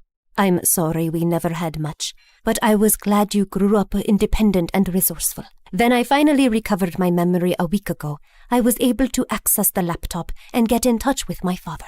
He hadn't heard from me in so long, he thought I wasn't even alive anymore. He told me that the traitors working on the project are all behind bars now. It's safe for me to go home. So we're going to Russia? Man, it's so cold there. I always wanted to go to... Bora Bora, I know. That's all you said growing up. We'll visit Russia to see my family, and then we'll go anywhere you girls want. Mom, we're kinda poor, especially since you've left Arthur too. Oh, but my family isn't poor at all. I come from old money. We've been rich forever. There is a God out there. Thank you. Claire, we're finally going to Bora Bora. Yeah, it's everything we ever wanted. I tried to be as excited about the trip as Mom and Meredith, but my heart felt heavy. I wish things had ended with Eric on a better note. On the bright side, I got to meet Freddie, and I was so pleased when he introduced me to his lovely girlfriend. I'm so happy for you, Freddie, and I don't know if I can ever thank you for everything. You're amazing. I know. Just don't forget about me and come to visit, okay? On the day of our flight to Russia, we just reached the airport when Mom and Meredith turned to me with strange smiles on their faces. What's going on? Here's your ticket. That's a ticket for New York. Why, are we going there? No, Mom and I are going to Russia, then Bora Bora. You're going to New York. What? Why would I do that? Come on, Claire. You've been so mopey lately. I can't stand your face anymore. Just go talk to Eric, okay? You're in love with him. And even though he's way out of your league, he loves you too. And that's something you shouldn't give up on so easily. Pretty sure he hates me now. Claire, go meet him once. You'll regret not trying. And in case it doesn't work out, you know where to find us, love. Go get him, loser. Mom and Meredith hugged me, and I felt tears flowing down my face fast as I turned away. Suddenly, I got the wind knocked out of me as Meredith gave me a bear hug. I can't say this with you looking at me directly, so don't turn around, okay? I love you more than anyone in the world, sis. You're my BFF and my soulmate and my better half, so you better not stay away too long because of some stupid boy. No one's ever coming between us, Em. I love you too, and I'll see you soon. As I walked out onto the New York airport, I was feeling so nervous about visiting Eric that I accidentally bumped into a man's luggage cart and went down with the suitcases. Are you blind? You blind idiot? It was an accident, sir. You don't have to be so rude. You don't have to be so blind, you blind idiot. You're so obnoxious. I grabbed the bagel the man was holding, threw it on the floor, and started jumping on it. As I continued jumping and he kept yelling, I suddenly found Eric by my side. I'm sorry, sir. She hasn't taken her meds today. So sorry. Jeez, what's with your temper? He started it, and what are you doing here? You texted me that you were coming and wanted me to pick you up. You said it was an emergency? Oh, I'm guessing that was Meredith. Yep, but I did come to New York just to see you, Eric. So I might as well say my piece now, which I've been rehearsing on the plane, and I've forgotten every single word. Dang it. Okay, I'll just spit it out. Look, I'm really sorry about the tricking and the lying and stealing and hitting your brother and endangering your life. The one thing that wasn't part of this assignment was falling for you, but I just couldn't help it right from the start. In fact, you made me fall for you years ago, and I often wondered what had happened to you. I really wish we'd met again under different circumstances, and I know I don't deserve another chance, but here I am, asking for one anyway. Well, they say third time's the charm.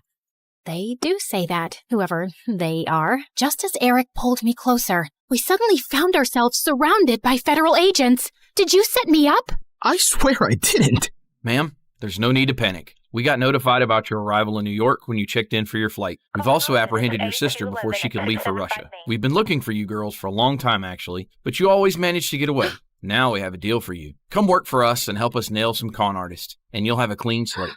Are you offering me a job? Yes, and a really well-paying one. The only catch is that you two will have to serve 6 months jail time first. We have to do that as a formality. No, officer, there has to be another way. Eric, wait, it's okay. I think I need to do this actually. Maybe we got away for too long without any consequences. If this gives me a chance to start over fresh, I'm willing to do it. What about Meredith? Oh, she's gonna be pissed, but she'll do it for me. So, will you come see me in prison?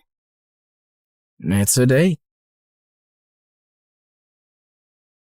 How many weeks has it been here already? It's just been 2 days. Oh, God. I was so close to Bora Bora. And you're so ugly and orange. How am I supposed to look at you for 6 months? I think you're actually happy we're getting to spend more time together. You know, since I'm your BFF and soulmate and better half.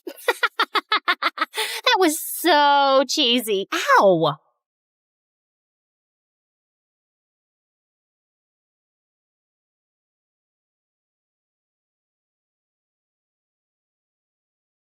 My name is Lily, and from the outside, my life looks super exciting. I've lived all over the world.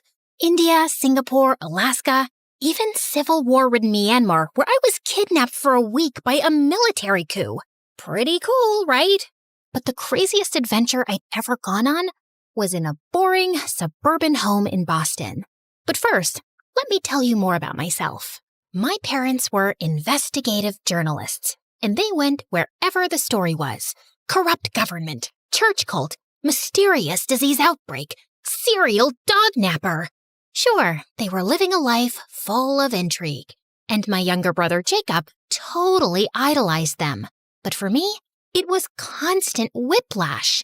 I craved normalcy, stability, and safety. And my parents' homeschooling techniques were questionable at best. So I spent most of my time teaching myself science and biology. The plan was to become a doctor one day. You know, something stable. Then one day, my mom delivered life-changing news. We're moving to Boston to cover a story on the mayor's disappearance. We figure it'll take at least 2 years to crack. So we're sending you to high school. I screamed with excitement. The most we'd ever stayed put was 6 months. Of course, the transition to normalcy was tricky, but then one day, when I was performing surgery on a mouse in biology class, I did the unthinkable. I made a friend. Girl, you're such a natural. I'm impressed. Thanks. I want to start my own doctoring practice one day. Hole up in one place, find some loyal patients, and really be there for them, you know? That's beautiful. Oh, can you take a look at this mysterious fungus on my foot? Just kidding. But hey, you want to hit up the mall after this? Suze was the best. Funny, smart, loyal. We got super close in no time. And then, exciting news. We solved the mayor's disappearance. Turned out, he faked his own death. So we're moving to Hawaii to cover the illegal capturing of the Hawaiian monk seal. What? No, I love it here. I finally feel like I have a life. You said 2 years. Sorry, honey, but we're just too darn good at our jobs. Well, I'm not going. I've spent 16 years being carted around like a chihuahua in your purse. I'm not just an accessory to take with you whenever you want to pick up and leave. So many kids would die to be in your position, getting to see the world, experiencing new things. If only you could be grateful like Jacob. Well, I'm not Jacob, and I'm not leaving. Ugh, I can't stand being your daughter. That's it. Now you're really not leaving. You're grounded. I was done listening to my parents. I ran out of the house and hopped on my bike, pedaling as fast as I could to Suze's house. I was in such a frantic state, I didn't even see the truck turn into my lane. And smack! I went flying off my bike, launched into the middle of the road when my head slammed against the cement. And then everything went dark. When I woke up, my head was throbbing and my bike was destroyed. But otherwise, I felt weirdly fine. I could have died, and it was all my parents' fault. I'll admit, I was a little disoriented. I didn't know if a day had passed or a week. And when I finally got home, I was shocked to see that my parents' cars weren't in the driveway. Were they out looking for me? When I walked inside, I thought my eyes must be deceiving me. The entire house was empty. No family photos, no TV, no furniture, no family.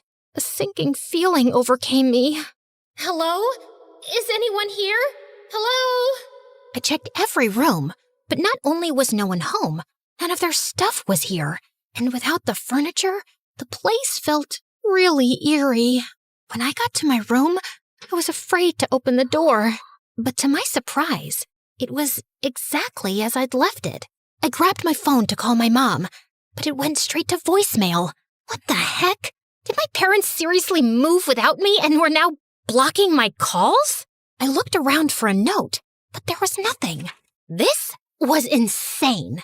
But then it occurred to me, maybe this was my parents' way of letting me have my way. So I decided to stay put.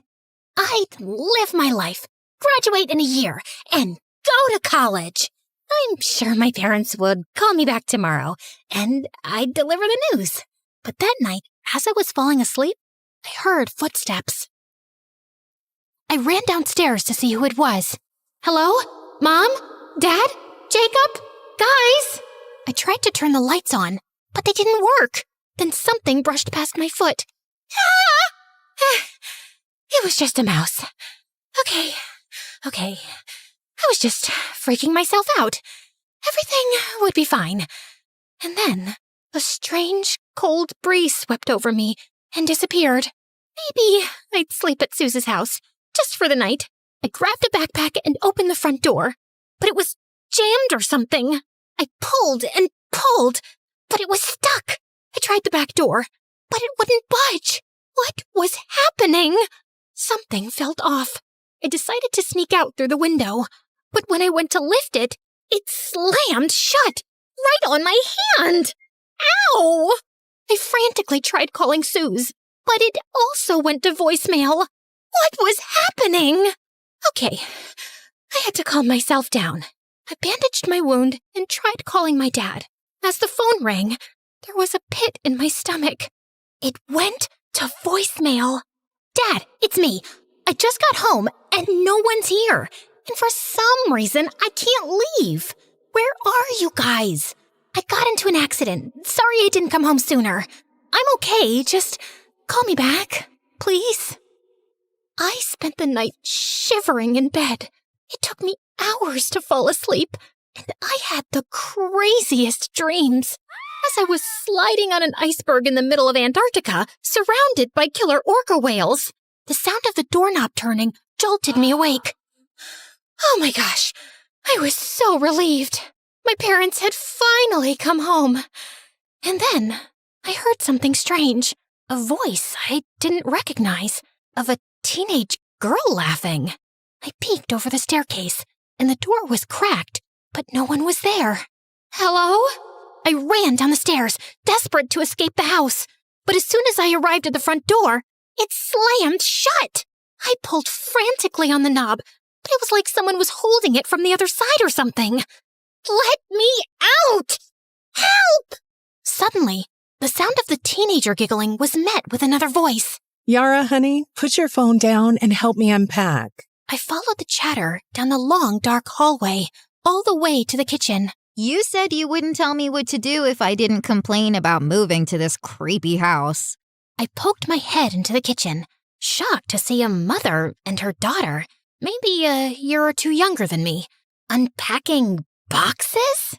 The mom looked totally normal, and the girl was a hardcore emo goth, so also pretty normal.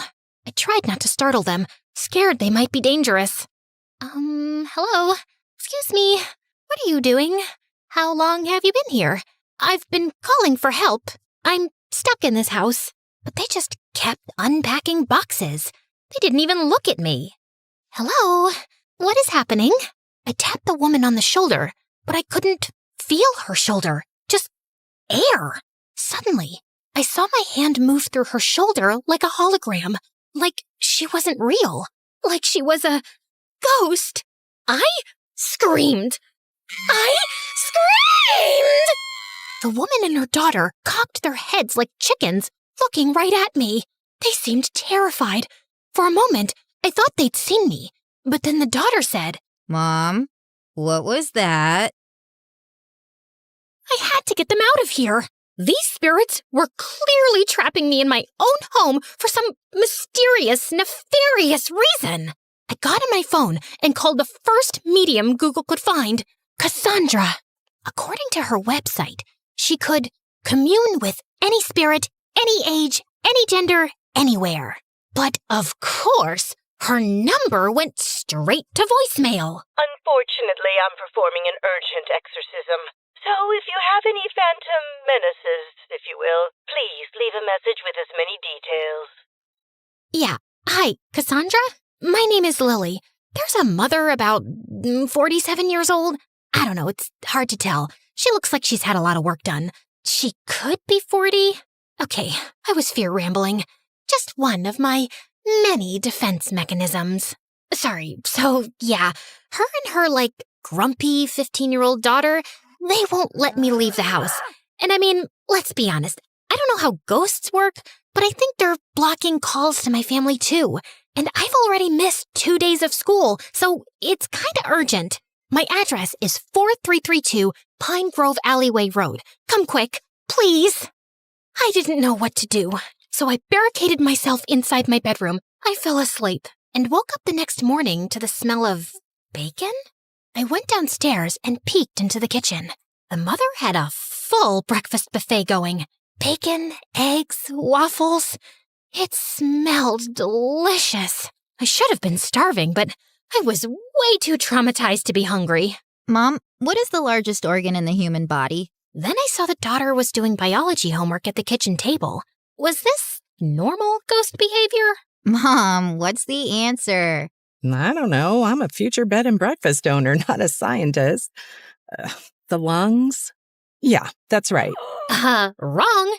It's the skin, obviously.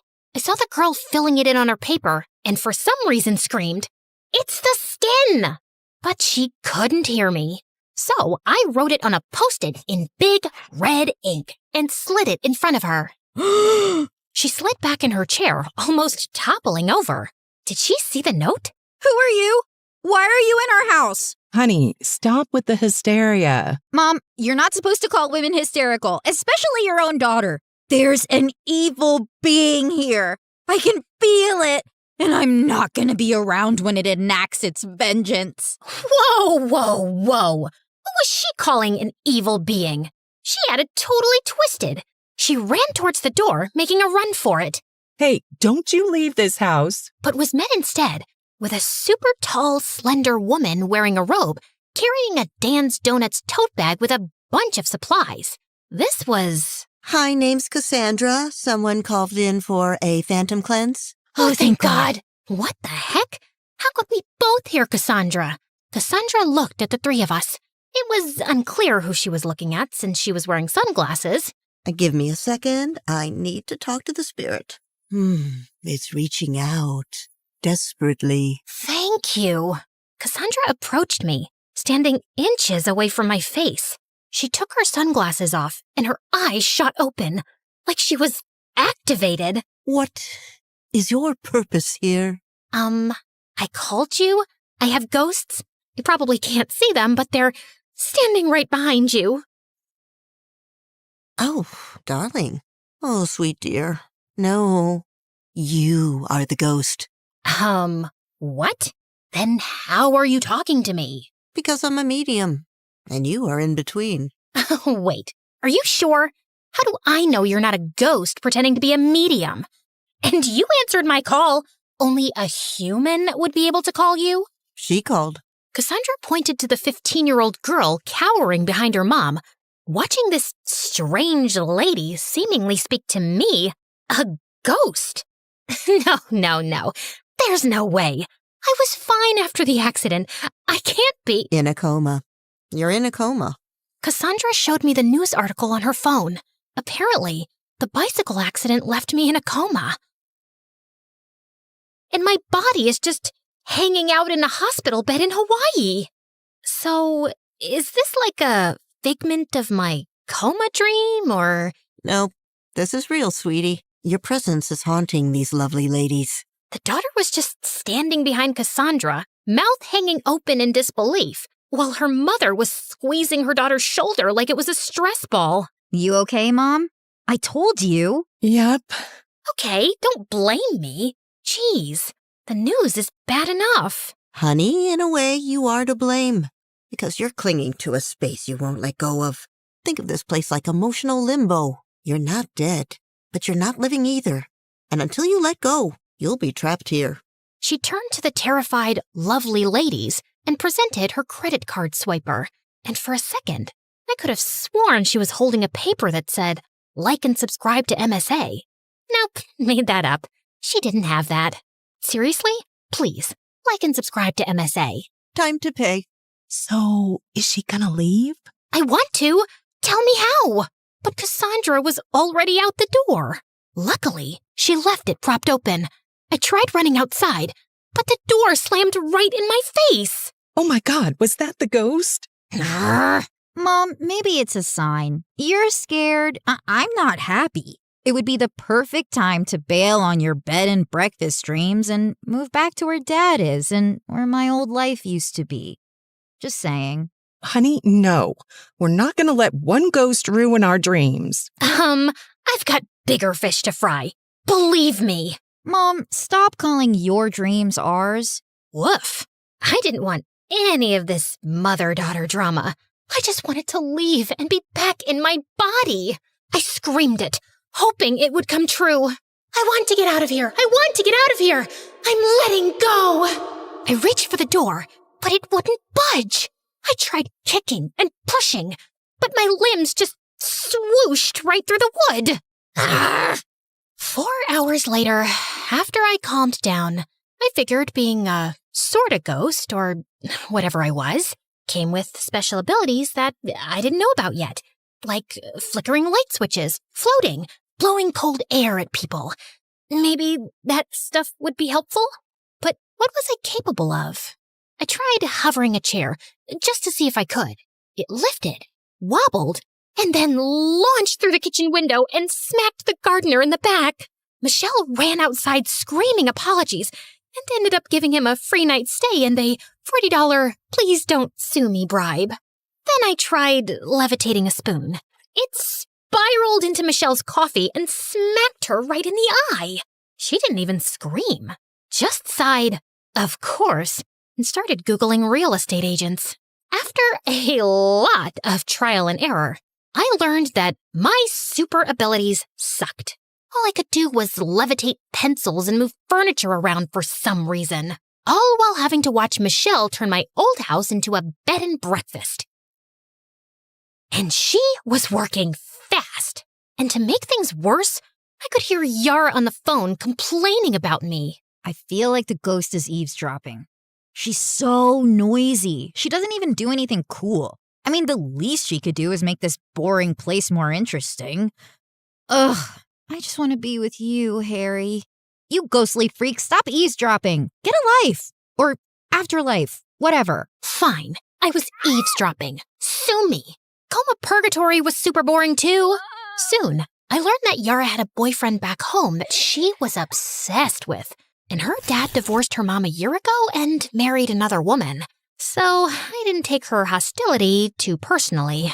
A few days later, on the opening day of the bed and breakfast, I found all my bedroom furniture was gone. Vanished. And everything I ever owned. Photos, clothes, all of it. My room had been turned into a guest room. I was being erased. Hey, I'm still here. I was so scared that leaving my room would be the end of me that I stayed. I put up with an endless stream of disgusting, smelly, nose-picking, farting guests. Just when I thought things couldn't get more uncomfortable, they did. Yara invited her boyfriend over, Harry, the one she'd been sobbing about into her hoodie since day one. Apparently, he needed a break from his toxic stepmom, and for some reason, Michelle said yes. From the second he walked in, the house started smelling like Axe body spray and microwave bacon. He flopped right onto my bed, kicked off his sneakers, and yelled, "Yo, babe, this Airbnb is fire! You guys got snacks or what?" Then he opened a soda, chugged half of it, and let out a fart so long it had segments. I wish I was exaggerating. Michelle passed by the door with this forced, hostage-level smile and said, "Let me know if you need anything." "Yeah, a TV in here would be clutch." I swear, she blinked twice like it was Morse code for help me. Later, I tried to spook him out. Just a gentle ghost nudge. I floated a cereal box off the counter and dropped it right into his lap. He didn't flinch, just went, "Yo, Yara, your ghost is hella chill. Wanna help me make a TikTok?" And she actually giggled. You're so dumb. They released the video with the caption, "Me vibin' with the ghost girl." It got 3,000 likes. I've never felt more personally attacked in the afterlife. That night, after he clogged the downstairs toilet for the second time, Michelle snapped. She stood at the bottom of the stairs and called up, "Yara, this is not a frat house. If Harry isn't gone by tomorrow, I'm calling his stepmother myself." Don't you dare! He's the only thing that feels normal in this stupid place. I swear, Mom, you better not do it. 2 days later, with Harry still around, the air in the house was tense. Neither Yara and Michelle would talk to each other, or if they did, they would end up screaming and slamming doors. I was ready to full-on poltergeist this boy out of the house. Then one afternoon, I was lurking under the dining table when Harry left his phone on it and wandered off to microwave bacon. Again, the phone buzzed and a text lit up the screen. Kelsey, still thinking about our kiss last week? Miss your lips, babe? Excuse me? I stared at the phone like it had personally insulted me. Yara had to know what a fart bag Harry was. Okay, she already knew that. But if farting wasn't a deal breaker, maybe the cheating would be. Just then, I saw Yara walk into the room, and I rattled the table leg hard. The phone slid to the edge. One more rattle, and yes, it hit the floor, screen side up. Yara looked startled, then bent down to pick it up, and as soon as she saw the screen, she froze. Our kiss? Last week? Just then, Harry returned with his plate of bacon. "Yo, babe, you seen the hot sauce?" Who is Kelsey? "Wait, what?" Miss your lips, babe? "It's not what it looks like." Oh, really? Because it looks like you were swapping spit with someone named Kelsey while I was crying into my hoodie in this cursed house. I didn't think we were exclusive since you moved. As the two argued, I took the opportunity to rush upstairs and kick Harry's crusty backpack down the stairs and into the dining room, where Michelle was now standing too. All of this is your fault, Mom. Are you seriously saying it's my fault that your good-for-nothing boyfriend is a two-timer? Yeah! If you hadn't made us leave, he wouldn't be sneaking around kissing other people behind my back. She's not wrong, you know. Get out! As Harry picked up his backpack and left, Yara started to run out too. But Michelle threw her body against the front door, blocking Yara from leaving. Everyone in the bed and breakfast had gathered at the noise and were staring. I know you're upset, but you deserve so much better than that useless, toilet-clogging piece of garbage. You're a beautiful, brave, and resilient girl. You could have... Ugh! Just stop. This is so embarrassing. Just leave me alone. Yara shoved past her mom and darted toward the bathroom, locking herself inside. The guest seemed super confused. Suddenly, I was reminded of the fight with my mom. But instead of running after me or stopping me from leaving, my mom just let me go. And then wasted no time before moving to Hawaii. She didn't care about me at all. I had to fight for myself and find my way out of here. And then, the next day, some super old guy left his laptop open in my room. I had an idea. I focused on levitating a pencil over the keyboard, typing my name into the search bar, key by key. Maybe I could at least find out what the status of my body was. But just as I was pressing the last button with my mind, I heard a shriek. There's something here! My keyboard! It's moving! I jolted, startled, and fell out of the swivel chair, launching it to the other side of the room. The chair just tried to attack me! There's a ghost!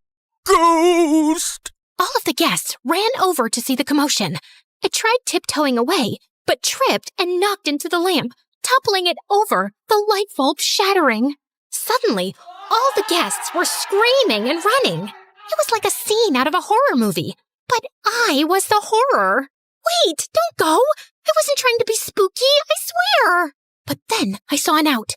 I leapt onto the old man's back, trying to hitch a ride out the door. He must have felt my presence or something. The spirit is clinging to me! Get her off!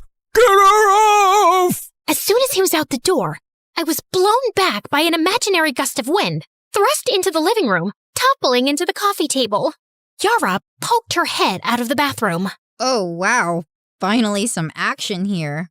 Yara, stay in the bathroom. Okay, Spirit, come at me. What do you want? I just wanted to leave, but how could I tell her? I picked up a pencil and began writing on the wall. Oh my God. Whoa. Cool. I wrote, I'm sorry. I mean no harm. I'm just stuck. I dropped the pencil and then started pushing the furniture back to where it belonged. Michelle and Yara watched me, stunned. I think she's been trying to leave, Mom. Help her. Suddenly, Michelle collapsed to her knees. She started breaking down, crying. I don't know how. And now the business is ruined. Yara, I'm sorry I moved us here. It's just the divorce was hard on you, I know, but it was devastating for me too. I was with Dad for 20 years. I was heartbroken. I was so focused on running to something new, something that would make me happy. I didn't consider you. Maybe the ghost is a sign that I haven't been seeing you. If you want to move back, we can move back. Yara came out of the bathroom and grabbed her mom's hand. Mom, no. Believe it or not, I like seeing you happy. I don't want to take that away from you. Plus, things are finally getting interesting. Mom, it's okay to be heartbroken. But I'm the parent. Exactly. And that means I know where I got my strength from. Michelle gave her daughter a huge hug. Somehow, my presence had brought them together. And watching them hug made me feel so alone. I went back to my room and laid on the bed, crying. Yep, apparently ghosts can cry. The next morning, I noticed something on the computer. The search result from earlier. I levitated a pencil and sneakily clicked on one of the links. It was an article about me, about how my parents had poured all their resources and energy into doing a story on brain activity during comas. Apparently, there was a procedure that could save me, but it was only because of the greed of the healthcare industry that it wasn't public knowledge. My parents even sold the house to fund the investigation. I walked down the stairs to see the front door was propped open. I saw Yara and her mom laughing as they added the word haunted in front of the bed and breakfast. Then it occurred to me, if Yara could forgive her mom, maybe I could forgive mine. Beep, beep, beep. She's awake! Honey, come here! I was so disoriented, but I could see my mom in front of me, tears streaming down her face, clutching my hand in hers. Mom, is this real? Her teardrops landed on my hand. It definitely felt real. Oh my goodness, Lily, I am so sorry we put ourselves before you. You and Jacob are everything. It's my fault for driving you away. I'll never forgive myself. Mom, it's not your fault. You're great at what you do. And if you weren't, I'd never have woken up. But we didn't even do the operation. You just woke up all on your own. Maybe Cassandra was onto something. It wasn't the house I had to leave behind. It was my anger. Mom, Dad, you were just chasing your own happiness. You deserve that too. I'd rather have parents with a passion for life, especially after witnessing just how easily it can be taken away. I love you guys. Your forgiveness means everything. And I promise you'll like Hawaii. We can stay as long as you want. Actually, I have another idea. My parents agreed to pay for me to stay at the bed and breakfast until I graduated high school. Suze was over the moon to have me back. And when I confessed to Yara that I was the spirit, we became fast friends. I told her she could probably take down the haunted sign now. But she said, "No way! Business is booming because of it. Turns out a lot of people are obsessed with ghosts." Turns out I didn't need to leave the house to finally be seen. I just had to stop running from it. And yeah, my craziest adventure? Not Myanmar, not the monk seal. It was becoming the ghost in my own house and finding my way back to life.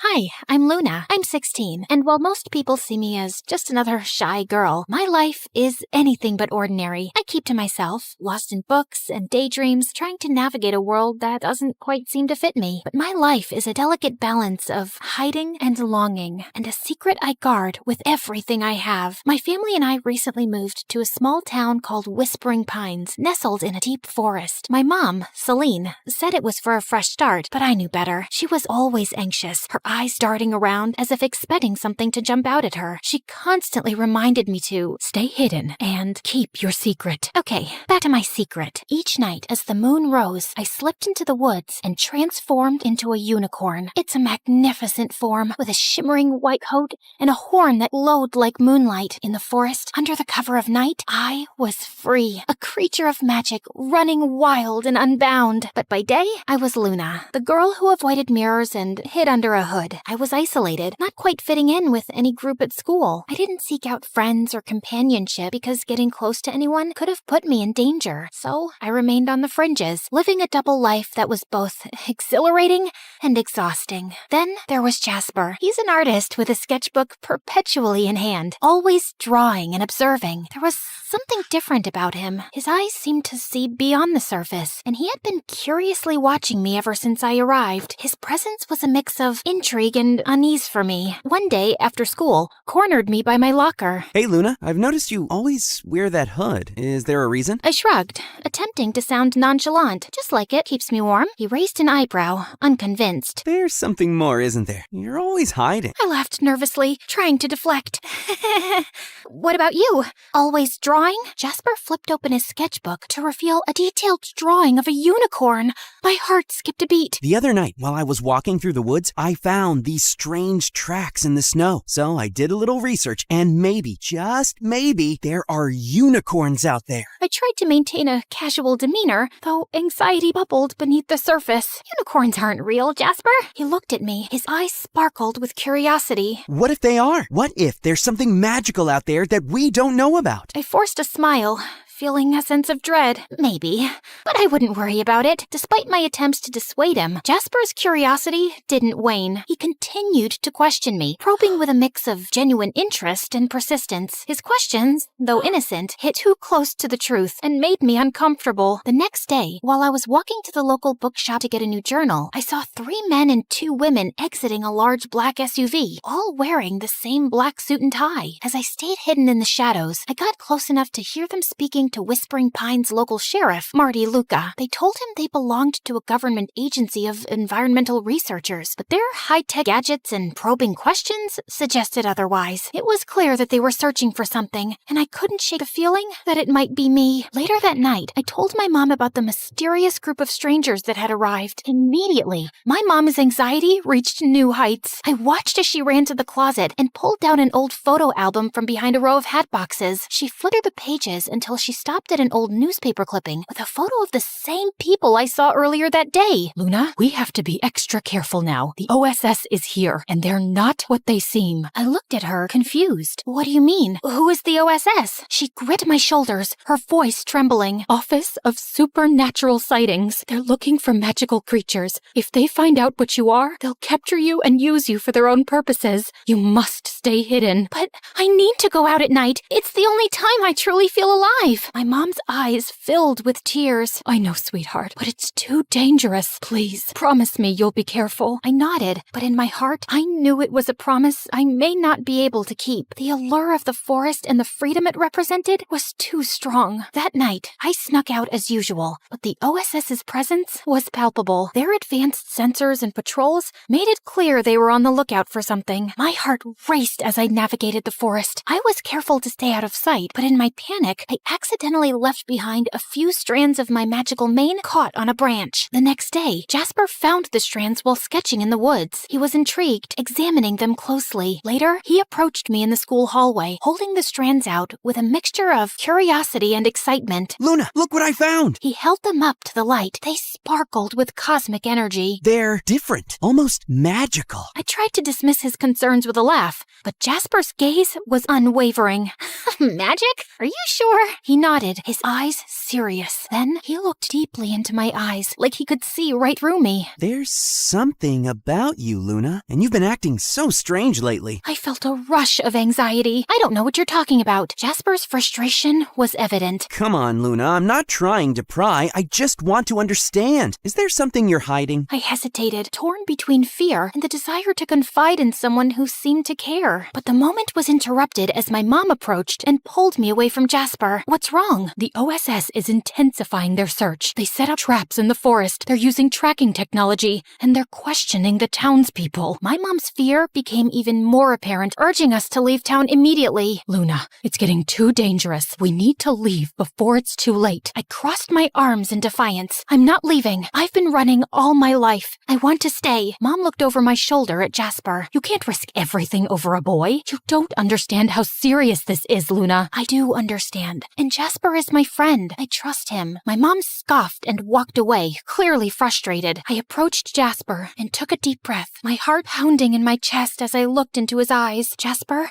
there's something I've been hiding from you. Something I thought you could never understand. My hands twisted nervously. I took Jasper into an empty classroom so we could talk in private. I'm not like everyone else. I'm a unicorn. As the words left my lips, a soft, ethereal glow surrounded me, and a single shimmering horn slowly appeared on my forehead, illuminating the night with a radiant, magical light. I watched his face, waiting for his reaction, fearing he would turn away, but hoping beyond hope that he would stay. Jasper's face softened, and a smile slowly spread across his lips. He reached out and gently touched the glowing horn, his fingers trembling with awe. I always knew there was something magical about you. Thank you for trusting me enough to share this. He let out a soft laugh, his eyes bright. You're beautiful, Luna. Luna, all of you. In the following days, Jasper and I spent countless hours together, working on a plan to outsmart the OSS. His artistic talents became crucial. We created detailed maps and tracks to mislead them, and in the hours we spent together, the bond between us grew stronger. Jasper's presence was a source of comfort. For the first time, I felt that I wasn't alone, that there was someone who truly understood and cared for me. One afternoon, Jasper voiced a troubling thought. What if they catch you, despite our efforts? What if they find out everything? I took a deep breath, trying to stay calm. They want to control me, to use me for their own gain. But having you help me is everything. I've never had someone stand by me like this before. Jasper reached out and gently touched my arm. I won't let them catch you. I'll do everything I can to keep you safe. His words brought me a sense of relief and hope, but also a growing fear. The OSS's search was becoming more relentless, and time was running out. The night of the final confrontation arrived. The OSS's search had become more intense, with advanced tracking technology and sophisticated traps. My mom was even more frantic, and her anxiety made it difficult for her to focus. Jasper arrived with a determined expression. We have one last chance. If we can make them believe the unicorn has left town, they'll stop searching. We worked tirelessly through the night, setting up a series of diversions and false evidence. Jasper used his artistic skills to create elaborate fake tracks, leading the OSS in circles. I used my unicorn magic to add an extra layer of deception, making it appear as though I had been everywhere at once. The process was exhausting. We were both drained, but driven by hope and the desire to protect my secret. As dawn approached, the OSS's frustration was evident. They started to back up, convinced they were following a false trail. Jasper turned to me, his eyes filled with concern. Are you okay? I nodded as tears welled up in my eyes. I'm just grateful.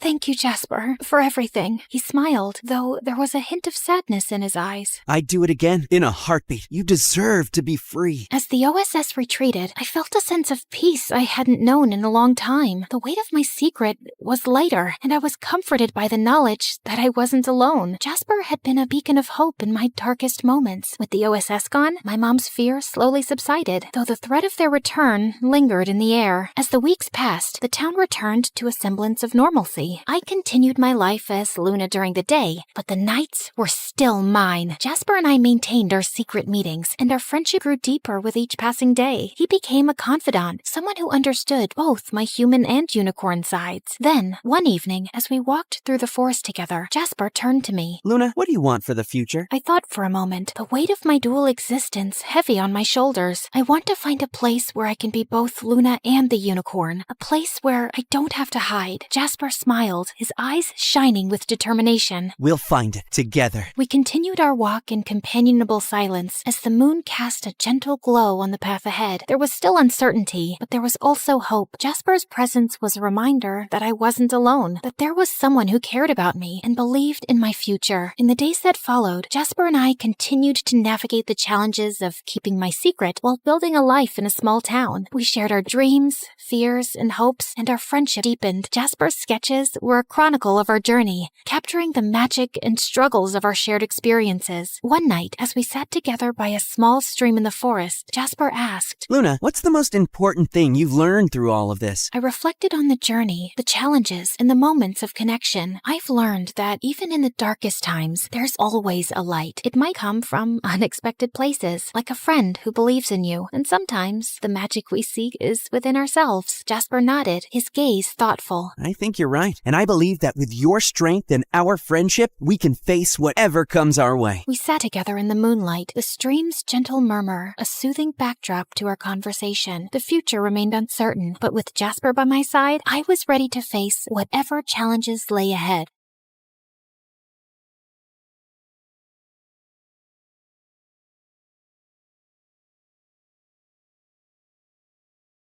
Hello, my name is Charlie. I'm a famous filmmaker and director, but you know me already, don't you? Oh, well, it hasn't always been like this anyway. So sit down, grab some popcorn, and let me tell you my story. But before we start, please hit the like button and subscribe. This is me, Charlie, and this is my best friend, Rose. Me and Rose grew up together since we were only babies. We played together, we went to school together, we did everything together. We were like autumn and colds, unavoidable, like rain and thunder, indivisible. Rose was the sister I never had.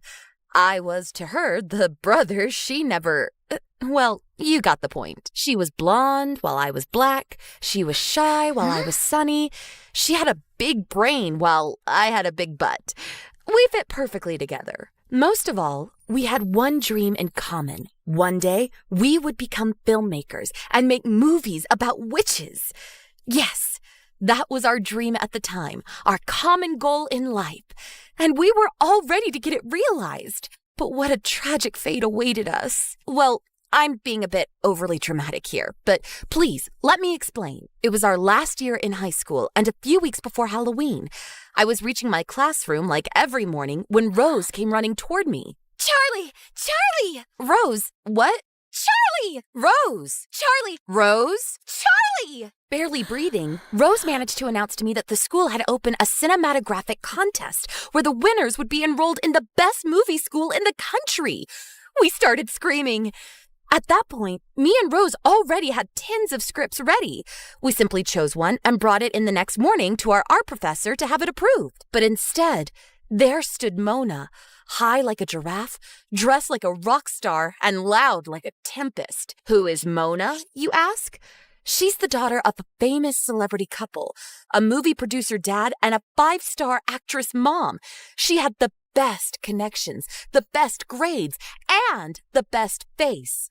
A cloud of desperation came upon us when we saw her just talking to the teacher, explaining her project for her script. We felt lost. When our turn came, I spoke for both of us because Rose was too shy to speak, and the sight of Mona shook her too much. Hey, Charlie. Nice job there. What? What? Mona was approaching me, willing to talk. Had I stumbled, hit my head, and fallen into a dream without noticing? Sorry, I couldn't help but listen to your script while you were explaining. It seems like some hot stuff there. Did you come up with it all by yourself? Well, me and Rose, yes. It seems you have a promising future in the business, baby. Would you mind joining me tonight at my party? There'll be producers, movie stars, and many important people. I couldn't believe it was happening. It was too much for me, and all at once. Of course. Me and Rose will be there for sure. Rose? I'm sorry. I don't want someone who is barely able to speak in public to be associated with me. You are invited. See you later, baby. She left like the tornado she was, leaving both me and Rose speechless. I tried to console my best friend, convincing her this was a once-in-a-lifetime opportunity that could help us both. Rose nodded her head, but her look told me something else. I pretended not to see it and went straight to the party. This was an occasion I just simply couldn't afford to lose. Mona's house was not exactly a house. It was a castle, a gigantic manor with a park, 4 towers, and 2 pools. All over the place, men in elegant suits and shiny-looking women talked to each other cheerfully. Oh dear, you've arrived. Sir, lady, nice to meet you. I'm so glad you invited me. That man and woman were Mona's parents. They look amazing together. A perfect couple in a perfect house. Everything was perfect in Mona's life. Shiny and bright, like herself. Please, enough with the pleasantries. You're part of the family now. Mona told us all about the project you're working on together. The project? Of course. I told Mom and Dad we are working on an amazing movie. We will win the contest for sure. I didn't know what to say. I was totally caught unprepared. So I just smiled and said nothing. Mona's parents left us soon, and I immediately reached after her. Mona, what did you tell them? Well, that we work together. Isn't that true? But I already work with Rose. Didn't you know that? She's my best friend. I can't just leave her like this. Mona just smiled and washed the problem away with a swing of her hand. You create too many problems, baby. Can't you just work with us both? Come on, let's have fun. I'm ashamed to admit, but the truth is that I forgot Rose for some time, and quite easily.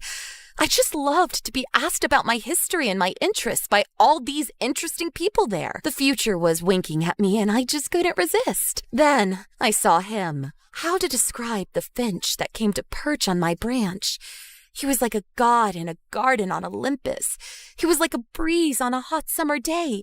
He was like well, That horse was hot, girls. You can bet about it. That angel had dark eyes like enchantment and such a fine, elegant beard. I was totally captured. He must have noticed my dumb expression because he started smiling at me as if trying to help me retrieve some of my dignity. Too late. And Charlie, let me introduce you to my brother Tom. So you are the famous Charlie. A handsome lady, that's for sure. Nice to meet you. Is he really going to kiss my hand? Is he really? Oh, God, I'm fainting. Am I famous? How? Of course. Mona has talked about you all afternoon. Mona, can I steal this lady from you for some time? Do as you please, brother, but be a good boy. I always am. Mona, don't scare our host like this. The walk with Tom around the garden felt like a dream.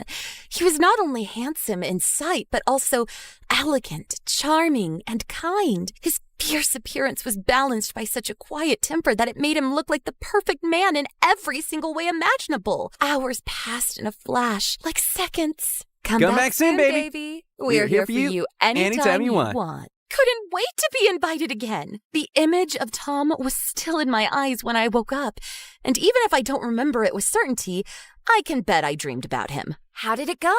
Rose's soft voice reached me as if coming from far, far away when she met me in the corridors at school. I felt happy to see her, but not so happy as I should have been.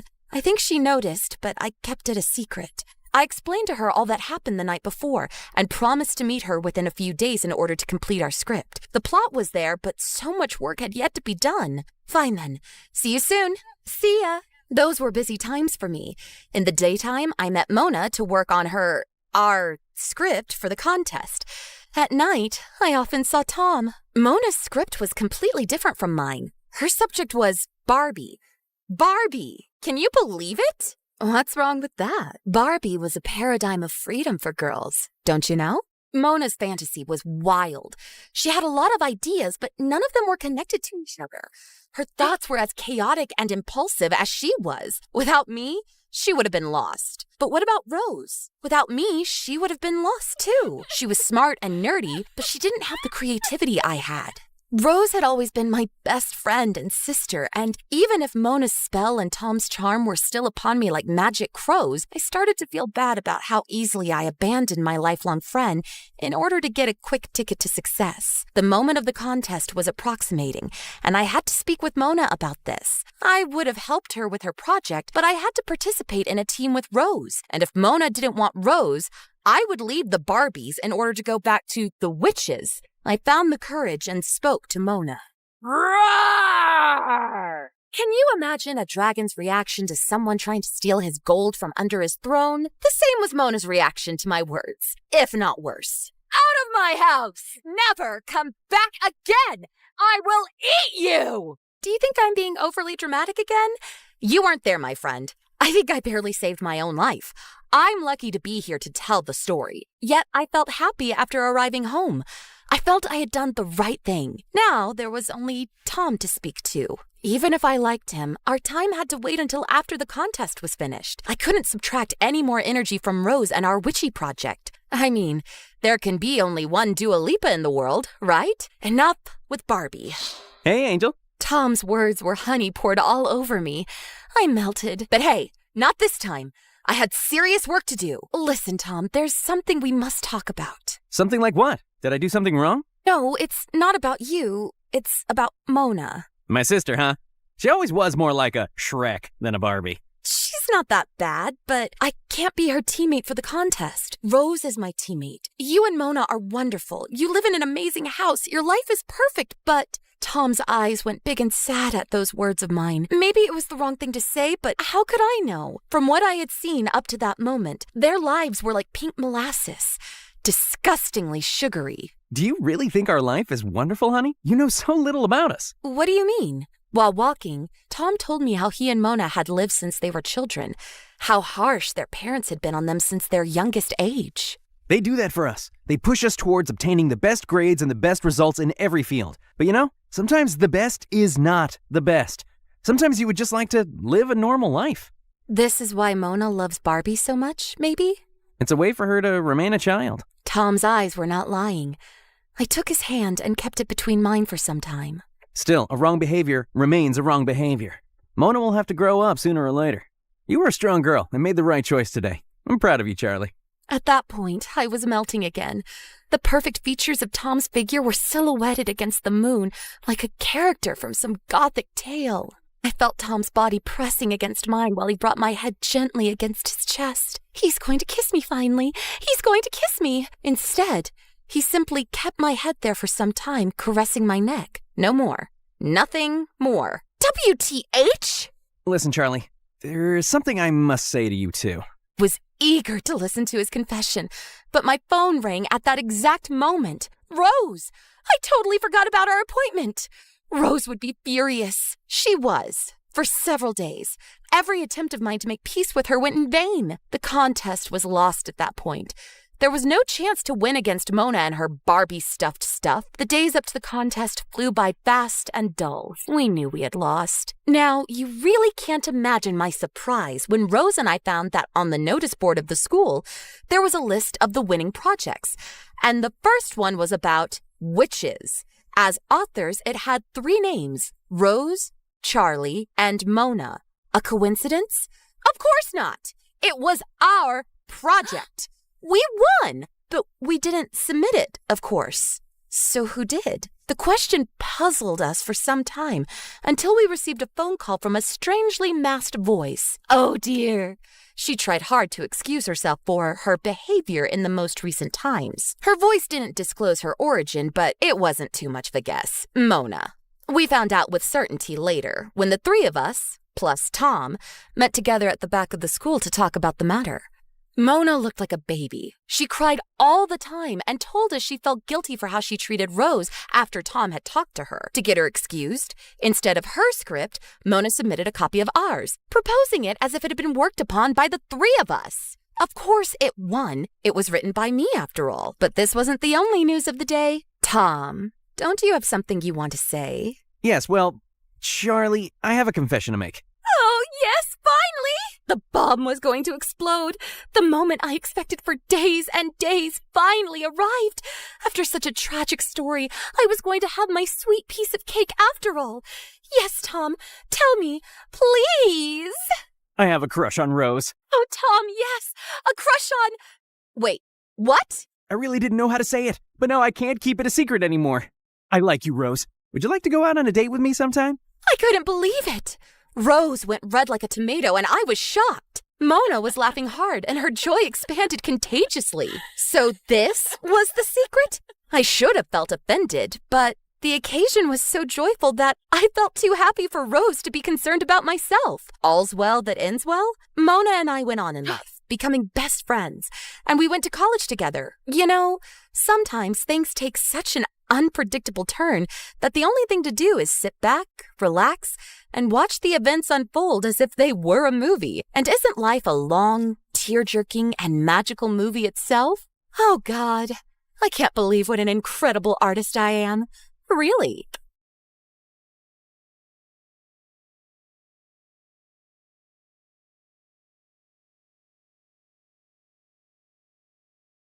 Hi, I'm Mona. I'm one of the smartest girls you'll ever meet.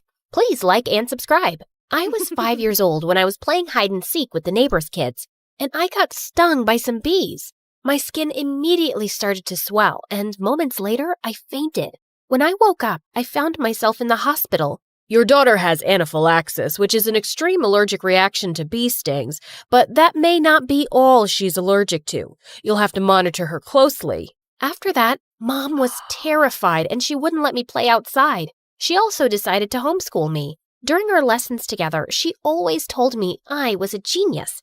I still felt sad about not going to a real school, till she told me the big secret. School's gonna take away your genius and make you dumb like the other kids, because that's what the government wants. I wasn't sure why the government wanted that, but I didn't want it happening to me. While Mom was away working, I started making videos on YouTube to stay busy, and soon had some subscribers. Hello guys, it's your stay-at-home genius. Today, let's talk about the amazing periodic table. Who knew there were so many elements? Sometimes the comments on my video were quite mean. Literally, every 11-year-old knows about the periodic table. Do us a favor and go to school. When I told Mom about the comments, she always said those kids were just jealous. Once when I was 14, I saw a really pretty bird on my window frame and I tried to touch it, but I ended up falling out the window into a bush. Oh my God, I was outside!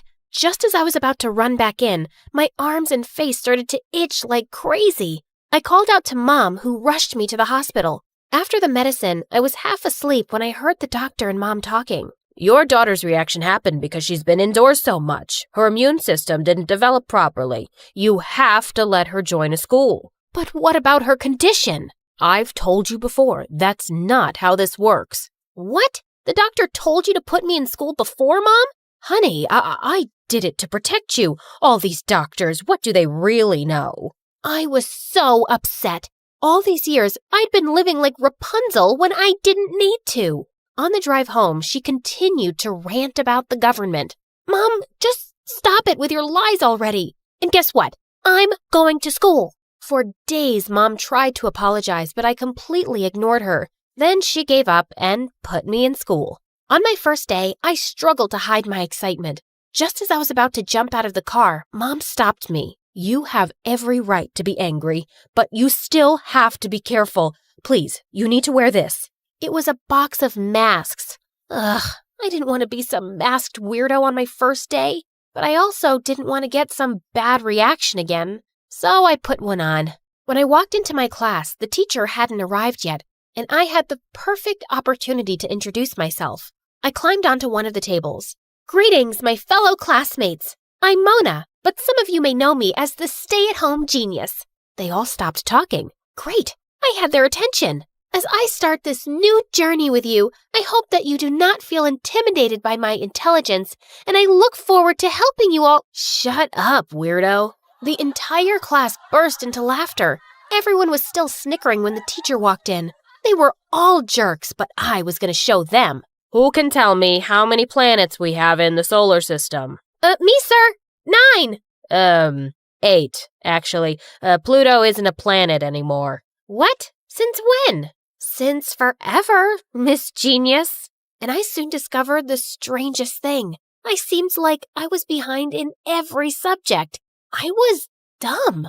At the end of the day, one of the teachers called me aside. We've observed that sometimes homeschooled students struggle to keep up. You may need to be placed in another class more suitable for your abilities. But this is the class I should be in. Yes, but you have to take a performance test at the end of the semester so we can be confident you can cope. She handed me some study materials and I headed home. I couldn't get over the fact that my whole life had been a lie. I'm not really a genius, am I? Oh, baby, you'll always be my little genius. You've ruined my life, Mom! I stormed off to my room and cried myself to sleep. The next day at school, I was heading towards the library when I felt something hit me with force, and I fell down. I saw a boy named Ken from my class on a skateboard. Are you crazy? Who uses a skateboard in the hallway? Oh, look, it's the genius. If you hadn't stayed home your whole life, you'd know that all the cool people skate in the hallways. I just ignored him, but from that day on, Ken started joining me at lunch without an invitation. He was a mess who spent half his time in detention, but he was kind of funny, and I didn't mind not eating alone.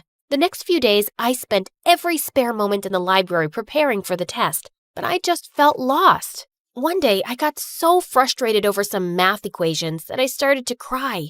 I was going to be sent to a class with kids half my age. Suddenly, I felt a hand on my shoulder and I jumped. Sorry, I didn't mean to scare you. Is everything okay? Seeing this handsome stranger being nice to me made me cry all over again. I can't seem to figure any of these out. I'm so stupid. Hey, don't worry.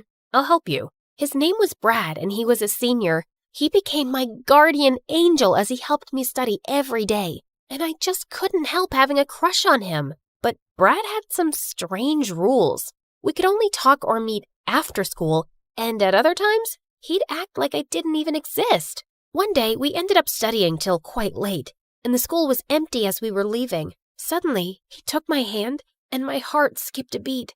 But then, I pulled away. Why do you act like you don't know me in school, Brad? Are you ashamed of being seen with me? It's not like that, Mona. My friends, they're not the nicest people. They don't even know you right now, but if I introduced you to them, I'm afraid they'd be rather mean to you. They usually are to anyone who's a bit different. You mean odd? Weird? Different. And I like that about you. Suddenly, he pulled me close and said he wanted to see the face behind the mask. Wow, you're even prettier than I imagined. He kissed me softly on the lips, and it was wonderful. One afternoon, I was sitting alone and watching Brad with his friends when Ken joined me. If you stare hard enough, you'll probably dig a hole in his back. I don't know what you're talking about. If you insist. Do you want to hang out later? Nah, I'll pass. Maybe some other time. I had decided just then that I was tired of only watching Brad. I had to show him that I was cool enough to hang out at his table. The next morning, I woke up super early to do my makeup. And when Mom dropped me off at school, I took off my mask. Mom had lied about a lot of things, so who said I really needed the mask? And I could feel all eyes on me as I walked in. Even Brad kept staring at me during recess, and he was so lost that he accidentally spilled juice on himself. Could this day get any better? Well, well, who do we have here? Mona, 2.0. Interesting. She's pretty. That day, Ken and I didn't eat alone. Other people joined our table and everyone seemed keen to talk to me. And the best part was, my allergies weren't acting up. Just then, a girl offered me some chips. And a moment later, my worst nightmare came true. I could feel my throat closing up. I felt the entire school watching me as I fell to the ground. I could hear panicked voices all around me. But just then, someone jabbed me with my EpiPen. Ken had taken it from my bag and saved me. He helped me up and I immediately felt better. Till I noticed Brad. He hadn't even moved from his spot. What the heck? I felt really disappointed, so I returned to school with my mask the next day. I couldn't make Brad care about me, and hiding behind the mask just felt more comfortable now. But later that day, Brad bailed on me for our lesson at the library, and I felt really mad. I stormed into the gym where he was playing basketball, and I didn't care that people were watching. You just sat there and watched me struggle to breathe yesterday, and did nothing. Do I even know you? Stop pretending, Brad. You've been my friend for months. More than that. You even kissed me the other day. What? Me kiss you? In your dreams, loser. Why would I kiss you when I have the prettiest girlfriend ever? Girlfriend? It finally made sense. He was always hiding because he didn't want to be seen by his girlfriend. I was so upset and slapped him real hard. You are a terrible person. But the next day, everyone was calling me a crazy liar. I was really beginning to hate high school, and I just wanted to go back to my old homeschooled life. I thought Mom would be delighted to hear, but to my surprise, she refused. Listen, Mona, when I was younger, I lost my best friend to a condition like yours, which made me so scared when you got it. I thought hiding you away was going to protect you, but I was wrong. Running from your problems never solves them. You're so selfish, Mom. You just make me do whatever you want, when you want. Sometimes I think I hate you. I took the picture of us on the fireplace and flung it at the wall. Mom yelled at me after that, but I just stormed off to my room. And I refused to go to school the next day. But later, as I was watching MSA videos in bed, someone tapped on my window. It was Ken. Get off your butt, princess. I'm here to quiz you. What do you mean? You're not going to hide out here. You're going to take that test. And you're going to stay in my class. Because I find it really hard to make friends. You got that?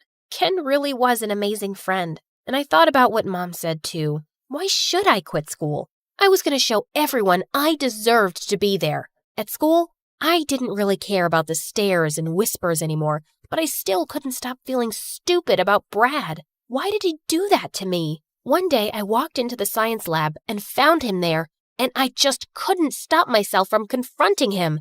And he laughed. Look, I was just bored. None of the girls pay attention to me because I've been with the same girlfriend forever. But you didn't know, and I thought I'd have some fun with that. We still can, you know. I wouldn't mind kissing you again. Just then his girlfriend entered and gave him a tight slap. Soon the entire school knew his girlfriend had dumped his butt for being a jerk. I was totally focused on my tests now, and studying with Ken became a routine. One day when he was over, I asked him, "What would you do if you had the chance to be anything?" "Join the Rikers skateboard competition. I don't care if I win. I just want to be there. It's so cool." Then go for it. My dad won't let me. He says it's a pathetic waste of time. The day of the test finally came, and after completing it, I nervously watched as the teacher graded it. Wow, this is impressive, Mona. Congratulations. You passed. I gave the teacher a big hug and ran to find Ken. I had a special thank you gift for him, but when I found him, the principal was yelling at him in the hallway. Your continued disregard for the rules has brought nothing but disgrace to me. Yeah, no kidding, Dad. Dad? I followed him outside and found him sitting under a tree. So, the principal is your dad? Yep, and you just saw for yourself what a disappointment I am to him. Listen, I gotta tell you something. Don't be mad, but I applied to the Rikers competition on your behalf. I sent them that crazy stunt video you have on Facebook, and they want you to participate. You've been watching out for me since I got here, Ken. Let me help you talk to your dad. Can we try, please? I could see tears in his eyes as I spoke, and then suddenly he held my face and kissed me. I felt a million butterflies erupt in my tummy. That day when I got home, I found Mom sitting in the kitchen, and I hugged her from behind. I owe you an apology, Mom. I was a jerk. Thank you for not letting me quit. I'm just trying to make things right, honey. You're on the right track.